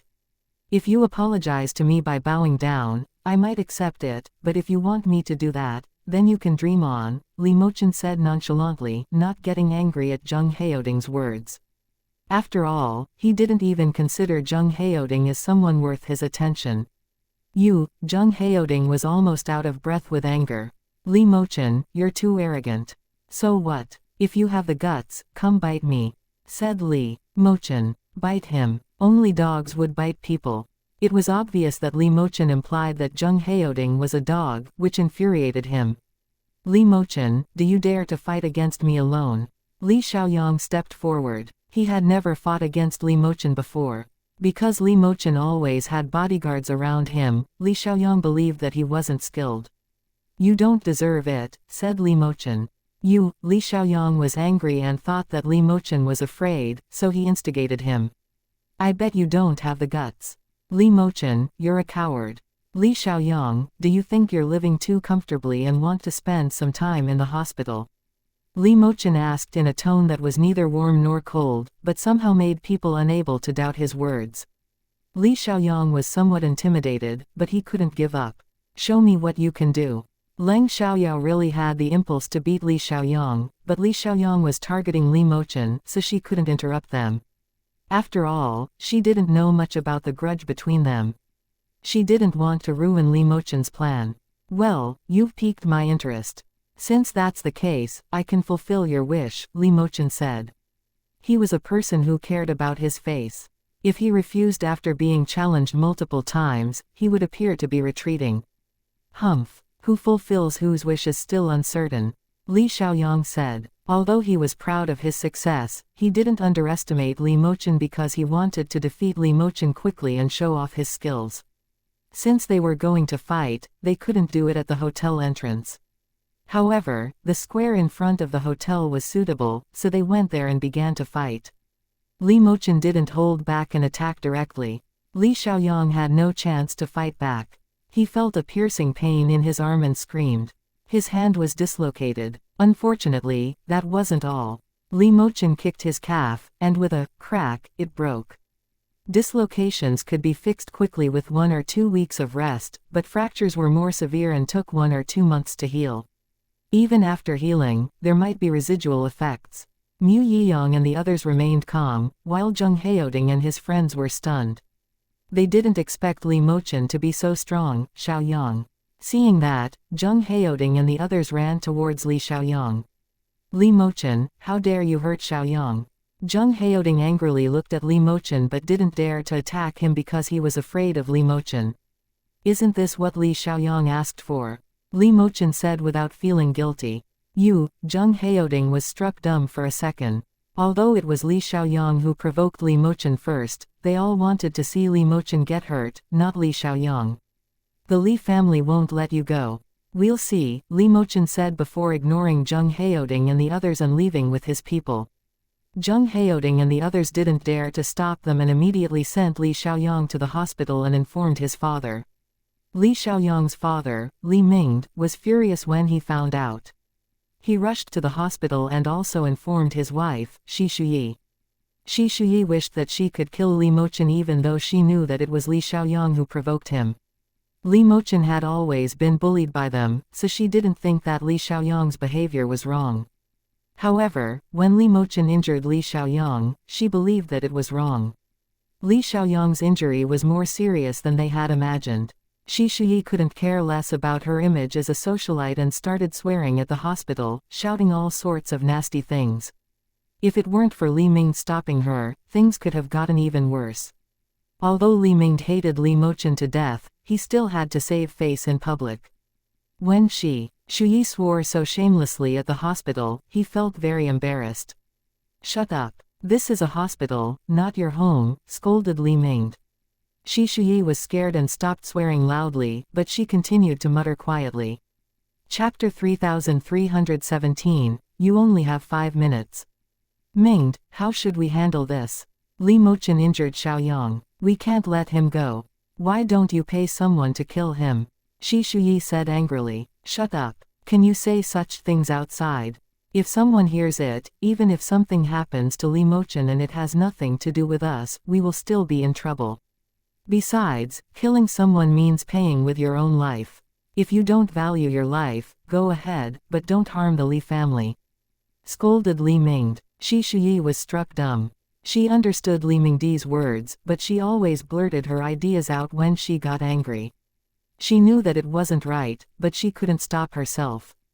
Then what should we do? Asked Shuyi. Whatever we want to do, we'll talk about it at home, said Li Mingde. Shuyi was completely quiet this time. After Li Xiaoyang's injuries were treated, Shuyi stayed with him while Li Mingde went back to the Li family's mansion to handle other matters. Upon returning home, Li Mingde told his father, Li Zongquan, about Li Mochen's attack. Although angry, Li Zongquan still had the idea of inviting Li Mochen back to the Li family. He immediately ordered people to find Li Mochen. Because Li Mochen just showed up at the Shengjing restaurant, it shouldn't be difficult to find out where he went afterwards. Dad, we can't let him go.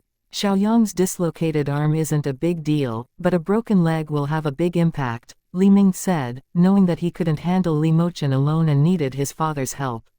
I have a plan. You can leave now. I need to discuss something with your brother, Li Zongquan said without revealing his plan for dealing with Li Mochen. Li Mingde realized that his father had the idea of inviting Li Mochen back to the family. If Li Mochen returned, his father wouldn't pursue the matter of attacking Xiaoyang. The declining Li family was in need of support and influence, and Li Mochen was a ready-made bridge. Although they were aware of Li Mochen's connections long ago, they didn't take it seriously. They didn't think that those important people would stand with Li Mochen against the Li family. Nevertheless, they needed those people's help right now. If they wanted help, they could only start with Li Mochen. In terms of personal grievances, Li Mingde didn't want Li Mochen to come back, but from the perspective of the Li family, he wanted Li Mochen to join them, even though he still questioned Li Mochen's ability. However, if their father made the decision, he dared not oppose it. Unfortunately, Li Zongquan wanted to secretly talk to his third son and made Li Mingde go out, which made Li Mingde dissatisfied, but he didn't say anything and went out. After Li Mingde went out, Li Zongquan instructed his third son, Li Ming. After finding Li Mochen, go and talk to him about coming back. If he comes back, I can overlook the matter with Xiaoyang. In Li Zongquan's tone, there was not the slightest worry that Li Mochen would refuse, because he believed that without the Li family, Li Mochen would not be taken seriously by outsiders no matter how capable he was. If the Li family supported him, outsiders would pay more attention to him. Therefore, it would be a good thing for Li Mochen to return to the Li family, and there was no reason for him to refuse. If he refused, then Li Mochen must be a fool. Li Ming agreed, but he wasn't as confident as Li Zongquan. He thought that it wasn't likely for Li Mochen to come back. After all, when Li Mochen was still in the Li family, his life was terrible. Besides, Li Mochen and his friends seriously injured Li Xiaoyang, but Li Zongquan did nothing. Because Li Xiaoyang survived, Li Zongquan even told them to let it go. It was hard for them not to hate Li Mochen. However, the Li family really needed Li Mochen, so he had to try. Li Ming soon found out where Li Mochen was and waited for him outside the clubhouse till 11:30 p.m. When he saw Li Mochen and his friends coming out, he immediately got out of the car and walked over. Can we talk, Mochen? Li Ming was polite to Li Mochen because there weren't any serious grievances between them. Although his children had also bullied Li Mochen when they were little, they didn't have any malice towards him later on. After they grew up, they no longer hurt Li Mochen. Instead, they blamed themselves for bullying Li Mochen. Even though he never cared about Li Mochen before, he never wanted to hurt him. He just wanted to get his help for the Li family. I have nothing to talk about with people from the Li family, Li Mochen said coldly. Don't worry, it's not about Xiaoyang, Li Ming said, thinking that Li Mochen didn't want to talk to him because of Li Xiaoyang. That's funny. Upon hearing that, Li Mochen sneered sarcastically. He said contemptuously, do you think I'm worried that the Li family will come after me because of Li Xiaoyang's injuries? Well, I'm not worried about that. If the Li family does, no, it's already happened before, but those men you paid were all a bunch of amateurs who weren't worth my time. Does your Li family not have any smart people left? Instead of using your energy to deal with the enemies of the Li family, you keep coming to provoke me and deal with someone like me who doesn't actively provoke the Li family. Are you trying to accelerate the decline of the Li family? Li Ming was displeased. He also felt that the Li family shouldn't always provoke and target Li Mochen, but he couldn't control other people in the Li family. Mochen, I have something important to discuss with you. It won't take up too much of your time, Li Ming said, not feeling angry because of Li Mochen's words because he could understand it. If it were Li Ming or Li Xiaoyang, this kind of talk would definitely make them explode and angrily curse at Li Mochen. Because of this, Li Mochen didn't make things too difficult for Li Ming. All right, you can have 5 minutes. You guys wait for me in the car, Li Mochen said, then gave his car key to Leng Xiaoyao before walking to the side with Li Ming. Mu Yiyang and Wu Wenxi had a general idea of why Li Ming came to see Li Mochen. It was probably to ask Li Mochen to return to the Li family and help them out. However, they also knew that Li Mochen wouldn't agree. Chapter 3318, Is it a robbery? Mochen, I know you have grievances against the Li family, but no matter what, you are still a member of the family. The past is in the past, and I hope you can let go of your grudges. Your grandfather is getting old and wants the family to be harmonious. Please come back to the Li family, Li Ming said. Although he felt guilty saying it, his good mental state prevented him from showing it. Instead he had a sincere expression. Ordinary people might have been moved by his words, but Li Mochen could clearly see him through. Is this his idea or yours? Li Mochen asked calmly, showing no emotions. Your grandfather's idea, Li Ming replied. If this was your idea, I might believe that you genuinely see me as a member of the Li family, but if anyone else suggests this, I won't believe it for a second. It's just that the Li family is in trouble and can't resist. They heard that I have good connections, so they want me to come back to the Li family and want to use my connections to strengthen the Li family. I'm not stupid. I know what's going on, Li Mochen said mockingly. Li Ming was disappointed. He avoided Li Mochen's eyes because what Li Mochen said was true. You should go. I won't interfere with the Li family's affairs. If anything happens to the Li family in the future, as long as you don't scheme against me, I will protect your family, but if you and Master Li and Li Mingdi's family are the same, I won't care about you either, Li Mochen said and left without saying more. Li Mochen's attitude was resolute, so Li Ming couldn't say anything more because he didn't want to offend Li Mochen. After all, Li Mochen was the one who was hurt, so they had no right to advise him to be forgiving. After returning to the car, Li Mochen and Leng Xiaoyao went back to Hanlin Manor without discussing his conversation with Li Ming. When they arrived at Hanlin Manor, they went straight to their houses to rest since they had both drunk a bit. Li Ming went back to the Li family's mansion and reported Li Mochen's reply to Li Zongquan, but he only mentioned that Li Mochen knew about their intentions and didn't want to come back. He didn't reveal anything he shouldn't say. Li Zongquan was so angry that he smashed his teacup on the ground. He couldn't believe that Li Mochen refused to come back and thought that Li Mochen was ungrateful. He's an ingrate. It's an honor for him to be needed by us, he said. If Li Mochen was an ingrate, why did they bother to ask him to come back? Li Ming murmured to himself, but he didn't dare say it out loud. Li Zongquan was a selfish and arrogant person. Despite being 70 years old, he still coveted power. However, in recent years, the Li family had been declining, with each generation holding lower positions than the previous one. To put it bluntly, the Li family was now at the bottom of the first-class powerful families' rankings. Even the second-class powerful families dared to provoke them. Nevertheless, a starving camel was still bigger than a horse. Moreover, the Li family was only a bit weaker and not dead yet.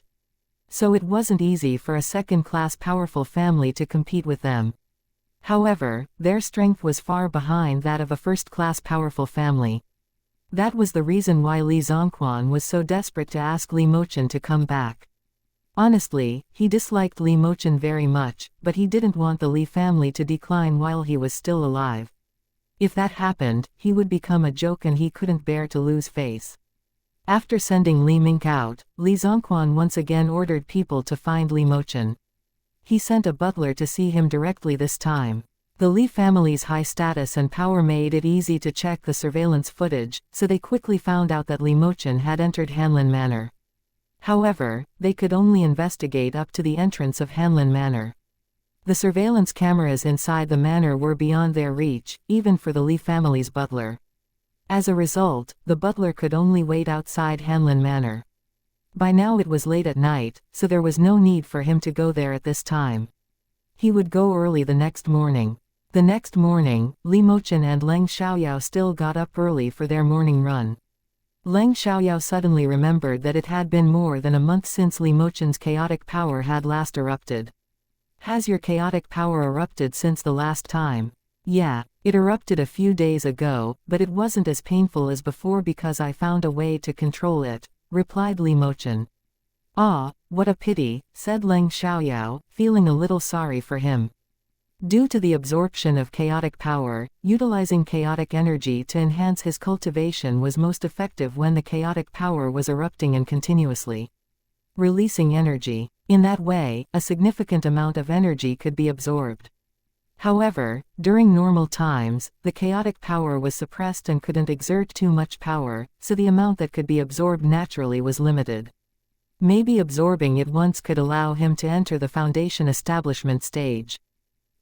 What's a pity? For a moment, Li Mochen didn't understand Leng Xiaoyao's meaning. I couldn't save the hero. Leng Xiaoyao joked. If you come to the capital city after the National College entrance examination, or if I have time to go to City Chong later, then you will have a chance to save the hero, Li Mochen said seriously, leaving Leng Xiaoyao shocked. Although Li Mochen didn't understand at first, he soon realized that Leng Xiaoyao was referring to the absorption of chaotic power. However, he didn't get angry that Leng Xiaoyao said it was a pity. Leng Xiaoyao and Wu Wenxi had an appointment at 9 a.m. So after their morning jog, eating breakfast, and resting until 8:30 a.m., they set off. However, they were blocked right after leaving Hanlin Manor. Leng Xiaoyao didn't know who the people who blocked them were, but Li Mochen did. It was the Li family's butler, and he brought 3 people with decent skills. Did they really plan to take him head-on? Wait for me in the car. Li Mochen didn't want to drag Leng Xiaoyao into trouble, so he didn't let her come out. Okay. Li Mochen could handle it by himself, so Leng Xiaoyao didn't want to meddle in his affairs. Young Master Mochen. Seeing Li Mochen get out of the car, the Li family's butler politely greeted him, but his politeness was just superficial. Is the Li family so desperate that they have to rob people on the road?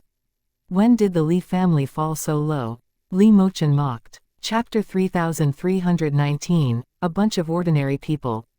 Butler Li was struck dumb for a moment. He knew that Li Mochen was mocking him, so he was displeased. Butler Li was a distant relative of the Li family, a nephew of Li Zongquan's generation. He was almost 50 years old this year and had been in the Li family for more than 20 years. He was the person Li Zongquan trusted the most. He was even more trustworthy than Li Zongquan's sons.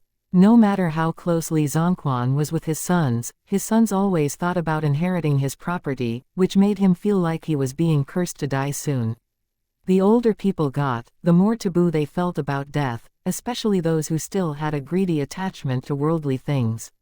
Young Master Mochen, the Li family is doing well. It's just that Master Li misses you and wants me to invite you back to the Li family, Butler Li said.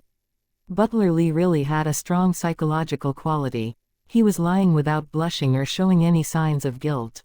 It seems that everyone in the Li family is a fool. Didn't you understand my words, or do you not understand human language? What's the point of wasting my time? Please go, otherwise I'll have to be rude, Li Mochen said. He wasn't talkative and he had said enough to the people of the Li family these days. Since they still didn't understand him, he naturally didn't need to waste his time. Young Master Mochen, I'm just acting on orders. Please don't make things difficult for us, Butler Li said, almost seeming to be begging Li Mochen. Because he knew that Li Mochen had good fighting skills, he didn't want to fight against Li Mochen if it was possible. Butler Li didn't know how good Li Mochen's skills were, but since Li Mochen could defeat Li Xiaoyang, he must be at a high level. It was precisely because he didn't know Li Mochen's true abilities that he wasn't too afraid. I am making things difficult for you. Now it's you who are making things difficult for me. I didn't take the initiative to provoke the Li family, but you won't stop bothering me. What? Do you think it's easy to bully me now that I have left the Li family? Li Mochen sneered. Butler Li was mad. To be honest, although he was just a housekeeper in the Li family, there were few people in the Li family who didn't regard him as important except for Li Zongquan. Instead, they flattered and pleased him because his words often meant more to Li Zongquan than theirs. Although he also knew that Li Mochen wouldn't take him seriously because of the grudges between him and the Li family, he was still unhappy that Li Mochen was embarrassing him. The main reason was that the Li family disliked Li Mochen. Young Master Mochen, I know you have many friends with status outside, but without the influence of the Li family as a backing, it's still unstable. So please consider your own future and return to the Li family, Butler Li said. I've once again witnessed the shamelessness of the Li family. Only fools will treat others as fools. Li Mochen lost his patience. After mocking them, he turned directly to get into the car. Butler Li saw that Li Mochen wouldn't listen to him, so he had to resort to force. The next moment, with a gesture from Butler Li, the three men beside him headed straight towards Li Mochen. Li Mochen didn't hesitate to fight back. With just one hit each, he directly broke their ribs. Li Mochen was never a kind-hearted person, especially towards his enemies. Butler Li was shocked. He didn't expect that Li Mochen could be so powerful. Young Master Mochen, are you not afraid of the Li family hunting you down? Butler Li asked coldly with a threatening tone. Hasn't Li Zongquan secretly sent people to kill me many times? Haven't they all failed? If I was afraid of the Li family, I wouldn't have appeared, Li Mochen sneered. Afterwards, he ignored Butler Li and left in his car. Butler Li didn't dare to stop him, but his gaze was fixed on Leng Xiaoyao. He was determined to remember her face. This girl and Li Mochen seemed to be in a romantic relationship. Since he couldn't persuade Li Mochen, why didn't he target this girl instead? However, what Butler Li didn't know was that Leng Xiaoyao wasn't as easy to deal with as Li Mochen. He was staring at you just now. He may make a move on you. You should be careful. Li Mochen reminded Leng Xiaoyao, feeling guilty that he might have put Leng Xiaoyao in danger. They're just a bunch of ordinary men. I'm not afraid, Leng Xiaoyao said nonchalantly. She even feared that the Li family might not come looking for her since she had such a bad impression of them. Even if the Li family didn't come to see her, she would visit them. The Li family always believed that they were very powerful, but Li Mochen could actually easily destroy them if he wanted to. At most, in a society governed by law, he couldn't kill people at will. Nevertheless, he could easily dismantle the Li family without using violence, but his reason stopped him. Although Leng Xiaoyao wasn't afraid of the Li family, she still worried about her own family. What could she do? Would the Li family spare her because she was worried about her family? Because they were delayed by Butler Li, when Leng Xiaoyao and Li Mochen arrived at the office building, Wu Wenxi and his team were already outside. Sorry, we had a little trouble on the way and were delayed for a while. Leng Xiaoyao apologized at once. It's fine. He won't mind, Li Mochen said. He was too familiar with Wu Wenxi to be polite. Wu Wenxi was displeased and said unhappily, you should leave it to me. Now that you said that before me, it sounds as if I do actually mind. Li Mochen simply gave him a glance without saying a word, but Wu Wenxi resigned himself to defeat. Once they entered the office, Wu Wenxi had the others take measurements while he discussed the style and what was needed with Leng Xiaoyao. A tech company naturally required a unique, bold, and forward-thinking design. They could reference style cases, but the design had to be entirely new. After sending the men to the hospital, Butler Li returned to the Li family's mansion and reported the situation to Li Zongquan. Li Zongquan was once again so angry that he smashed his teacup. Butler Li looked on with distress as the tea set was a gift and worth a lot of money. However, it belonged to Li Zongquan, so he couldn't say much.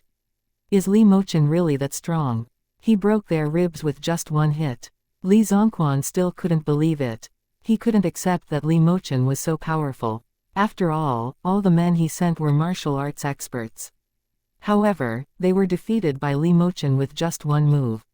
How strong was Li Mochen exactly? It meant that the situation was completely out of control, which wasn't what he wanted. Yes, by the way, there's a dash camera in the car. Let me go get it for you now, said Butler Li.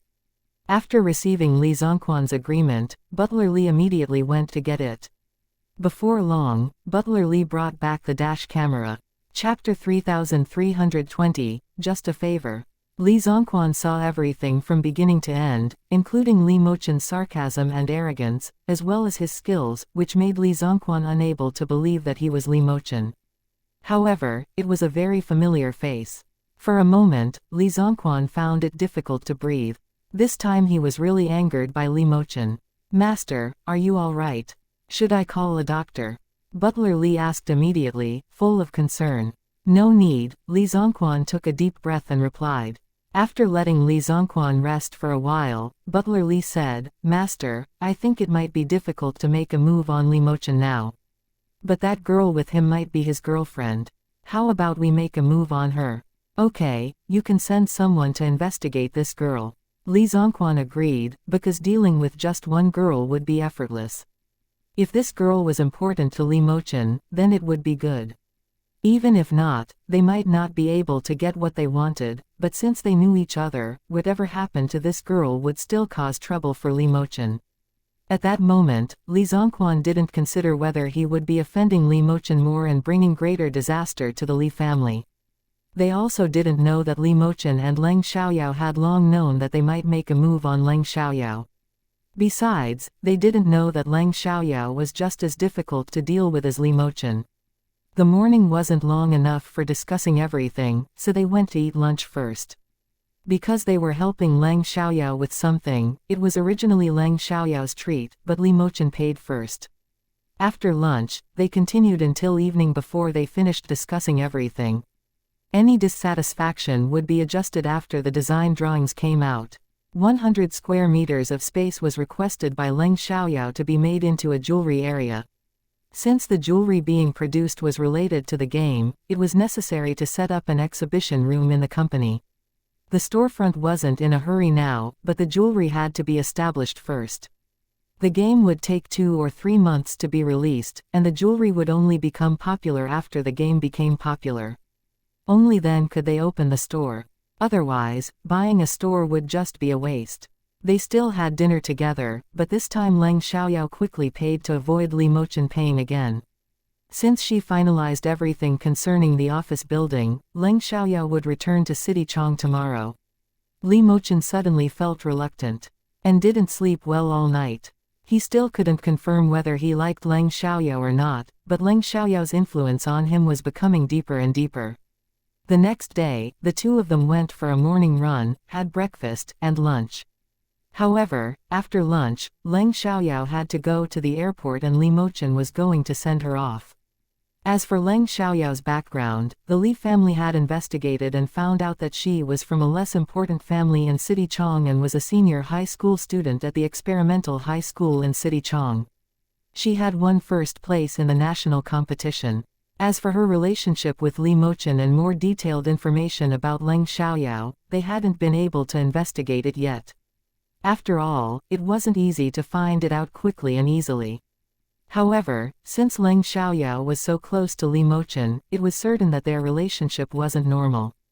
And for them, Leng Xiaoyao was just an unimportant person, not worth their effort to investigate. Li Mochen was upset on the way to the airport. Leng Xiaoyao thought that something bad might have happened.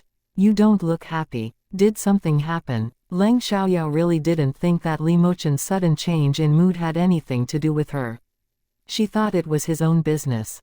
Nothing. Although I'm not sure if the Li family will come after you, if they do, don't hesitate to tell me if there's anything you can't handle.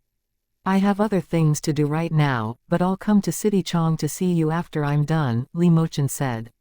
After a moment, he felt that his words were a bit ambiguous, so he added. If the Li family really comes after you, it's because of me.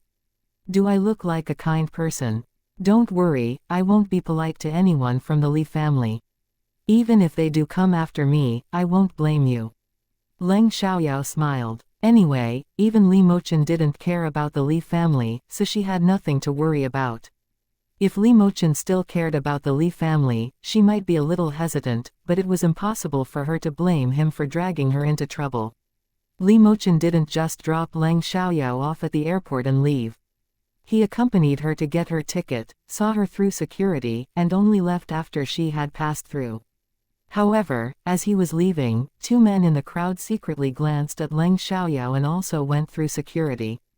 They followed her closely. The senses of cultivators were extremely sensitive. Even without using their magical senses, they could feel when someone was looking at them.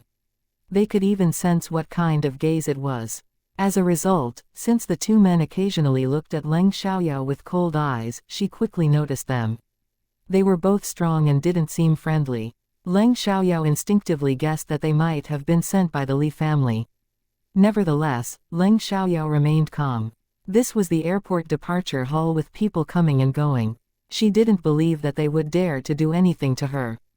Leng Xiaoyao sat down at the side of the boarding gate, and the two men who had been following her also sat down nearby.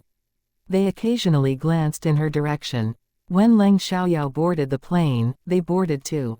Although Leng Xiaoyao suspected that they were sent by the Li family, she didn't tell Li Mochen. It was a problem that she could easily handle herself. Why bother telling Li Mochen and adding to his worries? He probably had plenty of things to deal with already. When they arrived at the airport in City Chong and got off the plane, the two men continued to follow Leng Xiaoyao, even after she took a taxi and left. Because the Leng family's residence wasn't in the city center, there was a sparsely populated stretch of road that Leng Xiaoyao got off at. The two men also got off there, then directly surrounded Leng Xiaoyao. Who are you? What do you want to do? Leng Xiaoyao pretended to be scared and asked nervously. The Li family only sent two men, so they probably didn't know about her abilities. Don't be afraid, miss. We won't hurt you. We just need your help with something, one of the men said in a serious tone, as if they really wanted Leng Xiaoyao's help. Moreover, when they looked at Leng Xiaoyao, their gaze was very plain, without any hint of amazement or lecherousness due to her beauty. I don't know you guys. Why should I help you? Leng Xiaoyao said. The two men were clearly getting impatient. It's your honor to help us. Stop wasting time and don't make us force you. Chapter 3321, Too Bold. Humph. You want to use violence. That depends on whether you have the ability to do so. Leng Xiaoyao was tired of acting. Although she didn't blame Li Mochen for dragging her into trouble, the actions of the Li family angered her. She was totally innocent in the conflicts between the Li family and Li Mocho, but the Li family came after her. How could she not be angry? The Li family really had no sense of reason and were just bullying others. The two men were stunned. They couldn't understand why Leng Xiaoyao suddenly lost her fear, and even dared to look down on them. However, they didn't think that Leng Xiaoyao was capable of anything. Well then, don't blame us for being impolite. The next moment, the two men attacked Leng Xiaoyao. Don't blame you. Do you think I'm a saint? If you offend me, you will pay the price. Leng Xiaoyao said coldly and immediately fought back. These two men were nothing but small fries to Leng Xiaoyao. She easily knocked them down and even dislocated their arms. The two men were surprised. They didn't expect this girl to be so powerful. Did you think I didn't know that you've been following me since the capital city? If I guessed correctly, you should have been sent by the Li family, Leng Xiaoyao said. The two men were startled, their expressions revealing panic. Obviously, they had been caught by Leng Xiaoyao.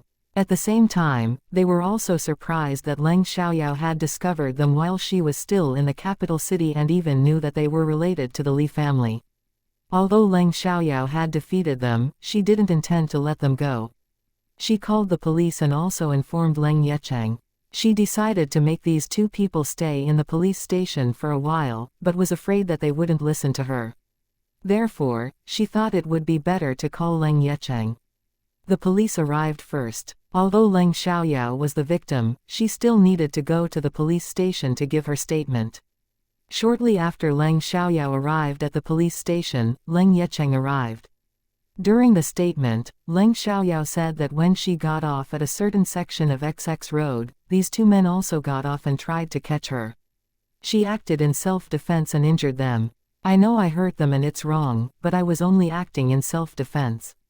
If it were an ordinary girl without any martial arts skills, wouldn't she have been abducted by them? What would have happened to her after that? Would she be forced to engage in illegal activities or have her organs dug out? Leng Xiaoyao said indignantly, as if she had already concluded that they were human traffickers. Leng Yecheng added, "Officer, these people are too audacious. They dare to kidnap people during the day. I don't believe that they haven't done this kind of thing before. Although the Leng family in City Chong isn't a very important family, we still have some influence. We can't tolerate this kind of injustice. It's best to find out who the mastermind behind this is. Don't worry, Mr. Leng. We will definitely investigate this matter thoroughly," said the police officer in charge of taking the statement, taking Leng Yecheng's status into account. Leng Xiaoyao didn't mention that she had discovered their plan at the airport in the capital city, nor did she reveal that they were sent by the Li family. She knew it was unlikely that the police station would be able to find out who was behind this. She also knew that these people were unlikely to mention the Li family because they were afraid of retaliation. Even if they did, the Li family might not acknowledge it. They were capable of such despicable acts, but they would probably not admit to them. She understood that there were many people watching the Li family now. Even if Li Mochen didn't take action, the Li family might not be able to stay out of trouble unless they were powerful enough.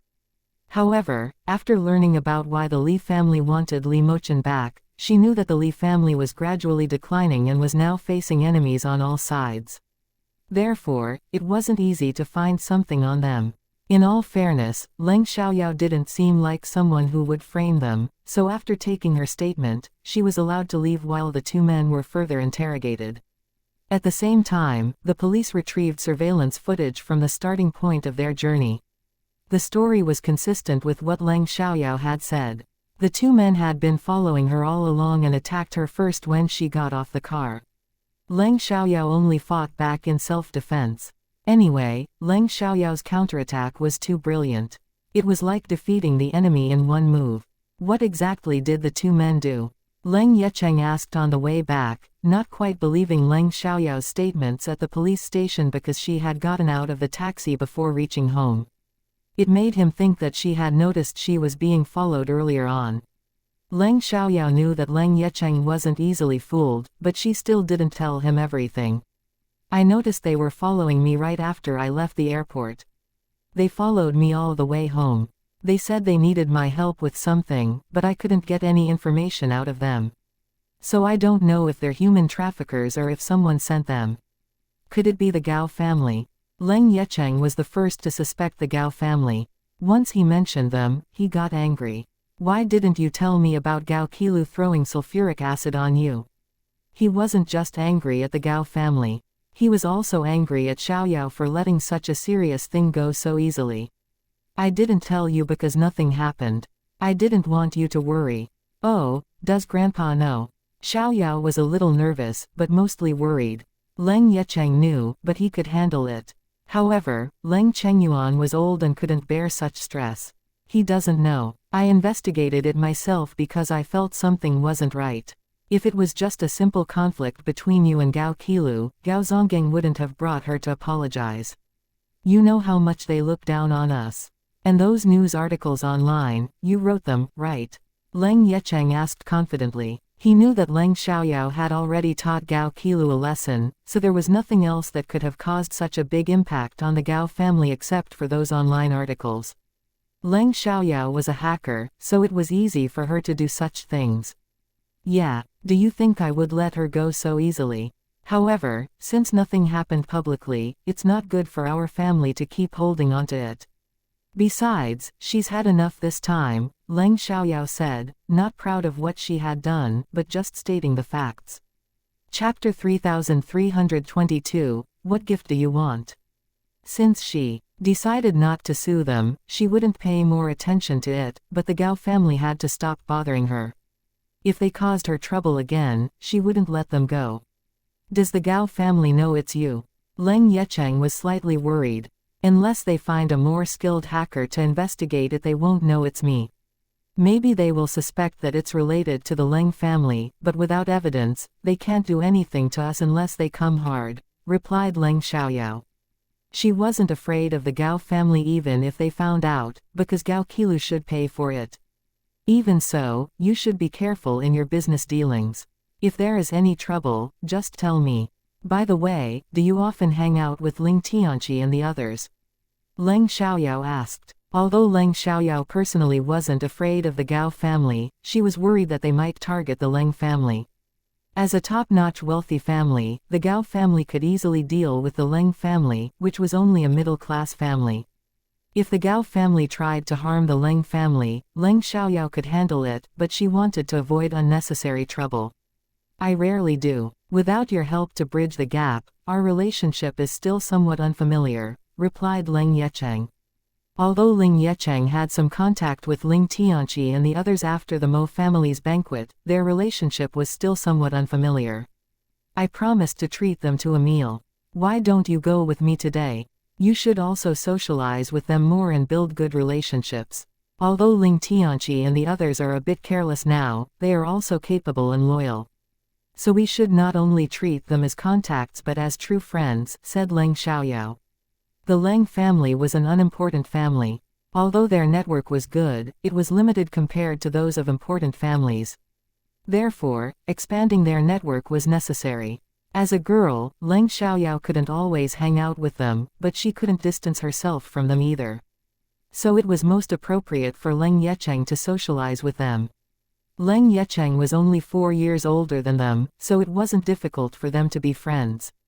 Okay, Leng Yecheng agreed. Regardless of whether it was in official or business circles, networking was extremely important.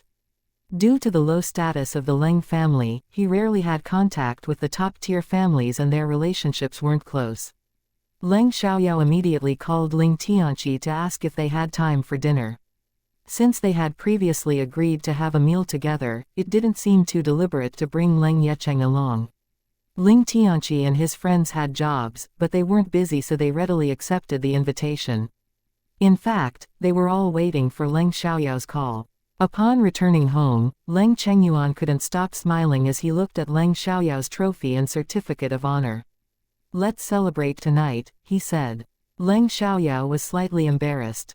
I'm sorry, Grandpa. I've already invited Ling Tianqi and his friends for dinner to help Uncle Yecheng expand his network. Can we celebrate it tomorrow afternoon? Humph. The first thing you think about when you come back isn't to celebrate with your grandpa. Leng Chengyuan immediately frowned and complained unhappily. How about we have an early meal at home and I'll go out later? Leng Xiaoyao didn't want to disappoint and upset Leng Chengyuan. She regretted inviting Ling Tianqi to dinner today because she had forgotten about celebrating with her family. Fine. I'll have made Zhang cook earlier. If you're worried about them leaving early, let your uncle go first. It doesn't matter if he eats at home or not, Leng Chengyuan said. It wasn't that he wanted to make things difficult for Leng Xiaoyao, but he really wanted to celebrate with her over a meal. As for his son, Leng Yecheng wasn't important. After all, Leng Yecheng wasn't the one who won the award. Hearing that, Leng Yecheng, who was not valued, looked sad. Dad, I'm hurt. Don't forget I'm your son. If you have the ability, bring home an award first, then I'll reward you.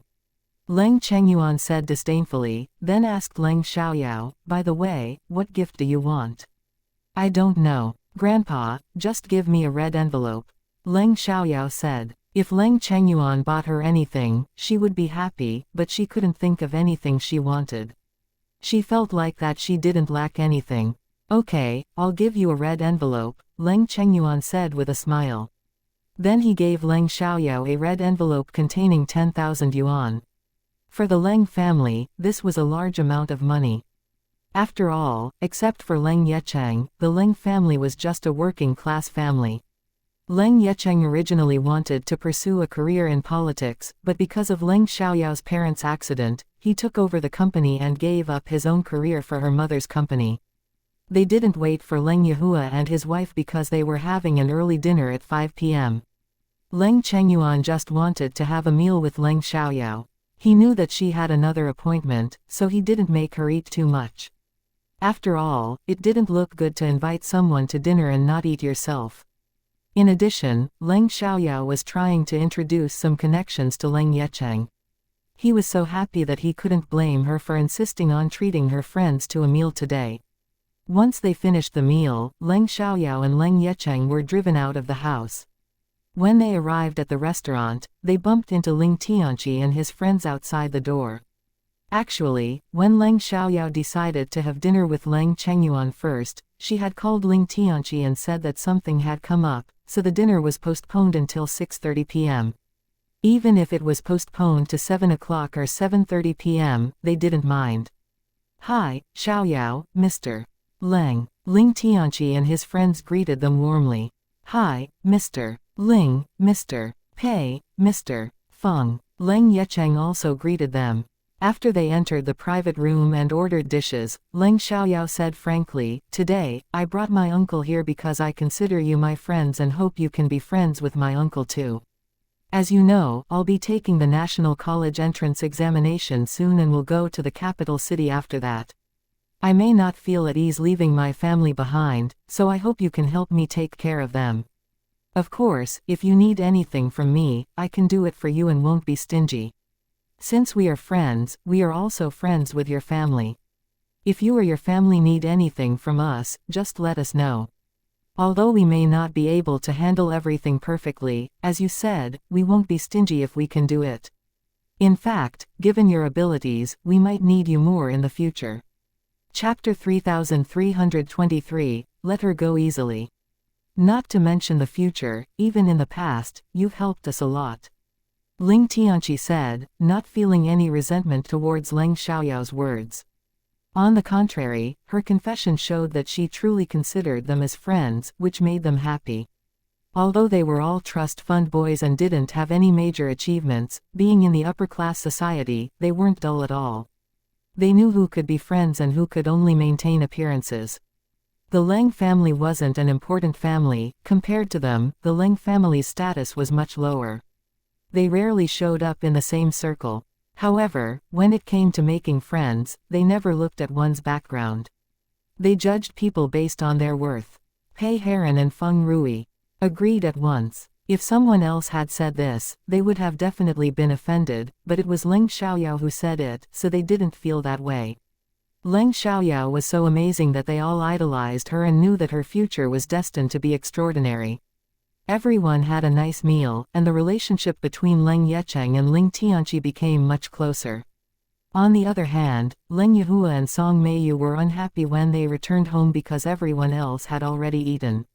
Although there was food left for them, it felt like they were eating leftovers. It wasn't a big deal, but the problem was that they had eaten early because of Leng Xiaoyao. They didn't like her, so no matter what she did, they didn't approve. However, what could they do? If they said anything, they would definitely be scolded by Leng Chengyuan. Leng Xiaoyao's interview wasn't only aired on the news, it was also inserted into many other news programs. Therefore, her popularity continued to increase in the following days.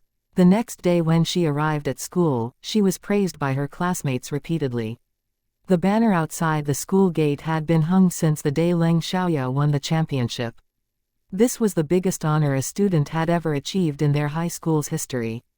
Although many students from their school participated in national competitions, none of them had ever entered the top 3 because it was too difficult. That didn't only happen in their high school, it also happened in many other high schools in City Chong. Therefore, Leng Xiaoyao had set a precedent. The principal walked with a spring in his step these days and was envied by many, but also resented by some.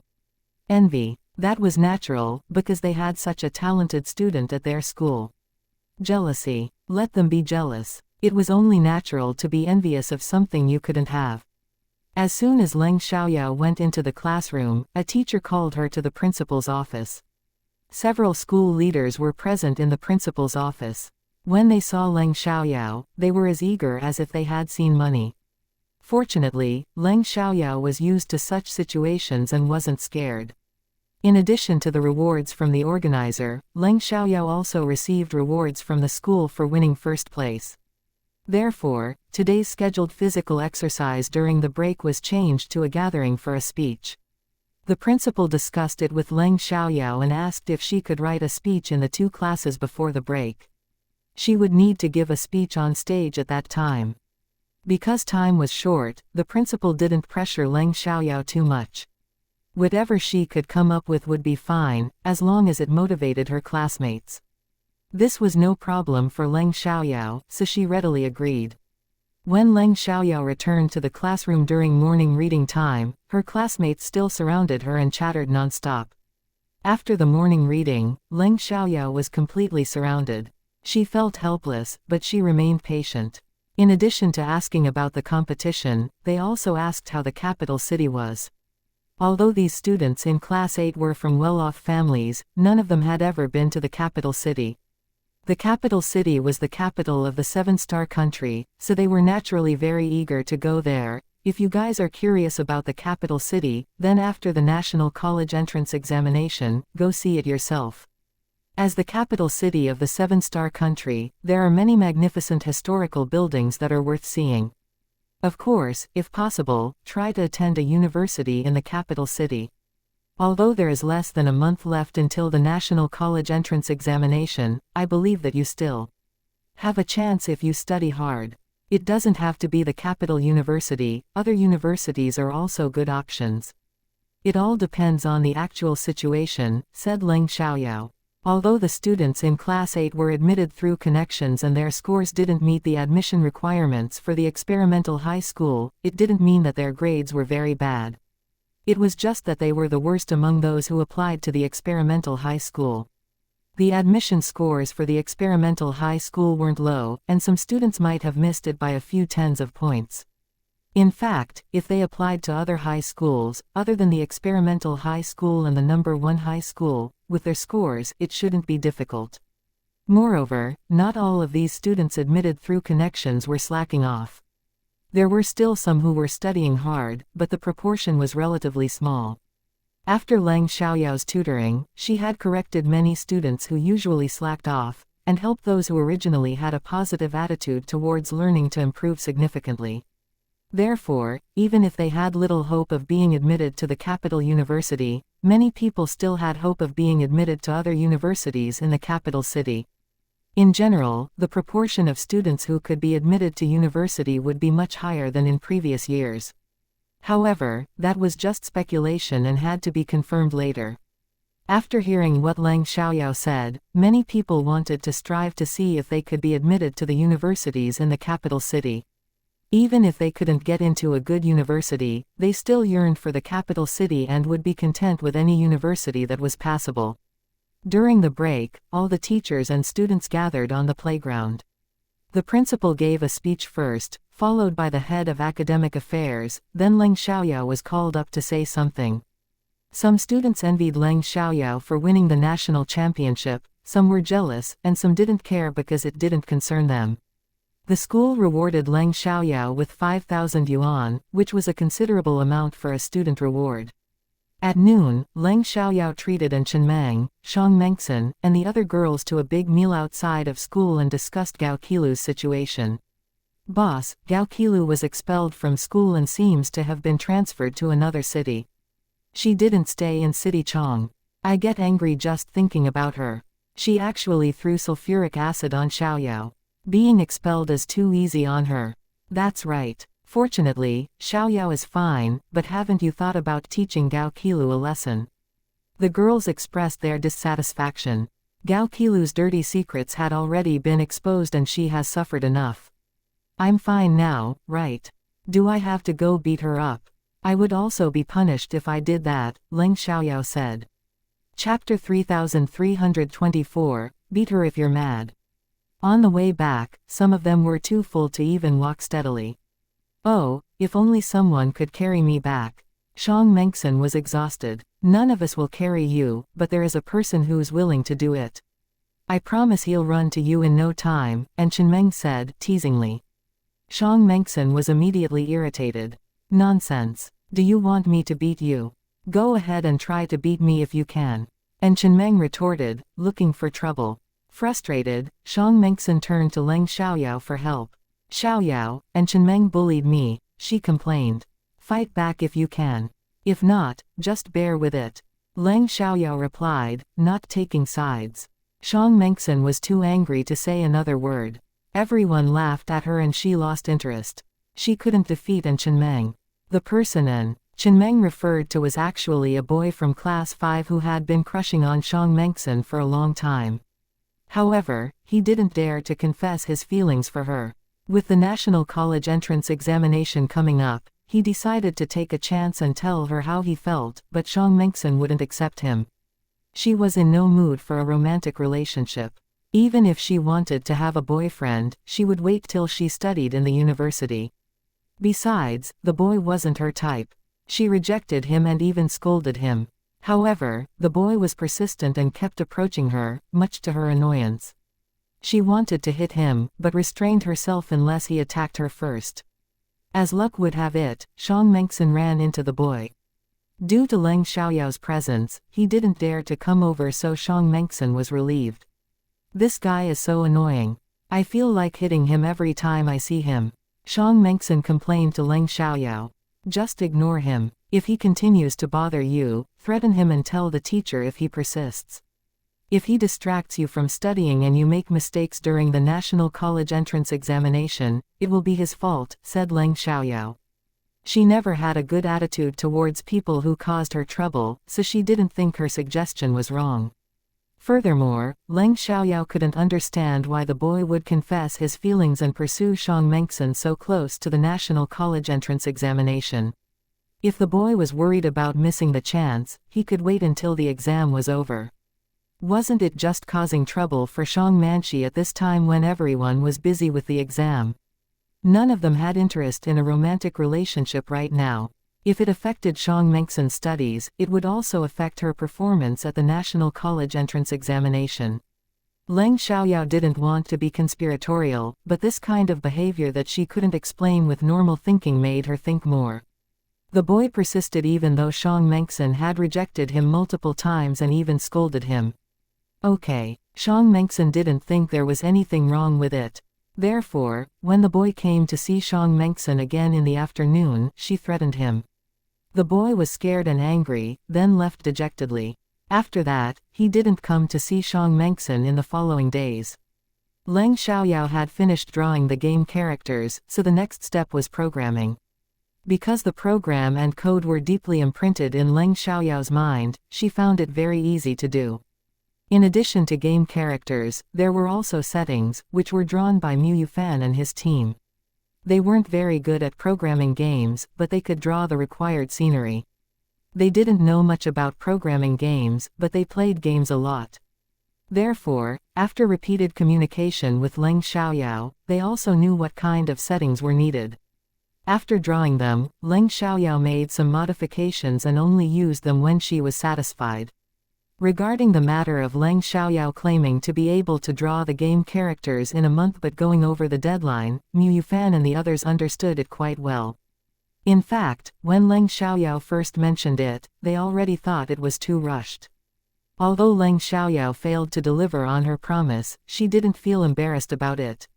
She wasn't a saint and couldn't do everything she said she would. Anyway, she learned to leave herself some leeway in the future. When the game would be released wasn't urgent, and it was all up to Leng Xiaoyao. To avoid any issues, it was safer to spend more time on it. 3 days after Leng Xiaoyao returned home, Wu Wenxi sent her the design images. After seeing them, Leng Xiaoyao was quite satisfied and asked Wu Wenxi to calculate the cost and send someone to sign the contract in City Chong. She didn't have time to go to the capital city. Wu Wenxi had no objections about sending someone to sign the contract in City Chong since it was a renovation contract worth millions of yuan. He wouldn't hesitate to spend a few $1,000s on a round-trip ticket. Wu Wenxi did the design on his own, so he needed to sign the contract in person. In fact, Wu Wenxi was the boss, so he didn't need to personally handle everything. However, for Li Mochen's sake, he decided to deal with it himself. He didn't feel reluctant at all. Because Leng Xiaoyao's renovation was urgent, Wu Wenxi prepared the contract overnight and flew to Sidichang early in the morning. They met at noon. "I didn't expect you to come in person, Mr. Wu," Leng Xiaoyao said, a little surprised because Wu Wenxi didn't mention it earlier. "I came in person for peace of mind. Don't call me Mr. Wu so formally. Just call me Brother Wu," Wu Wenxi said. Even though they had only met once, Wu Wenxi treated Leng Xiaoyao as if she was part of his circle because of her relationship with Li Mochen. He didn't like the formalities. Sure, Leng Xiaoyao agreed. Since he was introduced by Li Mochen, he was trustworthy, and she didn't need to keep a distance. "Take a look at the design and the contract." Wu Wenxi handed over both the design and contract documents. "Okay." Leng Xiaoyao took them and looked at the design first, even though she had seen them on her computer before. After confirming that everything was okay with the design, she looked at the contract, which included a quotation sheet. The material quality and brands were all in accordance with Leng Xiaoyao's requirements. Although she hadn't researched the prices for these things, she trusted Wu Wenxi. To be more accurate, she trusted Li Mochen. After reading through the contract without any issues, Leng Xiaoyao signed her name. The renovation cost increased due to Leng Xiaoyao's requirements for higher quality materials and additional labor costs, but overall, it wasn't too expensive. Chapter 3325, Li Mochen is an ingrate. Even if Wu Wenxi gave her a discount, they still needed to make a profit. She wouldn't do something for free either if she were in his shoes. After signing the contract, they had dinner, then went to the bank to transfer the money. Because it involved a large amount, they couldn't transfer it through their phones and had to go to the bank. After completing the formalities, Wu Wenxi bought a plane ticket back to the capital city in the afternoon. The contract was signed, and they could start working tomorrow. Although many people chose an auspicious day to start work, Leng Xiaoyao didn't care about that. As the National College entrance examination drew near, Leng Xiaoyao had entered a state of review and didn't take any more leave. Perhaps Wu Wenxi told Li Mochen about signing the contract in Sidichang with her, so that afternoon, Leng Xiaoyao received a call from Li Mochen. "Don't worry about the construction site. Wu Wenxi will handle it," Li Mochen said. "Sure, even if I don't trust him, I trust you. You recommended him, so he must be reliable," Leng Xiaoyao said. Somehow, this feeling of being trusted made Li Mochen feel good. "Has anyone from the Li family come to trouble you?" Although Leng Xiaoyao didn't tell Li Mochen proactively, since he asked, she told him frankly. "Yeah, actually, 2 people followed me on the way back to Sidichang that day. After arriving in Sidichang, I got off halfway and dealt with them before sending them to the police station. I knew they wouldn't be honest, so I didn't expect them to confess anything. I just wanted them to be detained for a month. After all, they didn't accomplish anything, and the police couldn't find out much, so they weren't charged with anything." Li Mochen was unhappy, and he asked with some displeasure, "Why didn't you tell me at that time?" Even though Li Mochen sounded unhappy, Leng Xiaoyao wasn't angry because she knew that he was concerned about her. She said jokingly, "If I had told you, what would you have done? Would you have gone to the Li family to kill them?" "Yes," Li Mochen replied seriously, his eyes showing his extreme anger. This serious answer surprised Leng Xiaoyao. "Just for this unimportant thing. I'm fine. They are the ones who are in trouble now. It's not unimportant," Li Mochen emphasized seriously. "The Li family failed this time, but they will send someone else. So, I can handle it," Leng Xiaoyao said nonchalantly. Was she really not concerned? Of course not. Her nonchalance was based on the fact that they were looking for her and not involving her family. Even if there was no grudge between the Li family and the Leng family, her family might still be attacked due to her relationship with Li Mochen. The Li family had tried to attack her because of her relationship with Li Mochen, so they could do the same thing to her family. Some people were just that unreasonable. It happened because of me. I'll handle it, Li Mochen said. It was time to punish the Li family. Great. Leng Xiaoyao didn't stop him because even without her, the problems between Li Mochen and the Li family would still exist. After hanging up the phone with Leng Xiaoyao, Li Mochen immediately caused some trouble for the Li family. It wasn't a serious matter for him, but it was enough to cause problems for the Li family. The police didn't make much progress in questioning the two men sent by the Li family. They insisted that they were only attracted to Leng Xiaoyao because of her good look. The police had no more evidence, so they informed Leng Yecheng of the situation. Leng Yecheng didn't want to make a direct decision, so he first talked to Leng Xiaoyao. Leng Xiaoyao didn't really plan to do anything to them, so she just let them be detained for a month. After not receiving any news from the two men that they had sent for 3 days, Li Zongquan sent someone to investigate it. That was how he found out about the situation with the two men. What surprised Li Zongquan was that Leng Xiaoyao was actually a martial arts master. He had underestimated her. However, he still didn't regard her as a threat, and blamed his failure on his lack of capable people. Because Li Zongquan didn't really think much of Leng Xiaoyao, he didn't send highly skilled people. Therefore, he sent some people again. Unfortunately, before they could even leave the capital city, they were intercepted by Li Mochen's men, beaten severely, and thrown into the Li family's yard. The Leng family was totally shocked. The 4 people they sent were secretly trained by Li Zongquan as his personal guards, so no one in the Li family except for him and Li Butler knew who they were. When he saw these 4 people, Li Zongquan knew how they got injured. He was furious. These 4 people were sent out for less than an hour and were injured and left in the yard. It must be that Li Mochen was secretly monitoring them and discovered that he had sent people to City Chong. Then Li Mochen intercepted them and threw them back to the Li family. However, he didn't think that Li Mochen would help the Li family conceal this matter for the sake of the family's interests. Li Mochen wanted to make sure that Li Zongquan had no time to focus on Leng Xiaoyao, so he created a big problem for the Li family. Before the 4 people were dealt with, the police came. Li Mochen didn't personally report to the police, but he deliberately let the police know when he attacked these people and led them all the way to the Li family. In addition, he let one of the Li family's bitter enemies know about it too. If only the police came, it could still be suppressed. After all, the Li family wasn't an ordinary family. As long as it wasn't an enemy of the Li family, no one would want to embarrass the Li family. Li Mochen didn't directly reveal that these people were sent by Li Zongquan to attack Leng Xiaoyao. That way, no matter how he handled it, it wouldn't implicate Leng Xiaoyao. Nevertheless, the Li family had dirty secrets and had done many illegal things in secret. These 4 people were just a lead to bring trouble to the Li family, then move on to other things. Li Mochen didn't give direct evidence. He just wanted them to be tied up in this matter so that they wouldn't have time to deal with Leng Xiaoyao. Therefore, he only gave them some clues. It was up to them whether they could investigate it or not. However, Li Mochen couldn't be 100% sure that Li Zongquan wouldn't send someone else to cause trouble for Leng Xiaoyao again. As a result, he continued to keep an eye on the Li family's every move. This incident did bring a lot of trouble to the Li family. They all knew it was related to Li Mochen, but they couldn't find any evidence. It's despicable. Li Mochen, he's an ingrate. He really attacked the Li family.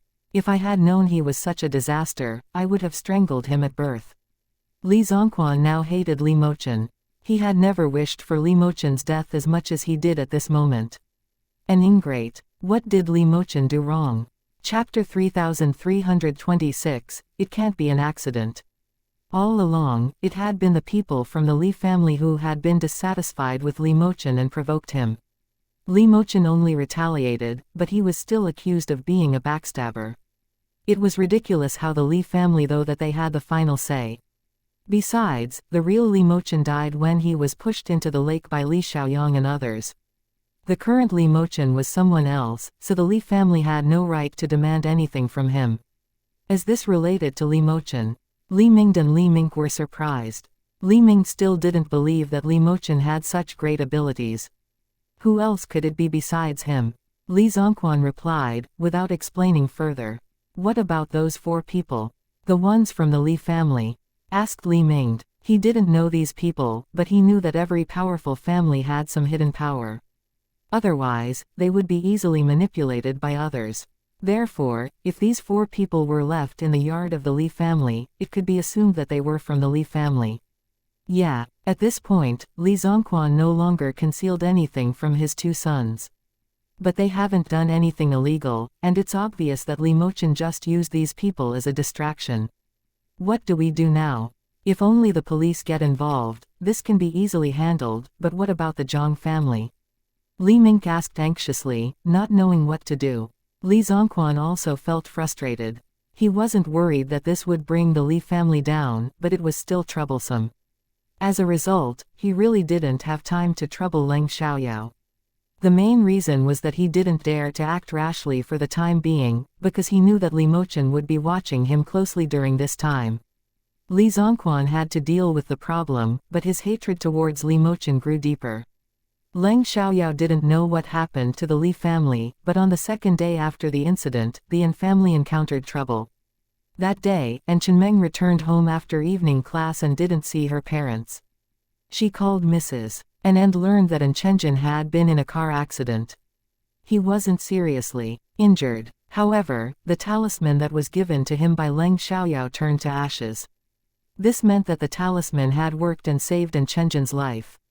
Since An Chenjin was okay, Leng Xiaoyao didn't go over specially on such a late night. She planned to visit him the next day at noon.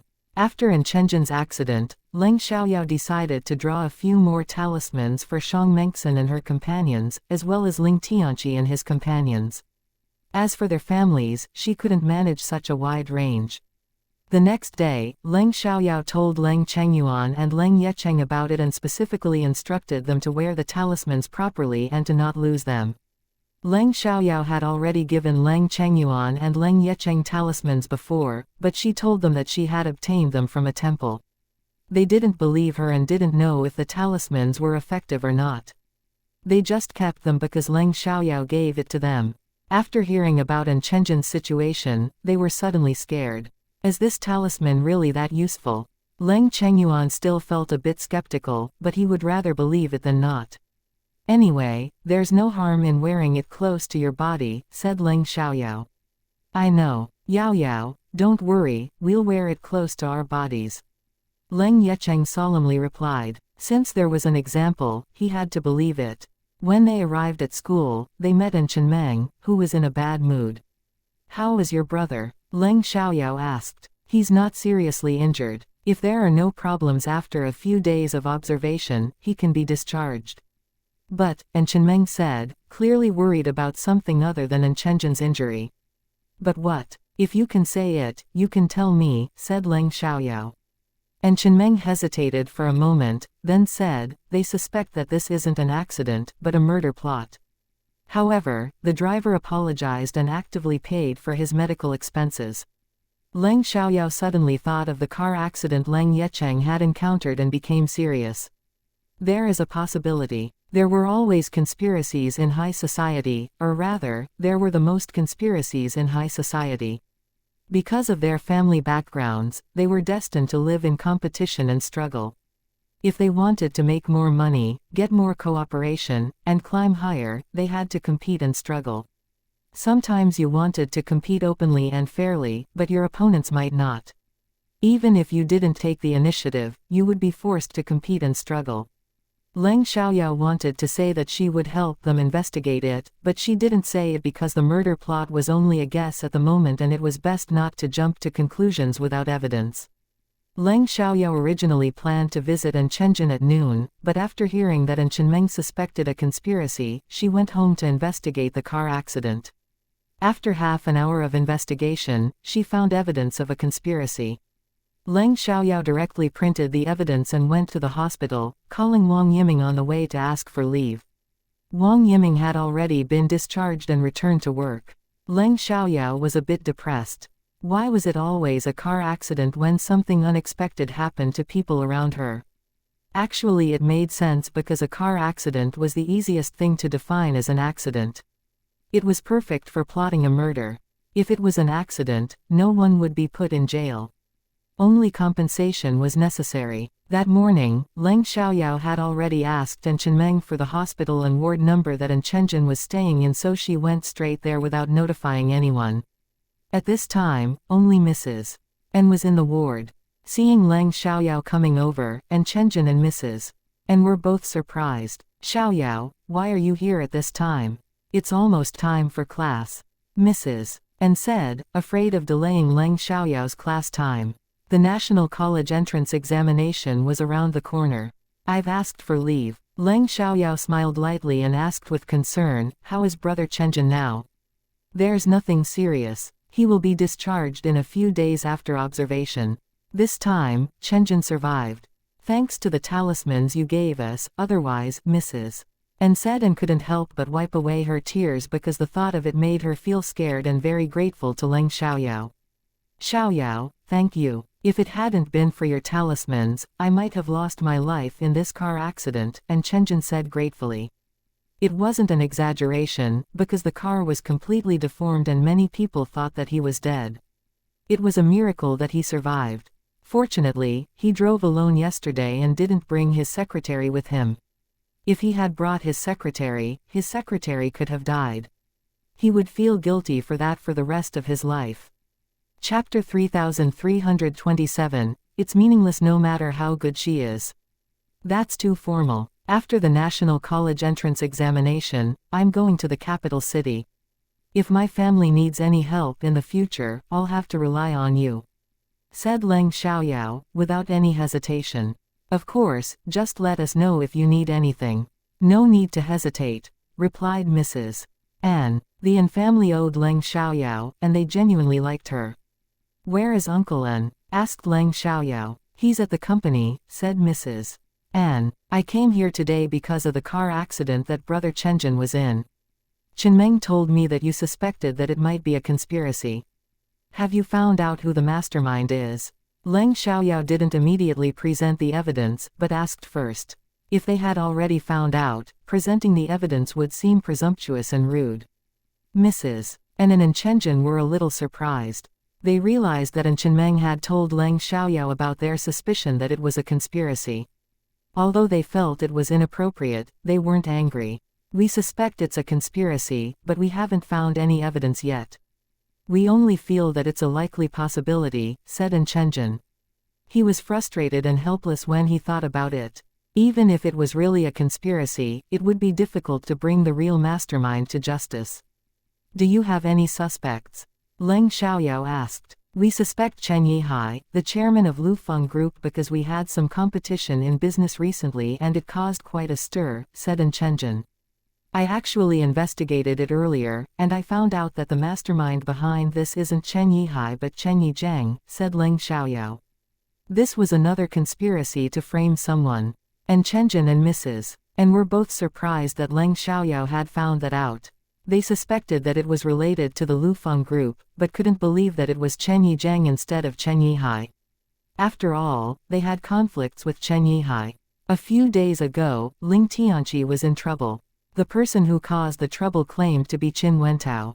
It's no secret that Ling Tianqi and Qin Wentao have some grudges.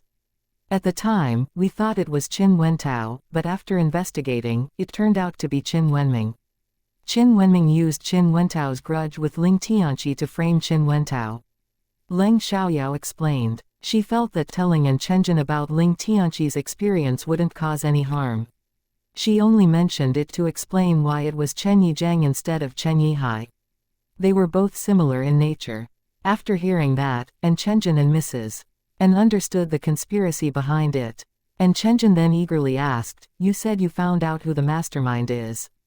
Do you have any evidence?" Leng Xiaoyao directly showed them the evidence she had found after investigating. After reading the evidence, it was confirmed that the mastermind behind the scenes was indeed Chen Yizhang. So, Chen Yizhang wanted to frame Chen Yihai. He deliberately wanted to make me deal with Chen Yihai. Then Chen Yizhang could reap the benefits. What a good plan. If it weren't for Xiaoyao, we would really have fallen for it, Mrs. N said. "Call my dad first, then we'll see how to handle this," Chenzhen said. "Okay, I'll call your dad right away," Mrs. N said and immediately called An Wiping. After receiving the evidence, and Wiping rushed over, asking Mrs. and to keep Leng Xiaoyao with them. Upon arrival, and Wiping thanked Leng Xiaoyao for the talismans and for investigating and finding the evidence. As for what to do with the evidence, since the evidence is conclusive, we need to hand it over to the police, and Wiping said. Given the An family's status, the police wouldn't dare to neglect them. After the police received the evidence, they immediately took action. Soon after, Chen Yijiang was arrested at the company. He had no time to figure it out. In fact, Chen Yijiang was waiting to see the drama, but unexpectedly he was exposed. He failed to frame Chen Yihai and was even arrested in the end, which filled him with anger. When Chen Yihai heard that Chen Yijiang was trying to harm An Chenjin, he knew that Chen Yijiang was trying to frame him. Although he did have conflicts with the An family in business, he wasn't foolish enough to go against them because he knew that the Chen family was no match for the An family. He wouldn't do that just for a project, even though he had had the thought. Since Chen Yijiang wanted to frame him, he had to add fuel to the fire. He couldn't let Chen Yijiang have any chance of turning things around. Although they were half-brothers, they had a bad relationship. Honestly, they were like enemies, otherwise Chen Yijiang wouldn't do something to frame Chen Yihai. Chen Yihai already had something on Chen Yijiang, but it wasn't serious. If only these reports were used, it wouldn't be possible to convict Chen Yijiang for too long. If it weren't for the murder charge against Chen Yijiang, Chen Yihai wouldn't have been able to bring up any serious accusations against him. Leng Xiaoyao didn't pay attention to what happened afterwards and continued with her classes and reviews. These days, Leng Chengyuan was going out and meeting his old friends, boasting about his granddaughter and making his friends jealous. So what if she's amazing? She'll still get married and become part of someone else's family, one person said with jealousy. Leng Chengyuan was mad and displeased. So, even if she gets married, she's still my granddaughter. She'll still be filial to her grandpa. But you'll still be at the back of the line. Which woman doesn't prioritize her husband's family after getting married? The person persisted. Zhang, that's enough, someone else couldn't stand it and interrupted. I didn't say anything wrong, Zhang grumbled. Your daughter may prioritize her husband's family, but other daughters may not be the same. My daughter is very filial. She often buys things and gives me pocket money. She visits me frequently too. Elder Zhang had 2 daughters and no son. After they got married, they rarely visited their parents and always prioritized their husbands' families. As a result, only the 2 elderly parents were left at home. Chapter 3328, Don't Want to be the Leader. What was worse, whenever their husbands' families had any difficulties, the 2 girls would come to ask for help. That was what made him feel the most unhappy. However, he couldn't ignore his own daughters, so he did everything he could to help. Since that was what really hurt him the most, Elder Zhang got angry that he got up and left. Although Leng Chengyuan knew that Leng Xiaoyao would be filial to him, Elder Zhang's words still made him feel uncomfortable.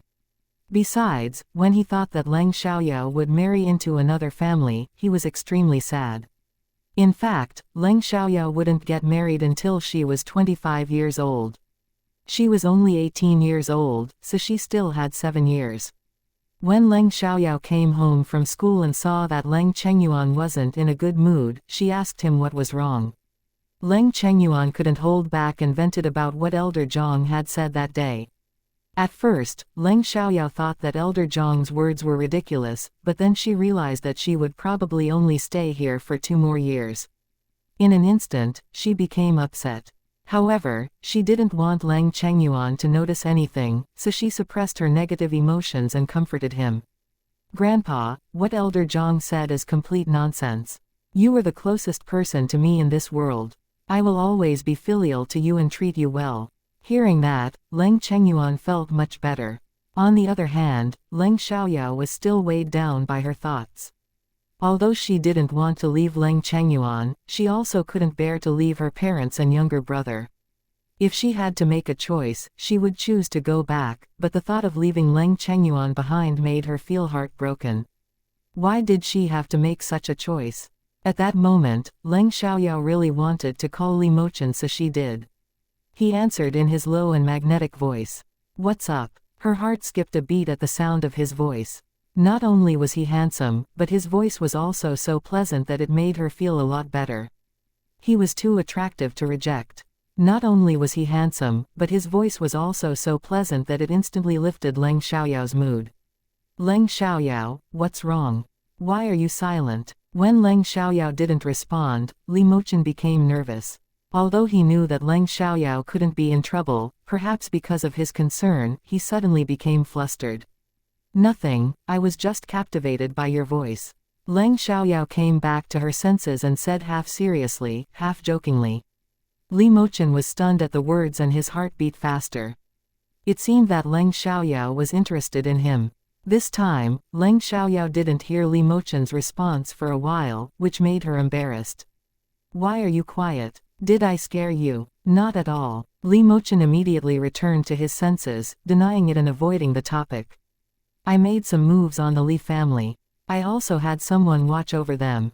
They shouldn't cause you trouble again for the time being, but you still need to be careful. Call me if anything happens. Okay, I know, Leng Xiaoyao responded. After talking to Li Mochen, Leng Xiaoyao's mood improved a lot. She went to work and put these things behind her. Li Mochen, however, was restless and lit a cigarette. He then turned on his computer and emailed a friend abroad, describing his situation with Leng Xiaoyao.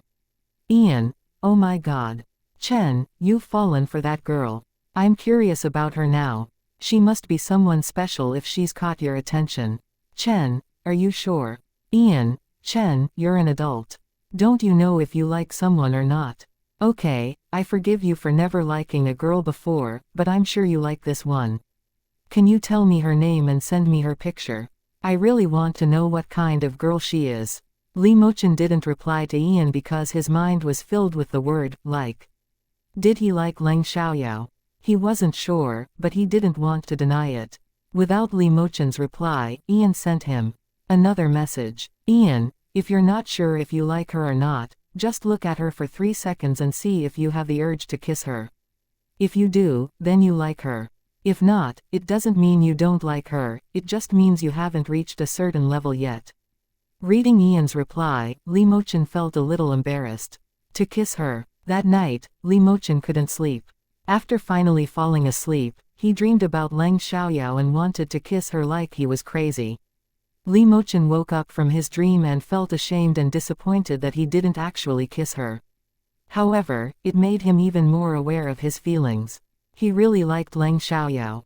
Li Mochen quickly booked a ticket to City Chong, but received a call from within the Wolf Gang on the way to the airport. He needed to handle something personally. As a result, Li Mochen couldn't go to City Chong right away. Jinzhou was adjacent to the capital city and was the headquarters of the Wolf Gang. After returning to headquarters, Li Mochen went directly to the conference room. At that moment, all 6 high-level members of the Wolf Gang were gathered in the conference room. As the leader dissatisfied with the Wolf Gang, he's barely in the gang. If the leader feels that the Wolf Gang is a constraint on him, he can quit. As soon as Li Mochen entered, someone made a sarcastic remark. The man was Zhu Jidong, the minister of Department Number 2. There were 6 parts of the Wolf Gang. Each managed different categories, similar to the group's shareholders, with authority only under the leader. Minister Zhu is right. How can the leader be out all day? We all stay here all day, added Lin Zeng, the minister of Department Number 4. Well, I think the leader has things to do when he goes out. Anyway, there's nothing to do in the gang, said Cheng Yanghong, the minister of Department Number 5. He defended Li Mochen. However, his uncertain tone gave a feeling of trying to cover something up. The other 3 remained silent because they unconditionally supported Li Mochen and were the 3 most trusted among the 6 department heads. I really don't want to be the leader any longer. Minister Zhu, who do you think would be more suitable? Li Mochen said thoughtfully. Everyone was stunned by his words. It was the first time Li Mochen had said that he didn't want to be the leader. However, no one believed him. Li Mochen wasn't just saying it. He really had this plan. He was going to the Guiyan land and didn't know what the situation would be like afterward or how long he would be gone. The Wolf Gang couldn't be without a leader. If there was something that needed him here while he was away in Guian land and he couldn't appear, that would be dereliction of duty. Chapter 3329, Add Fuel to Fire. He would rather not have this authority than do a bad job. Although he wasn't always in the headquarters, whenever there was a problem, he would come back immediately and handle it with thunderous means.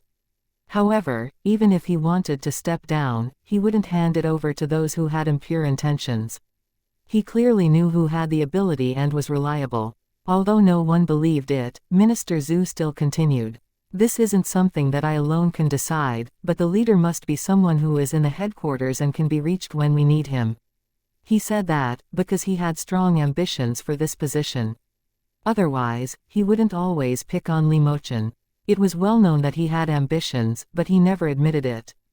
So Minister Zhu, is there anything that you cannot handle now?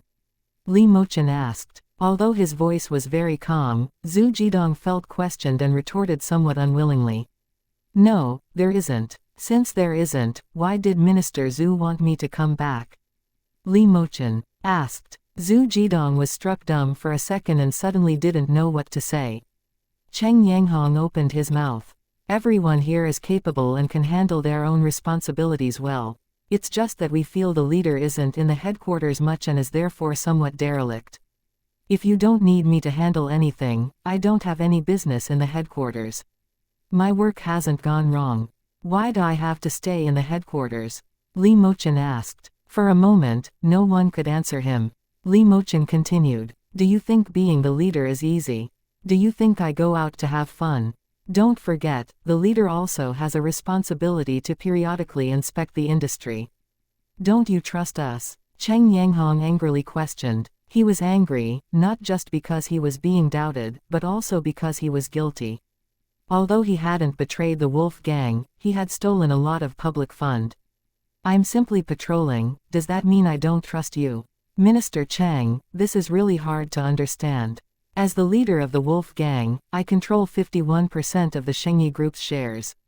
Is it not normal for me to patrol the industries under the wolf gang? Li Mochen asked, with a tone that wasn't cold but made people feel pressured. Cheng Yanghong didn't know what to say for a moment. As the leader of the wolf gang, it was normal for Li Mochen to patrol their industries. Li Mochen didn't come back this time to argue with them. In fact, the wolf gang received a task that required Li Mochen to take action in person. No one in the wolf gang was more capable than Li Mochen. Some tricky things still needed Li Mochen's help. Zhu Jidong and Cheng Yanghong had already formed a faction.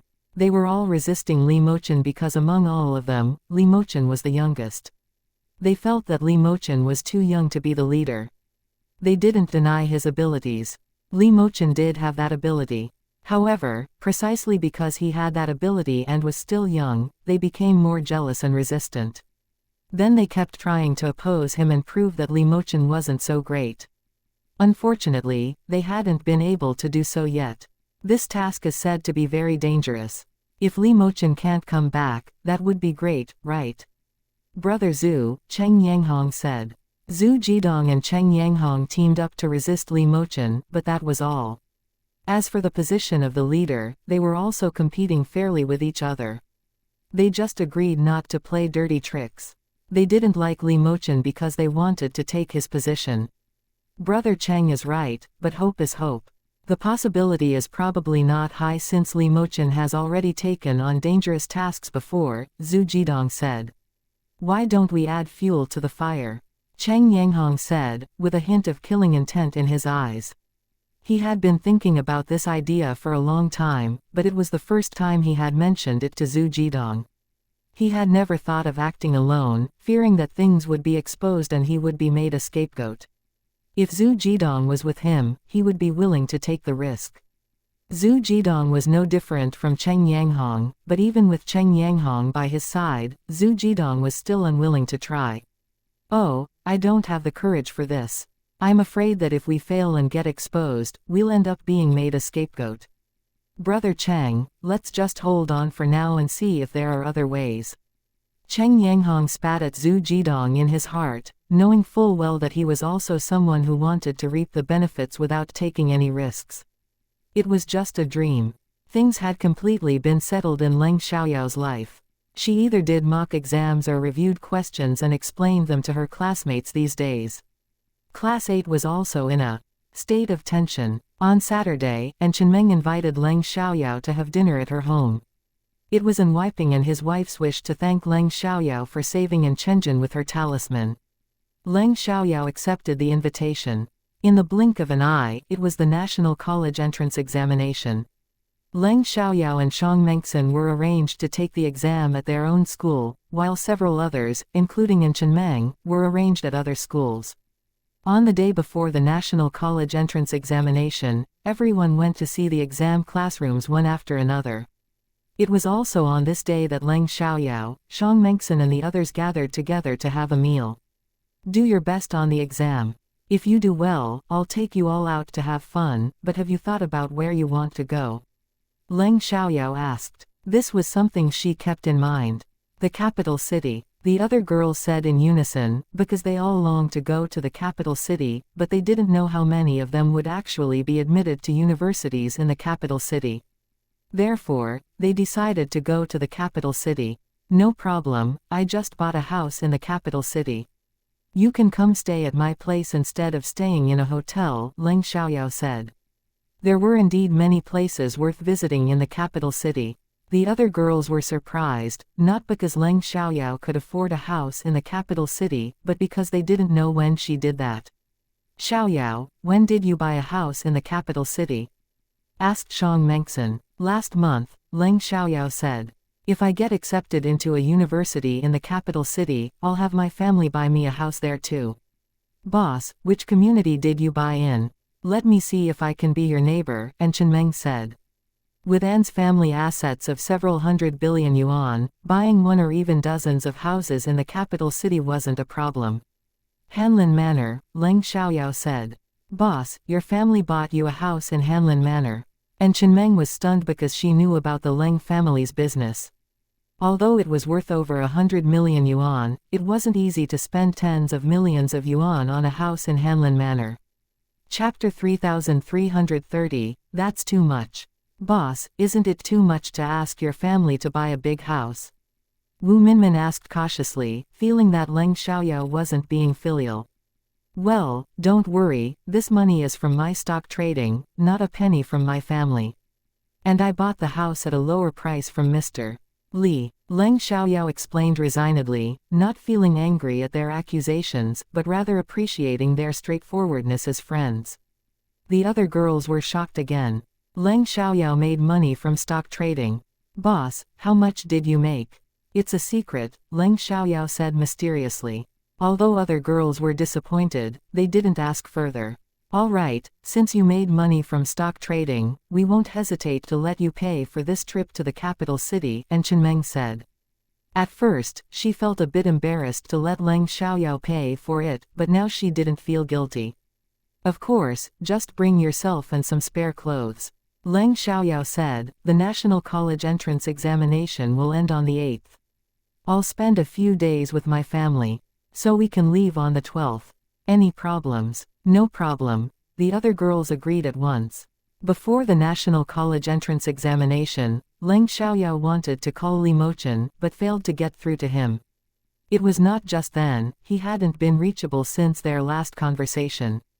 Leng Xiaoyao didn't know that he was the leader of the Wolf Gang, but she knew that his work wasn't common. If he didn't answer her calls, he must be dealing with some confidential matters. Leng Xiaoyao only hoped that he was safe.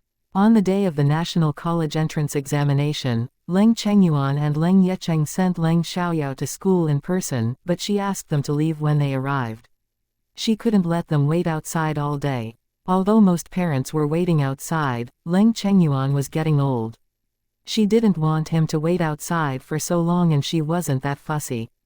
And Chenmeng's whole family came to see her off, but she also asked her mother to leave when Mrs. and wanted to wait outside. Are you nervous? Asked Leng Xiaoyao. A little, but it's okay. And Chenmeng replied. It was inevitable to feel nervous, but she didn't want to put too much pressure on herself. Good luck. Don't put too much pressure on yourself. Leng Xiaoyao encouraged her. I know, and Chenmeng said firmly. She had made up her mind to go to a university in the capital city. Even if she couldn't get into the top one, she would still go to a good one in the capital city with Leng Xiaoyao. After the afternoon exam ended, students from Class 8 who took the exam at the same school came to see Leng Xiaoyao one after another. Their eyes were shining as if they were looking at gold. Without them saying a word, Leng Xiaoyao knew why.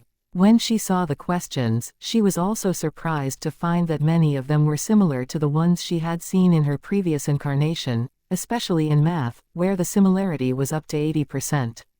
These were the questions that Leng Xiaoyao had discussed with her classmates, so they didn't find them particularly difficult. They couldn't remember all the questions that Leng Xiaoyao had discussed with them, but they were still able to do most of them. They began to truly hope for success in the exam and were very grateful to Leng Xiaoyao. And Chenmeng also frequently attended classes in Class 8 during this period, so she had also heard these questions that Leng Xiaoyao had discussed. "Boss, you're amazing. The set of test papers you gave us has so many similarities with the questions of the National College Entrance Examination." And Chenmeng admired Leng Xiaoyao more than ever. The questions were only similar, but for math, similar question types were enough for them to get the corresponding answers. Although Chenmeng was already a top student, these questions still had a great impact on her and could increase her score by a significant amount. After the afternoon exam, Leng Yecheng came in person to pick Leng Xiaoyao up and asked her how she did. "It was all very easy," Leng Xiaoyao said. It wasn't arrogance. She really didn't think it was difficult. She had basically finished writing after 2/3 of the exam time, but they could only hand in the paper at the end of the allotted time, so she just waited until the time was up. After checking for any errors, Leng Xiaoyao simply sat there in a daze. The invigilators shook their heads resignedly and thought that she had given up. After all, the invigilators were from various schools and weren't from their own school, so they didn't recognize Leng Xiaoyao. If they did recognize her, they wouldn't have thought that way. Leng Xiaoyao found it easy, but Leng Yuki didn't write much. Her grades were originally very good, but after the drama with Chu Jianan, she couldn't focus on studying. Although her state of mind had improved a lot, there was still an impact. When they returned home, Leng Chengyuan also asked Leng Xiaoyao about the exam, and she said it was very easy. She didn't mean to show off, but it was perceived as such by Song Meiyu and Leng Yuki. Besides, Leng Chengyuan only asked about Leng Xiaoyao's performance and Leng Yuki was ignored. This made Leng Yuki and her parents unhappy. The next day was another day of exams, and then the national college entrance examination was over. Class 8, which had the worst grades, surprisingly had many students who felt it wasn't particularly difficult. To thank Leng Xiaoyao, Class 8 pooled money to have a meal together. Because it was to thank Leng Xiaoyao, she didn't need to pay for the meal. Although the amount of money wasn't much, it represented their gratitude, so Leng Xiaoyao didn't refuse. The time and place of the meal had been decided long ago. Therefore, everyone met there as soon as the National College Entrance Examination was over. When Wang Yiming heard everyone discussing the answers and saying it wasn't very difficult, he couldn't stop smiling. Even though everyone had a chance to get into college, the probability would be higher than in previous years. Everyone used cold drinks instead of alcohol and kept toasting Wang Yiming and Leng Xiaoyao. Now that the National College Entrance Examination was over, they would have to go their separate ways. Many people felt reluctant to leave, including Leng Xiaoyao. After the exam ended, Leng Xiaoyao mostly stayed home with Leng Chengyuan and occasionally went to the company. Leng Yuki went to the capital city on the third day after the exam ended. Song Meiyu asked Leng Yuki to see Leng Yuchen and have him take her out to relax. The only people from Leng Xiaoyao's circle who went to the capital city were Leng Xiaoyao, and Chenmeng, Shang Mengxin, Wu Minmin, and Tong Xiaobei. Gao Lele and Gao Xian's family had arranged for them to travel abroad, and their aunt abroad had already agreed. Therefore, they had to go. That was just the case. Leng Chengyuan knew that Leng Xiaoyao was going to the capital city with her classmates. He didn't stop her and also gave her a few thousand yuan, even though he knew that Leng Xiaoyao didn't need the money. At 9 a.m. on the 12th, they met at the airport. After the National College entrance examination was over, many students traveled. As a result, they met quite a few people they knew at the airport, but they weren't all going to the same place. Chapter 3331, Sneak Shot. By chance, they ran into the guy who used to pursue Xiang Mengxin. After Xiang Mengxin threatened him last time, he never contacted her again. Even now, when they met, he just gave her a cold look as if he didn't know her. The guy was with a girl Leng Xiaoyao and the others didn't know. However, Xiang Mengxin did. The girl was her relative and they didn't get along. They even got into fights before. Xiang Mengxin suddenly had a theory that the guy wasn't really interested in her, but had another motive for pursuing her. "Boss, I've discovered an important issue. That girl is my mom's cousin's daughter whom I have never gotten along with and even fought with before. Now that they're together, do you think it's possible that my cousin purposely sent this guy to pursue me to affect my studying for the National College entrance examination?" Xiang Mengxin said. She didn't feel particularly angry about it, just disgusted. Upon hearing that, everyone thought it was possible. Damn, would someone really do things like this? And Chenmeng felt angry and surprised at the same time. This kind of thing isn't really that uncommon. In the future, no matter who pursues you, if you don't like him, you don't have to pay attention to him. If you do like him, be sure to observe them carefully, or else you might get deceived. Leng Xiaoyao reminded them. Of course, human emotions won't always be smooth sailing. It's impossible to fully understand a person. You have to take things step by step to find out, but being careful is better than being blind. That's right. Everyone agreed. Right after Leng Xiaoyao and the others boarded the plane and turned off their phones, Leng Xiaoyao received a call from someone, but she didn't know about it. It was Li Mochen. He had just finished a task and saw several missed calls from Leng Xiaoyao on his phone. However, her phone was already turned off. Li Mochen quickly checked his computer and found out that Leng Xiaoyao had gone to the capital city, so he quickly packed up and went there as well. This task was particularly dangerous and lasted a long time. He had been running back and forth along the border countless times. 2 of his subordinates died and he was also injured, and had bruises on his face. Fortunately, it wasn't serious. He had never cared about his appearance before. Sometimes he even disliked his striking features because they always attracted too much attention and caused people to stare at him, but now, even a shallow wound made him feel uneasy, worried that Leng Xiaoyao would dislike it. What he was even more grateful for was that his skills had improved greatly after practicing. Otherwise, he could have been in serious trouble this time. After arriving in the capital city, Li Mochen didn't go to the airport because he knew that Leng Xiaoyao wasn't alone. When he arrived in the capital city, Leng Xiaoyao was already there. Therefore, he didn't have time to go pick her up and could only go directly to the Hanlin Manor to wait for her. Although he originally only stayed at Wu Wenxi's place temporarily, he had bought it directly afterwards. Wu Wenxi's first reaction was, "Do you like Leng Xiaoyao? So you want to be closer to her?" Li Mochen said nothing, but his silence represented his approval.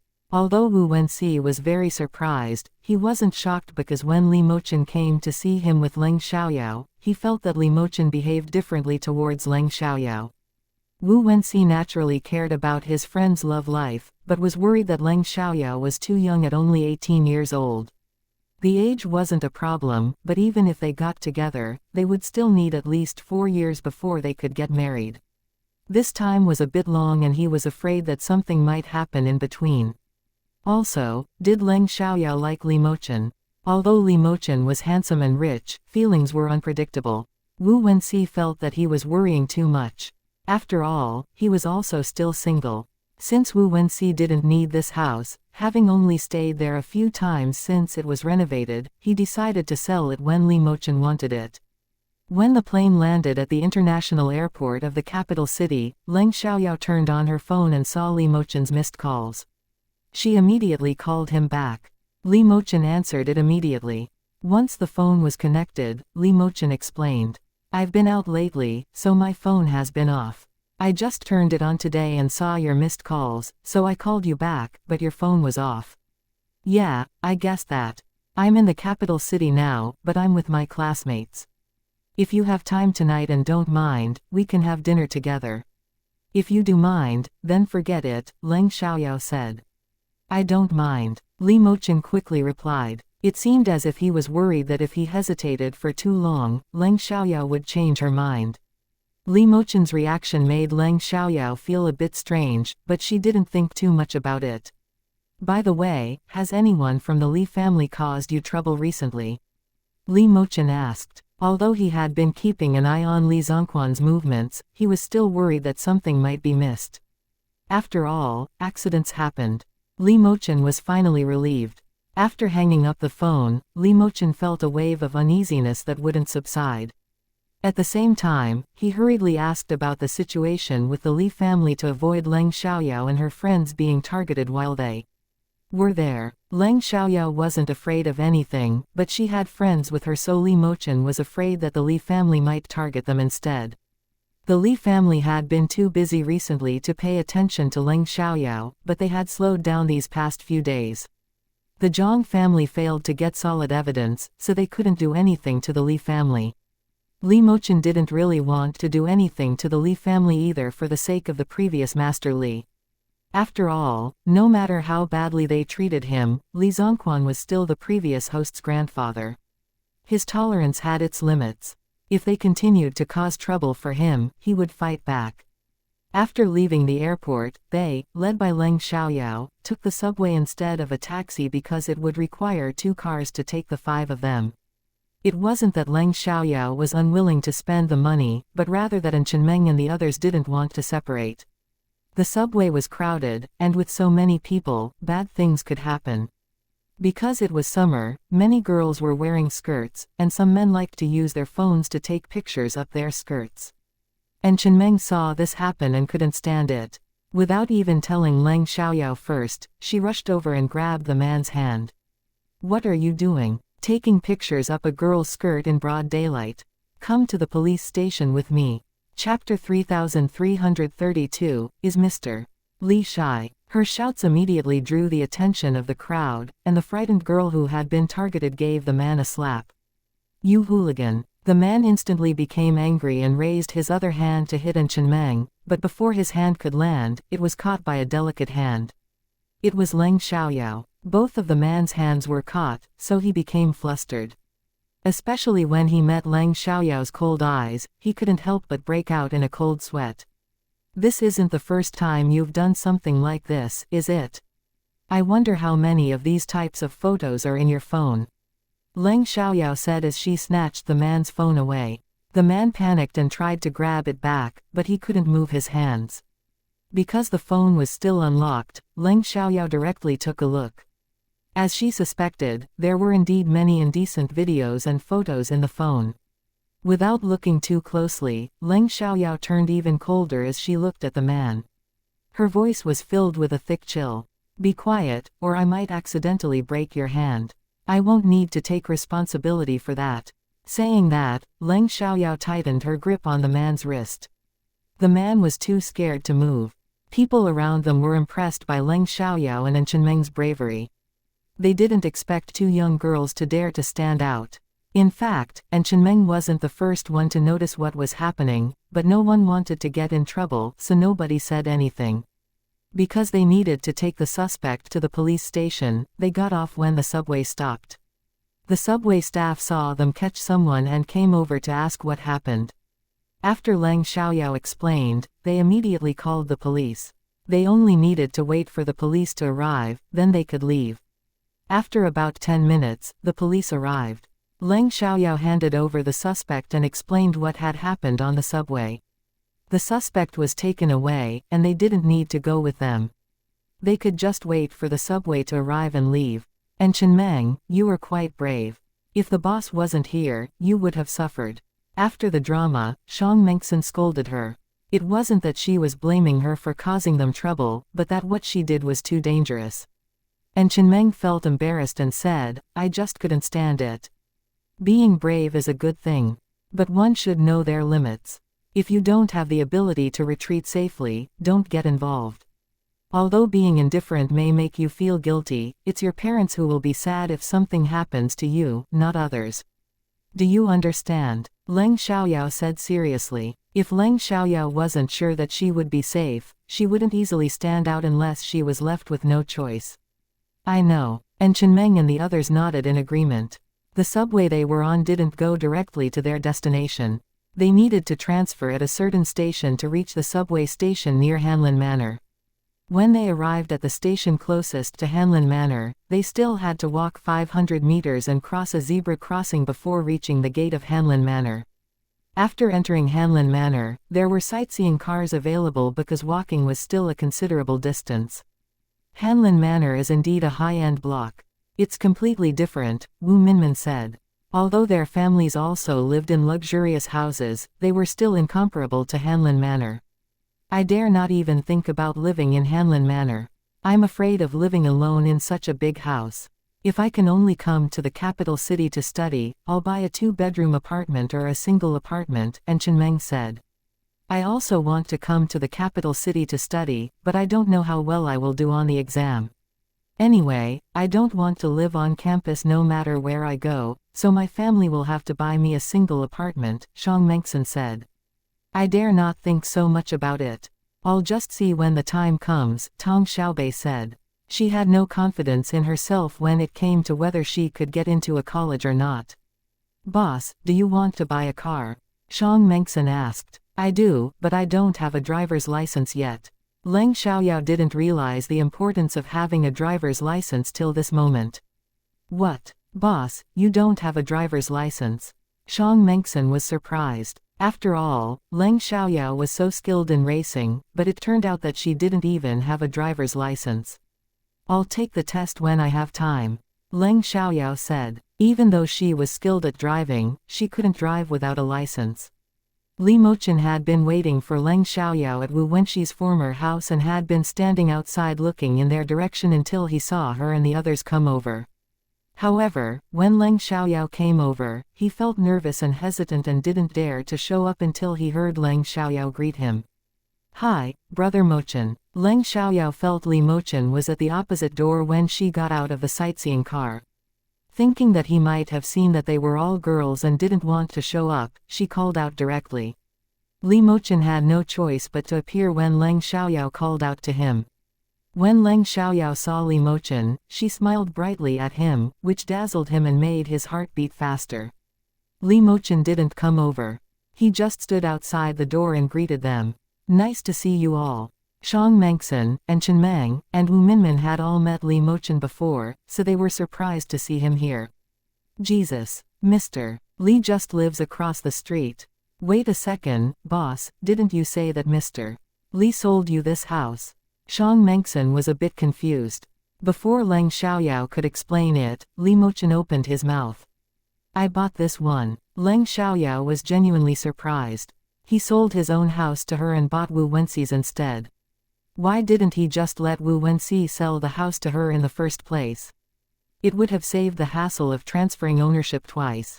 Is it to enjoy the benefits of a favorable position? And Chenmeng joked. Because Leng Xiaoyao had previously given them the impression that she and Li Mochen were interested in each other, they had always thought that there was something between them. Now that he had bought the house across from Leng Xiaoyao's, it seemed like he was trying to get closer to her.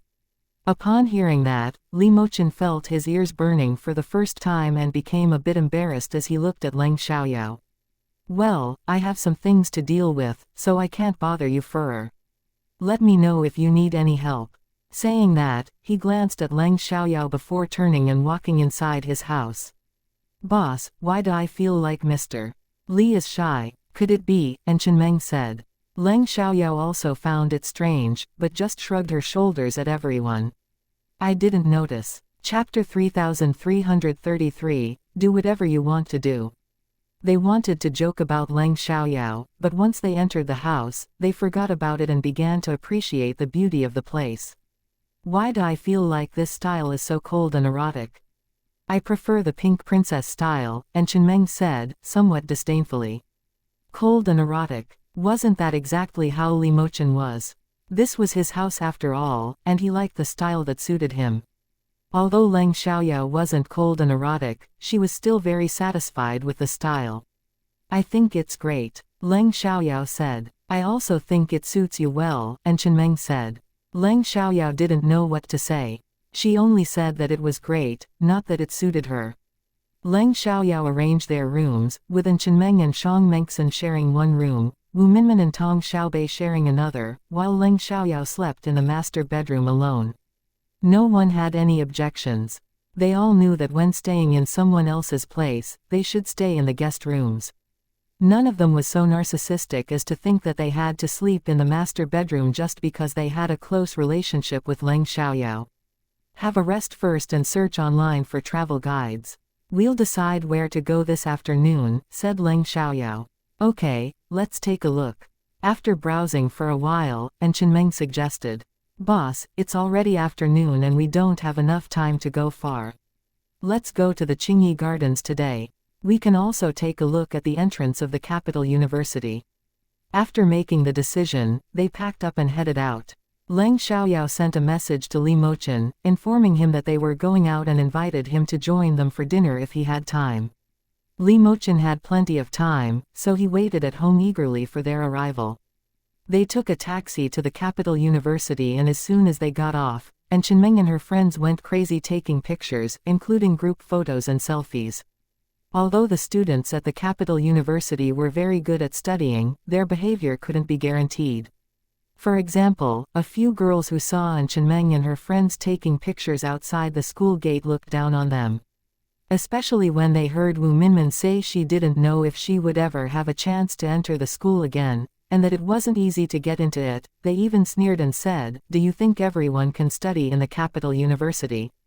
You bunch of bumpkins should be grateful just to see the entrance."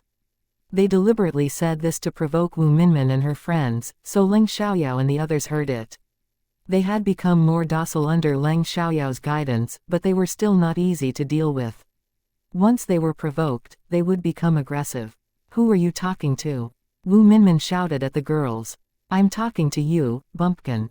The girl admitted it without hesitation.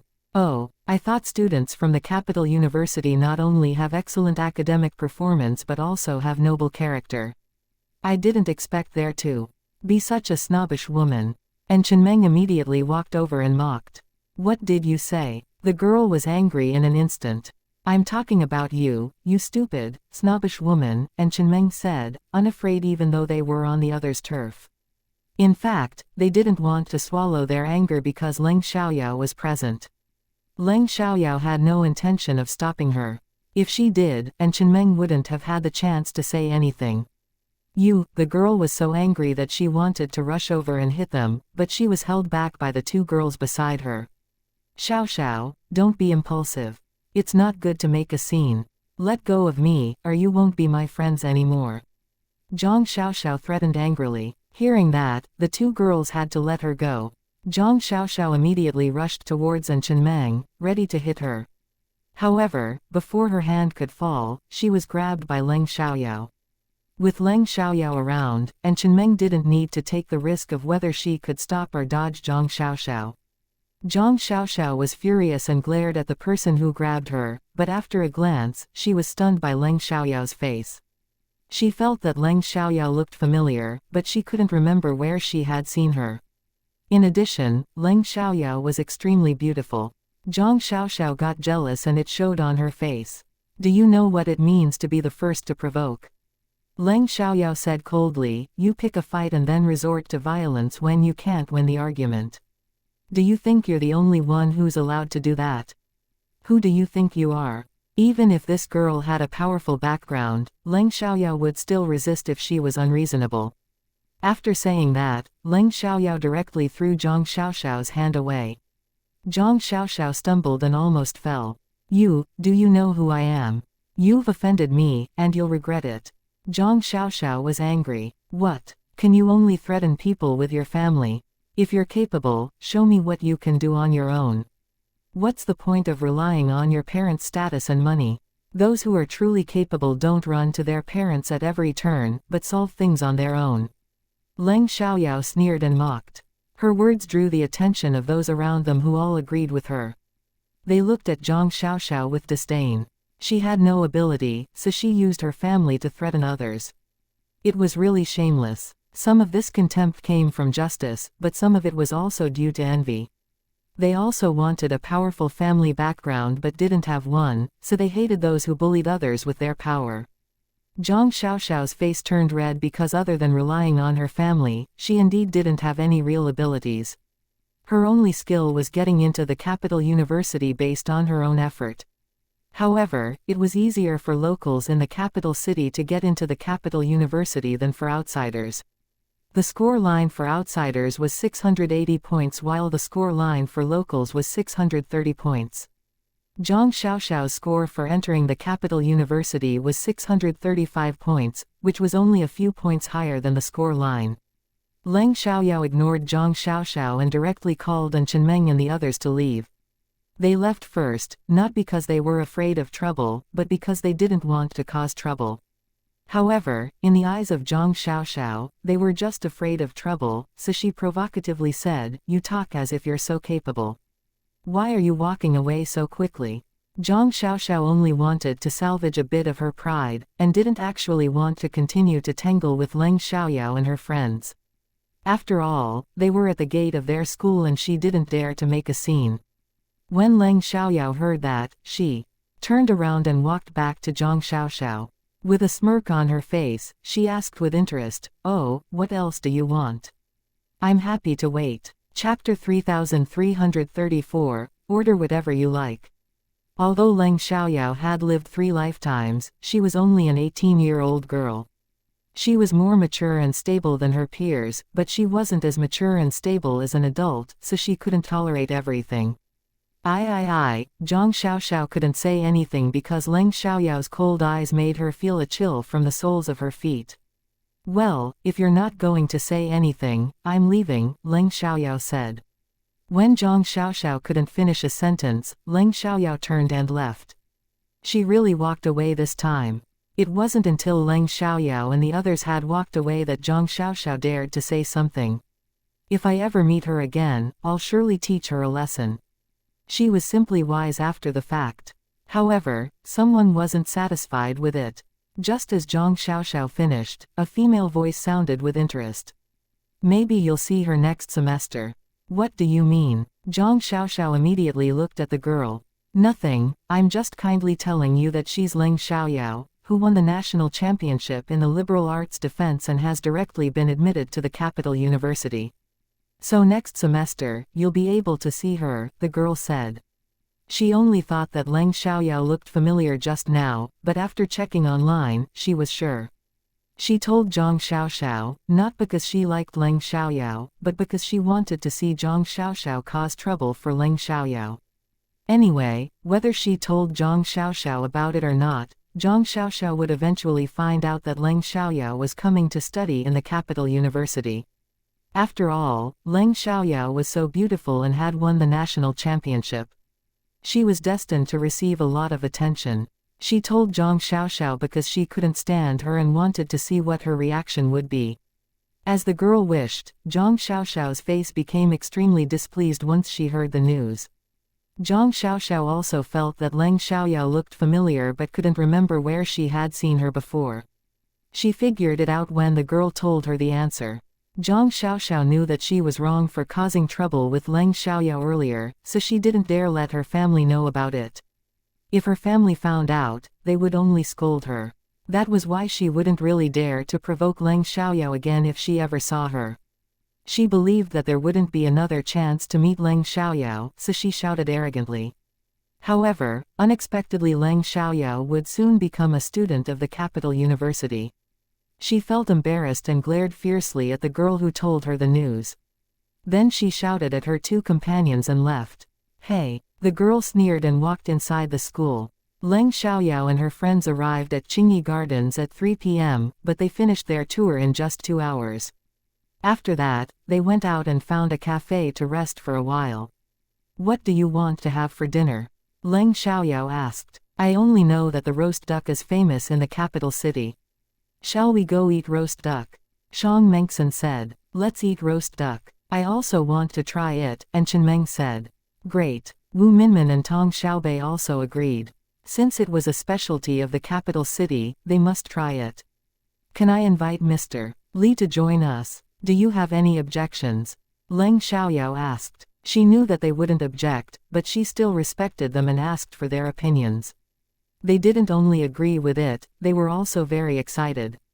They were interested in the gossip between Leng Xiaoyao and Li Mochen, so they wanted to know what was going on between them. They would rather watch their interactions with their own eyes than ask Leng Xiaoyao about it. Leng Xiaoyao called Li Mochen and asked about eating roast duck. There were many branches of the famous roast duck restaurant, including one in the Nanchang district, so they decided to go there. Li Mochen asked if Leng Xiaoyao wanted him to pick them up, but she declined and said they would meet at the restaurant at 6 p.m. To avoid not having an available table when they arrived, Leng Xiaoyao asked Li Mochen to book a private room. He was happy to help. Leng Xiaoyao and her friends took a taxi to the restaurant at 5:30 p.m. Although it was also in the Nanchang district, it was a relatively large area compared to a third or fourth tier city. It took 20 minutes by taxi to get to the restaurant, with occasional traffic jams along the way. When they arrived at the private room, Li Mochen was already there. It surprised Leng Xiaoyao and her friends. Li Mochen stood up when he saw them and said, "Nice to see you all, please take a seat." For some reason, Leng Xiaoyao felt that Li Mochen was more gentle today than usual.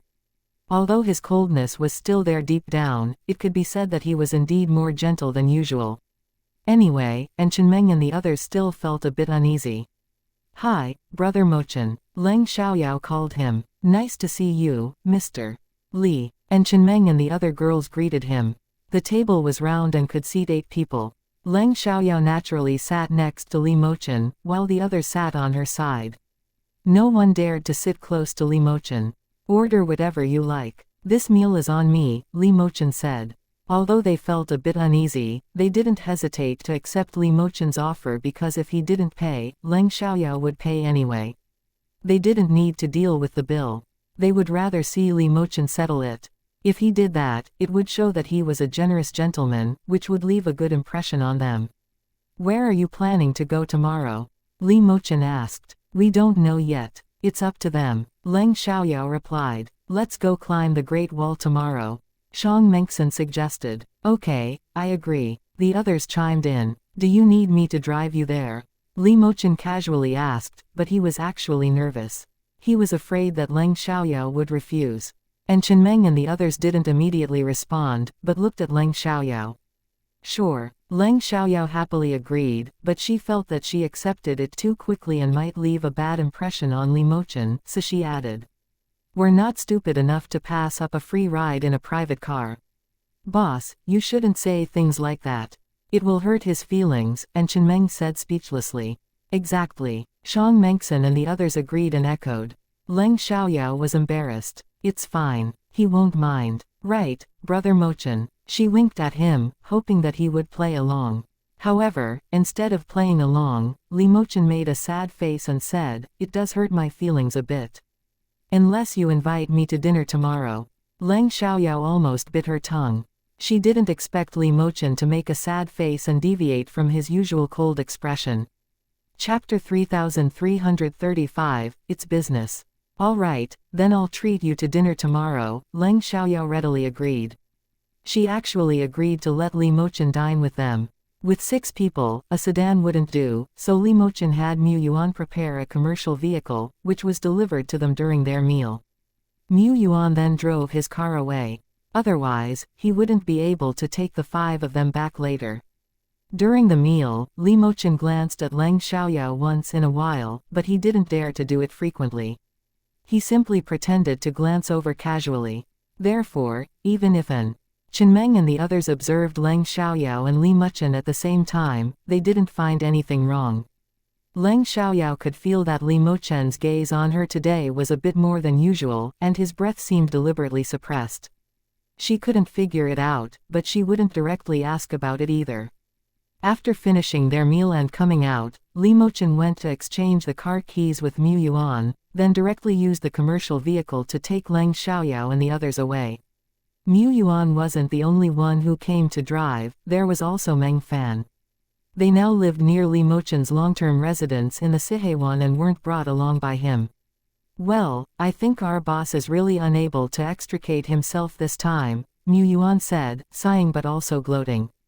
Right. Meng Fan just responded lightly. Their boss had someone he liked, and he was relieved because they didn't want to see Li Mochen being lonely. However, he also had worries. He was mainly worried about Leng Xiaoyao's feelings towards Li Mochen. He certainly hoped that they both had feelings for each other and had a good outcome, but he didn't know Leng Xiaoyao. Therefore, he couldn't help but worry that Li Mochen would be hurt. Anyway, all of this was beyond their control. They could only think positively. Leng Xiaoyao sat directly in the front passenger seat next to Li Mochen. She didn't think too much about it, but Chunmeng teased.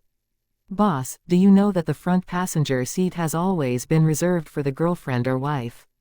Are you and Mr. Li? Leng Xiaoyao knew that, but she just didn't think about it that much. Upon hearing Chunmeng's words, she felt a bit at a loss. I simply wanted you to be more comfortable in the back. Also, Brother Mochen doesn't have a girlfriend or wife, so there's no need to be so particular. This was a 7-seat MPV, with 5 people sitting in the back. Therefore, it was true that Leng Xiaoyao wanted them to be more comfortable in the back, but Chunmeng and the others who intentionally teased Leng Xiaoyao wouldn't let go of this opportunity. Really, we don't think it's uncomfortable to sit with you. You may not care, but what about Mr. Li? If it's not a big deal, why don't we switch to someone else? Leng Xiaoyao looked up at the sky resignedly, and threatened. Enough. Don't make fun of me, or I'll teach you a lesson. Whatever, it's not fun anyway. Yeah, we can't even joke around. I think it's not that we can't joke around, but they're just feeling guilty. Leng Xiaoyao chose to remain silent. What was there to feel guilty about? PFF'd. She had nothing to feel guilty about. Li Mochen remained silent throughout the conversation, not showing any anger. Instead, the corners of his mouth were always curved in a slight arc. Was the co-pilot seat reserved for girlfriends or wives? He was hearing this for the first time, but he liked it. From now on, whenever he drove, only Leng Xiaoyao could sit in the co-pilot seat. Even men couldn't sit there. Li Mochen brought Leng Xiaoyao and her friends back to her house, then drove back to his house opposite. Because Leng Xiaoyao's classmates were there, Li Mochen didn't say much to Leng Xiaoyao. After returning to the yard, Li Mochen sat in the car for a long time without getting out. He couldn't calm down after he saw Leng Xiaoyao and had nowhere to release his feelings. He had never dared to look at Leng Xiaoyao for too long, nor did he dare to stare at her for 3 seconds to see if he had the impulse to kiss her, but with her by his side, he felt good. Usually, his mood was only calm or angry, he had never felt in a good mood. After Leng Xiaoyao and the others returned home, all of them just wanted to lie down and play with their phones. Boss, is there really nothing between you and Mr. Li? Chunmeng asked. Although she couldn't see anything, she always felt that there was something. There is nothing. If there is really something, I'll tell you. Don't make fun of me in the future. It's really embarrassing, Leng Xiaoyao said. Today she was teased by them and felt very uneasy. Chunmeng and others realized that it was inappropriate and promised not to do it again. Leng Xiaoyao didn't care about them and went back to work in the room, but she couldn't calm down even after a long while. She always thought of Li Mochen's unusual behavior today, which made her feel strange. The next day, everyone went out early, had breakfast first, then went to the Great Wall. Because of Leng Xiaoyao's reminder, Chunmeng and others didn't tease Leng Xiaoyao and Li Mochen today. After a day's exhaustion, Chunmeng and others were very tired, but Leng Xiaoyao and Li Mochen didn't feel much. Chunmeng and others were very envious of them. I think my back will be in pain tomorrow. Let's just rest tomorrow, Xiang Mengxin suggested. After she got in the car, she collapsed and didn't want to move at all. I agree. Wu Minmin agreed. Her voice was weak. Then let's rest tomorrow. Chunmeng and Tong Shabe agreed with that. Well, you can rest. I happen to have something to do tomorrow, Leng Xiaoyao said, planning to go to the construction site tomorrow. Is it a date with Mr. Li? Chunmeng couldn't keep her mouth shut. She forgot about Leng Xiaoyao's reminder yesterday and teased them again. Chunmeng, Xiang Mengxin remembered it, so she immediately reminded Chunmeng. And Chenmeng realized what she had done, but she had already said it, so she could only add embarrassingly. I'm sorry, forget what I said. What are you thinking in your head? I have other things to do tomorrow, real business. Leng Xiaoyao wasn't angry, just a little resigned. Aha, real business. And Chenmeng nodded. She wanted to emphasize the seriousness of it, but only made people feel that she didn't believe it. Leng Xiaoyao didn't want to say anything again. Yesterday they had roast duck, so today they went to eat some other specialties of the capital city. Today Leng Xiaoyao offered to pay for the meal, so Li Mochen didn't rush to settle the bill. After dinner, Li Mochen sent Leng Xiaoyao and other girls back again. What time are you going over tomorrow? I can give you a ride, Li Mochen said. Okay. Leng Xiaoyao didn't refuse because it wasn't convenient to take a taxi by herself when she went out. Generally, a person would buy a car when they lived in a big house, because there was a distance from the gate to the main building. Chapter 3336, A Coward. Although there were sightseeing cars, they might not meet them as soon as they went out. Sometimes they would need to wait for a while.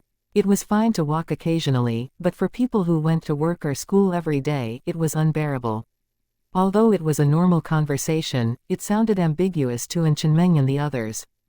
They now felt that Leng Xiaoyao and Li Mochen were having an affair. What should they do? The next day, when Leng Xiaoyao went out, and Chenmeng and the others hadn't gotten up yet. Because Leng Xiaoyao was going out today, they had to have lunch by themselves. They were all young ladies who didn't know how to cook, so it was impossible for them to do it themselves. Therefore, Leng Xiaoyao told them to go out to eat and she would reimburse them. Before going out, she also left the key for them so that they wouldn't be locked out. Brother Mochen, won't it delay your time? Leng Xiaoyao asked. It won't, Li Mochen said. Great, Leng Xiaoyao said relievedly. If she delayed Li Mochen's business, she would feel bad. I caused some trouble for the Li family before. It has eased a bit these days, so I'm worried that they will come after you. Although I have someone watching them, accidents can happen. I am not worried about you being alone. I believe you can handle it, but I am afraid that you won't have time to take care of your friends. I'm involved in this matter, so I may have to follow you these days until they leave. Li Mochen expressed his guilt. Leng Xiaoyao thought for a moment. You're right. I am not afraid to be alone, but I am afraid they will go after Chenmeng and the others. I can't guarantee that I can keep an eye on all of them. Leng Xiaoyao didn't see the slight smile on Li Mochen's lips, which was obviously a triumphant look. When they arrived at the construction site, Wu Wenxi was also there.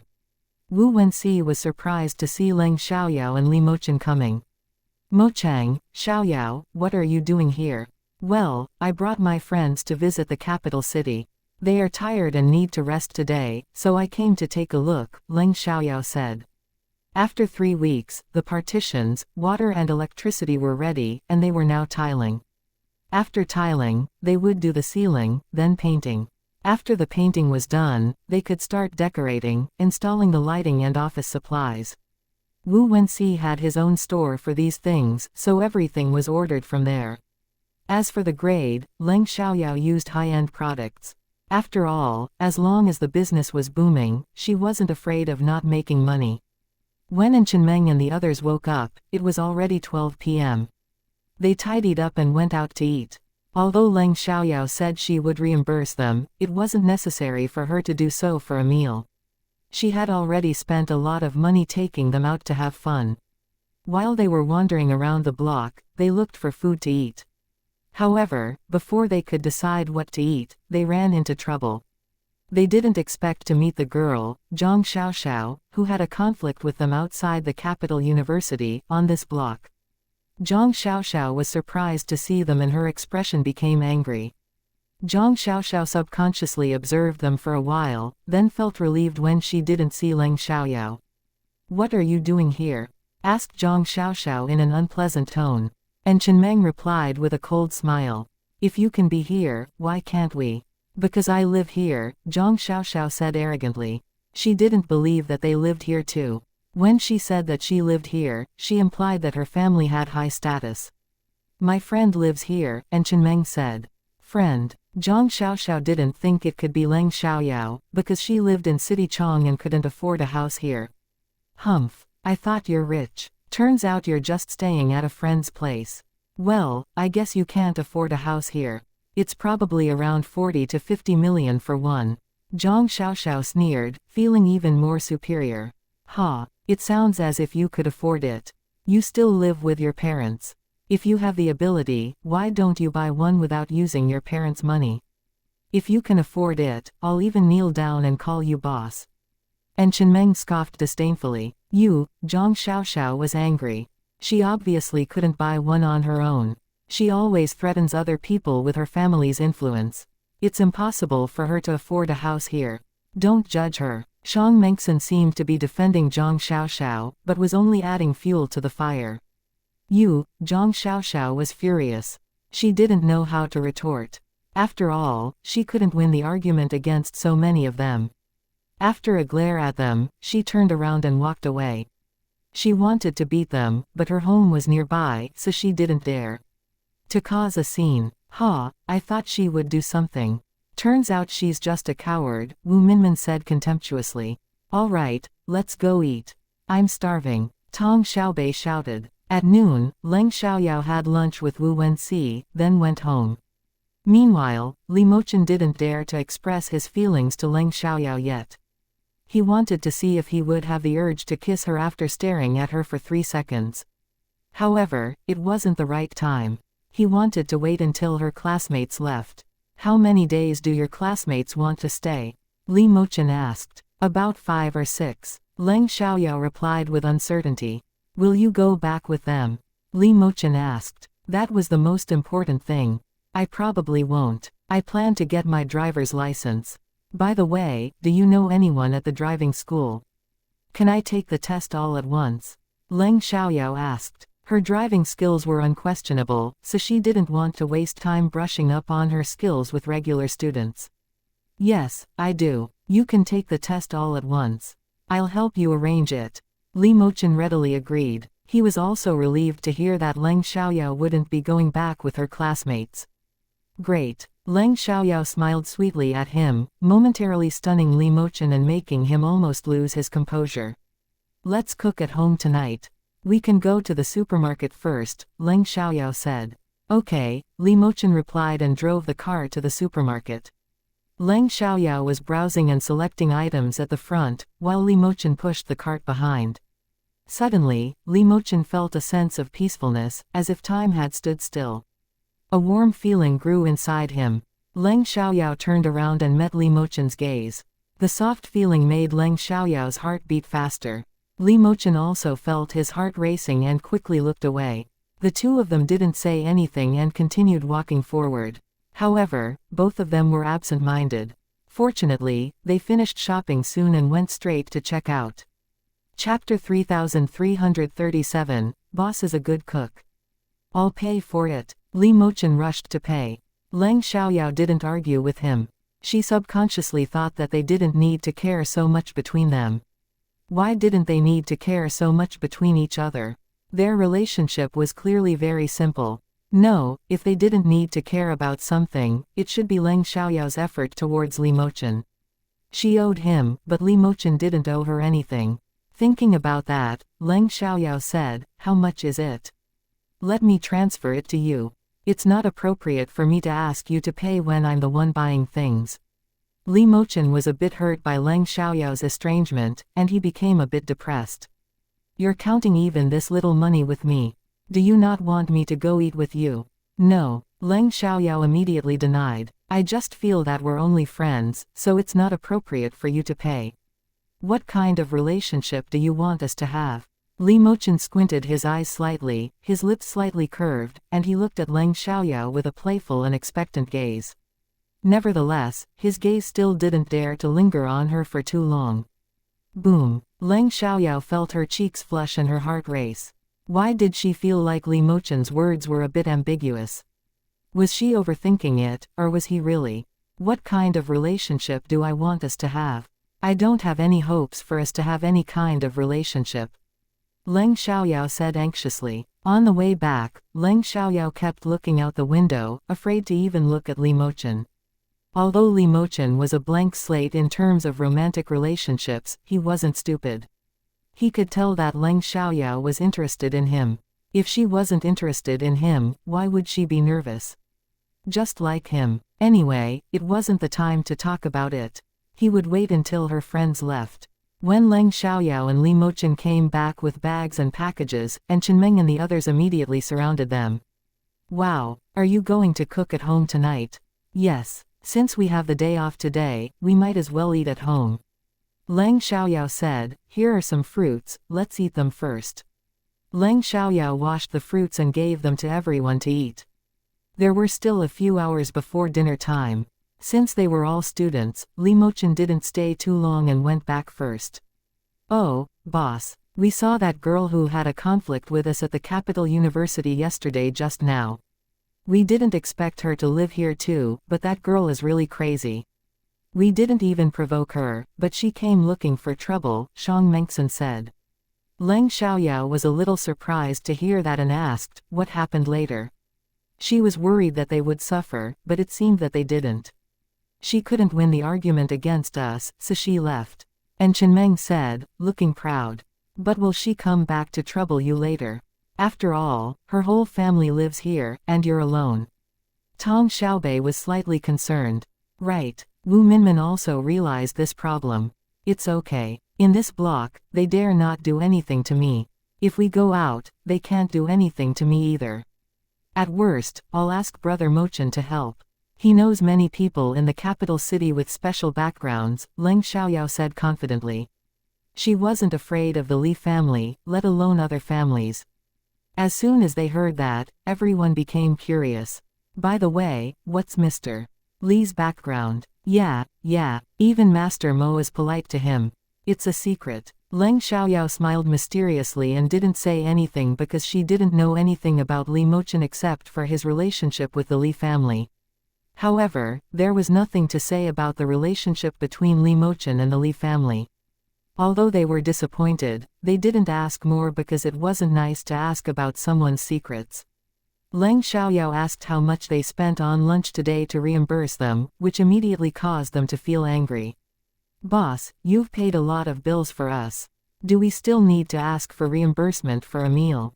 Are we still friends? That's right. You don't have confidence in us. We're so embarrassed now. Okay, no reimbursement, no reimbursement. Leng Xiaoyao quickly surrendered. It wasn't her intention to treat them like this. She just felt that since she promised to cover their food and lodging, she had to follow through. Since they didn't want reimbursement, then she wouldn't reimburse them. Leng Xiaoyao chatted with them for a while, then went back to work in her room. At 5 p.m., she went downstairs to cook. And Chenmeng and the others offered to help but were rejected by Leng Xiaoyao. She knew that having these young ladies help would only make things more complicated. Although she was also born in a rich family, Ji Yuning didn't treat her like a delicate flower. She had been doing things on her own since she was young, even learning how to cook at the age of 10. Cooking was a breeze for her, and she was quite good at it too. Ji Yuning and Leng Xiaoting treated them with love and discipline, never showing any mercy. That was why she and Xiaoran were so outstanding and independent. At the age of 15, she was able to travel abroad with just Xiaoran and visited many places. Thinking about Ji Yuning and the others made Leng Xiaoyao feel sad. She missed them so much and wanted to go back. After a moment of absent-mindedness, she suppressed these emotions and thought to herself, why think so much? I can see them in 2 years anyway. At 5:30 p.m., Li Mochen came over and went straight to the kitchen to help Leng Xiaoyao. You're a guest. How can I let a guest do housework? Leng Xiaoyao refused his help. They're all girls. I don't know what to say to them. To avoid awkwardness, let me help you.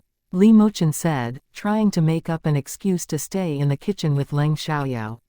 Li Mochen wasn't someone who relied on others for food and clothing. Although he rarely cooked, it didn't mean that he couldn't. He just wasn't as good at it as Leng Xiaoyao. And Chenmeng occasionally peeked into the kitchen, hoping to find out what was going on, but they couldn't see anything. Leng Xiaoyao and Li Mochen were both too nervous to say anything. They were so afraid of losing control of themselves.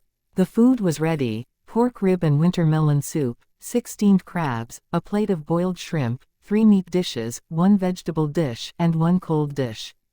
It was more than enough for 6 people, with some leftovers. Anyway, leftovers were better than not having enough food. Not having enough food would make Leng Xiaoyao look stingy. "Boss, your cooking is amazing. Whoever marries you will be so lucky. Unlike us, we can't even cook." And Chenmeng said, looking at Li Mochen with meaningful eyes. This was clearly a hint. Chapter 3338, Stop Acting Virtuous. Li Mochen glanced at Leng Xiaoyao unintentionally, lost in thought. How could you say that? Boss will definitely marry someone who won't let her cook. If the household chores have to be done by our boss, then she's not a wife, but a housekeeper. Shang Mengxin bumped into and Chenmeng and disagreed. Right, our boss is an outstanding girl. She can find someone who's rich enough to hire 1 or 2 housekeepers. If she still does the household chores herself, then it must be the man's family deliberately bullying her. And Chenmeng immediately changed her tone. If a family wasn't rich, it would be normal for the wife to do housework by herself. If they were rich and still asked the wife to do it, then the man's family must be deliberately bullying the wife. In their home, their mothers didn't have to do the household chores, so they didn't have to do it either. That was the reason why they couldn't cook. As for washing clothes, they all had washing machines. They would only wash their underwear by hand. They weren't very good at doing the household chores, but they weren't useless either. They just couldn't do it well. If you keep talking, we'll finish all the food. Leng Xiaoyao was amused by them. These girls really couldn't sit still. Her advice was treated as nonsense. She wasn't angry, just resigned. Hearing Leng Xiaoyao's words, they stopped talking and quickly ate their meal. After eating, Li Mochen took the initiative to clean up. Leng Xiaoyao tried to stop him, but failed. As a result, she let him clean up with her. And Chenmeng and the others were impressed. There really aren't many men nowadays who are willing to do household chores like Mr. Li. It's not just now. There haven't been many men willing to do household chores all along. Right. I even feel that it's better now. My grandmother used to say that household chores are a woman's duty and that a man's hands are for making money, so my father wasn't allowed to do household chores. If he did, she would make a fuss. To hell with her duty, as if my mother doesn't make money, Tong Xiaobei said. Although the Tong's family wasn't as well off in the past as they were now, they still had the money to hire a housekeeper, but her grandmother wouldn't let them hire one and insisted that her mother do the household chores. Her mother had to both work and do the household chores, which made her resentful towards her grandmother. Therefore, when her grandmother died, she didn't feel sad at all. This might sound rebellious, but it was human nature to treat others the way they treated you. Her grandmother favored boys over girls and treated her poorly, so she naturally had no affection for her either. After finishing washing the dishes, Li Mochen said, I have something to deal with tomorrow, so I won't be able to drive you around. It's okay, we're going to the palace tomorrow. The subway is convenient, and it only takes 1 trip to get there, said Leng Xiaoyao. After 2 more days of walking around, and Chenmeng and the others were completely exhausted. They decided to rest for a day, then go home. They had been here for 5 days already, so resting for another day would make it 6 days. It was time to go back. I'll book your tickets for the day after tomorrow. I won't go back with you. Brother Mochen helped me find a driving school to get my license. I'll come back after I get it, said Leng Xiaoyao. Li Mochen had arranged everything regarding the driving school on the day after Leng Xiaoyao brought it up. As soon as Li Mochen was mentioned, and Chenmeng and the others looked at Leng Xiaoyao with ambiguous eyes, making her feel speechless. She was tired of explaining. Li Mochen returned after 2 busy days and enthusiastically offered to take Chenmeng and the others to the airport when he found out they were leaving. Leng Xiaoyao naturally agreed. However, on the day before they left, and Chenmeng and the others suggested going to a bar. The National College entrance examination was over, so they wanted to drink and have some fun. Therefore, Leng Xiaoyao took them to a music bar instead of a nightclub, where they could have some drinks, chat, and play games without being mixed up with others. They couldn't drink much, so they ordered a bottle of red wine and slowly drank it while playing games. A short while later, 4 young men came to the table opposite them. They looked decent, but they were carefree and didn't seem to be good people. "Hey, we're lucky." Sitting opposite a few beauties, one man said frivolously, his gaze falling on them, not hiding his scrutiny. "It looks like we're in luck today. When the drinks arrive, let's go have fun with those beautiful women," another man said. As soon as he finished speaking, another man shouted loudly, "Waiter, hurry up. We need to order." Leng Xiaoyao and her friends were all unhappy and disgusted, but they hadn't provoked them, so they didn't care too much about it. If they dared to provoke them, they wouldn't be polite. As a result, Leng Xiaoyao and her friends continued to play games and drink as if those men didn't exist, while the men kept their eyes on them. The drinks arrived quickly, and one man poured a glass of wine, got up and walked towards Leng Xiaoyao's table. He said in what he thought was a gentlemanly manner, "Ladies, cheers. Sorry, we don't drink with strangers. Please behave yourself." Leng Xiaoyao responded politely. "Tisk, why are you acting pure when you're drinking in a bar?" The man sneered and thought that they were just acting pure. "What's wrong with drinking in a bar? Does it bother you?" And Chenmeng shouted at the man like a firecracker. She really couldn't stand this kind of man. "You bitch." The man also had a bad temper and was so angry that he directly threw the drink in his hand at Chenmeng. And Chenmeng was taken aback and didn't have time to react, but Leng Xiaoyao quickly grabbed the man's hand, then poured the drink that was originally being thrown at Chenmeng onto the man's face. At that moment, everyone was stunned and the men involved became furious. "You bitch." Before he could finish, Leng Xiaoyao stuffed a piece of paper into his mouth. "Mind your language, or I'll dislocate your jaw." Leng Xiaoyao coldly threatened him. Her eyes fixed on the man with an extreme coldness that made him shiver. After a moment of confusion, the man's companions hurried over. They looked at Leng Xiaoyao and her friends with extremely unfriendly eyes. One of them went straight for Leng Xiaoyao and said, "Do you want to fight?" Unfortunately, before his hand could hit her, Leng Xiaoyao grabbed it with such force that he couldn't break free. Then Leng Xiaoyao threw him away, making him stumble and almost fall. "Get out of here, or I'll teach you a lesson." Leng Xiaoyao threatened coldly. They wouldn't let it go after losing face like this, but before they could say anything else, the manager of the bar arrived with several waiters.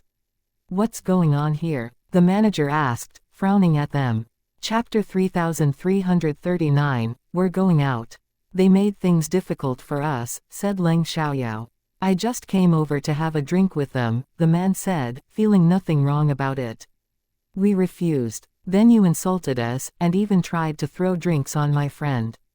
Don't we have the right to refuse? Who do you think you are?" said Leng Xiaoyao. "You," the man was furious. "But now I'm the one who got splashed with drinks. If you didn't pour drinks on yourself, would I resist? It's your own fault. We came here to drink and chat, not to cause trouble for you. We were harassed and provoked in the bar. I don't know if the bar will take responsibility. If they won't, I'll have to call the police. I don't want to make things difficult for you. I just want this matter to end and for them not to bother us while we are drinking," said Leng Xiaoyao.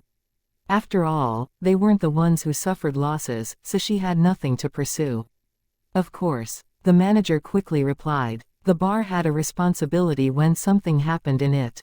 Because a waiter saw what happened, the manager naturally knew what was going on.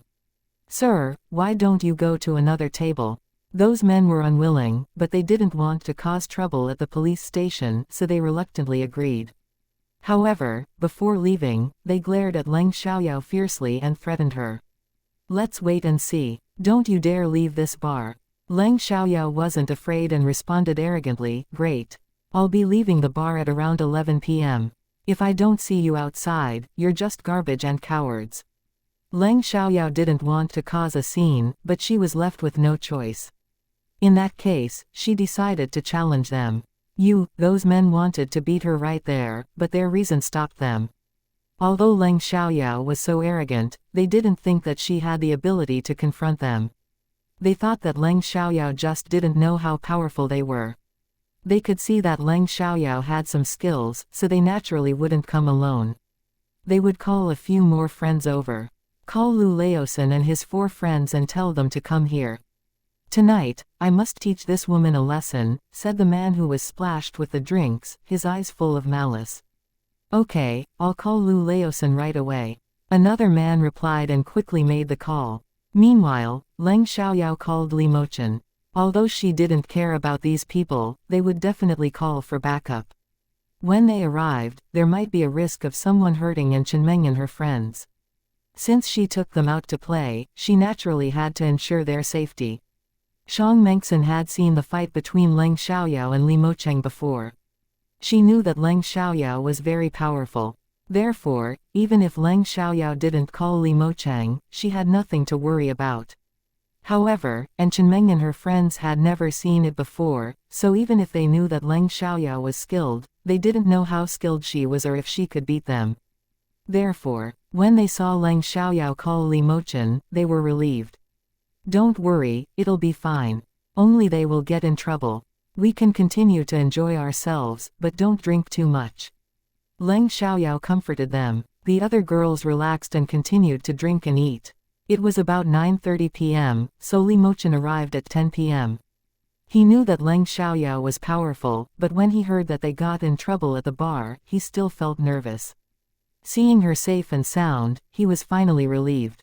"Girls, you should come to the bar less often in the future. Although not all bars are chaotic, or encounter such people all the time, there is still danger after all."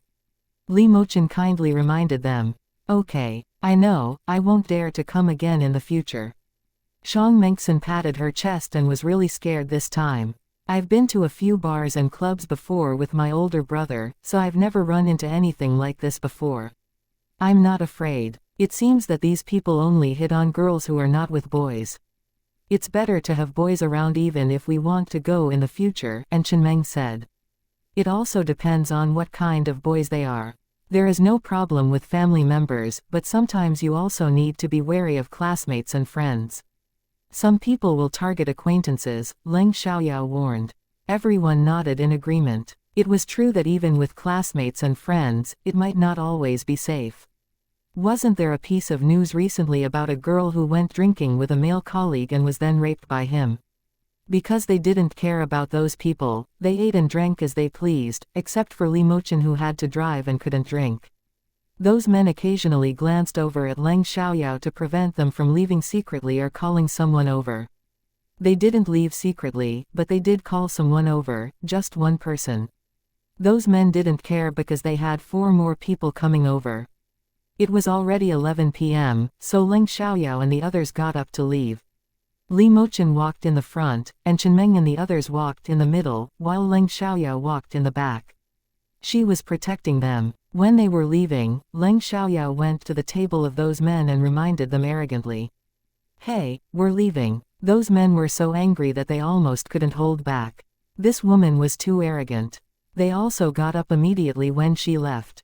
As soon as they left the bar, 9 men surrounded Leng Xiaoyao and the others. "Huh, you're so arrogant. Let's see what you can do now." The man who was splashed with the wine snorted coldly. Because they had more people, they weren't worried about Leng Xiaoyao and the others at all. "That should be what I'm saying to you." Leng Xiaoyao smiled lazily and said indifferently. "Don't waste time arguing. Just come at us if you have any skills." Leng Xiaoyao impatiently interrupted. She hated dragging things out. Her words angered them greatly, so they didn't say anything more and attacked them directly. Chenmeng and the others followed Leng Xiaoyao's instructions and stood in the middle without moving, so nothing happened. Although they were a little panicked, they obediently didn't move. Leng Xiaoyao and Li Mochen almost knocked down 1 person per second. From start to finish, it only took 5 seconds. Li Mochen knocked down 5 people, while Leng Xiaoyao knocked down 4. Onlookers thought that there would be a fierce battle. They immediately hid far away, but before they could hide properly, the fight was already over. Those men, who were knocked down, were completely stunned. They didn't expect them to be so powerful. Thank you for listening and supporting the Cultivation audiobook channel. If you'd like to support us, 1 cup of coffee can make a big difference. Please check the PayPal link in the YouTube description.